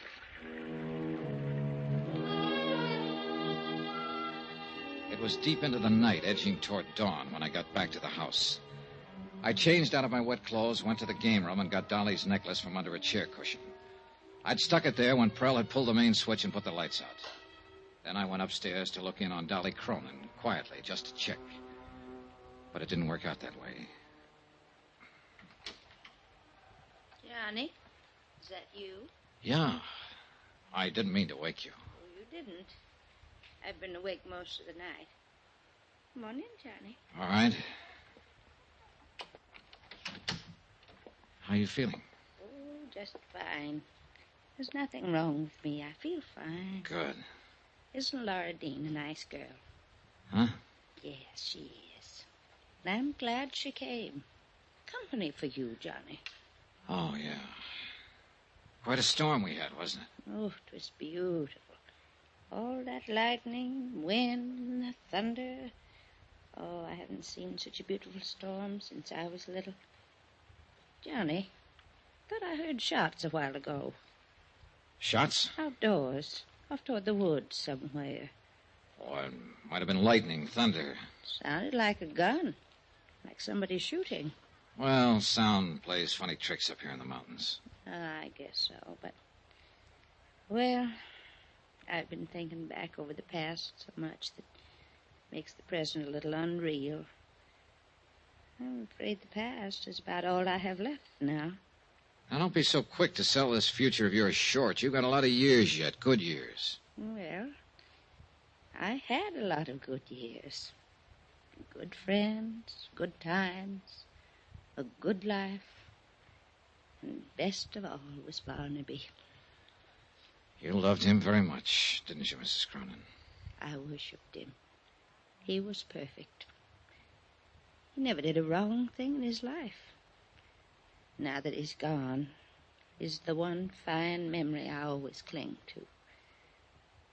Oh, if I didn't have that, well, I just couldn't go on. Well, then let's hope you never lose that memory. Of course, there were other good friends, too, over the years, like Jason Prell. He is so quiet and withdrawn, it takes a long time to get to know him. But he's been such a good friend to me. He's so patient with all this silly ignorance of mine about business problems. Yes, I'm sure he has. I just don't know what I'd do without him. Yeah. Now, don't you think you'd better get some sleep? In a little while. You know, Johnny, it's funny how things work out. In what way? I was born and grew up right here in this village. Yes, your housekeeper, Miss Atherton, told me the two of you were girls together. We were inseparable. Like I said, I grew up here and then I went away.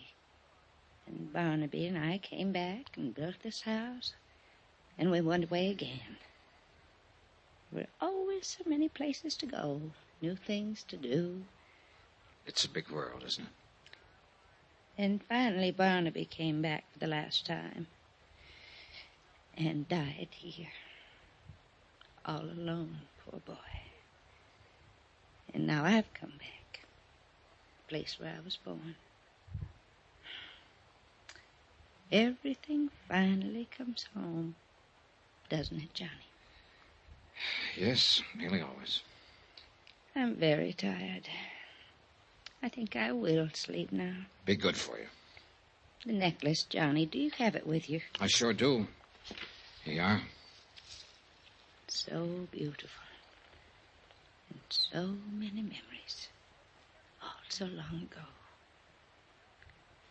Put it on me. Will you, Johnny? Of course. Raise up now. Just a little. There. How do I look? Sweet enough to kiss. Well? Nice. You go to sleep now. Yes, sir. I'll only look at the necklace for 1 minute only. Then I'll take my pills and go to sleep. And then I'll dream up a dream. A great big dream. Good night, dancing darling. It's been a long time since anyone called me that. A long, long time. Good night, Johnny. And thank you. I left her and went downstairs and rustled myself a pot of coffee. I sat down by an east window and drank it cup after cup and watched the morning sun come up. Dream a big dream. Well, before many more hours, she was going to need a big dream. There was no way of keeping it from her, all of it. The fact that Jason Prell was dead, shot, that he'd attempted murder and tried to steal a necklace. And worst of all, that her beloved Barnaby had probably been as big a crook as Prell. Is it all right if the girl who can't sleep sits this one out with you? Sure. Pull up a chair, Laura. Like some coffee? Just black, thank you. I guess it wouldn't do much good to ask you what's been going on around here all night. Something has? Like I said, I guess it wouldn't do much good. Here's your coffee. Oh, thanks. That's how I found you. Just followed the smell of this coffee. Good. I guess if I said I heard somebody shooting up the place during the storm, you'd just say, really? Never used the word. And I guess if I showed you that broken window over there, you'd say maybe a pigeon flew in. Might, if I happen to think of it. I'm sorry all this kept you awake. Oh, don't apologize. I probably wouldn't have slept anyway. Why not? Guilty conscience? Don't be silly. I didn't even do it. Do what? Whatever it is I'm supposed to feel guilty about. Lying is what I had in mind at the moment. Oh, I do that all the time, but I never feel guilty about it. I just call it making up things. Like claiming you were the niece of Fritzie Morel, Mrs. Cronin's oldest friend. Gosh, went down my windpipe. Like claiming you're Fritzie Morel's niece. Mostly I drink tea, but you already had the coffee Like made. claiming you're Fritzie... All right. How'd you find out? Nothing very spectacular. She just didn't have a niece. I wasn't sure, but I thought she must. Everybody her age has at least one niece. What was the idea? Well?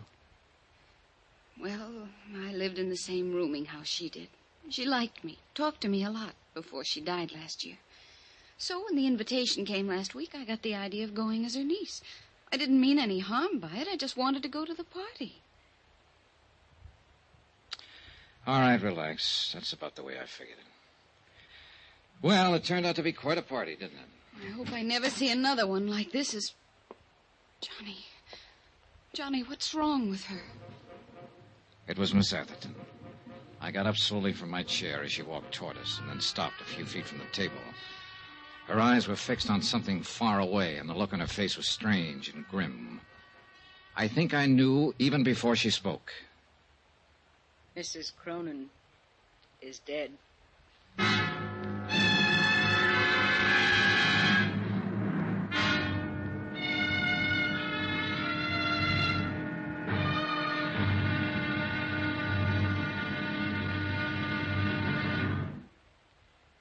There'll be another intriguing episode in our story of the Cronin Matter tomorrow. Tomorrow, the questions and the answers for the living and the dead. The final payoff.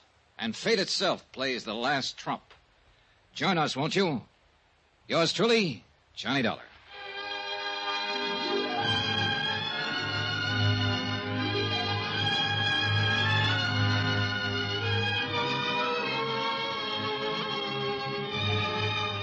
Yours truly, Johnny Dollar, starring Bob Bailey, is transcribed in Hollywood. Written by Les Crutchfield, it is produced and directed by Jack Johnstone. Be sure to join us tomorrow night, same time and station, for the next exciting episode of Yours truly, Johnny Dollar. Roy Rowan speaking.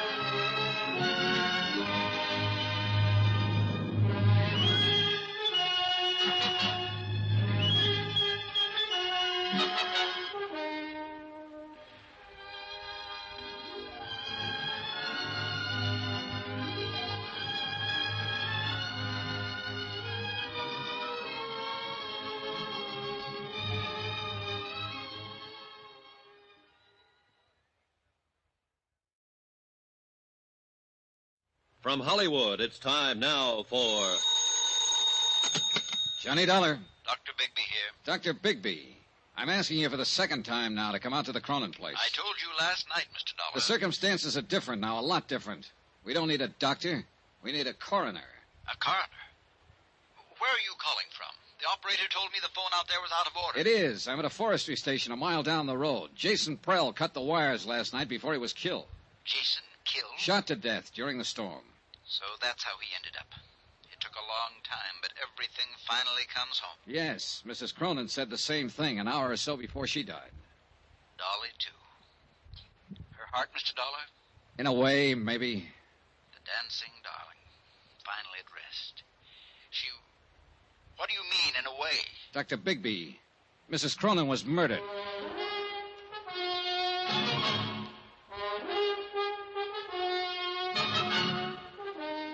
Tonight and every weekday night, Bob Bailey in the transcribed adventures of the man with the action-packed expense account. America's fabulous freelance insurance investigator. Yours truly, Johnny Dollar.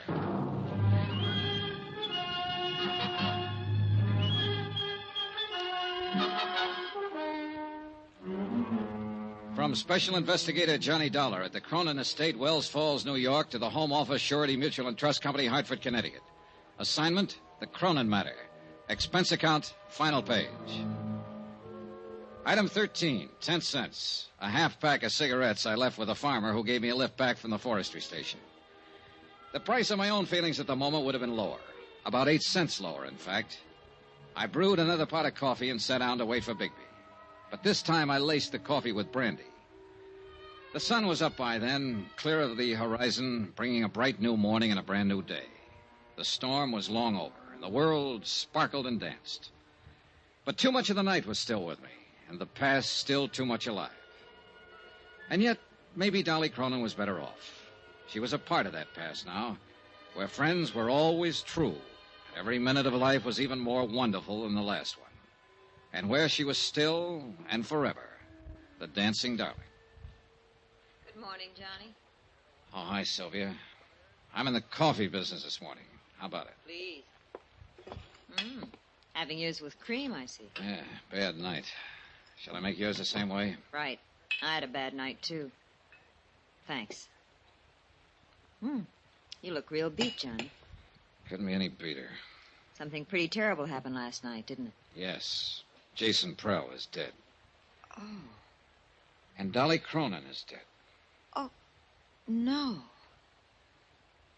I loved her, Johnny. I didn't mean what I said last night about life always having been too easy for her, and you were right. It was just being frustrated, tied in knots and covering up. I loved her. She was sweet. Yeah, she was quite a gal. She had something, I don't know. She had love. She loved people, and they loved her in return. Maybe so. Anyway, I guess this belongs to you now. The necklace?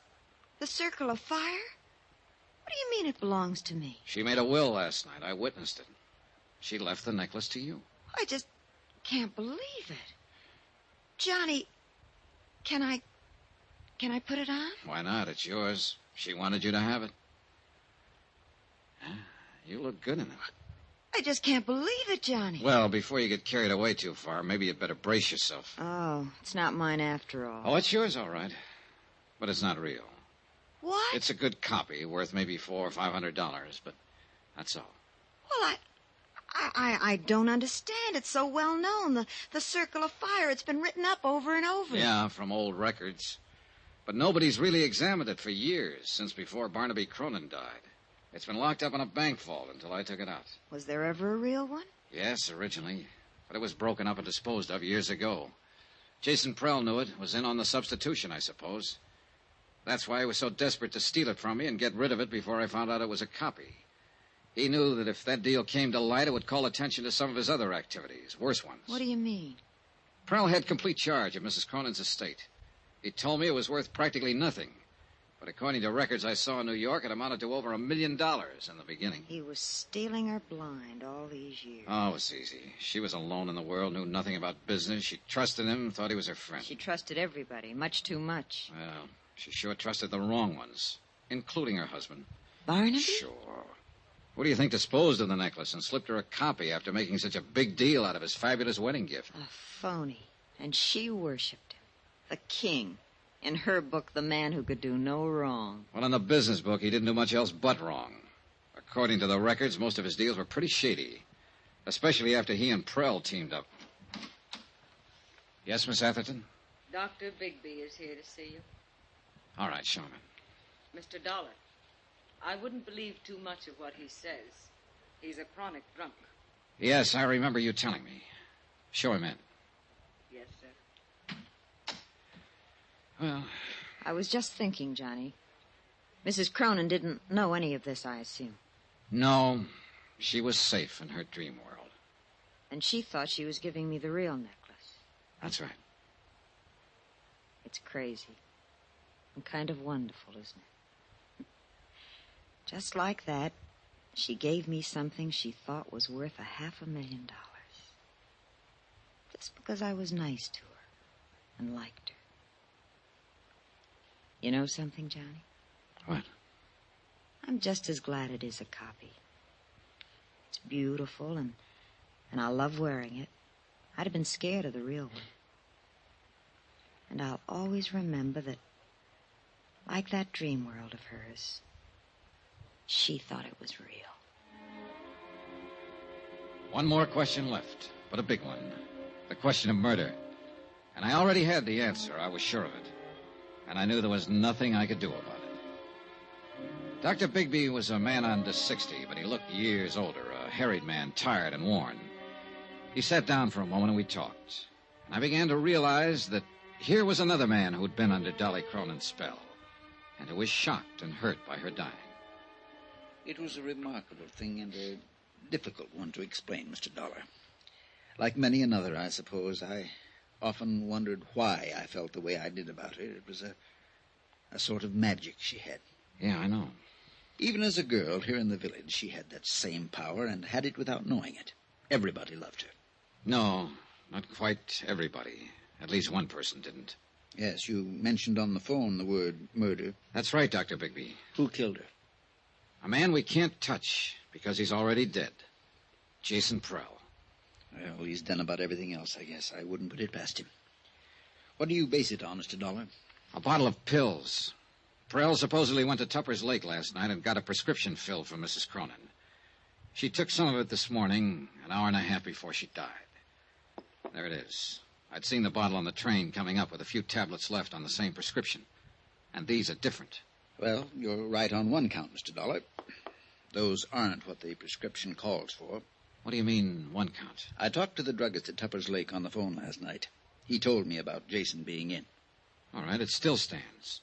He had the prescription filled and then changed the tablets, substituted these. It's possible. Would you happen to know what they are without having them analyzed? I've got a pretty good idea, but I'll wait until I've examined her before I'll say positively. Mr. Dollar, I'd like to explain why I wouldn't come out when you called me last night. Yeah, I wish you would. I'd been drinking. So I gathered. I'd been drinking that other time, too, and I'd made a mistake. I didn't want to make another one. Just what do you mean? When Barnaby Cronin died here, I signed the death certificate. Yes, I know. I hadn't treated him. He was dead when I came out. I called it a heart attack. I was drunk. And I was wrong. Barnaby was poisoned. Go on. I didn't suspect it until later. And then I was afraid to do anything about it. I'd signed that certificate, and I knew it would break me. So I kept still. And I consoled myself with drink. And finally, it broke me. So the same end result was achieved. Look, Dr. Bigby, if Barnaby Cronin was here alone, then how was he poisoned? Alone? He wasn't alone when he died. She was here with him. Mrs. Cronin? Of course not. Why do you think he was always making trips up here, always by himself? I didn't know he was. For years, every week or two, the whole village knew about it. She was here with him that night. She's the one who called me, asked me to protect her good name. She's the one who poisoned him. And now she's had another try with the same poison. But why? Ask her why. Ring for her and ask her. That won't be necessary. Well, I'll go on up and make my examination. Well, Miss Atherton, I'm asking, why? He was planning to break off our relation. He told me that night. She'd finally won. That silly little fool had finally won. But I didn't let her win. I killed him. You're confessing to murder, you know. It doesn't matter now. I've accomplished everything I meant to accomplish. So it was you who changed the tablets in her prescription bottle and substituted the poison. Of course. It was so easy. For once in my life, things were just as easy for me as they'd always been for her. Will you have the sheriff come out, Mr. Dollar? I'd like to make my confession.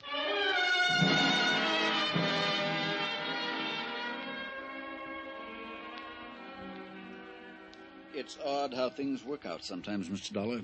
Yeah. Mrs. Cronin said something like that last night. I was pretty certain when you showed me the tablets, but I wanted to make my examination first. What do you mean?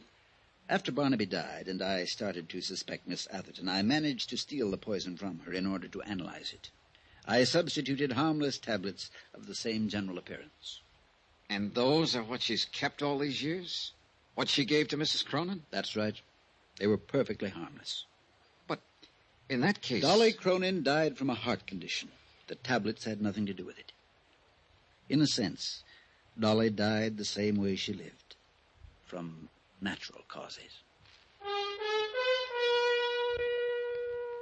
Expense account item 14, $83.90. Incidentals and transportation from Wells Falls back to Hartford.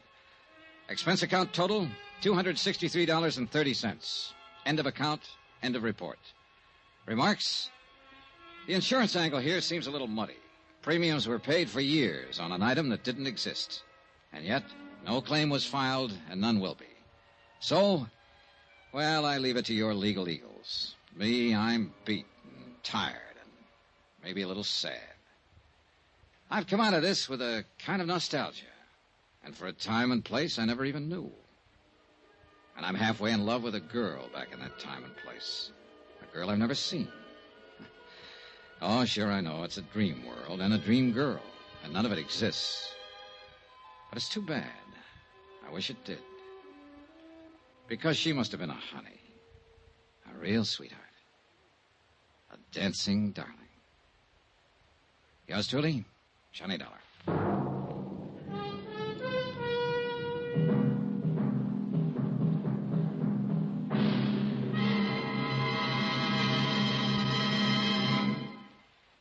Remember, please, there'll be a new exciting story on Johnny Dollar beginning next Monday. Next week, the story of a man worth $50,000 who didn't have a cent to his name.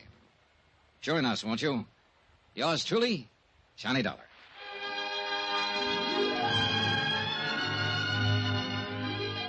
Yours truly, Johnny Dollar, starring Bob Bailey, is transcribed in Hollywood. Written by Les Crutchfield, it is produced and directed by Jack Johnstone. Heard in this week's cast were Virginia Gregg, Shirley Mitchell, Vivi Janis, Barbara Fuller, Benny Rubin, John Daner, and Parley Bear. Musical supervision by Amerigo Marino. Be sure to join us on Monday night, same time and station, for another exciting story of yours truly, Johnny Dollar. Roy Rowan speaking.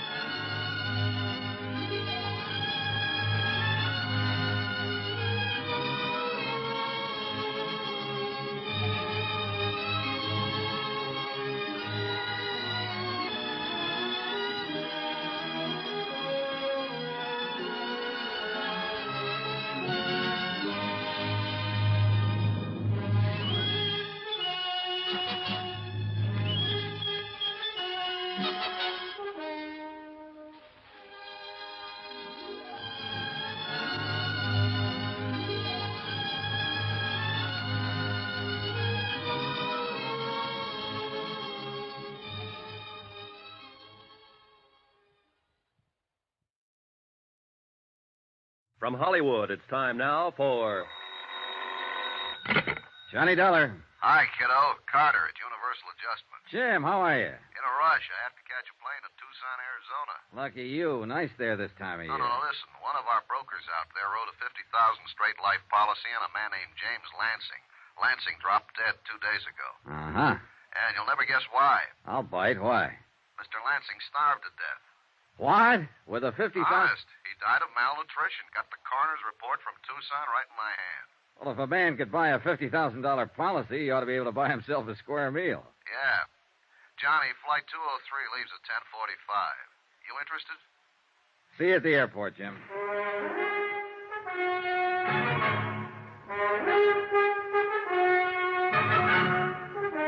Tonight and every weekday night, Bob Bailey in the transcribed adventures of the man with the action-packed expense account, America's fabulous freelance insurance investigator. Yours truly, Johnny Dollar.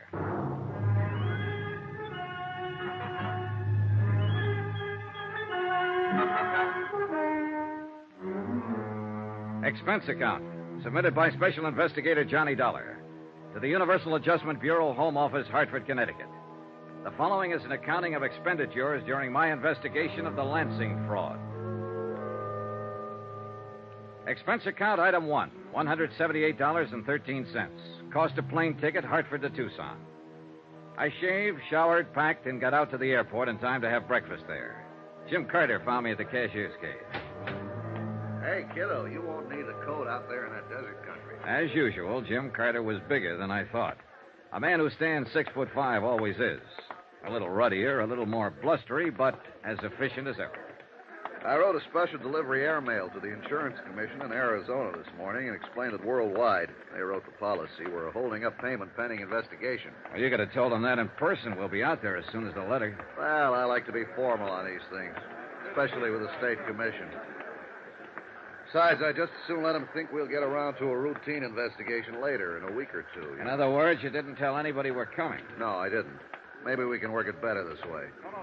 The faster we move in and find out what's what and aren't bothered by anybody, the better off we'll be. Hey, give me your ticket, will you, John? Yeah, sure.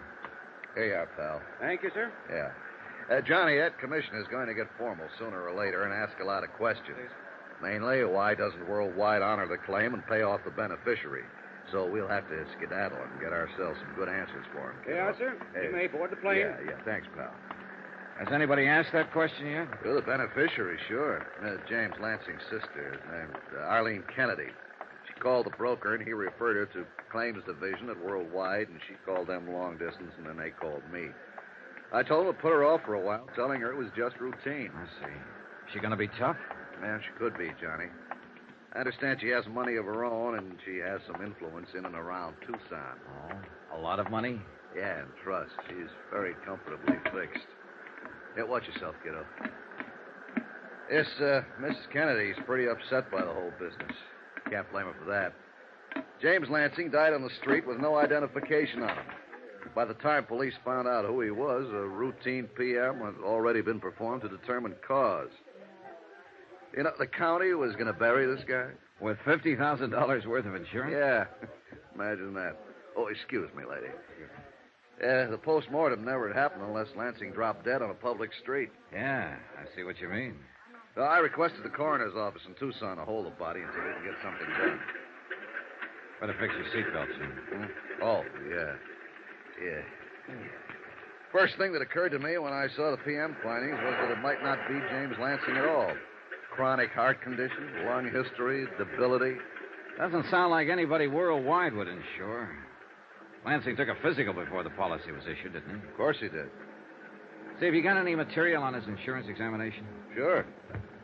Right here. Standard form. James Lansing was 100% okay when the policy was issued a couple of years ago. Malnutrition, lung history, chronic heart. Huh. Hey, how could he get in that bad shape in 2 years? That's a pretty good question, Johnny. I bet the answer is going to be great. Yeah. What's the examining physician's name? Let me see. Here it is. Dr. Carl Mayhood, Suite 932, Valley National Building, Tucson. He's our first job, Johnny. Hey, cute stewardess. Yeah. Well, back to business, kiddo.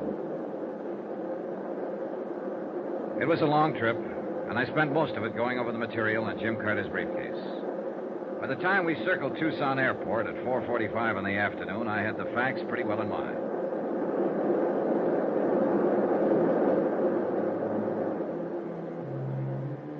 Expense account item 2, $350, cab fare, Tucson Airport to the Pioneer Hotel. Jim Carter and I took adjoining rooms. I unpacked my clothes and got on the phone. A Sergeant Younger, Tucson Police, had made the DOA report on James Lansing. Yes, he was in. Yes, he'd be glad to talk to me. I left Jim Carter contacting the State Medical Board. Glad to meet you, Mr. Dollar. How do you like Tucson? Well, I've been here 2 hours, Sergeant. Weather's certainly nice. About like this all through the winter months. It's a little warm in the summer, though. Yes, sir. Now this Lansing matter. Yeah. There isn't really much to tell you, Mr. Dollar. One of the cars answered the call. A man was found dead in the doorway of a jewelry store about 4 blocks down the street. Uh-huh. This was day before yesterday, Sergeant? Yeah. Mm-hmm. I went down to the scene and called the coroner's office. No identification on him, so we started to check him out. Took us a little while. By the time we got a make on him, the coroner had already performed an autopsy. Yeah, I understood that was about the way it was. Say, tell me, how did you identify him as Lansing? One of his prints matched up on our cards here. Lansing was booked on a traffic beef a year ago. Otherwise, we'd still be trying to make him. You're sure it's Lansing over in the morgue? Yeah, we're sure. His sister came down, identified him. Name of Kennedy. Yes. Well, what did Mrs. Kennedy have to say about the cause of death? Nothing. That malnutrition bit didn't do a thing for her, huh? Not a thing, no, sir. We all thought Lansing was some sort of a transient. You know, just some old bum until we identified him. Uh-huh. Any witnesses see him die? No, we haven't found any. According to the coroner, he'd been dead an hour or so before anybody noticed him at all. Happened early in the morning. I see. Say, did Lansing have any other business down here other than that traffic violation? Nope. All right. Who do I have to see to get into the morgue? Well, I'll phone the coroner for you. Won't be any trouble there. You want to go over now? No, later on, maybe. Dollar. Yeah? Death was from natural causes. There's no doubt about that. Yeah. Then no matter how much you investigate, you people are going to have to pay off. Well, aren't you? Maybe. We just have to be sure of one thing. What's that? That we insured the right man.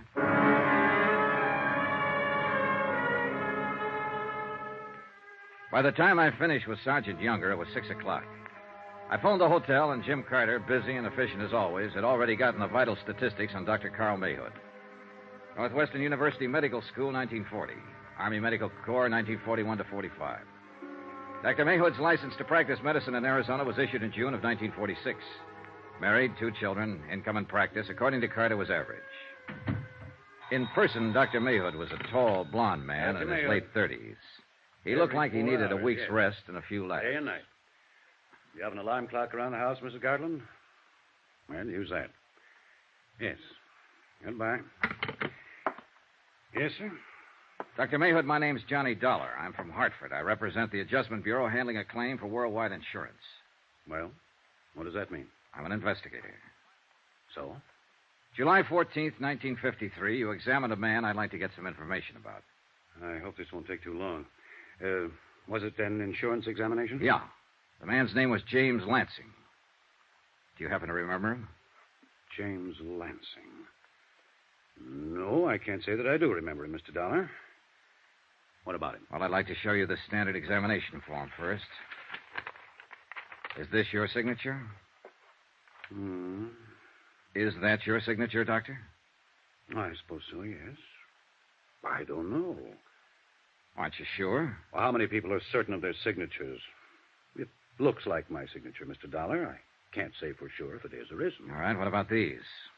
Are these notations on the form in your handwriting? I would think so. I don't know. It looks like my handwriting. I can't say. According to this form, you gave Mr. Lansing a complete physical and pronounced him sound. That's my job as a doctor on these insurance examinations. Anything unusual about that? Mr. Lansing died 2 days ago, Doctor. There's nothing unusual about that either. Did they send you all the way from Hartford so I could tell you to go back there and buy a book on heart disease? You can get them anywhere in the country. The simplest kind. Not even a doctor's book. Read it. Know it. And don't take up my valuable time. Now, let me have that. Sure. This patient Lansing was 41 years old. If he had no heart condition when I examined him 2 years ago, and obviously he didn't, according to my findings, it's entirely reasonable to assume that he could have developed heart trouble in a very short while, even the day after I examined him. You people gauge those things in your premiums. Why do you bother me? Are you finished? Huh? I take it you've had yourself a tough day, Doctor, and you don't want to be bothered with anybody. Now, look, I'm not here to bother you. Just from what's on this sheet and what's happened, you're in enough trouble to get yourself involved in a police investigation. I'm here to try to avoid all that, for you as well as me. And please don't lecture me on heart trouble, incidentally. We know the statistics by age, race, color, climate, state, religion, occupation, geographical area, and sex. It so happens we don't have to go into that, Doctor. James Lansing died of malnutrition. I said Lansing died of malnutrition. I'll be doggone. Coroner's report. Look for yourself. Well, he should know. Now, was it possible for you to overlook that condition at the time you examined Lansing? If he'd been suffering from malnutrition in any degree, I would have discovered it and noted it. According to the coroner's findings, James Lansing had been ill several years. The lung and heart condition existed at least 10 years. Can you explain how you were able to pronounce him physically fit, Doctor? No, I can't. Well, how about this, the angina condition? I could have missed that, but it's unlikely with the degree of aggravation noted here on the coroner's report. Have you had much experience reading chest x-rays, Doctor? Of course. The lesions reported by the coroner. If there'd been any lesions on Lansing's chest, I would have reported them. I can't explain that either. Well, now you understand why I'm here. Certainly. I wish I could help you. You can. Just let me see your file copy of the examination and the x-ray you took at that time. I'll have my nurse look them up. I don't keep files over a year old up here. We have a place down in the basement. Okay. I'll have them for you tomorrow. What time tomorrow? As soon as possible. Like to have them first thing, Doctor. You're kind of on me, aren't you? That's right, Doctor. I'm kind of on you.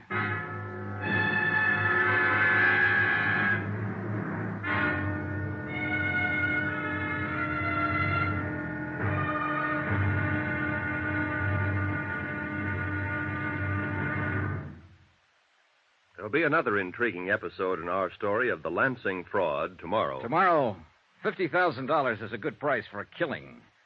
Most anybody will listen for that kind of money. Join us, won't you? Yours truly, Johnny Dollar.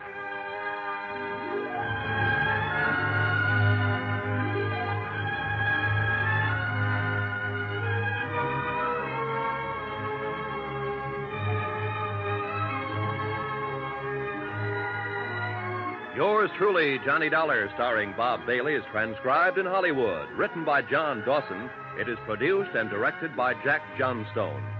Be sure and join us tomorrow night, same time and station, for the next exciting episode of Yours truly, Johnny Dollar. Roy Rowan speaking.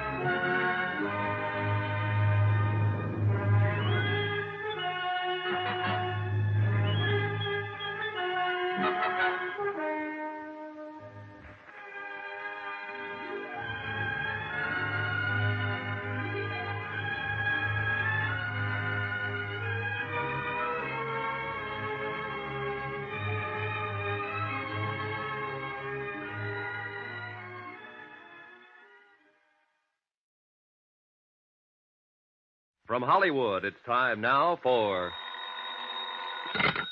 Johnny Dollar. Dr. Mayhood, I sent you a copy of Lansing's insurance examination this morning. Did you get it all right? Yes, I did, Doctor. Thank you very much. Just looked it over. And I take it everything's all right. It's an exact duplicate of the one sent to the insurance company, and that part's okay. But it doesn't straighten out matters on this case. I'm not concerned with your case particularly. I just hope you're through bothering me, Mr. Dollar. Not quite. What does that mean? I want another hour of your time, Doctor. I want you to go over to the coroner's office with me and look at Mr. Lansing's body. What for? To identify it. I've got to know if he's the man you examined or not. About an hour? Doctor, I can get an injunction. All right.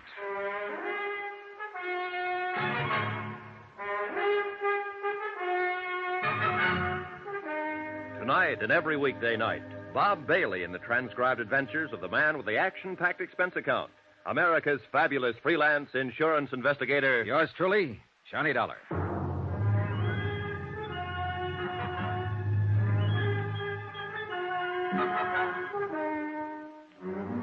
Expense account submitted by Special Investigator Johnny Dollar. Location, Tucson, Arizona. To the Universal Adjustment Bureau, Home Office, Hartford, Connecticut. The following is a further accounting of expenditures during my investigation of the Lansing fraud. Or was it a fraud? Expense account item 3, $10, loan. To Jim Carter, who was working with me on the case. Thanks, buddy. I'll pay you back as soon as I can cash a check. Been so busy, I haven't had time. How's your doctor friend? Well, I'm going to pick him up pretty soon and go over to the coroner's office. I want him to look at James Lansing and see if he's the same man he passed on the insurance examination 2 years ago.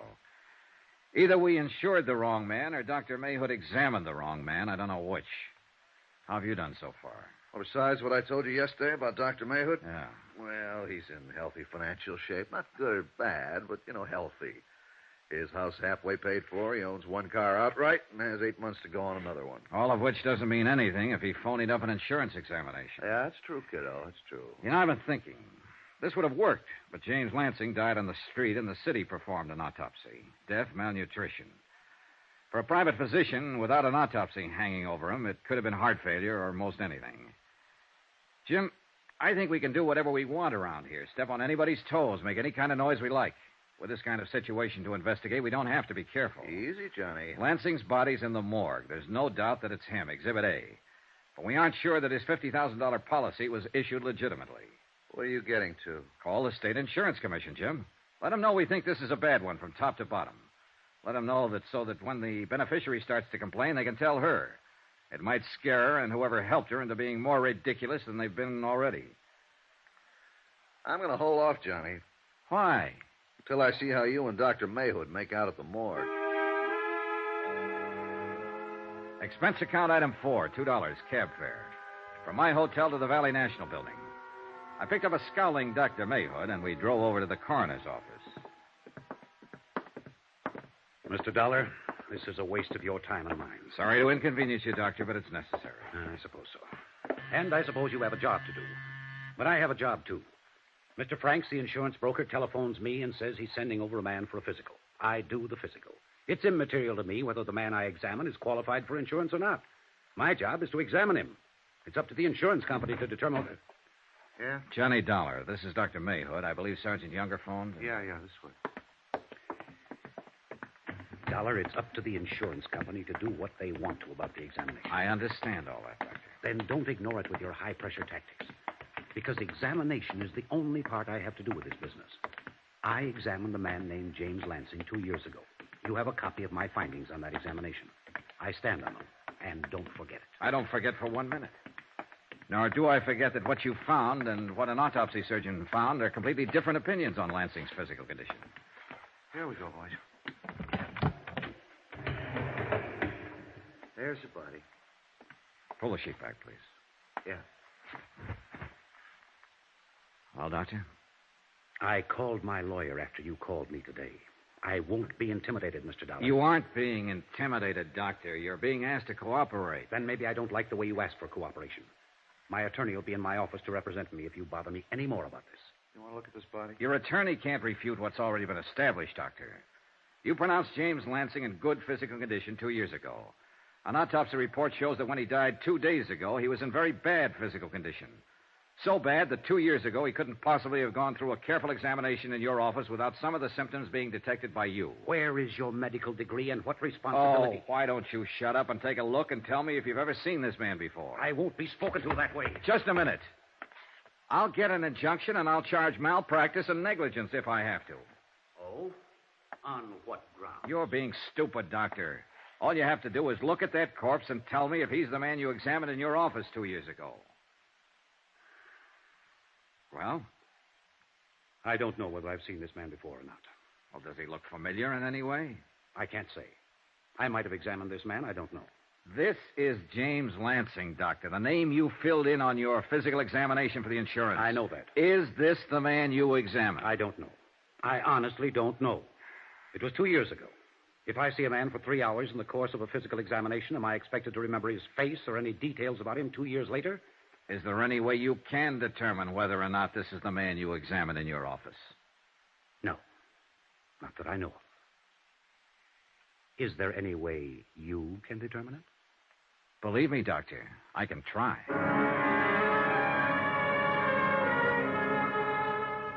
And I did try.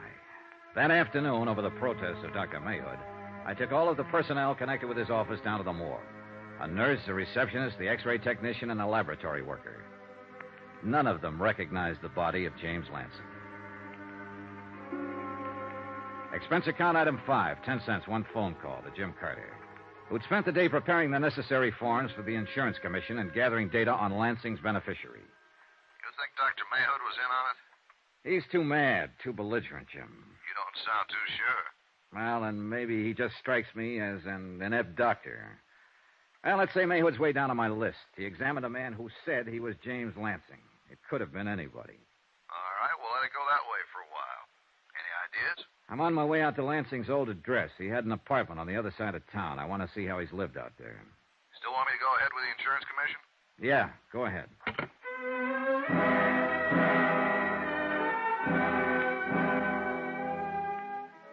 The manager at James Lansing's apartment house happened to be a woman named Anita Regan.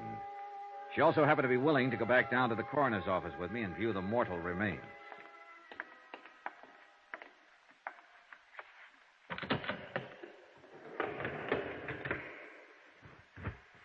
There you are. Oh, Have you ever seen this man before, Mrs. Regan? yes, sir. That's Mr. Lansing, apartment 34. You're positive? Oh, yes. I've seen him every day for almost 2 years. Okay. Want to smoke? I want to get out of here. Oh, sure. I don't know why I'm acting this way. He doesn't look any different now than he's looked before. I've seen him stretched out like that 100 times. What? I mean, almost like that. Out, stony. Only I guess it's because I knew he was just drunk then, not dead. Oh, I see.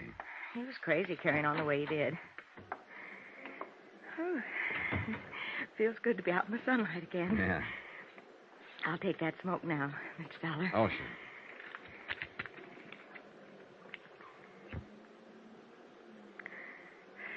Thank you. Oh, Mr. Lansing used to get up around 10 every morning. He'd look awful, but he was always kind of nice, polite, you know. He'd be regular as clockwork. He'd walk past my door and tip his hat and go right down to the store and come back in a little while with a sack of groceries, a bottle of milk for his cat, and some donuts for himself, and some booze. Uh-huh. And then he'd just lock himself up in his apartment and stay there all day, drinking. Real alcoholic, huh? Well, I'd say so. At least I wasn't surprised he starved to death. You can't live on whiskey. He was fried to the ears by noon every day, as long as I knew him. Mr. Lansing didn't work then. Well, I think he tried to sell real estate once, a long time ago. Oh? But how could he? I understand he was a retired engineer or something like that. He pays rent? Oh, yes. Always seemed to have enough money to get along. Did he have any family, Mrs. Regan? Well, I know he's got a sister living in town somewhere. What about his friends? They seem to do all his drinking alone. Say, you're from the insurance company. You should know about his family. Apparently, there are a lot of things we don't know. Hmm?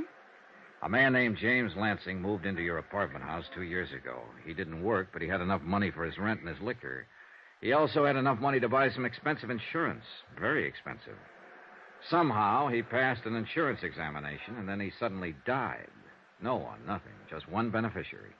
Mr. Dollar, you don't suppose somebody just gave him enough money to get along so he'd drink himself to death, do you?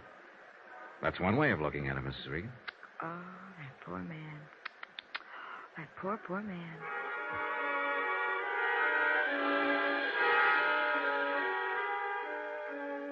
I spent another hour with Mrs. Regan, gathering as much background as I could about the last 2 years of James Lansing's life. I also spoke to the janitor of the building and 2 of the tenants. They all verified the fact that Lansing had been drinking heavily for better than 18 months prior to his death. No one seemed to know why.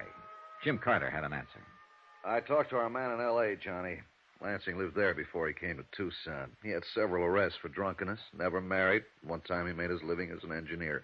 Finally, he got fired for drinking on the job. Yeah, it's just one of those chronic cases. First arrest was back in 1939. How's the beneficiary holding up? The sister? Yeah. Well, Mrs. Kennedy was pretty upset when the insurance commission notified her we were in town making an investigation, indignant, put out, things like that. She wanted to know how long it'd take. This all comes secondhand from the insurance commission. Johnny, a broker named Hillary Franks sold the policy. What have you got on him? Hillary Franks has represented Worldwide Insurance in this area for 17 years. You're stalling, kiddo. Sure, I'm stalling, Jim. Because we're right down to the meat of it now, and it makes me sick. There's only one person who stood to benefit by having James Lansing insured. That's the beneficiary, his sister, Arlene Kennedy. So? Jim, you know as well as I do, somebody else had to take the physical examination in Dr. Mayhood's office. Someone had to help her arrange that. Someone had to help her get Lansing's signature on the policies. She couldn't have pulled it off by herself without gumming it up. She had to have expert help. Hillary Franks. Yeah, Hillary Franks. 17 years, broker, Worldwide Insurance Company. Okay, the salesman's the first one to come under suspicion in a case like this, outside of the beneficiary. So let's get on with it. All right, Jim. One thing. What? Hillary Franks knows we'll be looking at him, and he knows he's under suspicion. That worry you? A little bit. After 17 years in the business, he should also know where we're going to be before we get there. If he did something as dumb as try to work a $50,000 fraud on his own insurance company, he might do something even dumber. If so... Well, what's the 38, Jim? Here. From now on, Johnny, you better carry this.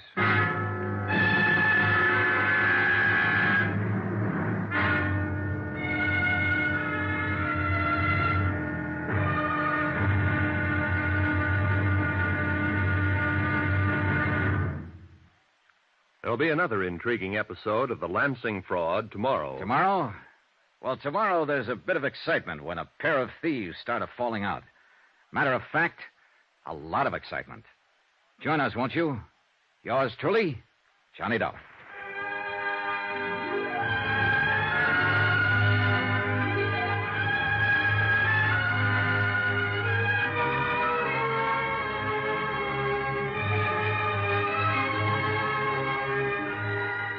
Yours truly, Johnny Dollar, starring Bob Bailey, is transcribed in Hollywood. Written by John Dawson, it is produced and directed by Jack Johnstone. Be sure and join us tomorrow night, same time and station, for the next exciting episode of Yours truly, Johnny Dollar. Roy Rowan speaking.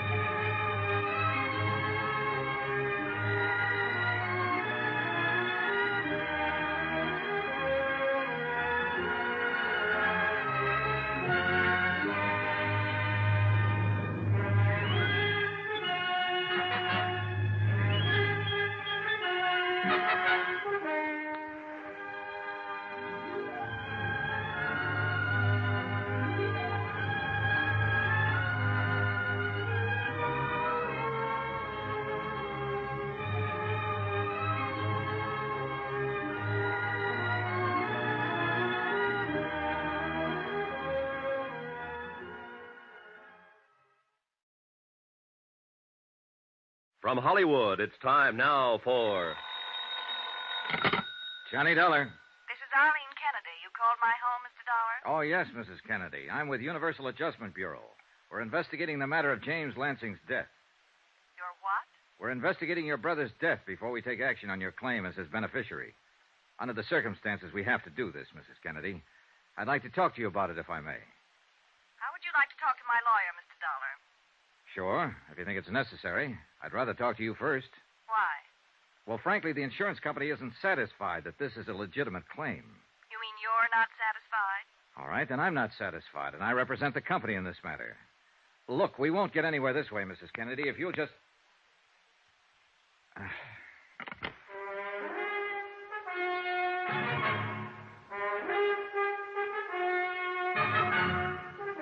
Tonight and every weekday night, Bob Bailey in the transcribed adventures of the man with the action-packed expense account, America's fabulous freelance insurance investigator. Yours truly, Johnny Dollar.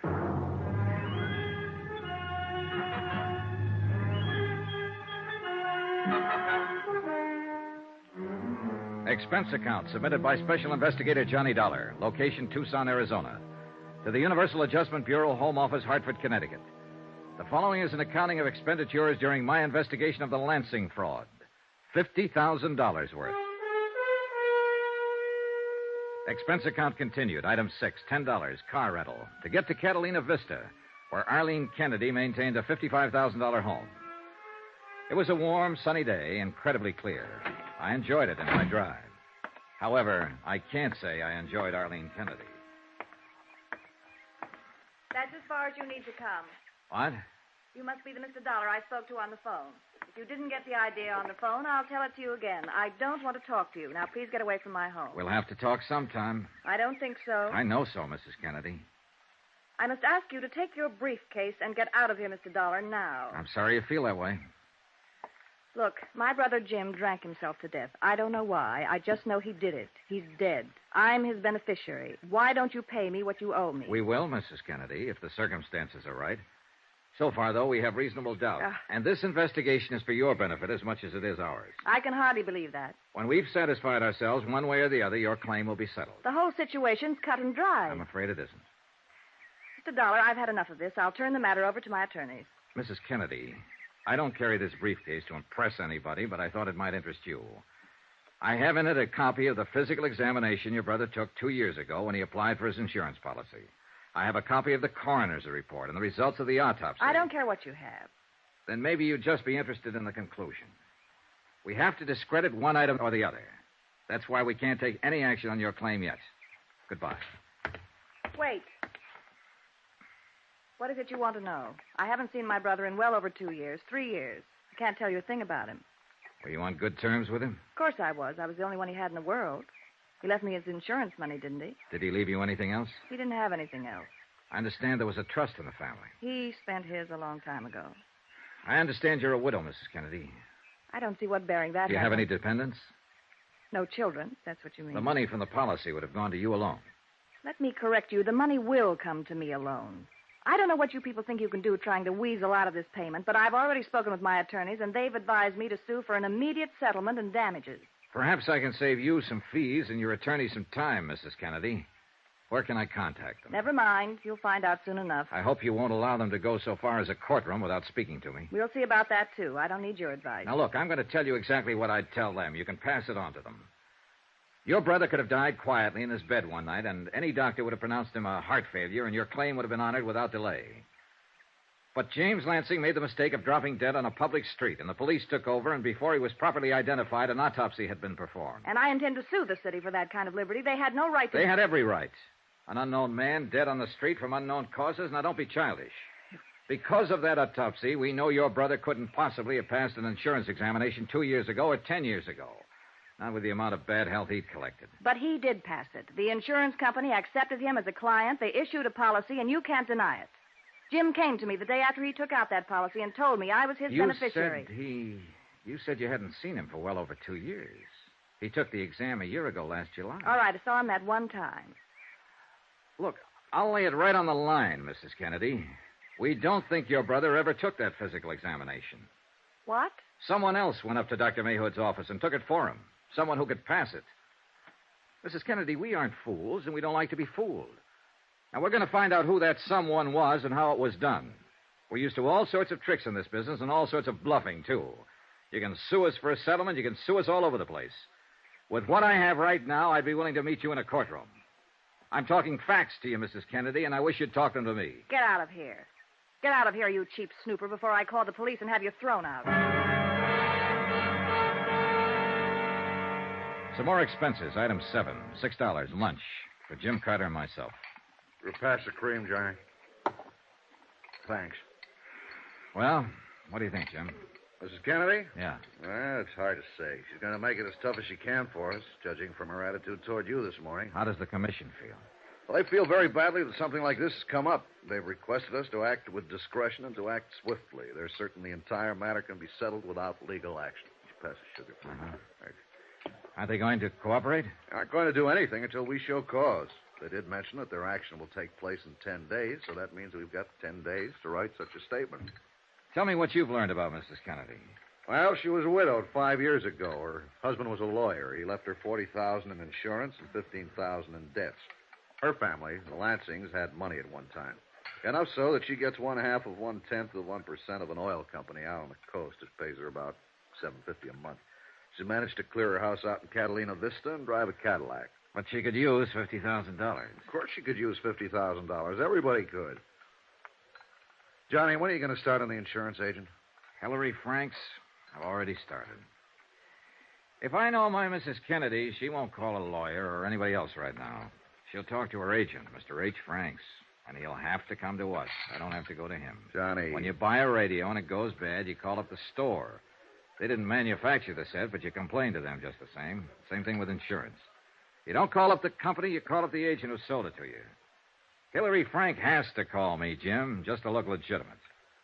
I hope you're right, kiddo.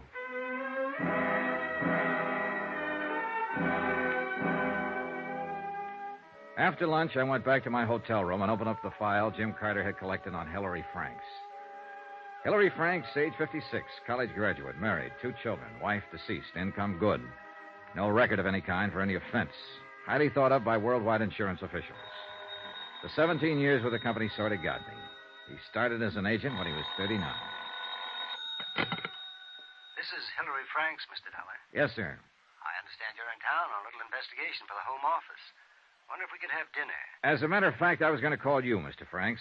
The policy I'm working on was written by you. Yes, I understand that. Mrs. Kennedy, the beneficiary, called me today. Seemed very upset. I thought perhaps we could discuss it over dinner. Anything wrong with right now at your office? Why?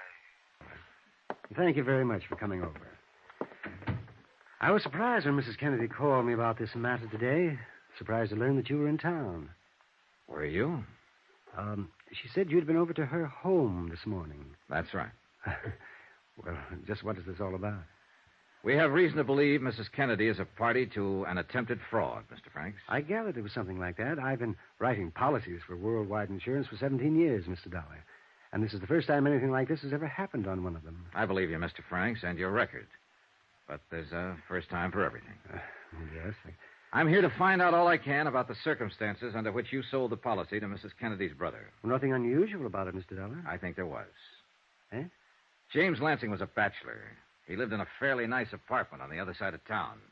No dependents. Now, what made James Lansing a prospect for life insurance, Mr. Franks? Well, it's more of a personal thing, really, I suppose. My wife and I were interested in buying a home a couple of years ago. There was one we liked in Catalina Vista. The real estate agent happened to be James Lansing. That's how we first became acquainted. Uh-huh.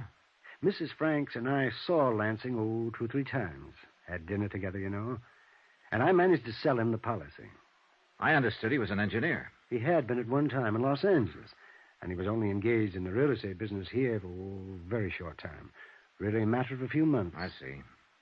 Did he do very well at it? I don't think so. I don't think he worked hard at it. You see, he had a fairly comfortable income from money left by his father. You didn't buy the house from him? No. Too much? No.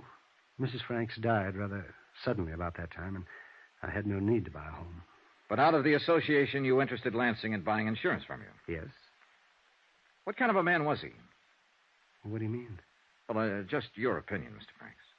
Well, just a client, Mr. Dollar. I looked at him and treated him just the same as any other client. But you saw him socially several times, had dinner with him. Do you do that with all your clients? I might. I remember he was trying to sell me something, too. Aye, sure. How'd he look? What? Well, pale, thin, emaciated, what? Oh, he looked fine to me. Did he drink much? Well, I don't recall. Think. It's important. Well, I don't recall. Then I'll recall for you, Mr. Franks. Lansing did drink a lot on those occasions.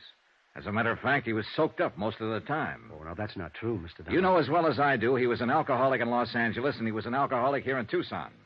He died of malnutrition, a direct result of his alcoholic condition. Well, I'm not a doctor. I had no way of ascertaining that. You don't have to be a doctor to smell booze, Mr. Franks. Did you ever meet his beneficiary? You mean his sister, Mrs. Kennedy? No.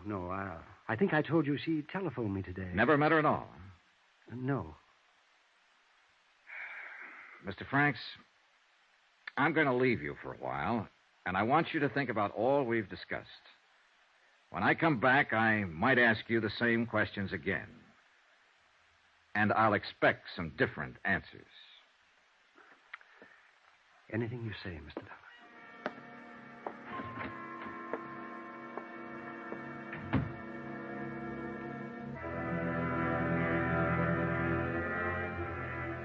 Hillary Franks, 17 years insurance broker, was a bad liar.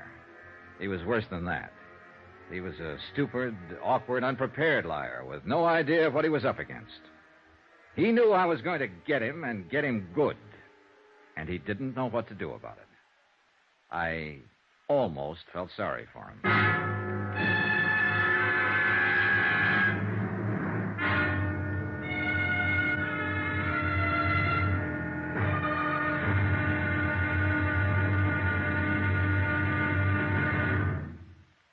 There'll be another intriguing episode of the Lansing fraud tomorrow. Tomorrow, a bad liar turns into a pretty good gunman. Join us, won't you? Yours truly, Johnny Dollar.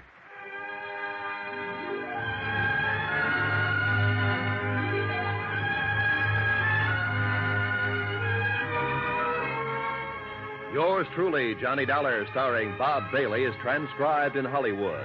Written by John Dawson, it is produced and directed by Jack Johnstone. Be sure and join us tomorrow night, same time and station, for the next exciting episode of Yours truly, Johnny Dollar. Roy Rowan speaking.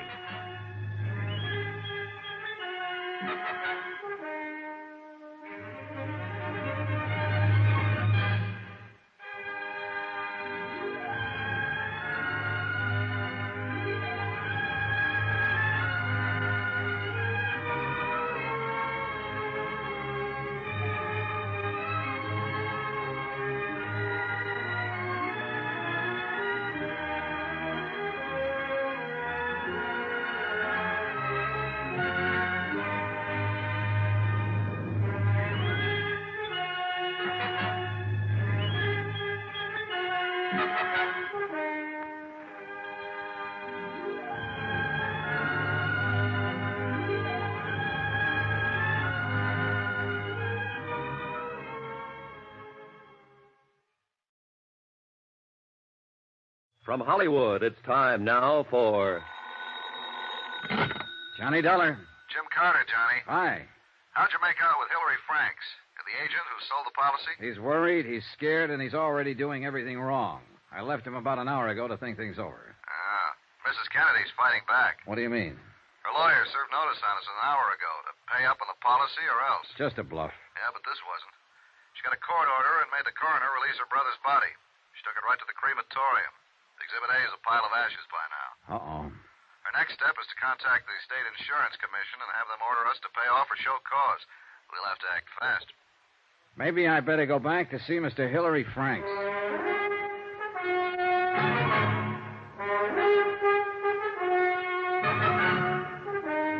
Tonight and every weekday night, Bob Bailey in the transcribed adventures of the man with the action-packed expense account. America's fabulous freelance insurance investigator. Yours truly, Johnny Dollar.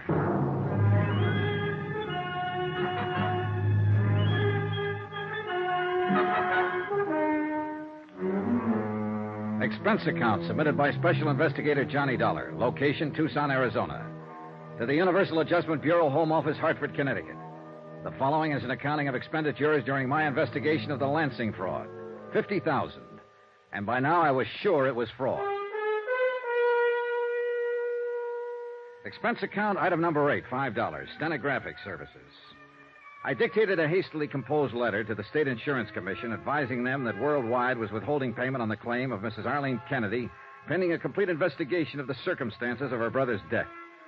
I enclosed copies of the original physical examination and the coroner's autopsy findings, pointing out that in our opinion it was impossible for James Lansing to have successfully passed an insurance examination in the first place. I enclosed copies of statements from the examining physician, Dr. Mayhood, and the members of his office staff, all of whom were unable to identify the body of James Lansing.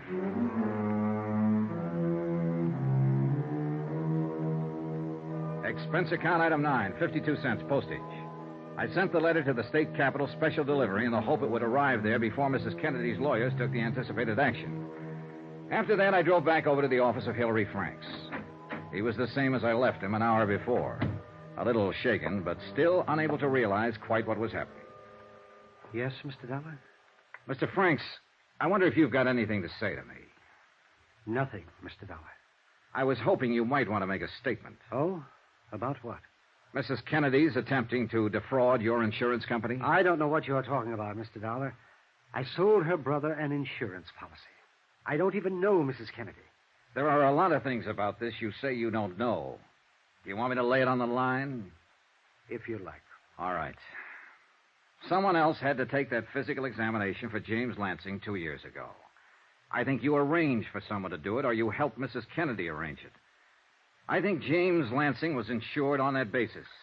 I think he was insured with a clean intent to defraud. Lansing's health wouldn't permit that kind of insurance. Right now, our Los Angeles men are looking into Lansing's activities there. Somewhere along the line, they're going to turn up a medical history that'll show Lansing was already dying when he came to Arizona 2 years ago. Now, do you have anything to say, Mr. Franks? No. I think you're being very foolish. If it isn't clear how serious this can be with you, it's noted that you arranged for Lansing's physical examination. There's nothing incriminating in that. How well do you know Dr. Mayhood? Oh, slightly. The physician is supposed to be an impartial third party. When a client has to be examined by a physician for insurance purposes, I send him to Dr. Mayhood. That's all. Dr. Mayhood sends me a Christmas card every year. I sent James Lansing to him. Just like any other? Just like any other. Oh, you worry me, Mr. Franks. You don't object to my questions or get ruffled when you're caught lying. I've given you time to think and time to make a statement regarding your part in this matter. I resent all this, Mr. Dollar. I've been an insurance broker for a good long time, and no one has ever questioned my integrity. And I think that's what you've been banking on, Mr. Franks, your reputation. Well, I've been questioning it ever since I got here, and I still question it. You couldn't have known James Lansing without being aware of his drinking habits. I'm sorry for you, Franks, but there had to be collusion here with the beneficiary, Mrs. Kennedy. And you're the logical party. Dollar. You arranged for someone else to take that examination for Lansing, somebody who could pass it. Now, I've given you a chance to talk to me, but you refuse. Now we'll see how you like talking to the police about it. What? I'm going to swear out a warrant for your arrest. Dollar, I'm going to charge you with attempted fraud and collusion. And I'm going to swear out a warrant for Mrs. Kennedy, too. You're going to jail. Oh! Oh!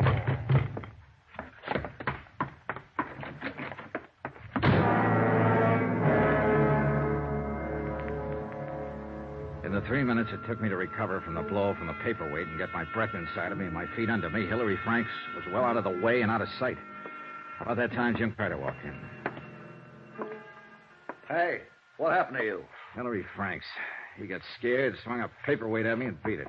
Well, if he's playing rough, I don't want to take any chances. No, put that phone down. He hasn't admitted anything yet. Smacking you on the side of the head is admittance enough for me. No, I want a statement. I think I can get one. You have to find him first, and he's running. He won't run far, Jim. What makes you so sure?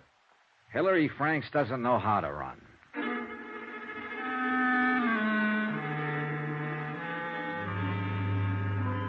It was exactly 3 o'clock in the afternoon then. At 3:25, I was back out in Catalina Vista knocking on a familiar door. And the same familiar things began to happen all over again. What do you want? I'm here to tell you about the trouble you're in, Mrs. Kennedy. Hilary Franks gave it all away.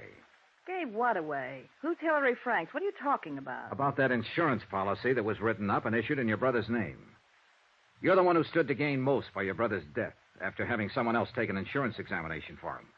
But you had to have help to pull it off. Hilary Franks helped you. For what reason or how you got him to do it, I don't know. But I do know a man with a 17-year record as insurance broker is ruined. You're crazy. I don't know anybody named Hillary Franks. Now get out of here. Oh, stop it, will you? I told him how he stood in this matter a half hour ago, and he socked me with a paperweight and beat it. I've had about enough But of he you, isn't going to Mrs. run far. Principally because he doesn't know how to run, Mrs. Kennedy. He'll cool off, and he'll begin thinking about all this business in a new light. A few minutes ago, it dawned on him what he'd done. He'd kicked his whole lifetime right out the window. He'd been found out. He's lost all around. And he's going to be mad about that. And you're the one he's going to be mad at because you got him into it. I told you, I don't know anybody named Hillary Franks. That's the last time I'll say it. He'll probably want to kill you, Mrs. Kennedy. What? I said he'll think about all this, and he'll probably want to kill you. Do we talk now? I don't see why.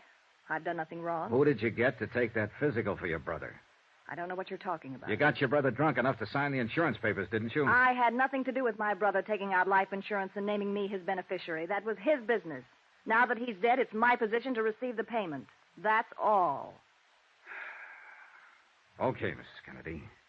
We'll get it all from Hillary Franks. Yes, why don't you do that? In the meantime, I hope you sleep well, knowing what you've done. You'll never be able to prove any of these things you're saying. Never.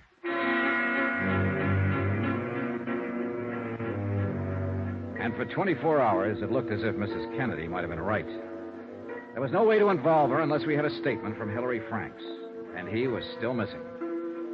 I set up a watch on Mrs. Kennedy's house, and Jim Carter kept an eye on Hillary Franks' place. About 10 o'clock that night, Jim Carter drove up.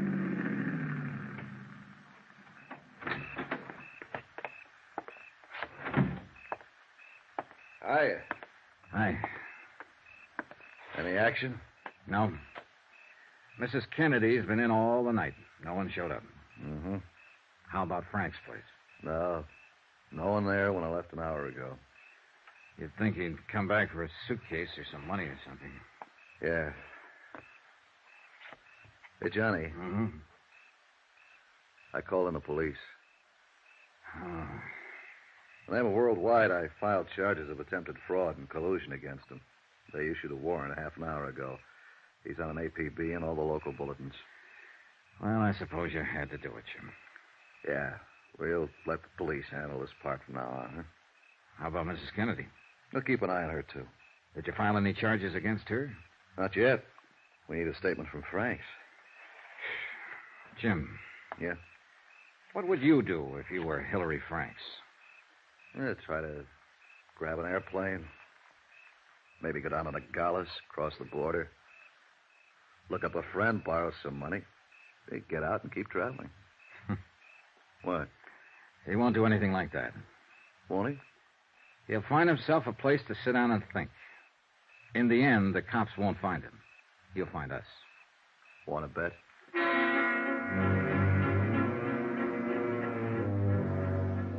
By the next morning, the police had still been unable to locate Hillary Franks. I left Jim Carter in the room on a long-distance call to the Insurance Commission, advising them of the events up to date. Drove out to Hillary Franks' office. I noticed two police officers loitering across the street as I walked in the front door.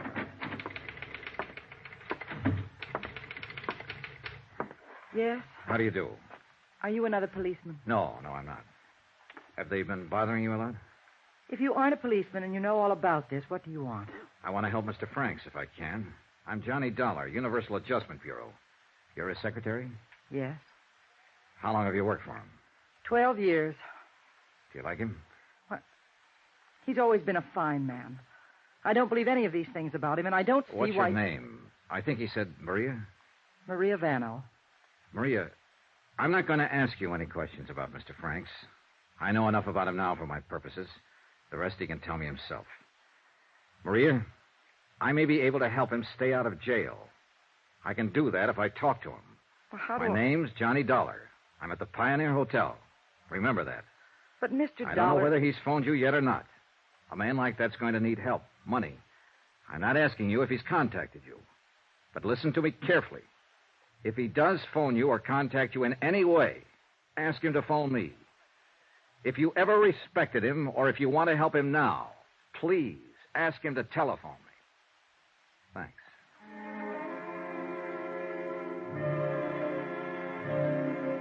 I drove back to the hotel and waited for results. Another 12 hours went by. Hillary Franks was still missing, and Mrs. Kennedy was still refusing to admit anything. Finally, about 11 o'clock that night, my phone rang. Johnny Dollar. Hello. This is Hillary Franks. Where are you? Never mind. Dollar, they know all about me back at the home office, I suppose? Yes. I'd like to explain some things to you so you can pass them on. I'd like the people back there to know why I did it. Well, before I leave town. You won't get far. The police are looking for you. Oh, I can get away all right. Mr. Franks, Worldwide doesn't want to prosecute. The notoriety would be bad for them. If you'd make a statement, sign it, I think I could talk them into dropping the whole matter. Maybe we'd better get together. Come on over. Oh, no. No, I'm not that crazy. Do you know how to get to the San Javier mission? I can find it. In 15 minutes? Right. And Dollar? Yeah? It's right out in the open. If you bring the police, I'll use a gun. I bought one this morning. All right, Mr. Franks.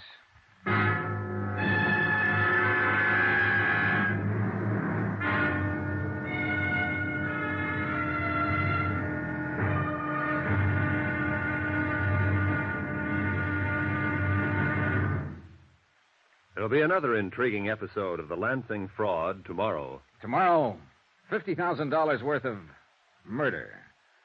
Join us, won't you? Yours truly, Johnny Dollar.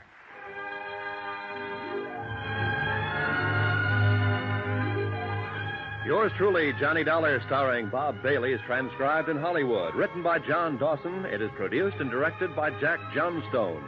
Be sure and join us tomorrow night, same time and station, for the next exciting episode of Yours truly, Johnny Dollar. Roy Rowan speaking.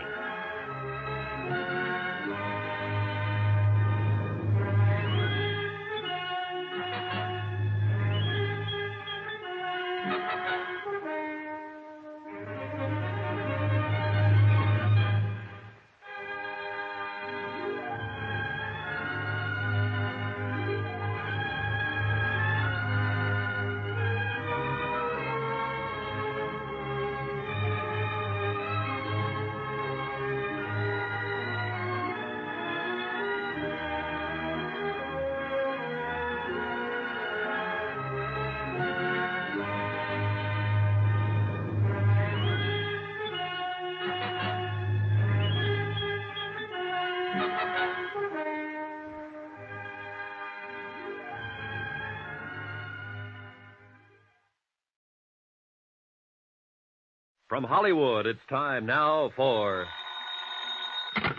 Johnny Dollar. Jim Carter, Johnny. Anything on Hillary Franks? He just telephoned me 2 minutes ago. What? I'm on my way to meet him now and try and make a deal. I told him if he'd give me a statement about the attempt to fraud Worldwide on Lansing's $50,000 policy, I'd do my best to have them drop charges. Well, you didn't make any promises, Johnny. I couldn't make any promises, Jim, but I'll do my best to see that the charges are dropped if he gives me that statement. Well, if he gives you that statement, I'll help you. Where are you meeting him? At a place near here. He knows every cop in the area is looking for him. Yeah? Be sure he doesn't give you a bullet, kiddo.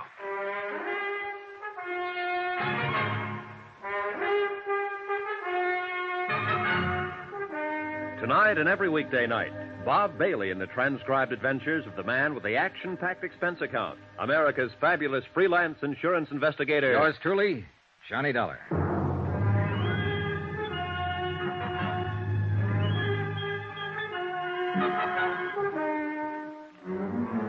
Expense account, submitted by Special Investigator Johnny Dollar in Tucson, Arizona, to the Universal Adjustment Bureau, Home Office, Hartford, Connecticut. The following is a further accounting of expenditures during my investigation of... Well, it was a case of $50,000 insurance to one Arlene Kennedy, unless I could prove my point in the Lansing fraud. Expense account item 10, $10, cab fare from my hotel to the Mission San Javier to talk to Hillary Franks, the insurance agent with no future ahead. I used a taxi cab instead of my rented car because I didn't want to waste time searching around for the mission. It was a few miles outside of town over rough and broken desert roads. An ancient missionary church standing stark against the moon-filled night. Here we are, mister. Good. Here, keep the change. Well, Don't you want me to wait for you? No, I'll get back okay. Not many places to call a cab from out here. Yeah, I know. One of the Padres, your friend? No, I'm new around here. You all right, mister? Hmm? You feel all right? You loaded or something? No, why? We're coming out here at midnight. Well, it's just a whim, friend. Don't worry about it. I bet sure would. Mister? Yeah? You gonna meet somebody here or something? Why? I just saw a guy standing over by the bell tower. Oh, thanks. Good night.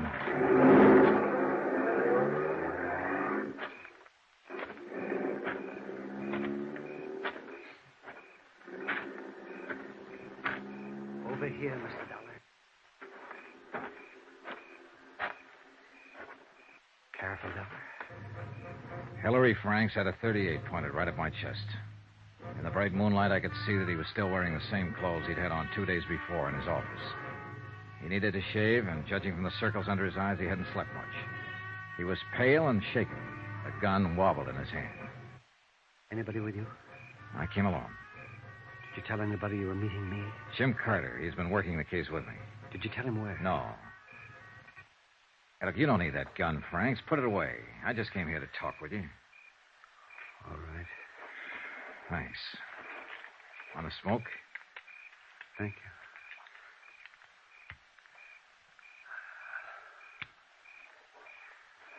Why did you talk to Carter? What did he say? He said he'd help me try and have the charges dropped against you if you give us a statement. Now, you have two of us on your side, Mr. Franks, if you want to cooperate. Do you? I want to straighten out what I can, Mr. Dollar. Well, now's the time to do it. What was your deal with Arlene Kennedy, James Lansing's sister and beneficiary? I met Arlene Kennedy right after my wife died. I guess I was very low. Oh, that's perfectly natural. I became interested in Arlene because we had a great many things in common. So I thought.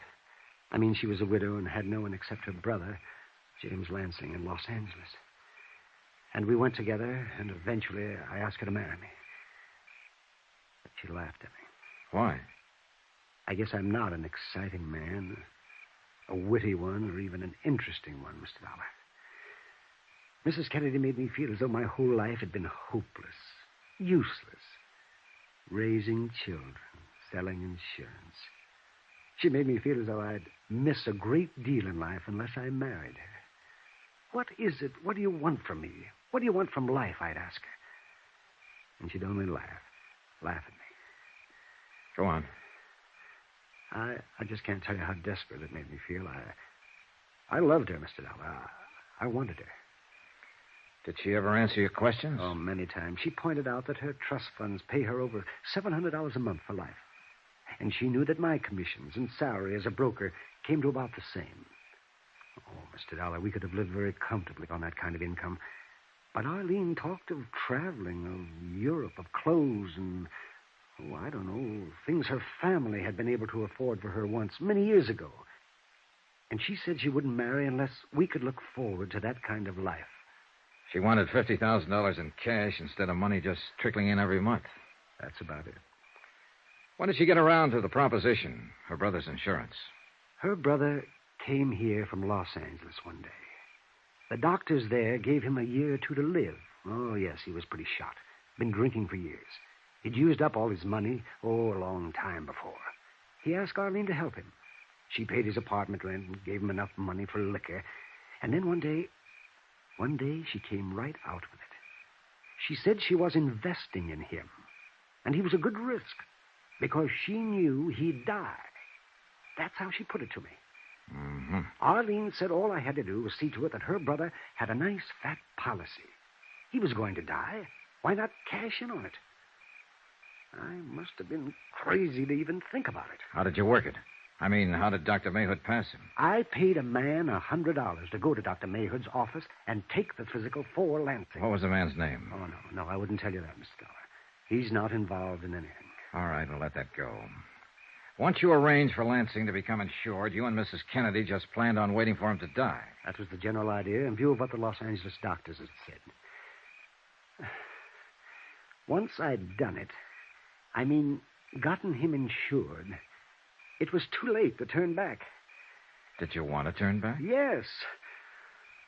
What did Mrs. Kennedy say about backing out? She thought I was weak and afraid. Oh, then things weren't so good between you. Oh, they never were, Mr. Dollar. The idea was to wait for Lansing to die, collect the $50,000, and get married, huh? I suppose so, yes, but once he was insured, she talked less and less about our getting married.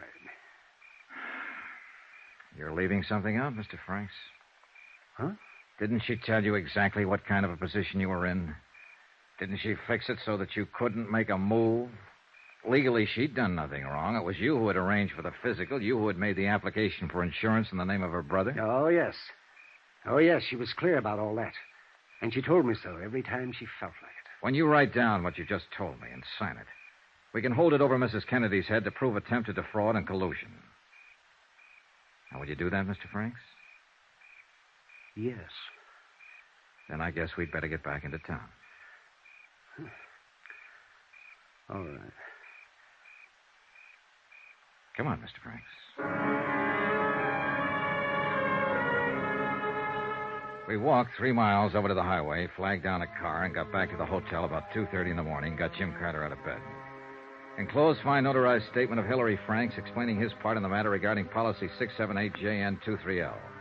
Before he was finished, Carter had already telephoned the Tucson police, telling them that the charges were being dropped against Franks and that he was no longer a fugitive. Then he placed a long-distance call to Worldwide's president in Hartford. Jim Carter, sir.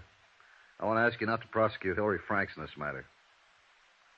Yes, sir, he's given us a complete statement about the whole thing. I don't think we have to go any farther than that. Oh, look, the guy made one mistake, the first one in 17 years. He suffered enough for it already. Yes, sir. Dollar feels that way, too. Yes, sir. I think it's okay, Mr. Franks. All right. I thank you. What are you going to do, Mr. Franks? Well, sure, I'll never sell insurance again. I think I'll close up and just move away. Far away. Thank you. Poor guy. Oh, let's clean up the rest of this and get out of this town. Sure, Johnny.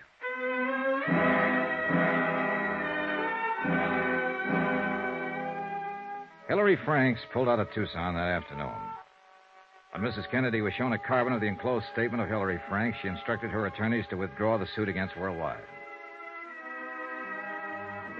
Expense account, item 11, $75. Hotel and board while in Tucson. Item 12, $402.15. Plane tickets, Tucson to Hartford for Carter and myself. We were scheduled to leave at 1:30 in the morning. 2 hours before plane time, I dropped by Mrs. Kennedy's house to have her sign a release of all claims on the insurance company. And for other reasons.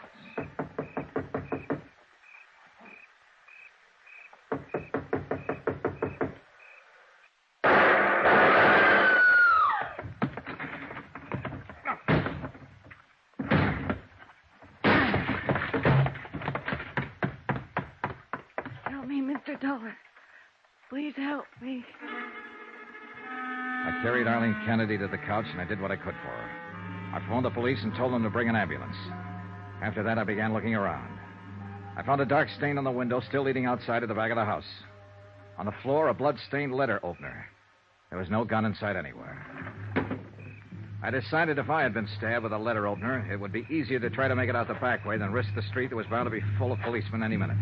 I was right. Hillary Franks was on a ledge of rock that rose above the back of the house. I ducked behind some cactus plants. Get away from me! You know I won't. You know I wouldn't when I let you walk out this afternoon. Johnny Dollar! That's right. Now put that gun away and come on off that ledge. Get away! Go away! You missed by a mile. You don't know anything about shooting a gun. Come on down. Stay where you are! Don't do anything foolish! I'm coming after you. I'll shoot!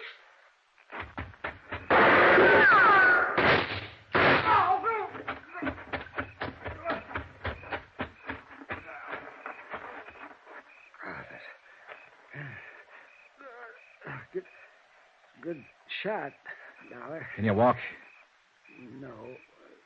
Why did you do it, Mr. Franks? I came back to see her tonight. She laughed at me, said if we had gotten the insurance money, She was planning to run away with someone else. Oh. She just used me all along. Mrs. Kennedy was dead when the police got there. Hilary Franks died en route to the receiving hospital. Item 13, $15, hotel. One more night in Tucson. Expense account total, $1,121.13. Yours truly, Johnny Dollar.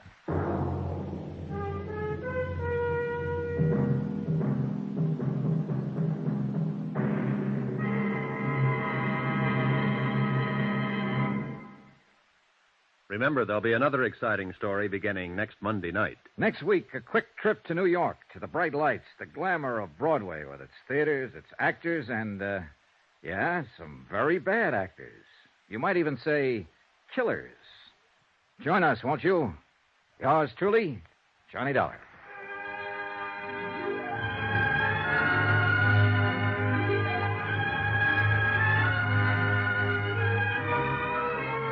Yours truly, Johnny Dollar, starring Bob Bailey, is transcribed in Hollywood. Written by John Dawson, it is produced and directed by Jack Johnstone. Heard in this week's cast were Mary Jane Croft, Vivi Janis, Gene Tatum, Hy Averback, Barney Phillips, Russell Thorson, and Howard McNear. Musical supervision by Amerigo Marino. Be sure to join us on Monday night, same time and station, for another exciting story of Yours truly, Johnny Dollar. This is Roy Rowan speaking.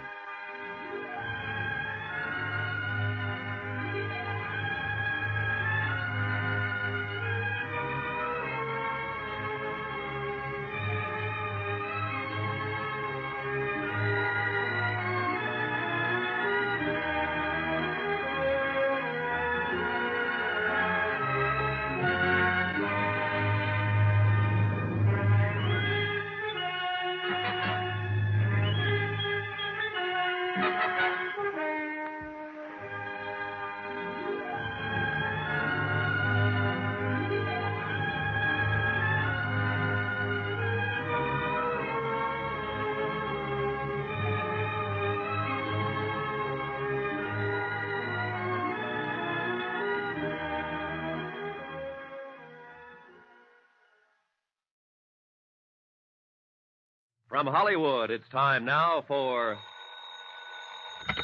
Johnny Dollar. Don Wilkins, Johnny. Tri-Mutual Limited. Oh, hi, Don. Thanks for the Christmas present. Well, just don't take out the cork near an open flame. Yeah. Say, do you know anything about a guy named Mel Pryker? Nothing good about him. Why? Got himself killed last night. Murdered. Pryker was born to be murdered. Maybe so, but not at our expense. We're holding a $100,000 policy on him. Wow. Who's the beneficiary? His partner, Nick Shurn. Nick Shurn. You picked a fine pair of rats. Yeah, I know that now. The New York police are holding Shurn, but they've got no evidence. Go down there and check it out for us, Johnny. If Nick did the killing, we're off the hook. Any witnesses? One, apparently, the hat check girl in that nightclub of theirs. What's her story? I wish I knew. She's disappeared.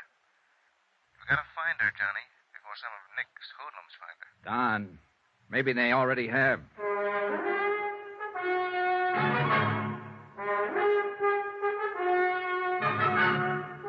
Tonight and every weekday night, Bob Bailey in the transcribed adventures of the man with the action-packed expense account, America's fabulous freelance insurance investigator. Yours truly, Johnny Dollar.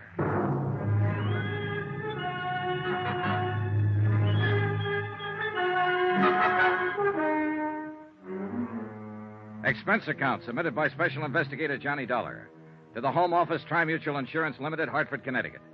The following is an account of expenditures during my investigation of the Nick Shurn matter.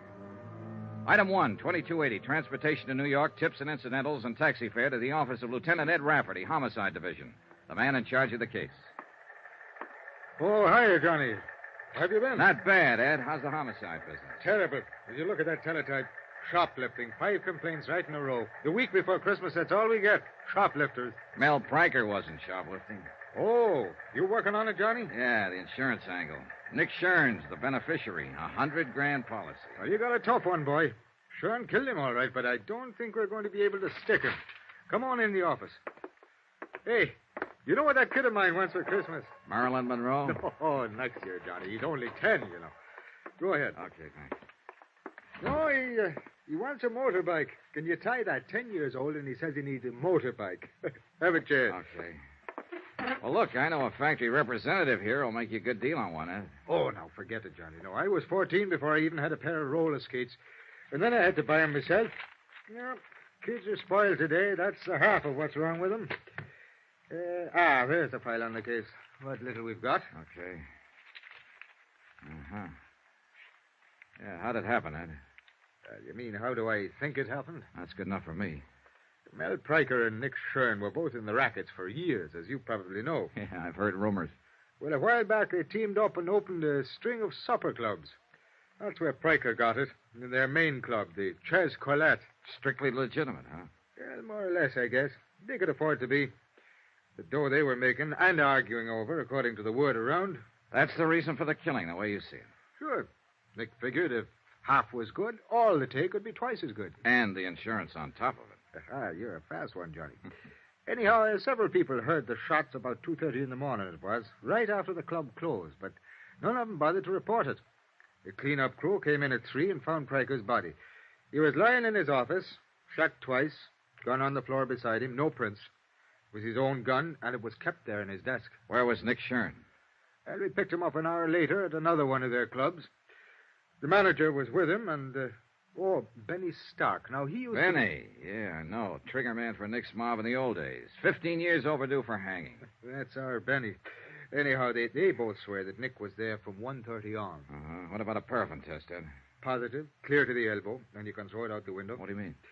Earlier that evening, Nick spent 2 hours at a shooting gallery uptown, firing a pistol. Ooh, smart, huh? He really planned for it. He really did. Without a witness, we haven't got a chance. I understand there was a witness. Some girl who was mixed up in it. Easy, Johnny. You're talking to a Rafferty. So the girl's Irish. Miss Kathleen O'Dare. Old country, back 3 generations. County Kildare. Then naturally she's as innocent as a newborn babe. Naturally. Then how does she figure? Well, a taxi driver who knows her said that he saw her leave the club 5 minutes after the shots. She denied it, said that she left at closing time. Well, now, in my book, she was lying. Scared to talk, huh? Paralyzed. And with plenty of reason. You know Shurn's reputation. Well, what about the cab driver? Now, I changed his story. He said it might have been some other girl he saw. Oh, no, don't tell me, Ed. Let me guess. That's right. His name's O'Toole. Yeah. And I forgot to mention that Kathleen's pretty. Naturally. Anyhow, I let her go. I had to. And when I went around to talk to her this morning, she'd flown the coop. Any chance some of Nick's boys grabbed her? I don't think so. It looked more like she came home, packed in a hurry, took her kid, and blew. Kid? 8-year-old daughter. Irish and a mother, too. I was on sacred ground. Oh, I was fingering me gun. No, seriously, Johnny. Would you find her? She may be able to break Nick's alibi, and it's our only chance. And it might be her only chance. Nick Shurn's not the boy to leave a loose end lying around. I know. I've got 30 men checking bus depots, airlines. And no luck, huh? In this mess at this time of year, I'm a hard-boiled cop, Johnny. I've got no Christmas spirit. I'm glad it only comes once per annum. Well, there's not very much to go on, that's for sure. I'll see what I can turn up, Ed. Check with you later. All right, that's fine. Oh, by the way, Johnny. Yeah? About that friend of yours. What friend? The guy with the motorbikes. How would I be getting in touch with him? Oh, yeah. His name's Ralph Sterner. He's in the phone book, office in the Mackley building. Hard-boiled cop. Well, they're kids, only young ones. Yeah, sure. Now, you find that O'Dare girl. Find her, keep her alive, and get her to talk. How long have I got to find her? What do you mean? Nick Shurn. How much longer can you hold him? Johnny, he was turned loose an hour ago. So that was it. A lot of maybes, a lot of questions, and a lot of pressure. A job to be done and done fast. Find one Kathleen O'Dare, former hat check girl at the Chez Colette. Keep Nick Shurn's hoodlums away from her, and persuade her to talk. And 3 to 1, Nick was looking for her, too. He was free now, on the loose, and he might be anywhere. Only the way it turned out, he wasn't just anywhere. He was in one particular place. Johnny. Parked right smack in front of the precinct station. Over here, Johnny. He was sitting in the back seat of a sedan, and his trigger man, Benny Stark, was at the wheel. Been there a long time, hasn't it, Johnny? About 5 years, as I remember it, Nick. It was that warehouse robbery over in Queens when you got away with $40,000 worth of furs. You've forgotten. I was acquitted on that one. Oh, yeah, I know. After they pulled the only witness out of the East River, his feet in a bucket of cement. Just coincidence. I never seen him before. You've seen Miss O'Dare before. Sure I have. She works for me. She's a good kid, Johnny. So I hear. I wouldn't harm a hair on that girl's head. She'll be relieved when I tell her that. Get in. I want to talk to you. No. Sorry, Nick. I like it fine just the way it is. In the car, I'd be outnumbered. You got me all wrong, Johnny. I don't play that way anymore. What about Benny? Has he reformed, too? Well, if that's what... Benny, go take a walk. Yeah, boss, but... I said go take a walk. Okay.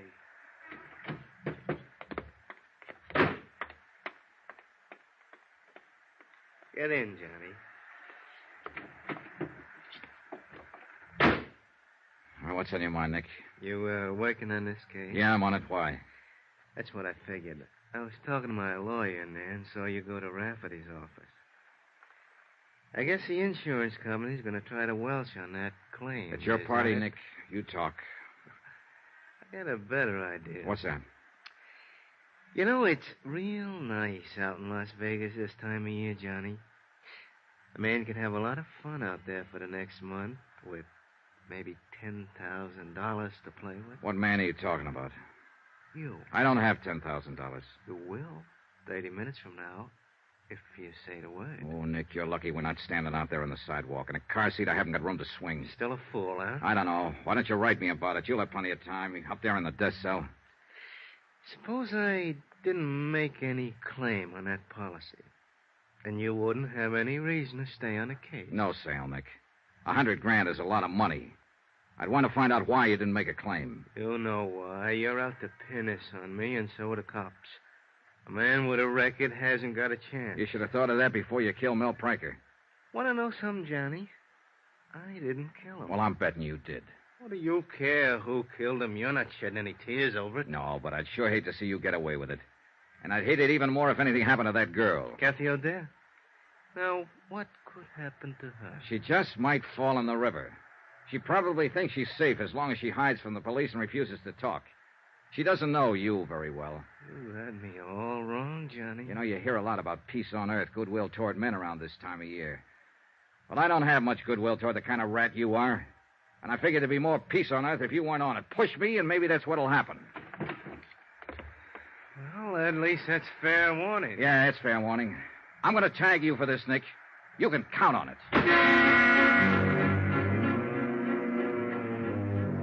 Expense account item 2, $2.40. Taxi to the East Side rooming house of Kathy O'Dare.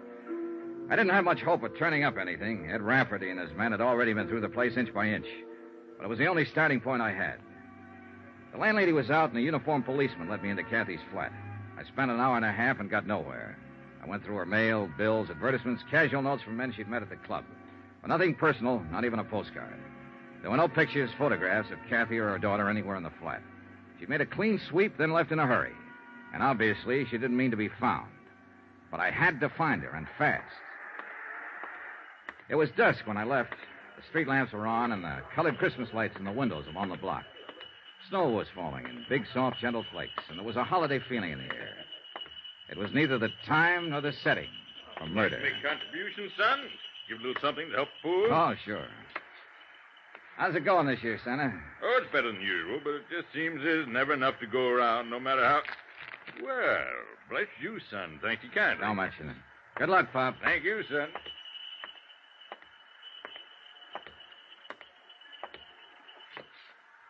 Well, the city ought to clean the streets better. I've been waiting for you. Sorry, Benny. It's not my day for punks. Got some friends who want to talk to you. Start walking, Johnny, down the alley. It's dark down there. Start walking. This ain't just my hand in my pocket. It better be, Benny, with 2 cops standing up there on the porch watching. What are you talking about? There ain't no cops. I smashed him in the mouth and knocked him flat, followed it up and kicked his gun in. I got it. He rolled over, came to his feet, and rushed me. I was hoping he would.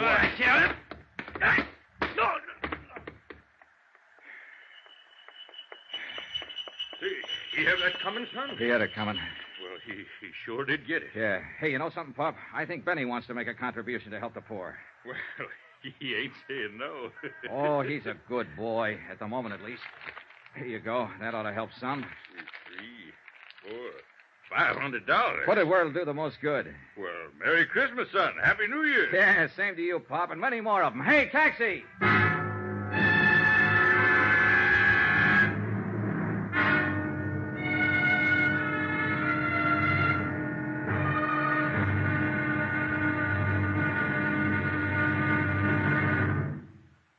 There'll be another intriguing episode in our story of the next Shurn Matter tomorrow. Tomorrow, an old lady with a broken arm, a shivering girl, and bullets in the snow. Join us, won't you? Yours truly, Johnny Dollar.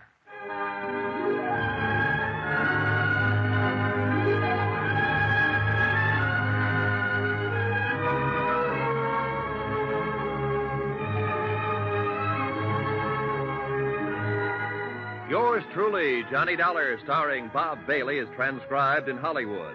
Written by Les Crutchfield, it is produced and directed by Jack Johnstone. Be sure to join us tomorrow night, same time and station, for the next exciting episode of Yours truly, Johnny Dollar. This is Roy Rowan speaking.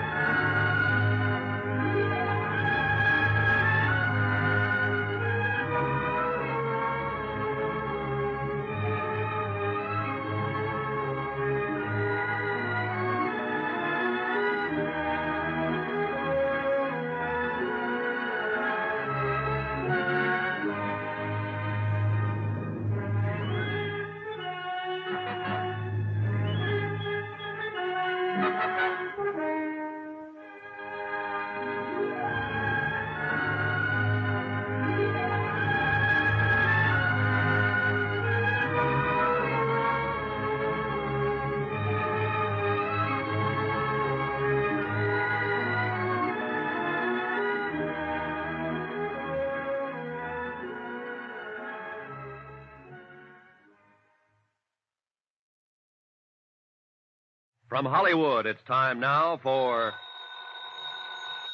Johnny Dollar. This is Mrs. Gottler speaking. Gottler? I'm Kathleen O'Dare's landlady. Oh, You yeah. left word you wanted to talk to me. That's right. I'm trying to find Miss O'Dare. Do you know where she is? You a friend of hers? I think I will be once I meet her. I'm an insurance investigator. I want to help her. That's what the other one said. What do you mean? What other one? Fella that come up here a while ago, short, mean-faced, shifty-eyed. Benny Stark? Was that his name? He didn't say, Mr. Dollar. I guess he was too busy. Busy? Doing what? Breaking my good right arm. I'll be right over.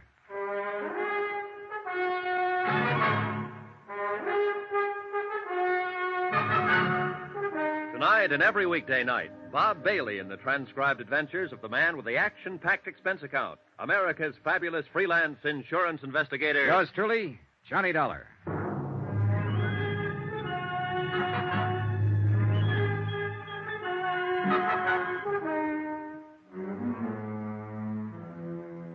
From Special Investigator Johnny Dollar, New York City, to the Home Office, Tri-Mutual Insurance Limited, Hartford, Connecticut. Assignment, the Nick Shurn Matter. Expense account continued. Item 5, $2.30. Taxi to Mrs. Gottler's rooming house, the place Kathy O'Dare had called home until she disappeared.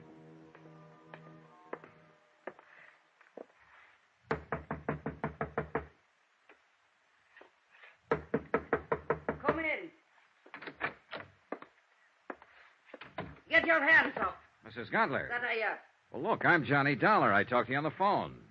It's all right. You can put that gun down. Well, I guess it's you all right. I'm sorry, Mr. Dollar, but I've only got one good arm left, and I'm aiming to keep it. Pull up a chair. Thanks. Oh, kind of rough boy, huh? I'd have showed him who was rough if I could have got a hold of my gun. I'd have blasted him, Christmas week or not. I'd have blasted him, Mr. Dollar. Yeah, I know how you feel. And me with all these presents to wrap. How can you wrap presents with one arm? That'd be in a paper hanger. Well, I'll be glad to help out, Mrs. Gottler. I won't guarantee what they'll look Well, like. and I sure do appreciate it. And don't worry about their looks. I got to get them wrapped, that's all. Now, let's see now.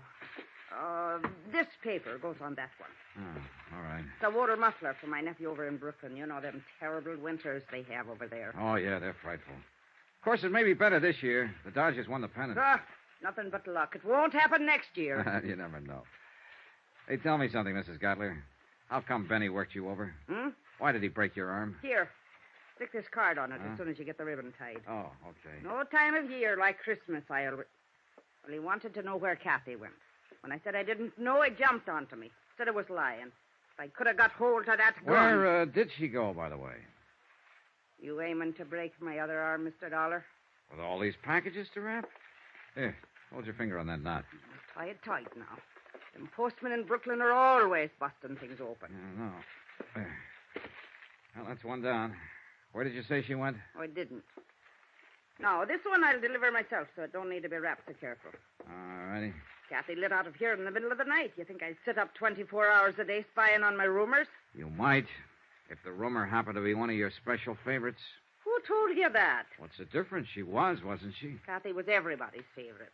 Anybody that ever met her. Oh, you'll meet them as make remarks about a girl that works in a nightclub, but I'll tell you one thing, Mr. Dollar. Kathleen O'Dare is as fine a lady as you'd ever care to find. And I would care to find her. Well, good luck to you, then. And if you do, let me know where she is. You helped her pack, didn't you? Now, how did you know that? Here. That's about as good as I can get it. Be careful when you deliver it, though. It's not tied very tight. I didn't know, Mrs. Gottler. I was guessing, but it figured.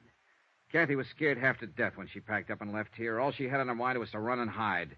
She wouldn't have thought of stripping that flat, taking out every bit of personal identification. Somebody had to help her. Now, where'd she go? I don't know. Look, you don't get the idea. I'm on her side. She's up against a rough deal and doesn't even know it. You've had a sample of the way those boys play, and that was only a sample. With Kathy, it'll be a whole lot worse. They're looking for her, and sooner or later they'll find her. Her only chance is for me to get to her first, so you... I'm not lying, Mr. Dollar. I don't know where she went, and that's the truth to help me. I tried to get her to tell me, but she wouldn't. She said if I knew it would be dangerous for me. I helped her pack, yes, but I don't know where she was going. Well, that's sad, I guess. I don't know where to turn next. She apparently didn't have any other close friends. I don't even know what she looks like. I've never even seen a picture of her. I was hoping you Well, if that'll do you any good, I've got one right here in my sewing basket. One what? A picture. What did you think? She gave it to me about a year ago.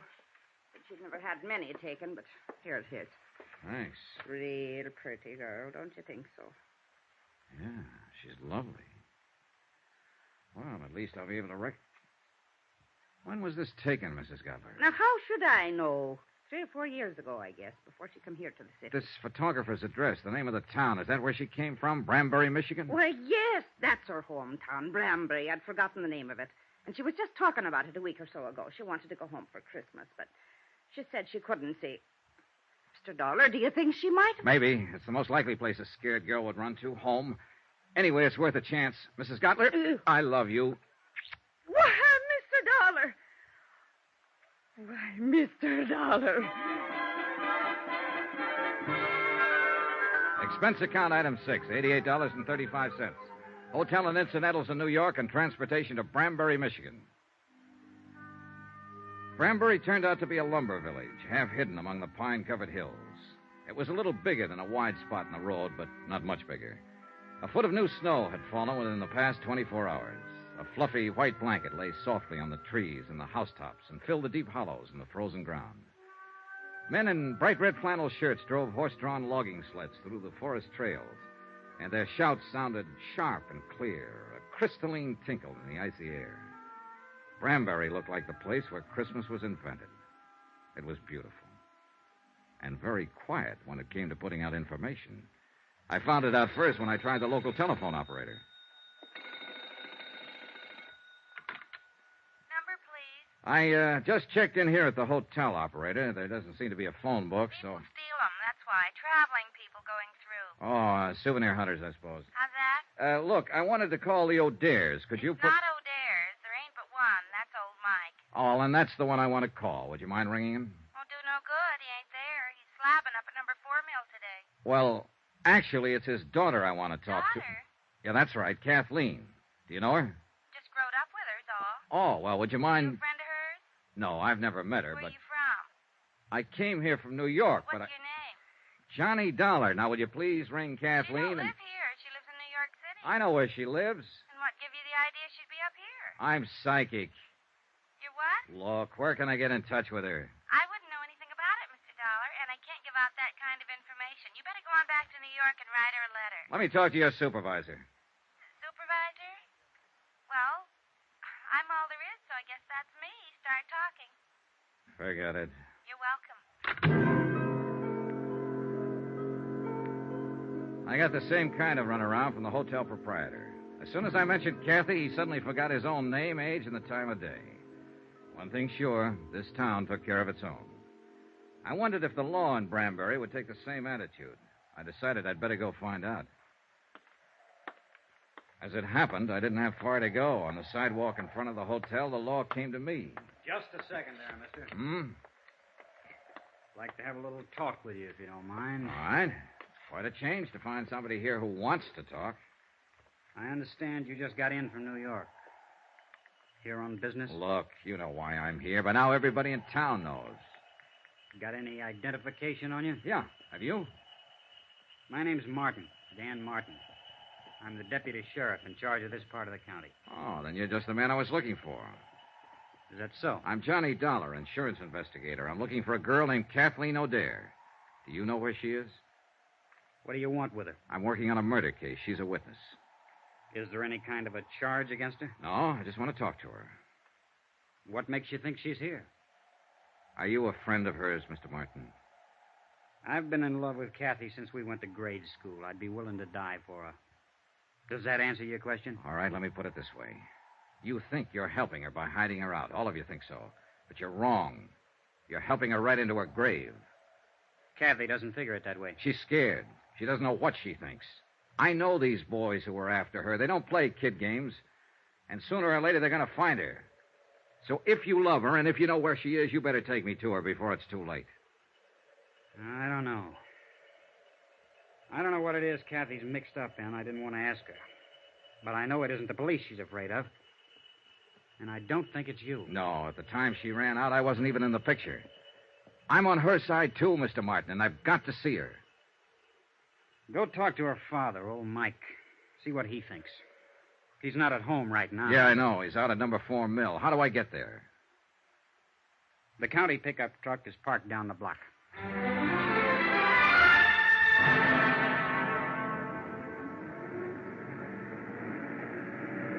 The tire chains bit into the packed snow and pushed the 4 miles of logging road behind us. It was late afternoon, and the sun had dropped behind the timbered slopes, throwing a pale sheet of cold yellow against the western sky. Here and there, a few scattered lights were coming on, in the windows of the village and the bunkhouses of the lumber camps. Bright white sparks against the darkening shadows. Emptiness, loneliness, and somewhere in it a frightened girl in hiding. A girl who'd run away from the city of 100 million lights and from an unsolved murder.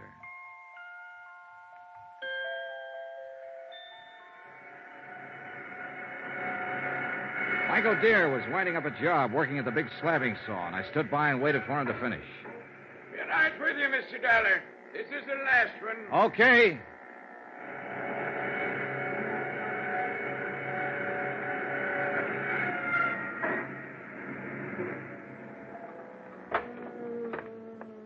Well, that's the last of it now till after Christmas. Yeah, I'm sorry to keep you waiting. That's all right, Mr. O'Dare. My name is Johnny. Never mind. I know all about you. Dan Martin phoned. Said you was on your way out. Mr. Dollar, the answer is no. I see. I've thought it over since Dan called. Before I'd have anything happen to Kathy, I'd rather see 10 murderers going home.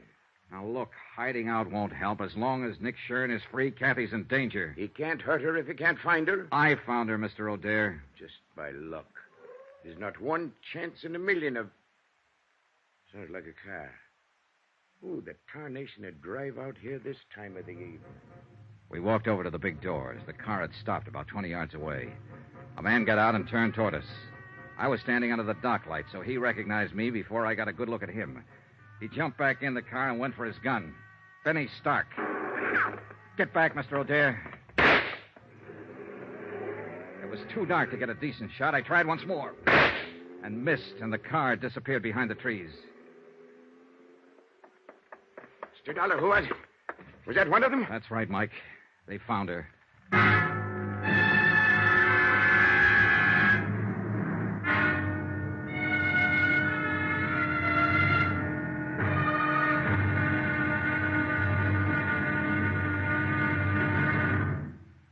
There'll be another intriguing episode in our story of the Nick Shurn matter tomorrow. Tomorrow, a lonely vigil in the snow, a killer prowls the night, and a lovely lady vanishes. Join us, won't you? Yours truly, Johnny Dollar.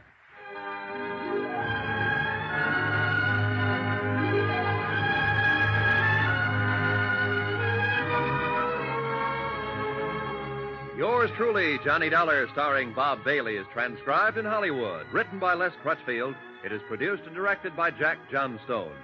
Be sure to join us tomorrow night, same time and station, for the next exciting episode of Yours truly, Johnny Dollar.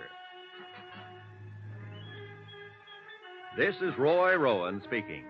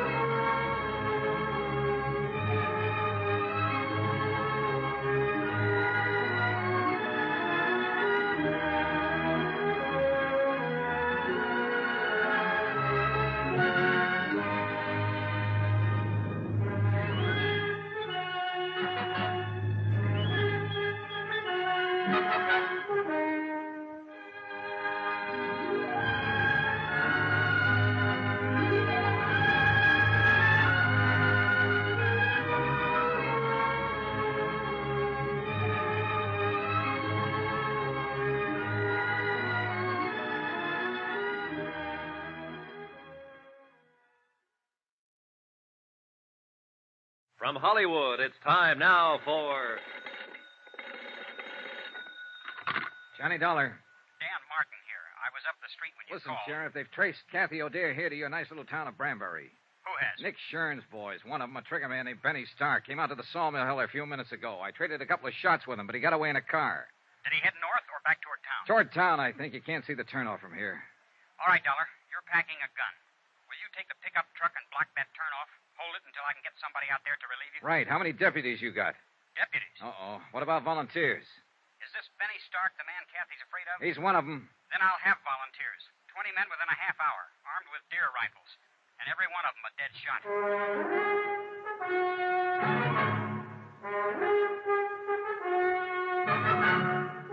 Tonight and every weekday night, Bob Bailey in the transcribed adventures of the man with the action-packed expense account, America's fabulous freelance insurance investigator. Yours truly, Johnny Dollar.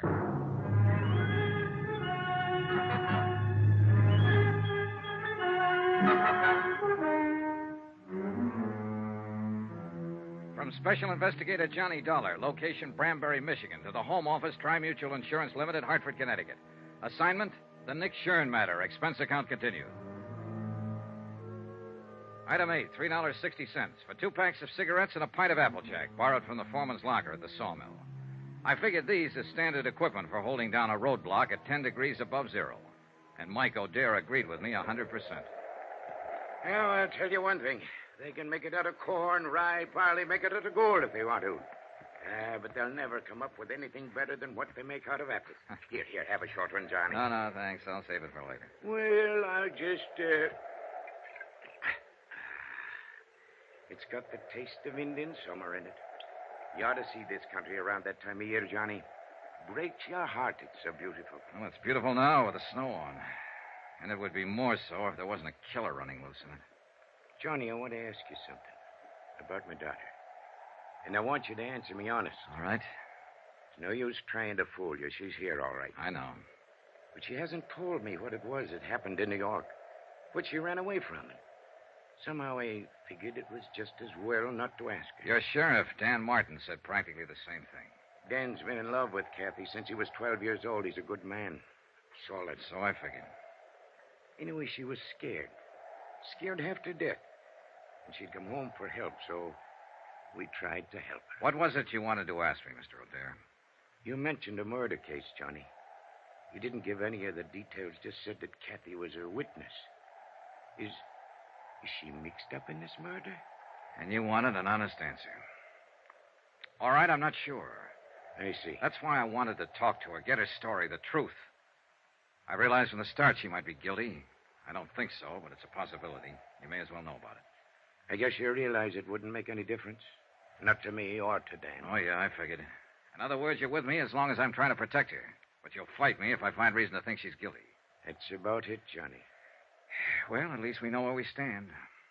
And I hope it won't come to... What's the matter? Car coming. Light on the trees there at the bend. Yeah. You suppose maybe... Probably not, but you can't tell. Better get behind the truck just in case. You'll have to shift into low to edge past us. Let me get that spotlight on. I guess I'll just have another quick one. That wind cuts right through your bones. It's a dark-colored sedan. It might be him. Funny. I've been hoping for 2 months that Kathy'd come home for Christmas. And I didn't figure I'd be out here in the woods, hiding behind a truck, waiting to shoot it out with somebody that wanted to kill her. It's a crazy world. Keep your head down, Mr. O'Dear. Yeah. Just the driver by himself, wearing a dark hat. I don't know. You know, that kind of looks like... Huh? By golly, it is. What? That's Ted Perkins, all right. No doubt about it. And it... All right, you better wave him out past. He probably thinks we need help. It's all right, Ted. It's Michael there. Go ahead. We don't need anything. Yeah, we're all right. Thanks anyway. Well, there's one thing about people around here. They mind their own business and don't ask no questions. And they don't answer them often either. How's that Applejack holding out?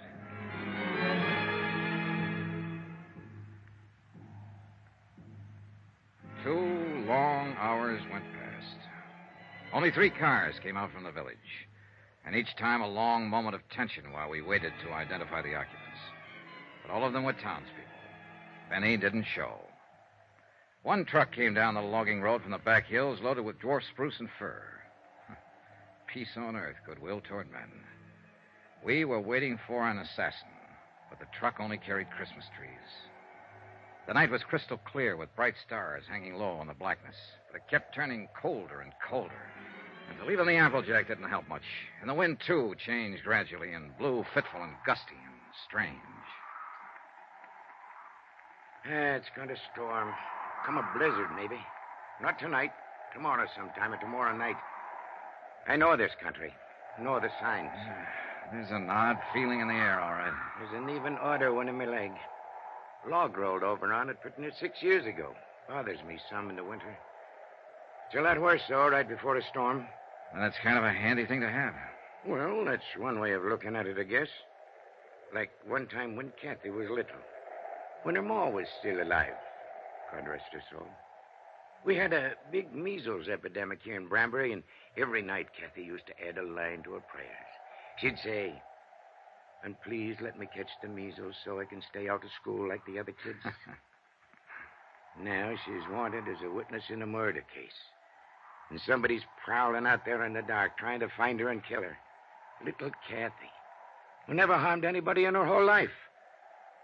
Some things just don't make sense, Johnny. Some things never have. There was another time once when men like Benny were prowling in the dark, trying to find a little child and kill him. And he hadn't harmed anybody either. That was nearly 2,000 years ago. Yeah, so it was. I like you, Johnny. Kathy will like you, too, and little Jill. Oh, now there's a pair for you. That kid looks more like her mother did at her age. Another car coming, Mr. O'Dare. Yeah, so there is.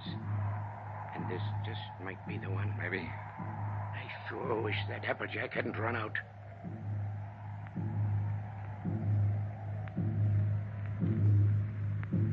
But it was only a couple of men Deputy Martin had sent out from town to relieve us and take over. Big men, calm and quiet, wearing plaid mackinaws and heavy-laced boots and carrying Winchester 94s over their arms. They told us Benny Stark had been seen. He'd come up from the west, driven onto one of the roadblocks unexpectedly. In a flurry of shots, he'd broken through. The men couldn't understand his persistence. They thought he'd run for it, get out of the area once his presence was known. I didn't bother to explain, to put him straight, but I knew Benny had never run, not now. He was a trigger man, a professional killer with a reputation at stake. And he had his orders to silence Kathy O'Dare. A half hour later, we were back in town, turning into the main street around the village square. Strings of colored lights on a tall pine in the center of the square blinked and sparkled as they swayed in the wind. Around 100 cars and trucks were parked in the street and in the lot behind the town hall. And the sound of singing drifted out from inside. They're practicing carols and things for the big doings on Christmas Eve. Ain't it beautiful?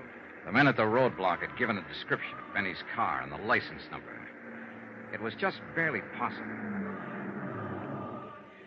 Got something in mind, Johnny? Yeah, let's take a look through those parked cars. I don't know. If it was me, I sure wouldn't be hanging around here. I'd stick to the tall timber. Yeah, but you're not a city boy, Mike. Tall timber is foreign soil to Benny. He's only comfortable when he's close to a crowd. He the fellow that's supposed to have done that murder? No, it was the man he works for, a cafe owner, ex-gangster, a man named Nick Shurn. Let's check that lot around at the side. I don't think he'd show here in front. He'd be taking a big chance showing anywhere. In a town this size, people know each other. It's his job to take chances. And he probably doesn't realize... Wait a minute. That sedan against the building with the side window broken. 7, 8, 2, 1. That's his car, Johnny. Yeah, wait here. I eased my gun out of the holster and started toward the car. There were no lights in the lot, only the soft glow reflected from the packed snow underfoot. And the car itself stood in the dark shadows next to the building. I couldn't see whether anyone was in it or not. The singing seemed to swell louder as I approached. I moved slowly, watching for any sudden movement. The car was empty.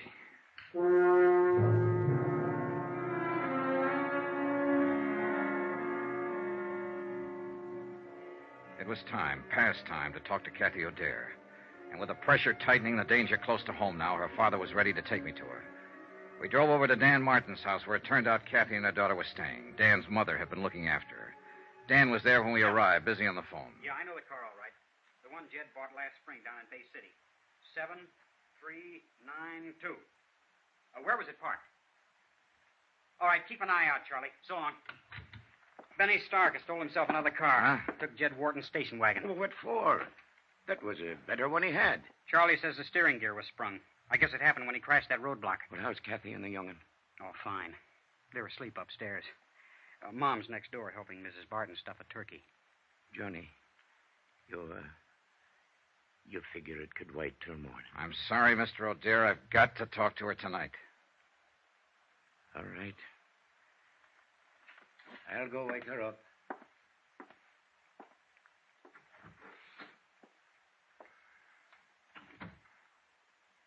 Mr. Dollar, no matter what she's done, don't hurt her any more than you have to. As far as I know at the moment, Dan, all she's guilty of is withholding information. And most people would have done the same thing. Nick Shurn's a rough boy to tangle with. She was scared, that's all. Lost her head. She never did belong in a city. She belongs right here in Branbury. This is her kind of life. Why did she leave? Well, we argued one day, and she said she'd show me. So she ran off and married that fellow. He treated her bad. Finally left her. But she was too proud to come back. She wouldn't have come back now if she hadn't have been so scared. Well, maybe it'll work out now. She ought to stay. Her kid ought to grow up here. Learn the outdoors and the woods like Kathy used to know it. Why, she roamed through those hills like a young Indian. Knew every trail in that forest. Every timber camp and trapper's cabin from here to the ridge. I remember one time the two of us were up toward... Dan! What's the matter? What is it, Mr. O'Dare? You said Jill and Kathy were asleep upstairs. Ain't that what you said, Dan? Of course that's what I... Mike. What's happened? They're not up there. They're not up there or anywhere else in the house. They're gone.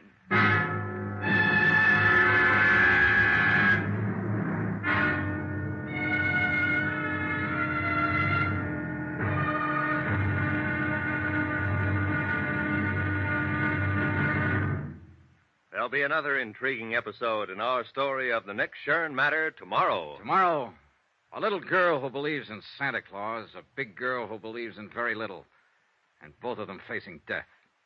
Join us, won't you? Yours truly, Johnny Dollar.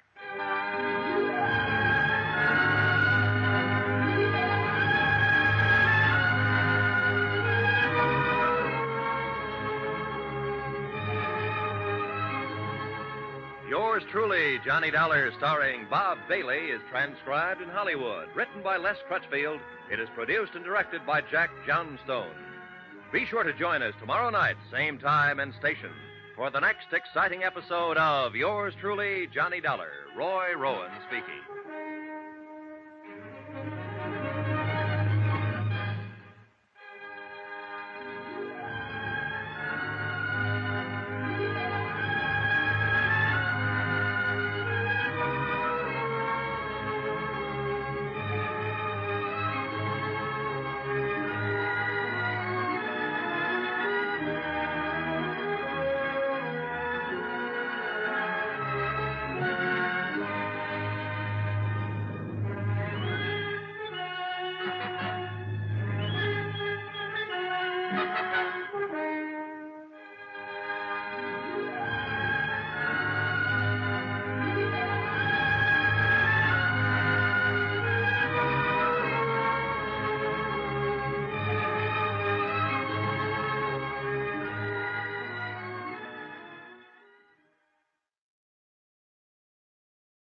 From Hollywood, it's time now for...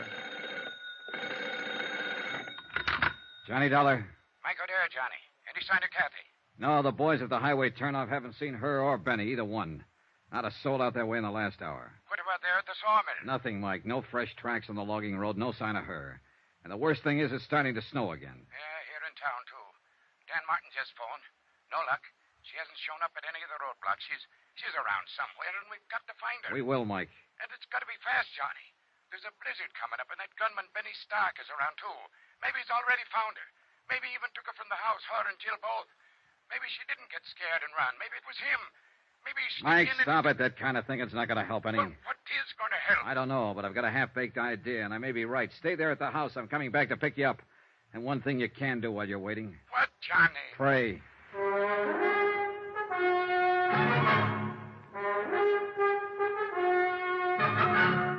Tonight and every weekday night, Bob Bailey in the transcribed adventures of the man with the action-packed expense account, America's fabulous freelance insurance investigator. Yours truly, Johnny Dollar.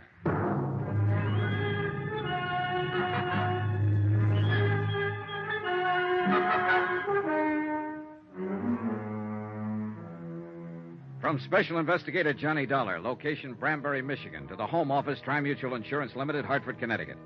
Assignment, the Nick Shurn matter. Or more important, find Kathy O'Dare. Item 12 on expense account, $4.90. A tank full of gas for the county pickup I'd borrowed from Deputy Sheriff Dan Martin. The falling snow was thickening now, and the wind was rising and steadying in the northwest. The night had all the makings of a blizzard. And wherever Kathy and her daughter had gone, we had to find them before it hit. It was 10:14 p.m. when I pulled up at the side porch of the O'Dare house, and Kathy's father came hurrying out to the truck, leaving the door open behind him and buttoning his heavy mackinaw as he ran. Any news, Mike? Not a thing. All right, get in. Shut the door. Yeah, we'll get a foot of snow before morning, with a zero wind behind it. Now, listen, Mike. I think we can forget any idea that Benny found her and got her out of the house. In that case, she wouldn't have taken your car. He's already got one. I know. I thought of that. And he wouldn't have given her time to dress herself and Jill the way she did, with heavy clothes and snow boots. And she wouldn't have taken the rifle. Then what has happened? She knew I'd be there to talk to her sometime this evening. I think she lost her nerve, couldn't face it, decided to run again. Maybe so, but where, Johnny? That's what I want you to tell me. What? No, I don't mean you knew what she was going to do and where she was going to go or then help how do you think I can tell you? Look, Kathy knew about the roadblocks Dan Martin set up to trap Benny Stark, knew where they were. So if she didn't want to be seen, then naturally she'd avoid them. She couldn't. Not if she wanted to get away, take the highway to Flint or Detroit. She'd have to pass one of them at least. But she hasn't passed any of them, so she's still in this area. And I don't think she ever meant to leave it. But then... Dan Martin said Kathy used to spend a lot of time in the woods when she was growing up. He said she knew every back trail in these hills, logging camps, trappers' cabins. She did. She used to worry the dickens out of me the way she... Yeah. Now, where would she go, Mike, if she wanted to hide out back in the hills somewhere? There's a lot of places. Chippewa Canyon's one. 3 or 4 timber camps abandoned in the winter. Some cabins along the... No, she couldn't make it. There's a roadblock before you get to the turnoff there. It's got to be someplace she could reach without being seen. Well, there's Barker's Flats. Oh, but that's 12 miles of a foot trail. She wouldn't try it in this weather, not with Jill along, anyway. Then Lake Pine. No, it's over the other way. Pine Lake Road. Where's that? Runs northwest of town. Not much better than a wagon road. Dan didn't put a block on it because it dead ends at the lake about 5 miles out. What's out there? Nothing at the lake, but you can go on up Pine Creek about 4 miles on foot, and there's some cabins. Maybe a waste of time, Johnny. Let's get going.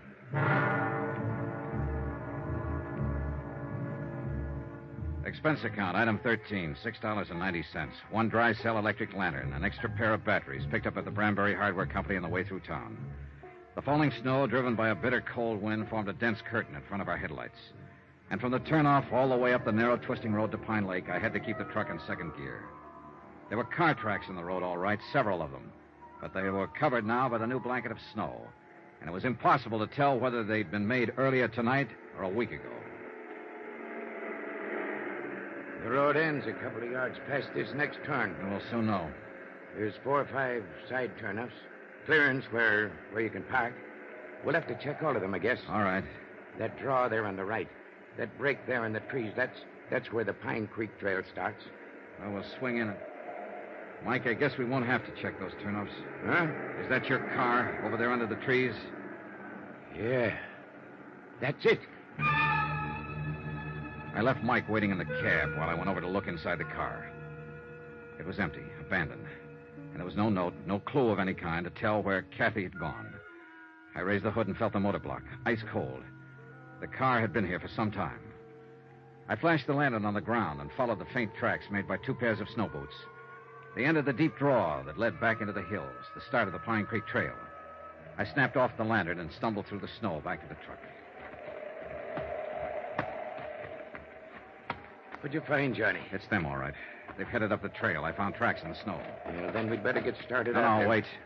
I'll go after them, Mike. You take the truck, go into town, find Dan Martin. Bring help as fast as you can. That storm's getting worse. No, you don't. I know the risk. Starting up that trail with a blizzard coming on. And if you think you're going to protect me by sending... Knock it off, Mike. There's no time, and you're wrong. I'm not protecting you. I'm protecting myself. What do you mean? That bum leg of yours. I don't want you on my hands, too, along with the girls. All right, Johnny. I'll go after Dan. And hurry, Mike. I'm depending on you. Yeah. Good luck, Johnny. See you, Mike.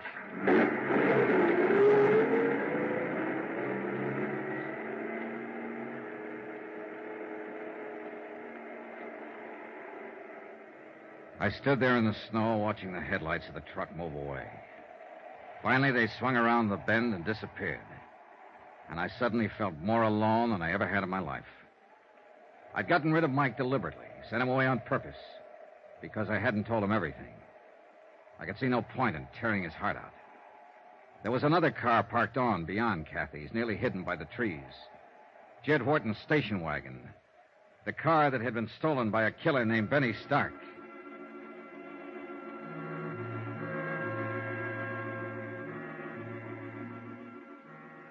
It took me half an hour to cover the first mile, and the storm kept getting worse. The beam of the lantern penetrated a bare 30 feet ahead of me before it was smothered out in the white blackness of the night. After a few hundred yards, the tracks I was trying to follow had nearly disappeared, snowed over and blotted out. I gave up looking for them and stuck to old Mike's description of the trail, following the left bank of the frozen creek. The drifts were deeper down along the creek bottoms, and the going was rougher. But I didn't dare leave it to look for better footing. It was my only landmark. The trail itself was buried. And any man who lost his way tonight and wandered off into one of those side gullies would wander straight to his death.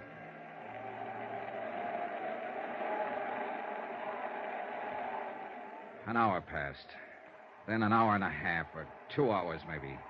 I lost all track of time and distance. The wind cut through my clothes, and the numbing cold crept into me deeper and deeper. Gradually, the walking, stumbling, breathing, even thinking became automatic and without feeling. The world itself seemed to narrow down to a tiny circle close around me. And all beyond was chaos, blackness, and roaring storm. I tripped over fallen logs and floundered back to my feet, dropped my lantern and recovered it, broke through the crusted drifts and struggled for footing, and kept on moving.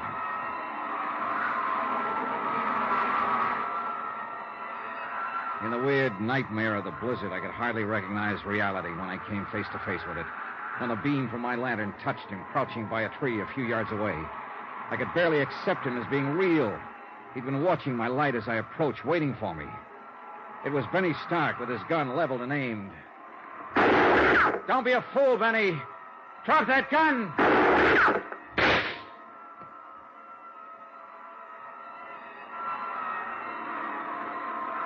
A curtain of snow swept between us then, blotting out the sight of him, and I was grateful. I turned and stumbled on into the storm, moving in pitch darkness now, except for the ghostly glow from the snow-covered ground. The second shot had smashed my lantern. I had nothing left to go by but instinct and luck, and they weren't enough. Within 15 minutes, I was hopelessly lost.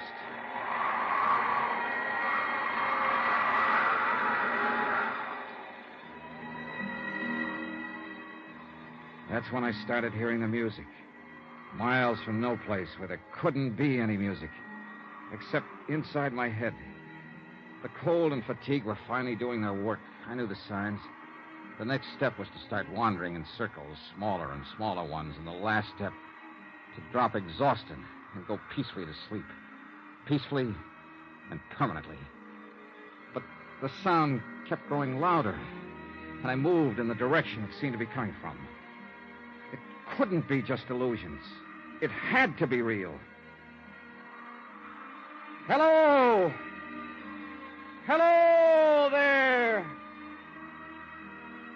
Then suddenly, only a few yards away, a brilliant blaze of light exploded from the darkness. And it seemed that a golden-haired girl was standing in the middle of it. And for a moment, my sanity tottered. Who's out there? My golden vision was wearing blue jeans and a flannel shirt and was holding a rifle. She looked exactly like the photograph I'd seen of Kathy O'Dare. And the blaze of light came from an open cabin door. Who is it? Speak up or I'll shoot. Oh, thank heaven. Hold it, Miss Dare. It's Johnny Dollar.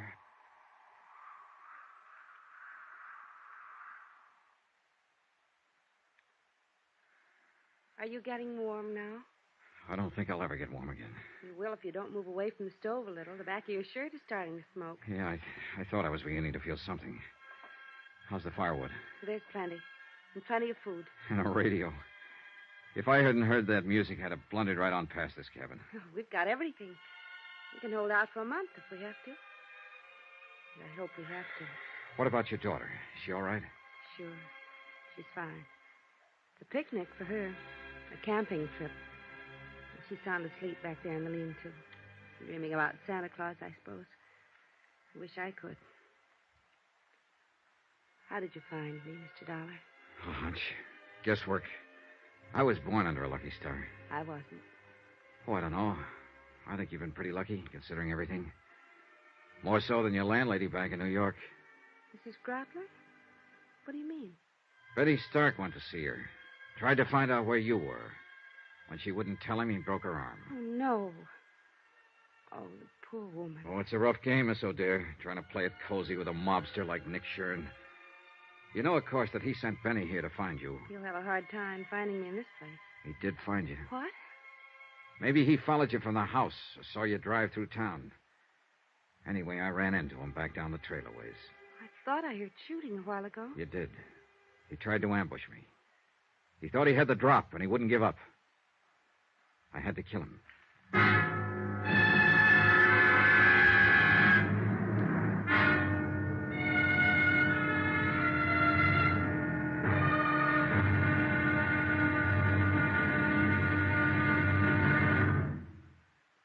There'll be another intriguing episode in our story of the Nick Shurn matter tomorrow. Tomorrow, the showdown.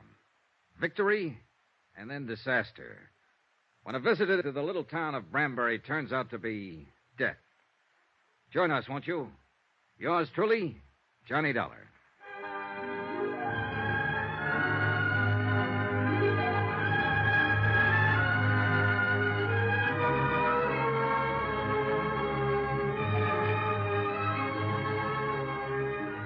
Yours truly, Johnny Dollar, starring Bob Bailey, is transcribed in Hollywood. Written by Les Crutchfield, it is produced and directed by Jack Johnstone. Be sure to join us tomorrow night, same time and station, for the next exciting episode of Yours truly, Johnny Dollar. This is Roy Rowan speaking.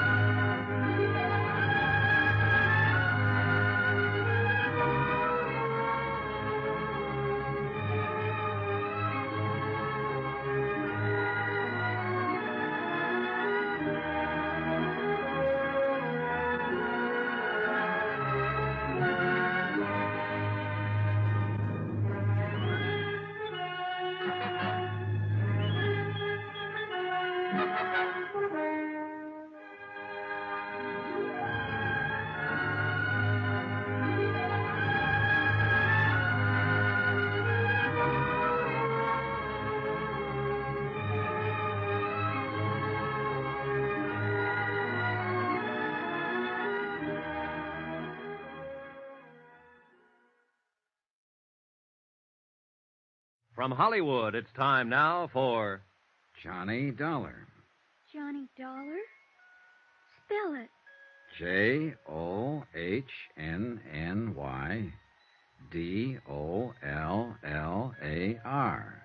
That's not right. You forgot to capitalize. Hey, you're right, honey. Let me hear you spell your name. Okay. Capital J-I-L-L, Jill. Capital O, apostrophe. Apostrophe. I never can say that. Capital D-A-R-E, Dare. Of course, my last name's actually something else. I forget. But my mother says I'm really an O'Dare. Not the least doubt about it. I could see it in a minute. I like you, Johnny Dollar. And I kind of like you, too, Jill O'Dare. You think my mother's pretty? I think she's lovely. Why don't you get married to her so I can have a daddy? Well, that's, it's certainly something to think about. And, not a bad idea. Now, be quiet before you wake her up. I'm already awake, and with a plot like that being hatched, I think I'd better stay awake. Is there coffee, Johnny?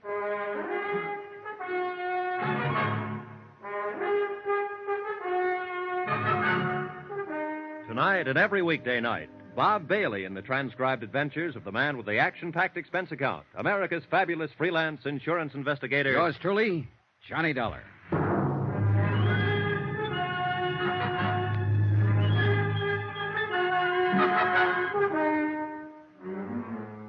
From Special Investigator Johnny Dollar, location a small cabin in the timber outside Branbury, Michigan, to the Home Office Tri-Mutual Insurance Limited, Hartford, Connecticut. Assignment, the Nick Shurn matter. Expense account, final page. Item 15, $1 million for a certain feeling. I realize, of course, that the amount of this item is somewhat unusual. It may be cause for mild criticism by your accounting department, unless the accompanying report includes an adequate and detailed explanation. Therefore, to avoid unnecessary correspondence and delay, I am attaching said explanation herewith. Here's your coffee, Kathy. Thanks. How long did I sleep, Johnny? Oh, a couple of hours. It's around 4 in the morning. The storm hasn't let up at all, has it? Oh, it's worse, if anything. Jill, honey, it's 4 o'clock in the morning, and your eyes are just about to fall out. Now, you go back there and go to sleep. Do I have to, Mommy? You have to. Run along now.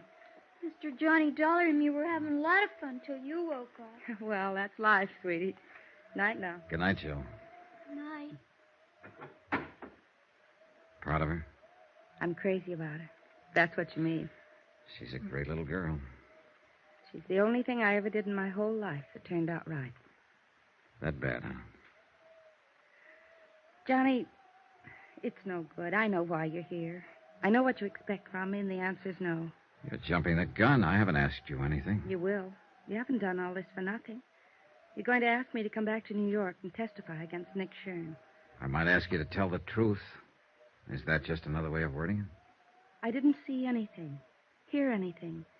I don't know anything about it, and I have nothing to say. So Nick Shurn gets away with another murder.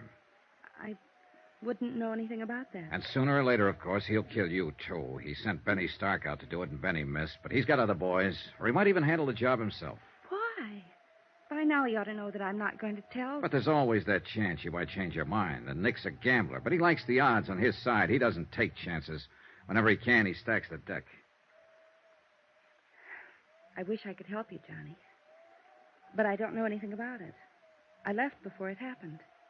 How long have you worked for Nick Shurn? Known him? 2 years. I'm not wide-eyed about him, Johnny.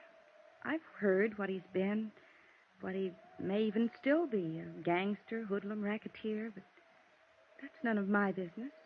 The club was legitimate, and my job there was on the level, and he never got out of line once. And no doubt he's always been kind to his mother and loves dogs and children. I wouldn't know, except children. He's crazy about them. He was always buying something for Jill, asking about her. And he also shot and killed Mel Pryker. I couldn't say. I see. Well, you're letting a lot of people down.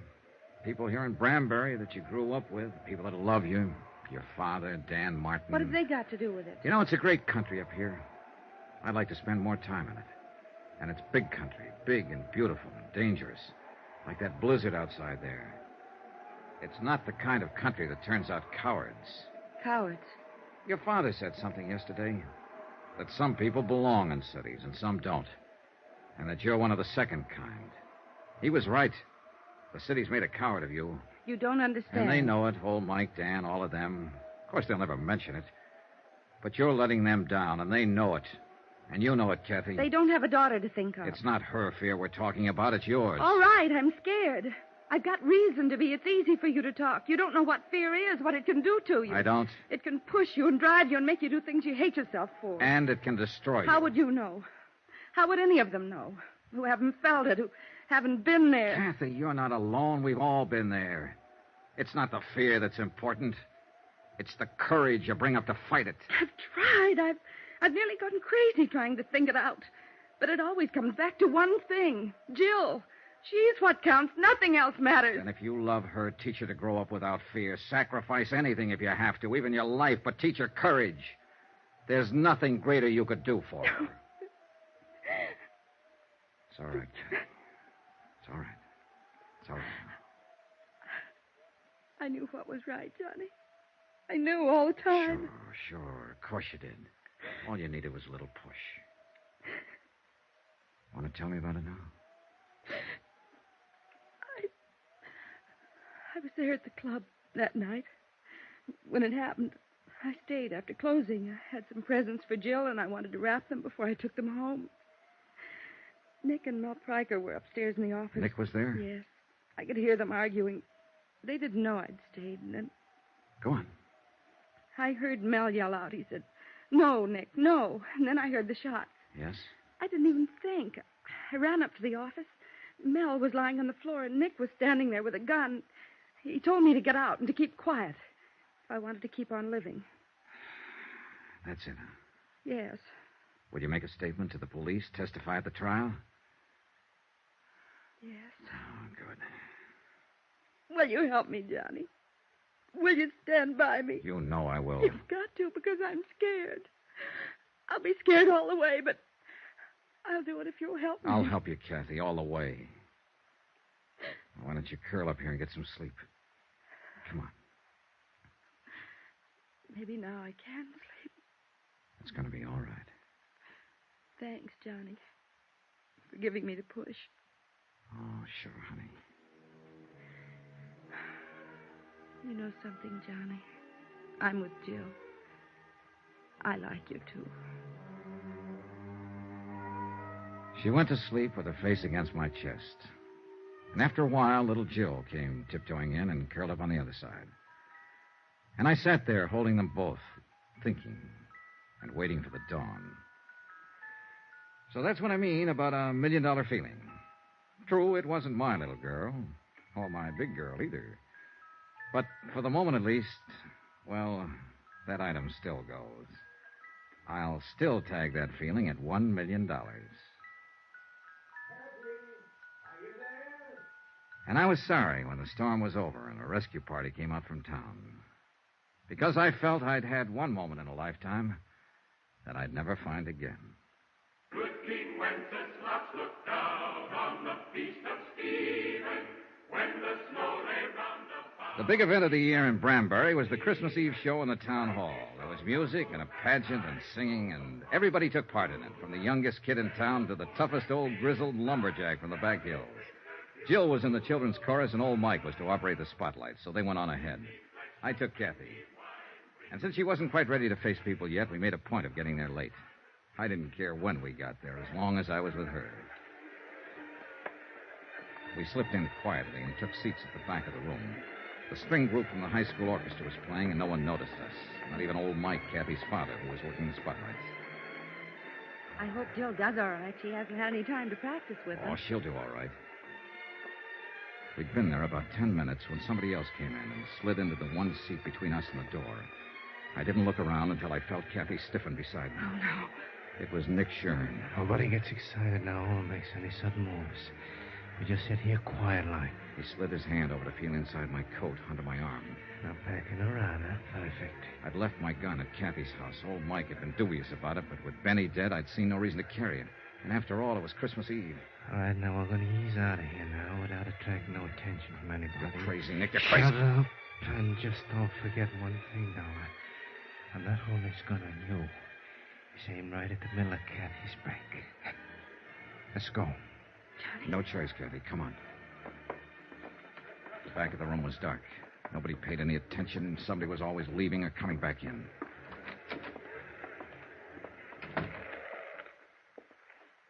Come on. I got a car over at the side here. Johnny? Watch your dollar. We'll be right back, Mike. Just gonna get some air. All right, Johnny. But don't go running out before I give you your present. Huh? Here. And don't uncork that until you're ready for some serious business. All right, Thanks, Mike. Thanks a lot. Don't mention it. Good luck, Johnny. Yeah, come on, let's get away from here. Johnny, he's going Take it easy, Kathy. Now what? Oh, no. Jill, go back. I want to see Uncle Nick. Why'd you tell me you were coming here to hear me sing, Uncle Nick? Well, listen. Pick me up. Please, Uncle Nick. Take your hands out of your pocket and pick me up. Look, Jill, you run along now. Who's that? Dan Martin. He's a deputy sheriff, and he's a dead shot. Better do like she says, Nick. Take your hand out of your pocket and pick her up. Uncle Nick? All right, reach in my pocket, Johnny, and take my gun.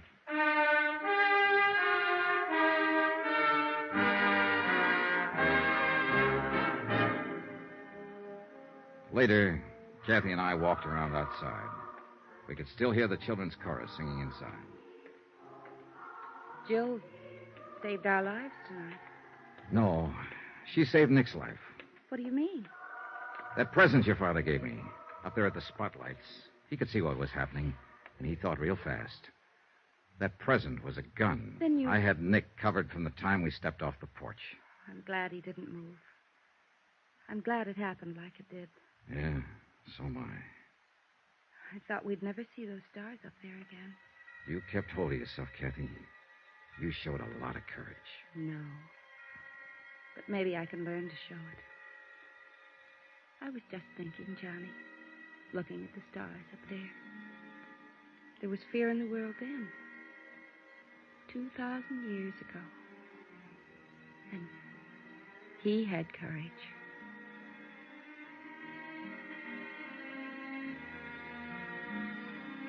Expense account, item 16, $230.40, incidentals in Branbury, and transportation for 2 adults and 1 child, Branbury to New York.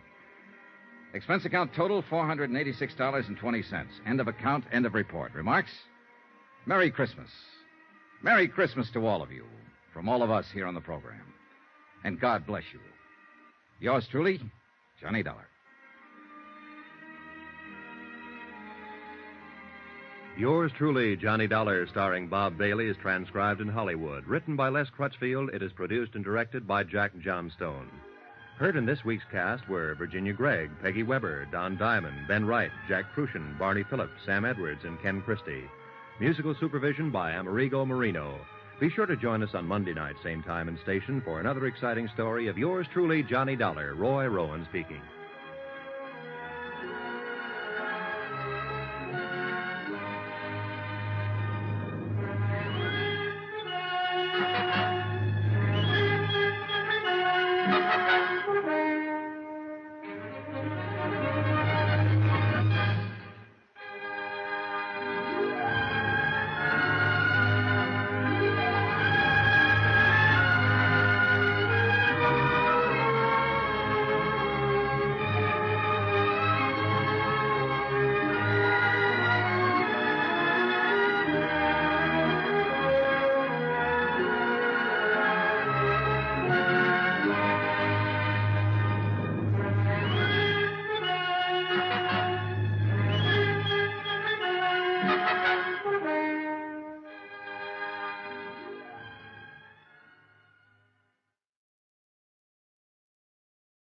From Hollywood, it's time now for Johnny Dollar. Ben Orloff, Mr. Dollar, at Continental Insurance Company in New York. Oh, yes, Mr. Orloff. What can I do for you? Did you ever hear of a place called Virtue? Are you kidding? I'm very serious. Oh, wait a minute. Virtue, South Carolina? That's right. You, want me to go down there? Yes, if you will. Do you have a bulletproof vest and a couple of extra handguns I can take along? My one suggestion would be that you do not take along any firearms. After all, ex-gangsters... Yeah, I see what you mean. All right, what do you want me to do? Our representative has his office in Georgetown. He can give you the whole story. His name is Joseph Pigatello. Got it, Joseph Smokey Pigatello? The guy whose name was linked with Murder Incorporated a few years back? Yes, Dollar Joe Smokey Pigatello. You, sure you want this assignment? Well, I'll tell you this, Mr. Orloff. Yes? If you don't have to pay off on my insurance policy before I'm through, well, mister, this is going to cost you a whopping big expense account.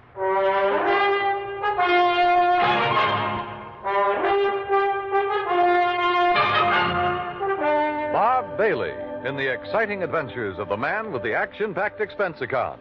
America's fabulous freelance insurance investigator. Yours truly, Johnny Dollar.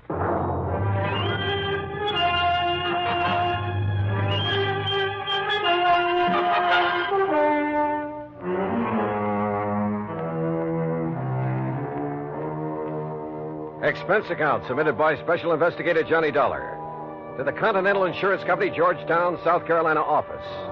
Following is an account of expenses incurred during my investigation of the Village of Virtue matter.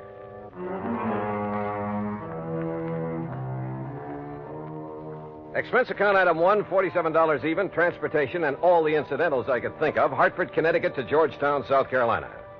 Item 2, $1 for a cab to Continental's office on Screven Street. Hi, Dollar. I'm Joe Pigatello. Glad to see you. Sit down. Thanks. Now, look, Joe, before we go into this matter, there's something I'd like to know. Sure, pal. Ask it. Just what are you doing in the insurance business? Look, you remember back in New York just before Tom Dewey took over as DA? The great holy racket buster? Yeah, and I'm sure you do. Okay. Well, I was just a young punk then, but I was a bright one. Ambitious, you know. Finished up my high school, started taking law. You studied law? Why not? I could have cleaned up. You know, mouthpiece for some of the mob, some of the boys I knocked around with.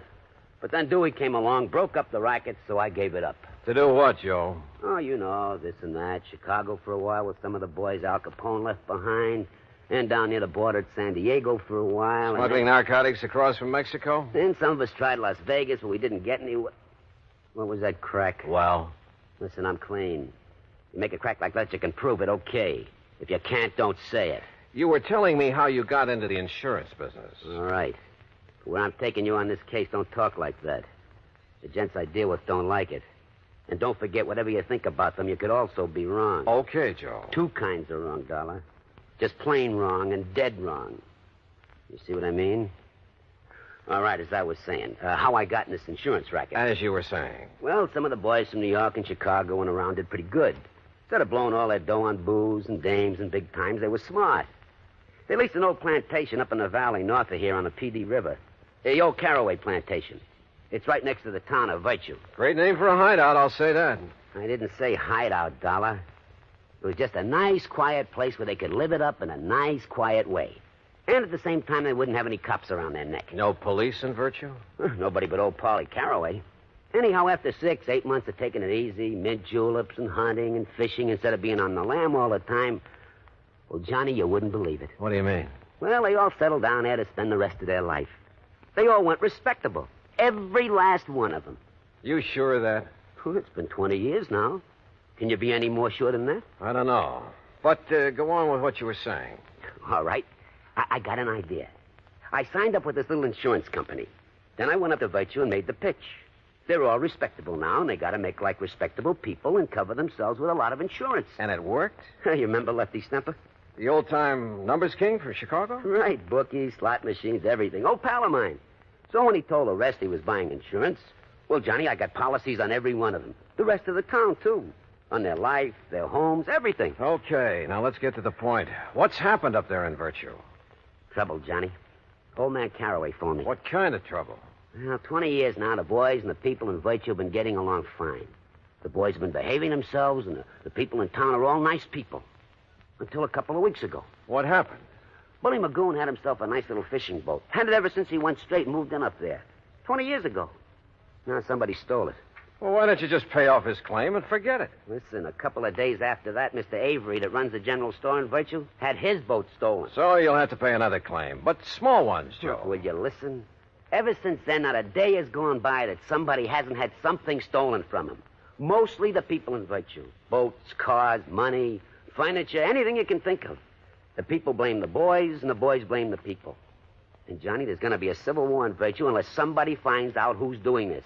And if that happens, there's going to be a lot of killing. And, well, with all the insurance I've sold, me and the company are going to be in trouble. Well, can't you get the state police to come in? State police? In Virtue? You said it's a real respectable community now. Yeah, sure it is. But, well, dragging them in might really start things off. That's why I had to send for you. Look, why don't we go up there so I can see for myself? Sure, Johnny, sure. But, hey, open your coat. What? I mean, if you're going to take along that lemon squeezer, well, take my advice and don't. You've a pretty sharp eye, Joe. Johnny, boy, I can spot a shoulder holster a mile away. But so can some of the boys up in the valley on the plantation. And I don't want you to end up with a slug between your eyes. Real respectable people. Well, shall we go? My car's outside. Into the Valley of Death rode the 600. Huh? At least a couple of them. What are you talking about? Nothing, Joe. Let's go. Act two of yours truly, Johnny Dollar, in a moment. Our flag now numbers 50 stars, and behind each star there stands yet another flag representing one of the 50 states. Florida state flag bears the Red Cross of St. Andrew in sympathy with the flag of the Confederacy on a field of white. Centered over the cross is the state seal. Within a golden circle, the sun, an emblem of glory and splendor representing absolute authority, peers over a highland in the distance.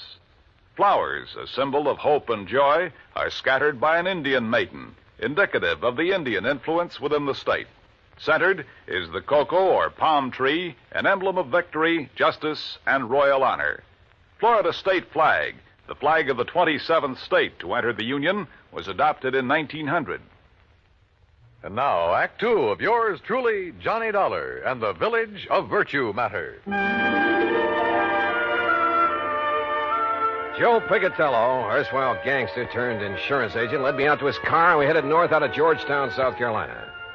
After 20 miles or so, we swung onto a side road paralleling the PD River. Then finally, we came to the old Caraway plantation. Acres and acres of huge old live oak trees, festooned with Spanish moss. Flowers, millions of them. Azaleas, iris, roses, rhododendron bushes aflame with color in the afternoon sun.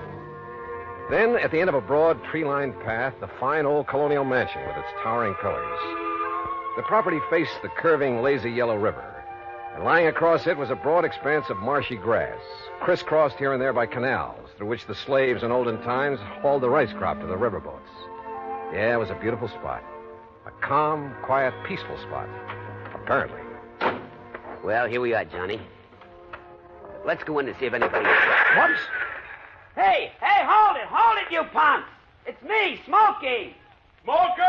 Who else? Put those guns away. You want to get in trouble? Don't you guys know no better to come barging in this way without letting us know you're coming? Come on, Johnny. Sure. Nice, peaceful spot, huh? Who's that you got with you, Smokey? Boys, this is Johnny Dollar. He's from the insurance company. Johnny, this is Bo Magoon. Yeah. Hi. And this is Lefty Stemper. Hiya. Johnny Dollar, huh? And the shrimp there is Flippy Lakovich. Hiya, Johnny. I'm pleased to meet you. What? That's away, Flippy. What did you bring here, Smokey? A dick or something? Yeah, Dollar, what's the idea of packing a ride? All right. Let him go, you guys. Oh, yeah. Look, he's on our side. He's up here to find the stuff that's been stolen. Yeah, we don't need no outside help. Oh, you've found who's behind the thefts, huh, Lefty? No. If it's any of your business, It then is I don't my thi- business. You're interrupting me. Yeah, Dollar, shut up. I say we'll find out who's coming over here from Virtue and taking our stuff ourselves. And when we do, we'll eliminate them. Right back to the old days, huh? If we got to protect our rights. How about letting me have my gun? Well? Hear that, Flippy? He wants his gun. You make a move to Dollar and I'll flip you so fast that Oh, you mean like this? Hey, it's Flippy got flipped.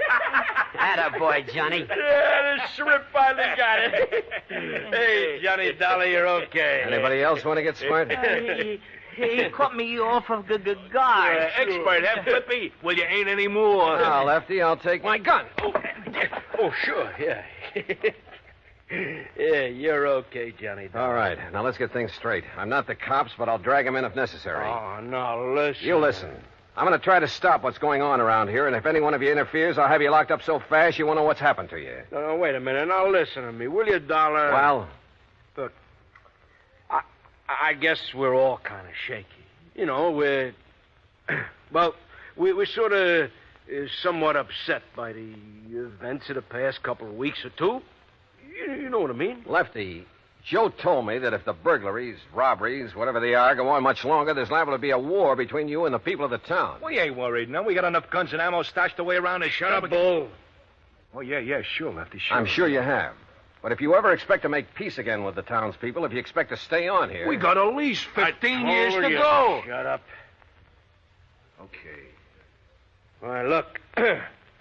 All we got here is our hunting rifles and with shotguns and a couple of pistols in case of a snake, you know, while we're hunting or fishing here in the swamps. A lot of cottonmouths around here, you know. That's a fact, Johnny. The point is, I didn't come here without providing for any and every exigency. What's that mean? Oh, boy, what a dope. It means if anything happens to him, we're dead. Now, ain't that... excuse me, isn't that right, Dollar? Right. You see? Now, give me a hand, cooperate with me, and maybe we can clear this thing up. Don't, and I have only one alternative. What's that mean? Shut up. And that's to have you legally ousted from here, out of the state if necessary. Oh, now, look, Dollar, we'll cooperate. Now, I don't mind telling you, we love this place. Look, it's the only real home we got. Flippy and Sadie, we got Bull and Mary and me and Nora. Maybe we got records, all right. Some of us maybe did time for some of the little jobs we pulled, huh? But we've been playing it straight since we come here all along the line. It's like I told you, Johnny. Yeah, honest. Look, that's the way we want to keep it. If the people in Virtue will just leave us keep it that way. And you know something? I don't get it. Don't get what, Lefty? Well, over 20 years, everything's been nice and okay, huh? Now they got to start this. What about the losses they've suffered? Hey, ask me, Dollar. They're phonies to cover up for robbing our stuff. Nobody asked you. Oh. Maybe they think the same way about your losses. Huh? Say. Yeah. Now, where's the owner of this place? Caraway? Oh, yeah, he's over in Virtue at his office. Office? Sure, he's a mayor and a police. All right. Joe and I are going over to see him. Now, Johnny... Smokey, will you please don't go? They see you guys coming from here, they're going to take a shot at you. That Caraway told me so. Yeah. Sure. We'll take that chance. Come on, Joe. Well, I'll tell you, Johnny. Tell me along the way. Come on. The more I thought about the whole thing, the sillier it all seemed. Yet it was obvious that even after 20 years, Lefty and Bull and Flippy might think of only one way to settle their problems, with a gun. And if the people of Virtue were feeling the same way. But as Joe and I walked along the main, the only street of the little town, there were no signs of hostility or even suspicion toward us. Now look, Johnny. If those bums back at the plantation are making this trouble... Why? Why would they, Joe? Well, that's what I don't get. But what if they don't like your interfering and decide to knock you off? Then I'll probably go to my grave unmourned, unremembered. Yeah, but you told Lefty you'd provided for every exigent... for if anything should happen to you. Yeah, and he and the boys believed it. And if anything does, Huh? Yeah. All I can hope is that they keep on believing.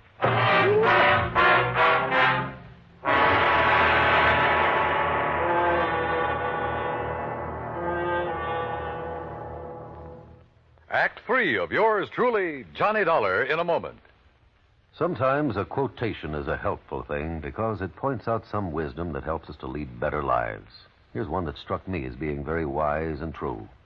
Dr. Samuel Johnson, that wise and witty man immortalized by Boswell, said, quote, "It matters not how a man dies, but how he lives," unquote. A man's life may be long or short, but the way he lives it is the important thing. It's important, no matter what he does, that he have integrity, loyalty, and honor, and a sound code of conduct. Enlisting at the age of 17 with his parents' permission, Corporal Charles L. Gilliland found himself, soon after his 18th birthday, in a narrow defile in the middle of the treacherous rocky terrain of Tongmangni, Korea. At 2:30 a.m. that moonlit morning of April 25th, 1951, Corporal Gilliland's Army unit, Company I, 7th Infantry Regimental Combat Team of the 3rd Division, became the focal point of a murderous assault from Chinese Communist forces. The fighting became brutal and bloody. The brunt of the attack was directed up the defile guarded by Gilliland with his automatic rifle. The slashing barrage of small arms, automatic weapons, mortar, and artillery fire was dropping the men all around him. Gilliland faced the full force of the assault and, advancing against tremendous odds, poured a steady fire into the attacking forces and eventually halted them. For valiant and heroic conduct, Corporal Charles Gilliland was awarded the Medal of Honor. Although in age, he still may have been considered a boy, he had lived and died like a man.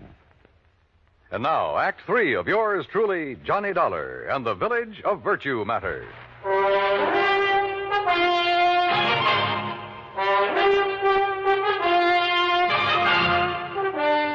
Joe Pigatello and I walked the main street of Virtue, South Carolina, unmolested, virtually unnoticed.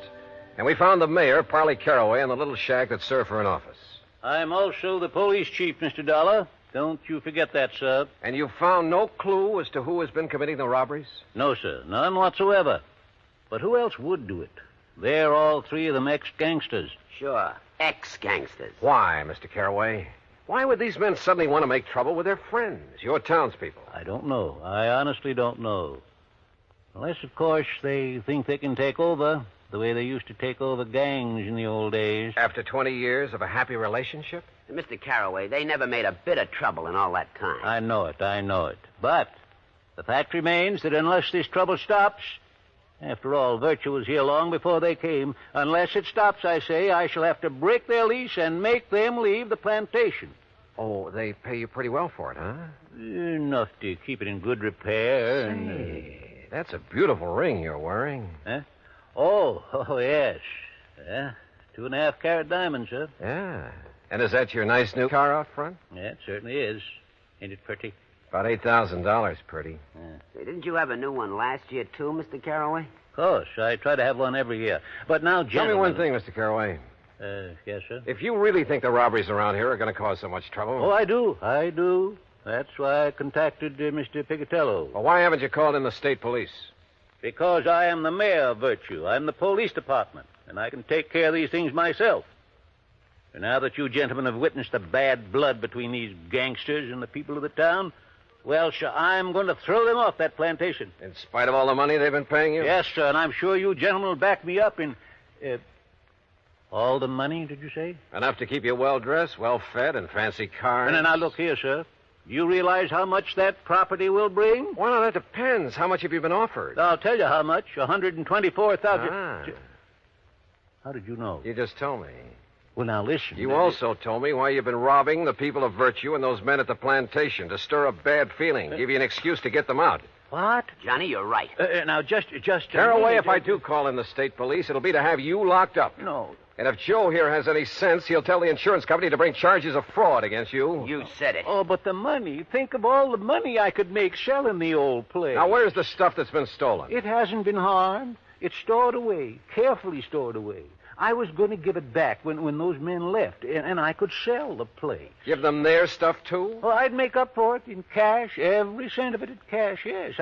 I'd say it was for breaking the lease. Truly, Mr. Dollar. Now, you listen, you old money-grubbing crook. You're in trouble. You'll call in the state police? You bet I will. Unless... Unless what, sir? First, you lay off the plantation. You've leased it to those men. Let them have it. And return all the stuff you stole. Oh, but if they find out... Well, you figured how to get it away from them. Now figure out how to get it back. Discover it, anything you like. Well... The point is that if you don't get it back, I'll tell them where it is. And you know what that'll mean. Oh, yes, sir, Mr. Dollar. I'll get it back. Also respect that lease. I believe it has 15 more years to run. Yes, sir, it has. I will. Okay. Do all this, and Joe and I will forget the whole thing. But if you don't, And Joe will be checking on you. You said it. Oh, but I will, Mr. Dollar. I promise you I'll get right on the... Come on, Joe. Let's go back to the plantation and have a drink with some respectable citizens.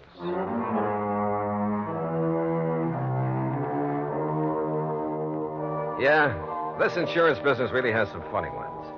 And I guess it's the funny ones that balance out the bad, the tragic cases. Anyhow, I like it. Expense account total, including the trip back to Hartford, call it $100 even. And in view of our little secret, Joe, well, maybe you'd better pay it out of petty cash. And listen, those pals of yours, you better drop in on them now and then to make sure they do stay on the straight and narrow, as well as that old coot Caraway. Yours truly, Johnny Dollar.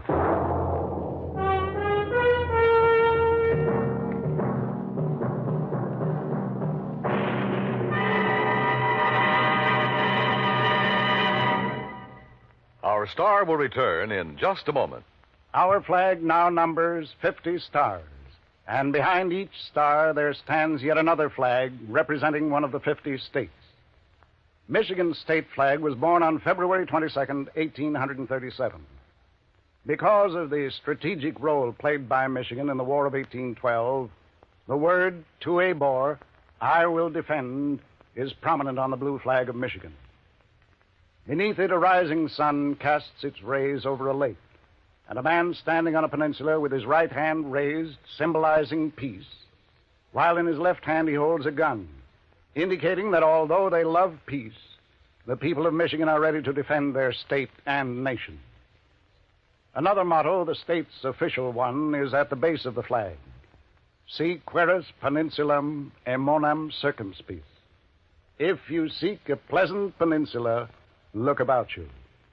Thus does Michigan's flag carry its own invitation to visit one of America's scenic areas.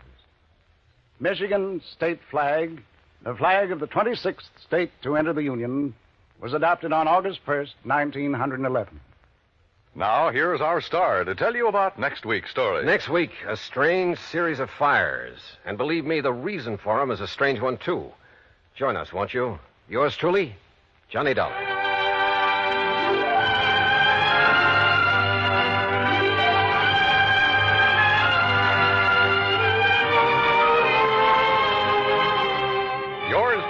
Johnny Dollar, starring Bob Bailey, originates in Hollywood and is produced and directed by Jack Johnstone, who also wrote today's story. Heard in our cast were Frank Nelson, Billy Hallett, Jack Crucian, Peter Leeds, Gil Stratton, and Will Wright. Be sure to join us next week, same time and station, for another exciting story of yours truly, Johnny Dollar. This is Dan Cubberly speaking.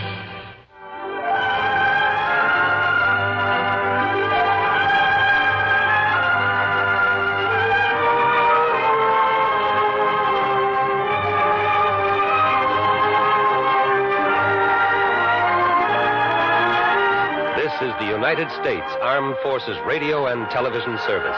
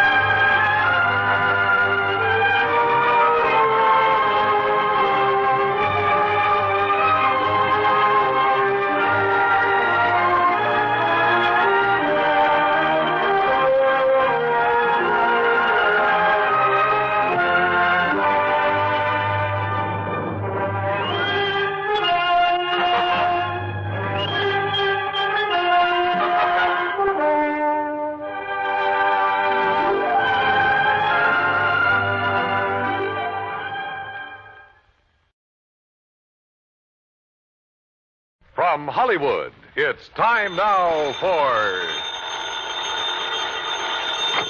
Johnny Dollar. This is Jim Paris at Worldwide Mutual. Don't tell me, Jim. Let me guess. Huh? What are you talking about? The reason you called me, I could smell the smoke all the way over here at my apartment. Oh, Also, I heard something about the fire on a news broadcast a few minutes ago. Yes. Somewhere out on Albany Avenue, he said. Yes, it's the cash and save market over the other side of town. And since your company insured it, you want me to go over and take a look. A good look, Johnny. You thinking of possible arson? I am. Okay, why? That store is just one of a chain. Hartford, Boston, Providence, Springfield, Lowell. Yeah, I see. But how does that make it arson? This is the fourth one to go up in as many weeks. Oh. The outfit that owns them having financial troubles? The outfit that owns them is one man. Oh. John Wakefield Carson. Then I repeat my question. Johnny, if he is burning up his own markets, if you can prove it, you can save our company a lot of money. That might cost you a lot of money, Jim. What do you mean? Wait till you see my expense account.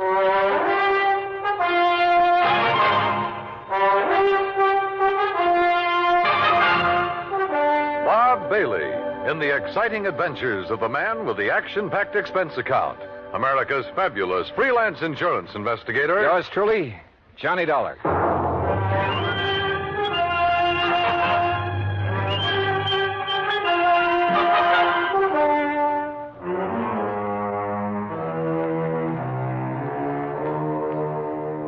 Expense account submitted by Special Investigator Johnny Dollar to the Worldwide Mutual Insurance Company, Home Office, Hartford, Connecticut. Following is an account of expenses incurred during my investigation of the Carson Arson Matter.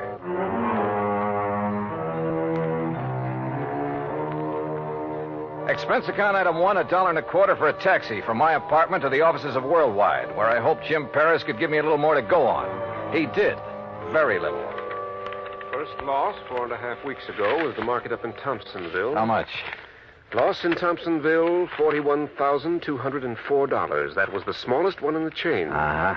The following week, the one over in Fall River burned to the ground. And the claim on that?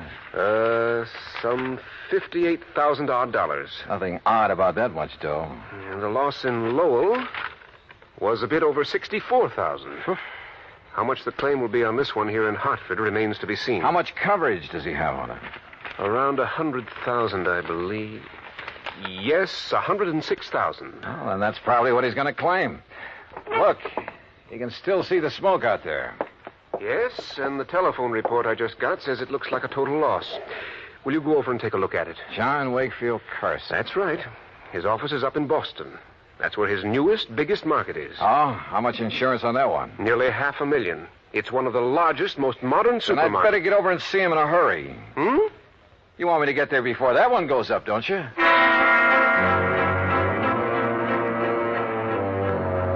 Expense account item 2, $450 for a cab to the scene of the fire, way out on Albany Road.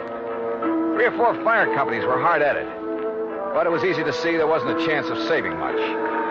It struck me that this location, part of a brand new residential area, was about as far from an established fire company as it could be. I wondered for a moment if this was deliberate. I finally ran down Hal Gibbons, an old pal, and one of the best men an arson squad ever had.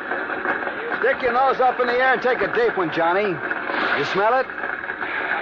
Well, it's not kerosene, Hal. I don't think it's gasoline either. No, but it's something highly inflammable. The boys of that chemical truck could get it out. Might learn something. Of course, these stores always stock a lot of cleaning fluid, stuff like that. Most of them are not inflammable. Well, how about... Johnny, look out!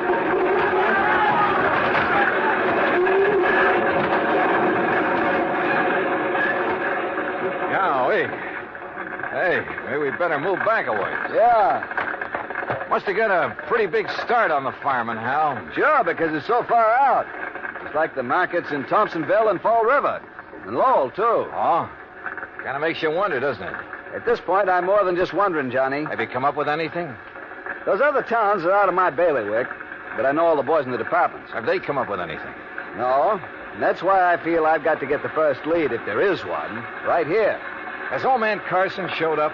No. Not during any of the fires. He just sits calmly in his office in Boston, mutters something philosophical about the vagaries of fortune, and lets it go at that. And files a big fat insurance claim. I think I want to see that guy, Carson. I don't think it'll do you any good, but go to it. Know anything about his financial situation? He's loaded. Multimillionaire. And boy, what a queer one. What's that mean? A regular nut. Always quoting Shakespeare, the Bible, poetry, but a good businessman. You sure he hasn't got some big investments, something like that went bad on him recently? I'm sure.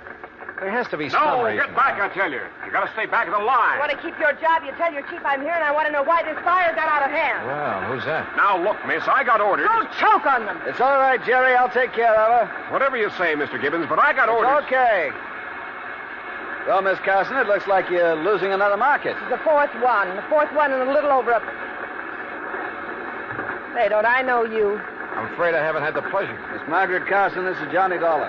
The insurance investigator. Good. Now maybe we'll get somewhere. Oh, this is... Walter. Walter! Yes, Margaret? My fiancé, Mr. Dollar. Walter Smitten. Smitten? Hello, Walter. Mr. Gibbons? Walter handles the legal end of things for Dad. Oh, I see. Next president of the company, Walter? I? In the grocery business? Oh, no, sir, thank you. The legal end is enough for me. Well, what do you think about these fires? 4 in a row. Well, if I were you, Mr. Dollar, I'd suspect arson. Oh, Walter, for heaven's sake. Why, Walter? Someone trying to put Mr. Carson out of business, something like that. Put Father out of business with a couple of fires? Oh, Miss Carson... come on, Walter. We've seen all we need to make the final report to Dad. Goodbye, Mr. Dollar. Now. Yeah. See ya. Like a motive, Johnny? That Walter character? If he marries Margaret Carson, and he doesn't seem to like the grocery business... Yeah. But if he could get the money from it... Yeah. I see what you mean.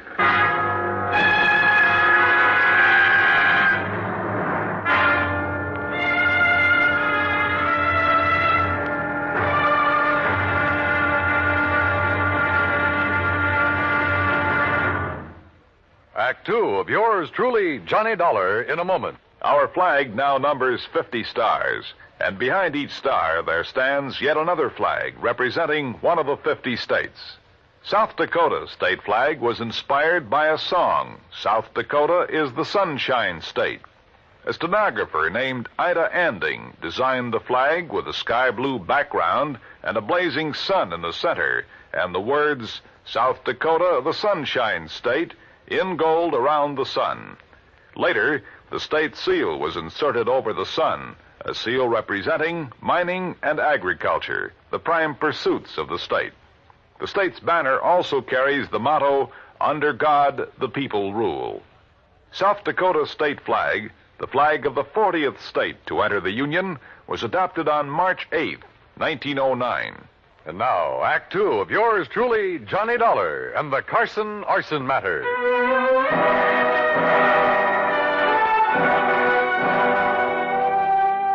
Expense account item 3, 20 cents, phone call from a booth near the scene of the fire. I wanted more information from Jim Paris at Worldwide Mutual. Information about the policies covering the 13 cash and save markets, 4 of which had recently gone up in flames. I waited in the phone booth until Jim called me back. Johnny Dollar. Jim here. Oh, good. All right, here's the list of markets, Johnny, in the order of insurance coverage, starting with the smallest amount. Go ahead. Thompsonville, Fall River, Lowell, Hartford. That's the same order in which they burn. Exactly. Okay. Which remaining store has the next biggest coverage? Salem. Okay, I'll start with Salem.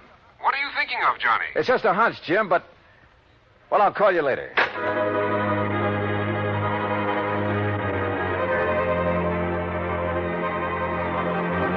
Item 4, $5.25 for a cab back to my apartment. Item 5, $21 even, mileage in my own car, Hartford to Salem, Mass. Despite burning up the highway, it was almost dark when I pulled into Salem. It was well after dark when I finally located the cash and save market. Again, the store was far outside of town, and it was a long way from the nearest firehouse. I don't know exactly why I went there instead of the main office in Boston. After all, it was the same day as the Hartford fire, and the others had all been about a week apart. As I said before, call it a hunch. But as I pulled up in front of the place, I saw the shadow of a man dart furtively around the back of the building. As I reached the far corner of the building, I stopped. But with only the sliver of a crescent moon, I could see no one. Somewhere ahead of me, I heard a door open. Then silence again. But somebody had entered that building. Slowly, cautiously, I felt my way along the wall. And then I came to it. An open door. Storeroom. But inside it was pitch black. I drew my gun and carefully, quietly felt around for a light switch. After stumbling gently against a big packing case, I found it. I hunched down behind the case and flicked it on. All right, where are you? I heard you. I saw you come in here. Now, look, I got a gun, so don't try anything funny. You hear me? Where are you? Right over your head!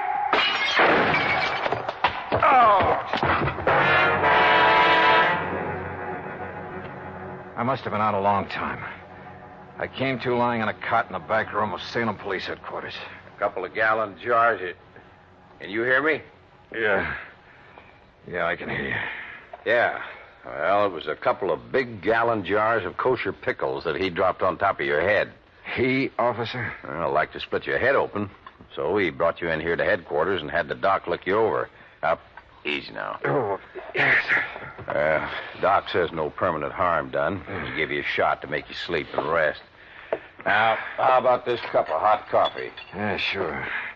And about a dozen aspirins. My head feels like... There you are. Thanks.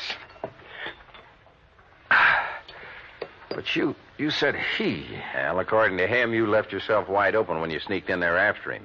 And then to turn on the lights. Son, you've got a lot to learn. Okay, so I pulled a boo-boo. But do you know who it was that slugged me? Of course, son. He brought you here. Who? Owner of the market. What? Mr. John Wakefield Carson. Item 6, $2 more mileage on my car. This time down to Boston and the main office of Cash and Save Markets. To the private office of John Wakefield Carson. Please be calm of mind. All passion spent, Mr. Dollar. What? That's from Milton. Please sit down. Now, look, Mr. Carson, about last night. Vadok plays tricks upon us all. He did so in bringing us together last night. How did you know I was going to investigate that market of yours up in Salem? Well, I didn't know. But look, you young man. Yeah? The fires which destroyed those 4 markets did so in order their value to me. So I found out. And possibly then the next to go would be the store in Salem. For that indeed is next in order of value. It figures. Or perhaps 'twas mere coincidence those accidents occurred in that order. Accidents? Remember, coincidence breeds further coincidence. That's a quotation from Brasco. Now listen to me, Mr. Carson. So for that reason, I decided to inspect the Salem store myself. Inspect it, huh? To make sure there'd be no possibility of spontaneous combustion there. Let's get one thing straight right now, Mr. Carson. Yes? I think those fires were set. And if you'll come down to earth. Possible, I suppose. It was Shakespeare who said, fire answers fire. Through their paly flames, each sees the other's umbered face. Listen to me, will you? Of course. I think you set those fires, or had them set.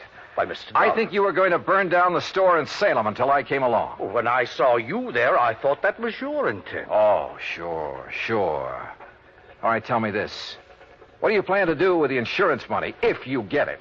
Rebuild? Bigger and better stores where the old ones stood? Oh, no. Or did you find out you hadn't made them big and modern enough for those real estate developments where they were located and decided the cheapest way for you to do? No.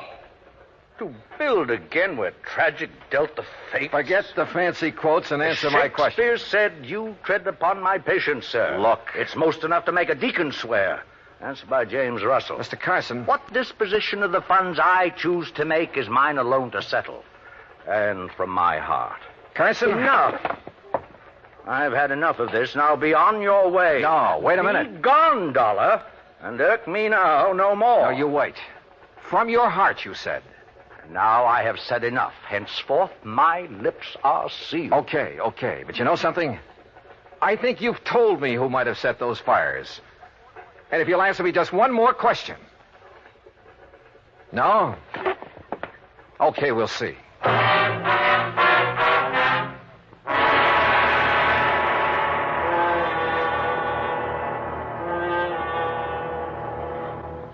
Act 3 of yours truly, Johnny Dollar, in a moment. Sometimes we may wonder why a football team doesn't quit playing and walk off the field when it finds itself 50 points behind with only a few minutes of play to go. What is that indomitable spirit that fills men with hope and keeps them going in spite of terrific odds? Keeps them going just to play the game according to the rules, just to get the job done as well as they know how. This kind of spirit pervaded the feelings of heavy bomber crews of the 9th Air Force on that day of glory, August 1st, 1943, the day of one of the most secretly planned surprise bombing missions of World War II, the day of the low-level attack on the Romanian oil refineries at Ploiești. More than 170 B-24 heavily loaded bombers took off in a swirl of red dust from Benghazi, Libya, to bomb a highly defended priority target. The element of surprise in the low-level attack was to be one of their greatest weapons. But things went wrong from the start. 3 planes exploded during takeoff operations. 11 more aborted due to engine trouble. Of those that reached the target area, less than 1/3 returned to home base. The leaders of the mission encountered navigation difficulties and difficulty in identifying the specific targets. And due to the loss of that elemental hope, surprise, they also encountered devastating enemy firepower from flak and fighters. The mission was partially successful, but a horrifying experience.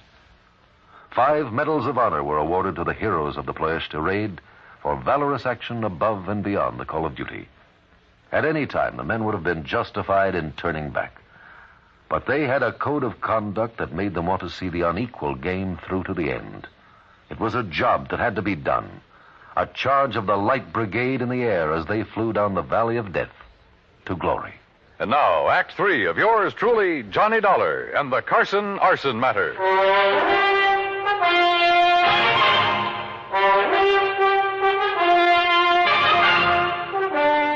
Expense account item 780 cents. Phone call to Hal Gibbons and the arson squad back in Hartford. Yeah, Johnny, I finally found plenty in the remains of that fire. Then it was arson.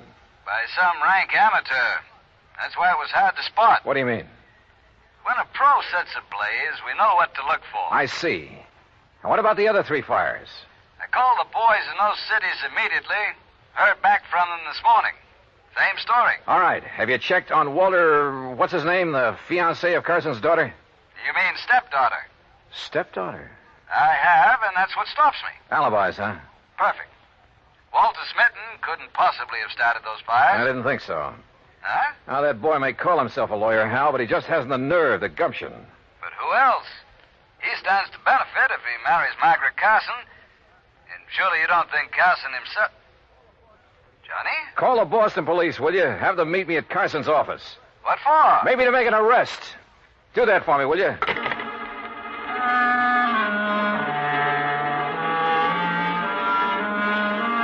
Hunch?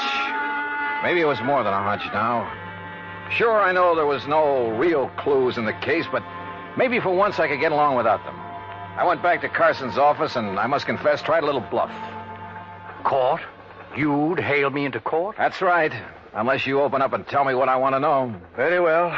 Speak to me as to thy thinkings, as thou dost. And you can forget the quotations.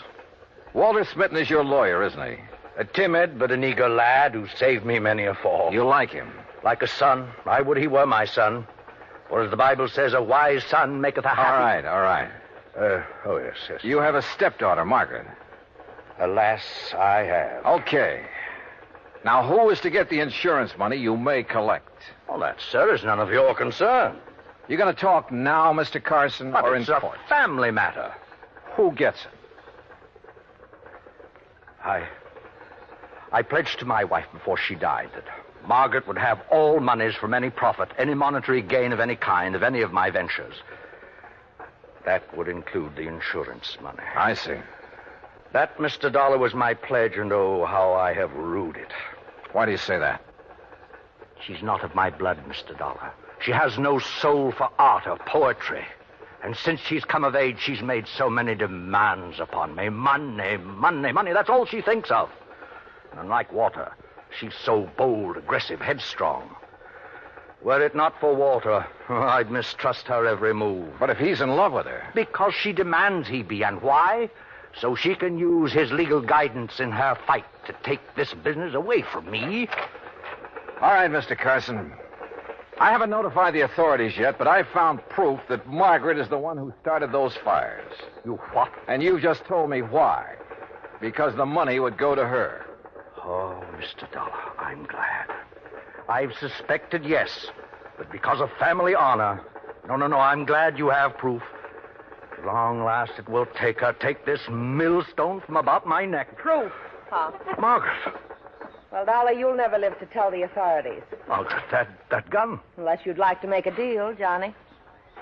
Could be worth a lot of money to you. I'd even promise not to set any more fires. Oh, you were right, Mr. Dollar. Unless I'm mistaken, Margaret, the man who just came in... What man? Who heard your little confession is from the police department. You trying to make me look around so you can grab for this gun? Oh, no. Fact remains, he's standing right in back of you. That's right, Margaret. What? No. Oh, my hand! My hand! Oh, my hand! How sharper than a serpent's tooth is an ungrateful child.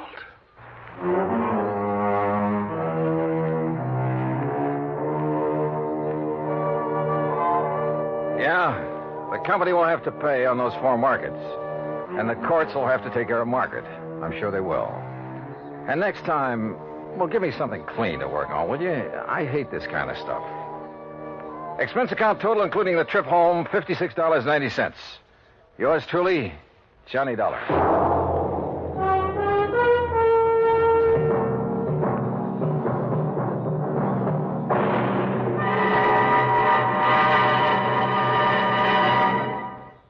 Our star will return in just a moment. Our flag now numbers 50 stars, and behind each star there stands yet another flag representing one of the 50 states. Oklahoma's state flag depicts an Osage warrior's circular buckskin shield from which hang 7 eagle feathers. Across the shield is the Indian's calumet, or pipe of peace, crossed with the white man's peace symbol, the olive branch. On the shield are small crosses, the Indian's graphic sign for stars, indicating lofty ideals or a purpose for high endeavor.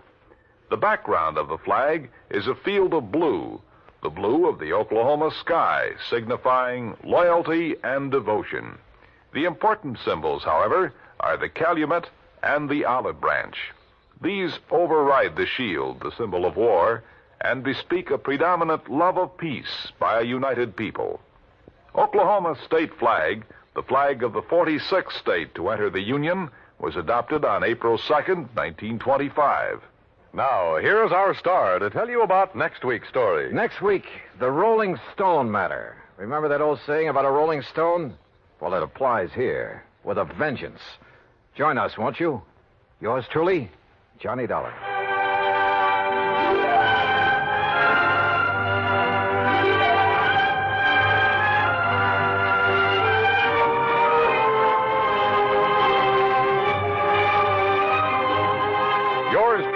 Johnny Dollar, starring Bob Bailey, originates in Hollywood and is produced and directed by Jack Johnstone, who also wrote today's story. Heard in our cast were Virginia Gregg, Byron Kane, Harry Bartell, Jack Edwards, Joe Kearns, and Forrest Lewis. Be sure to join us next week, same time and station, for another exciting story of yours truly, Johnny Dollar.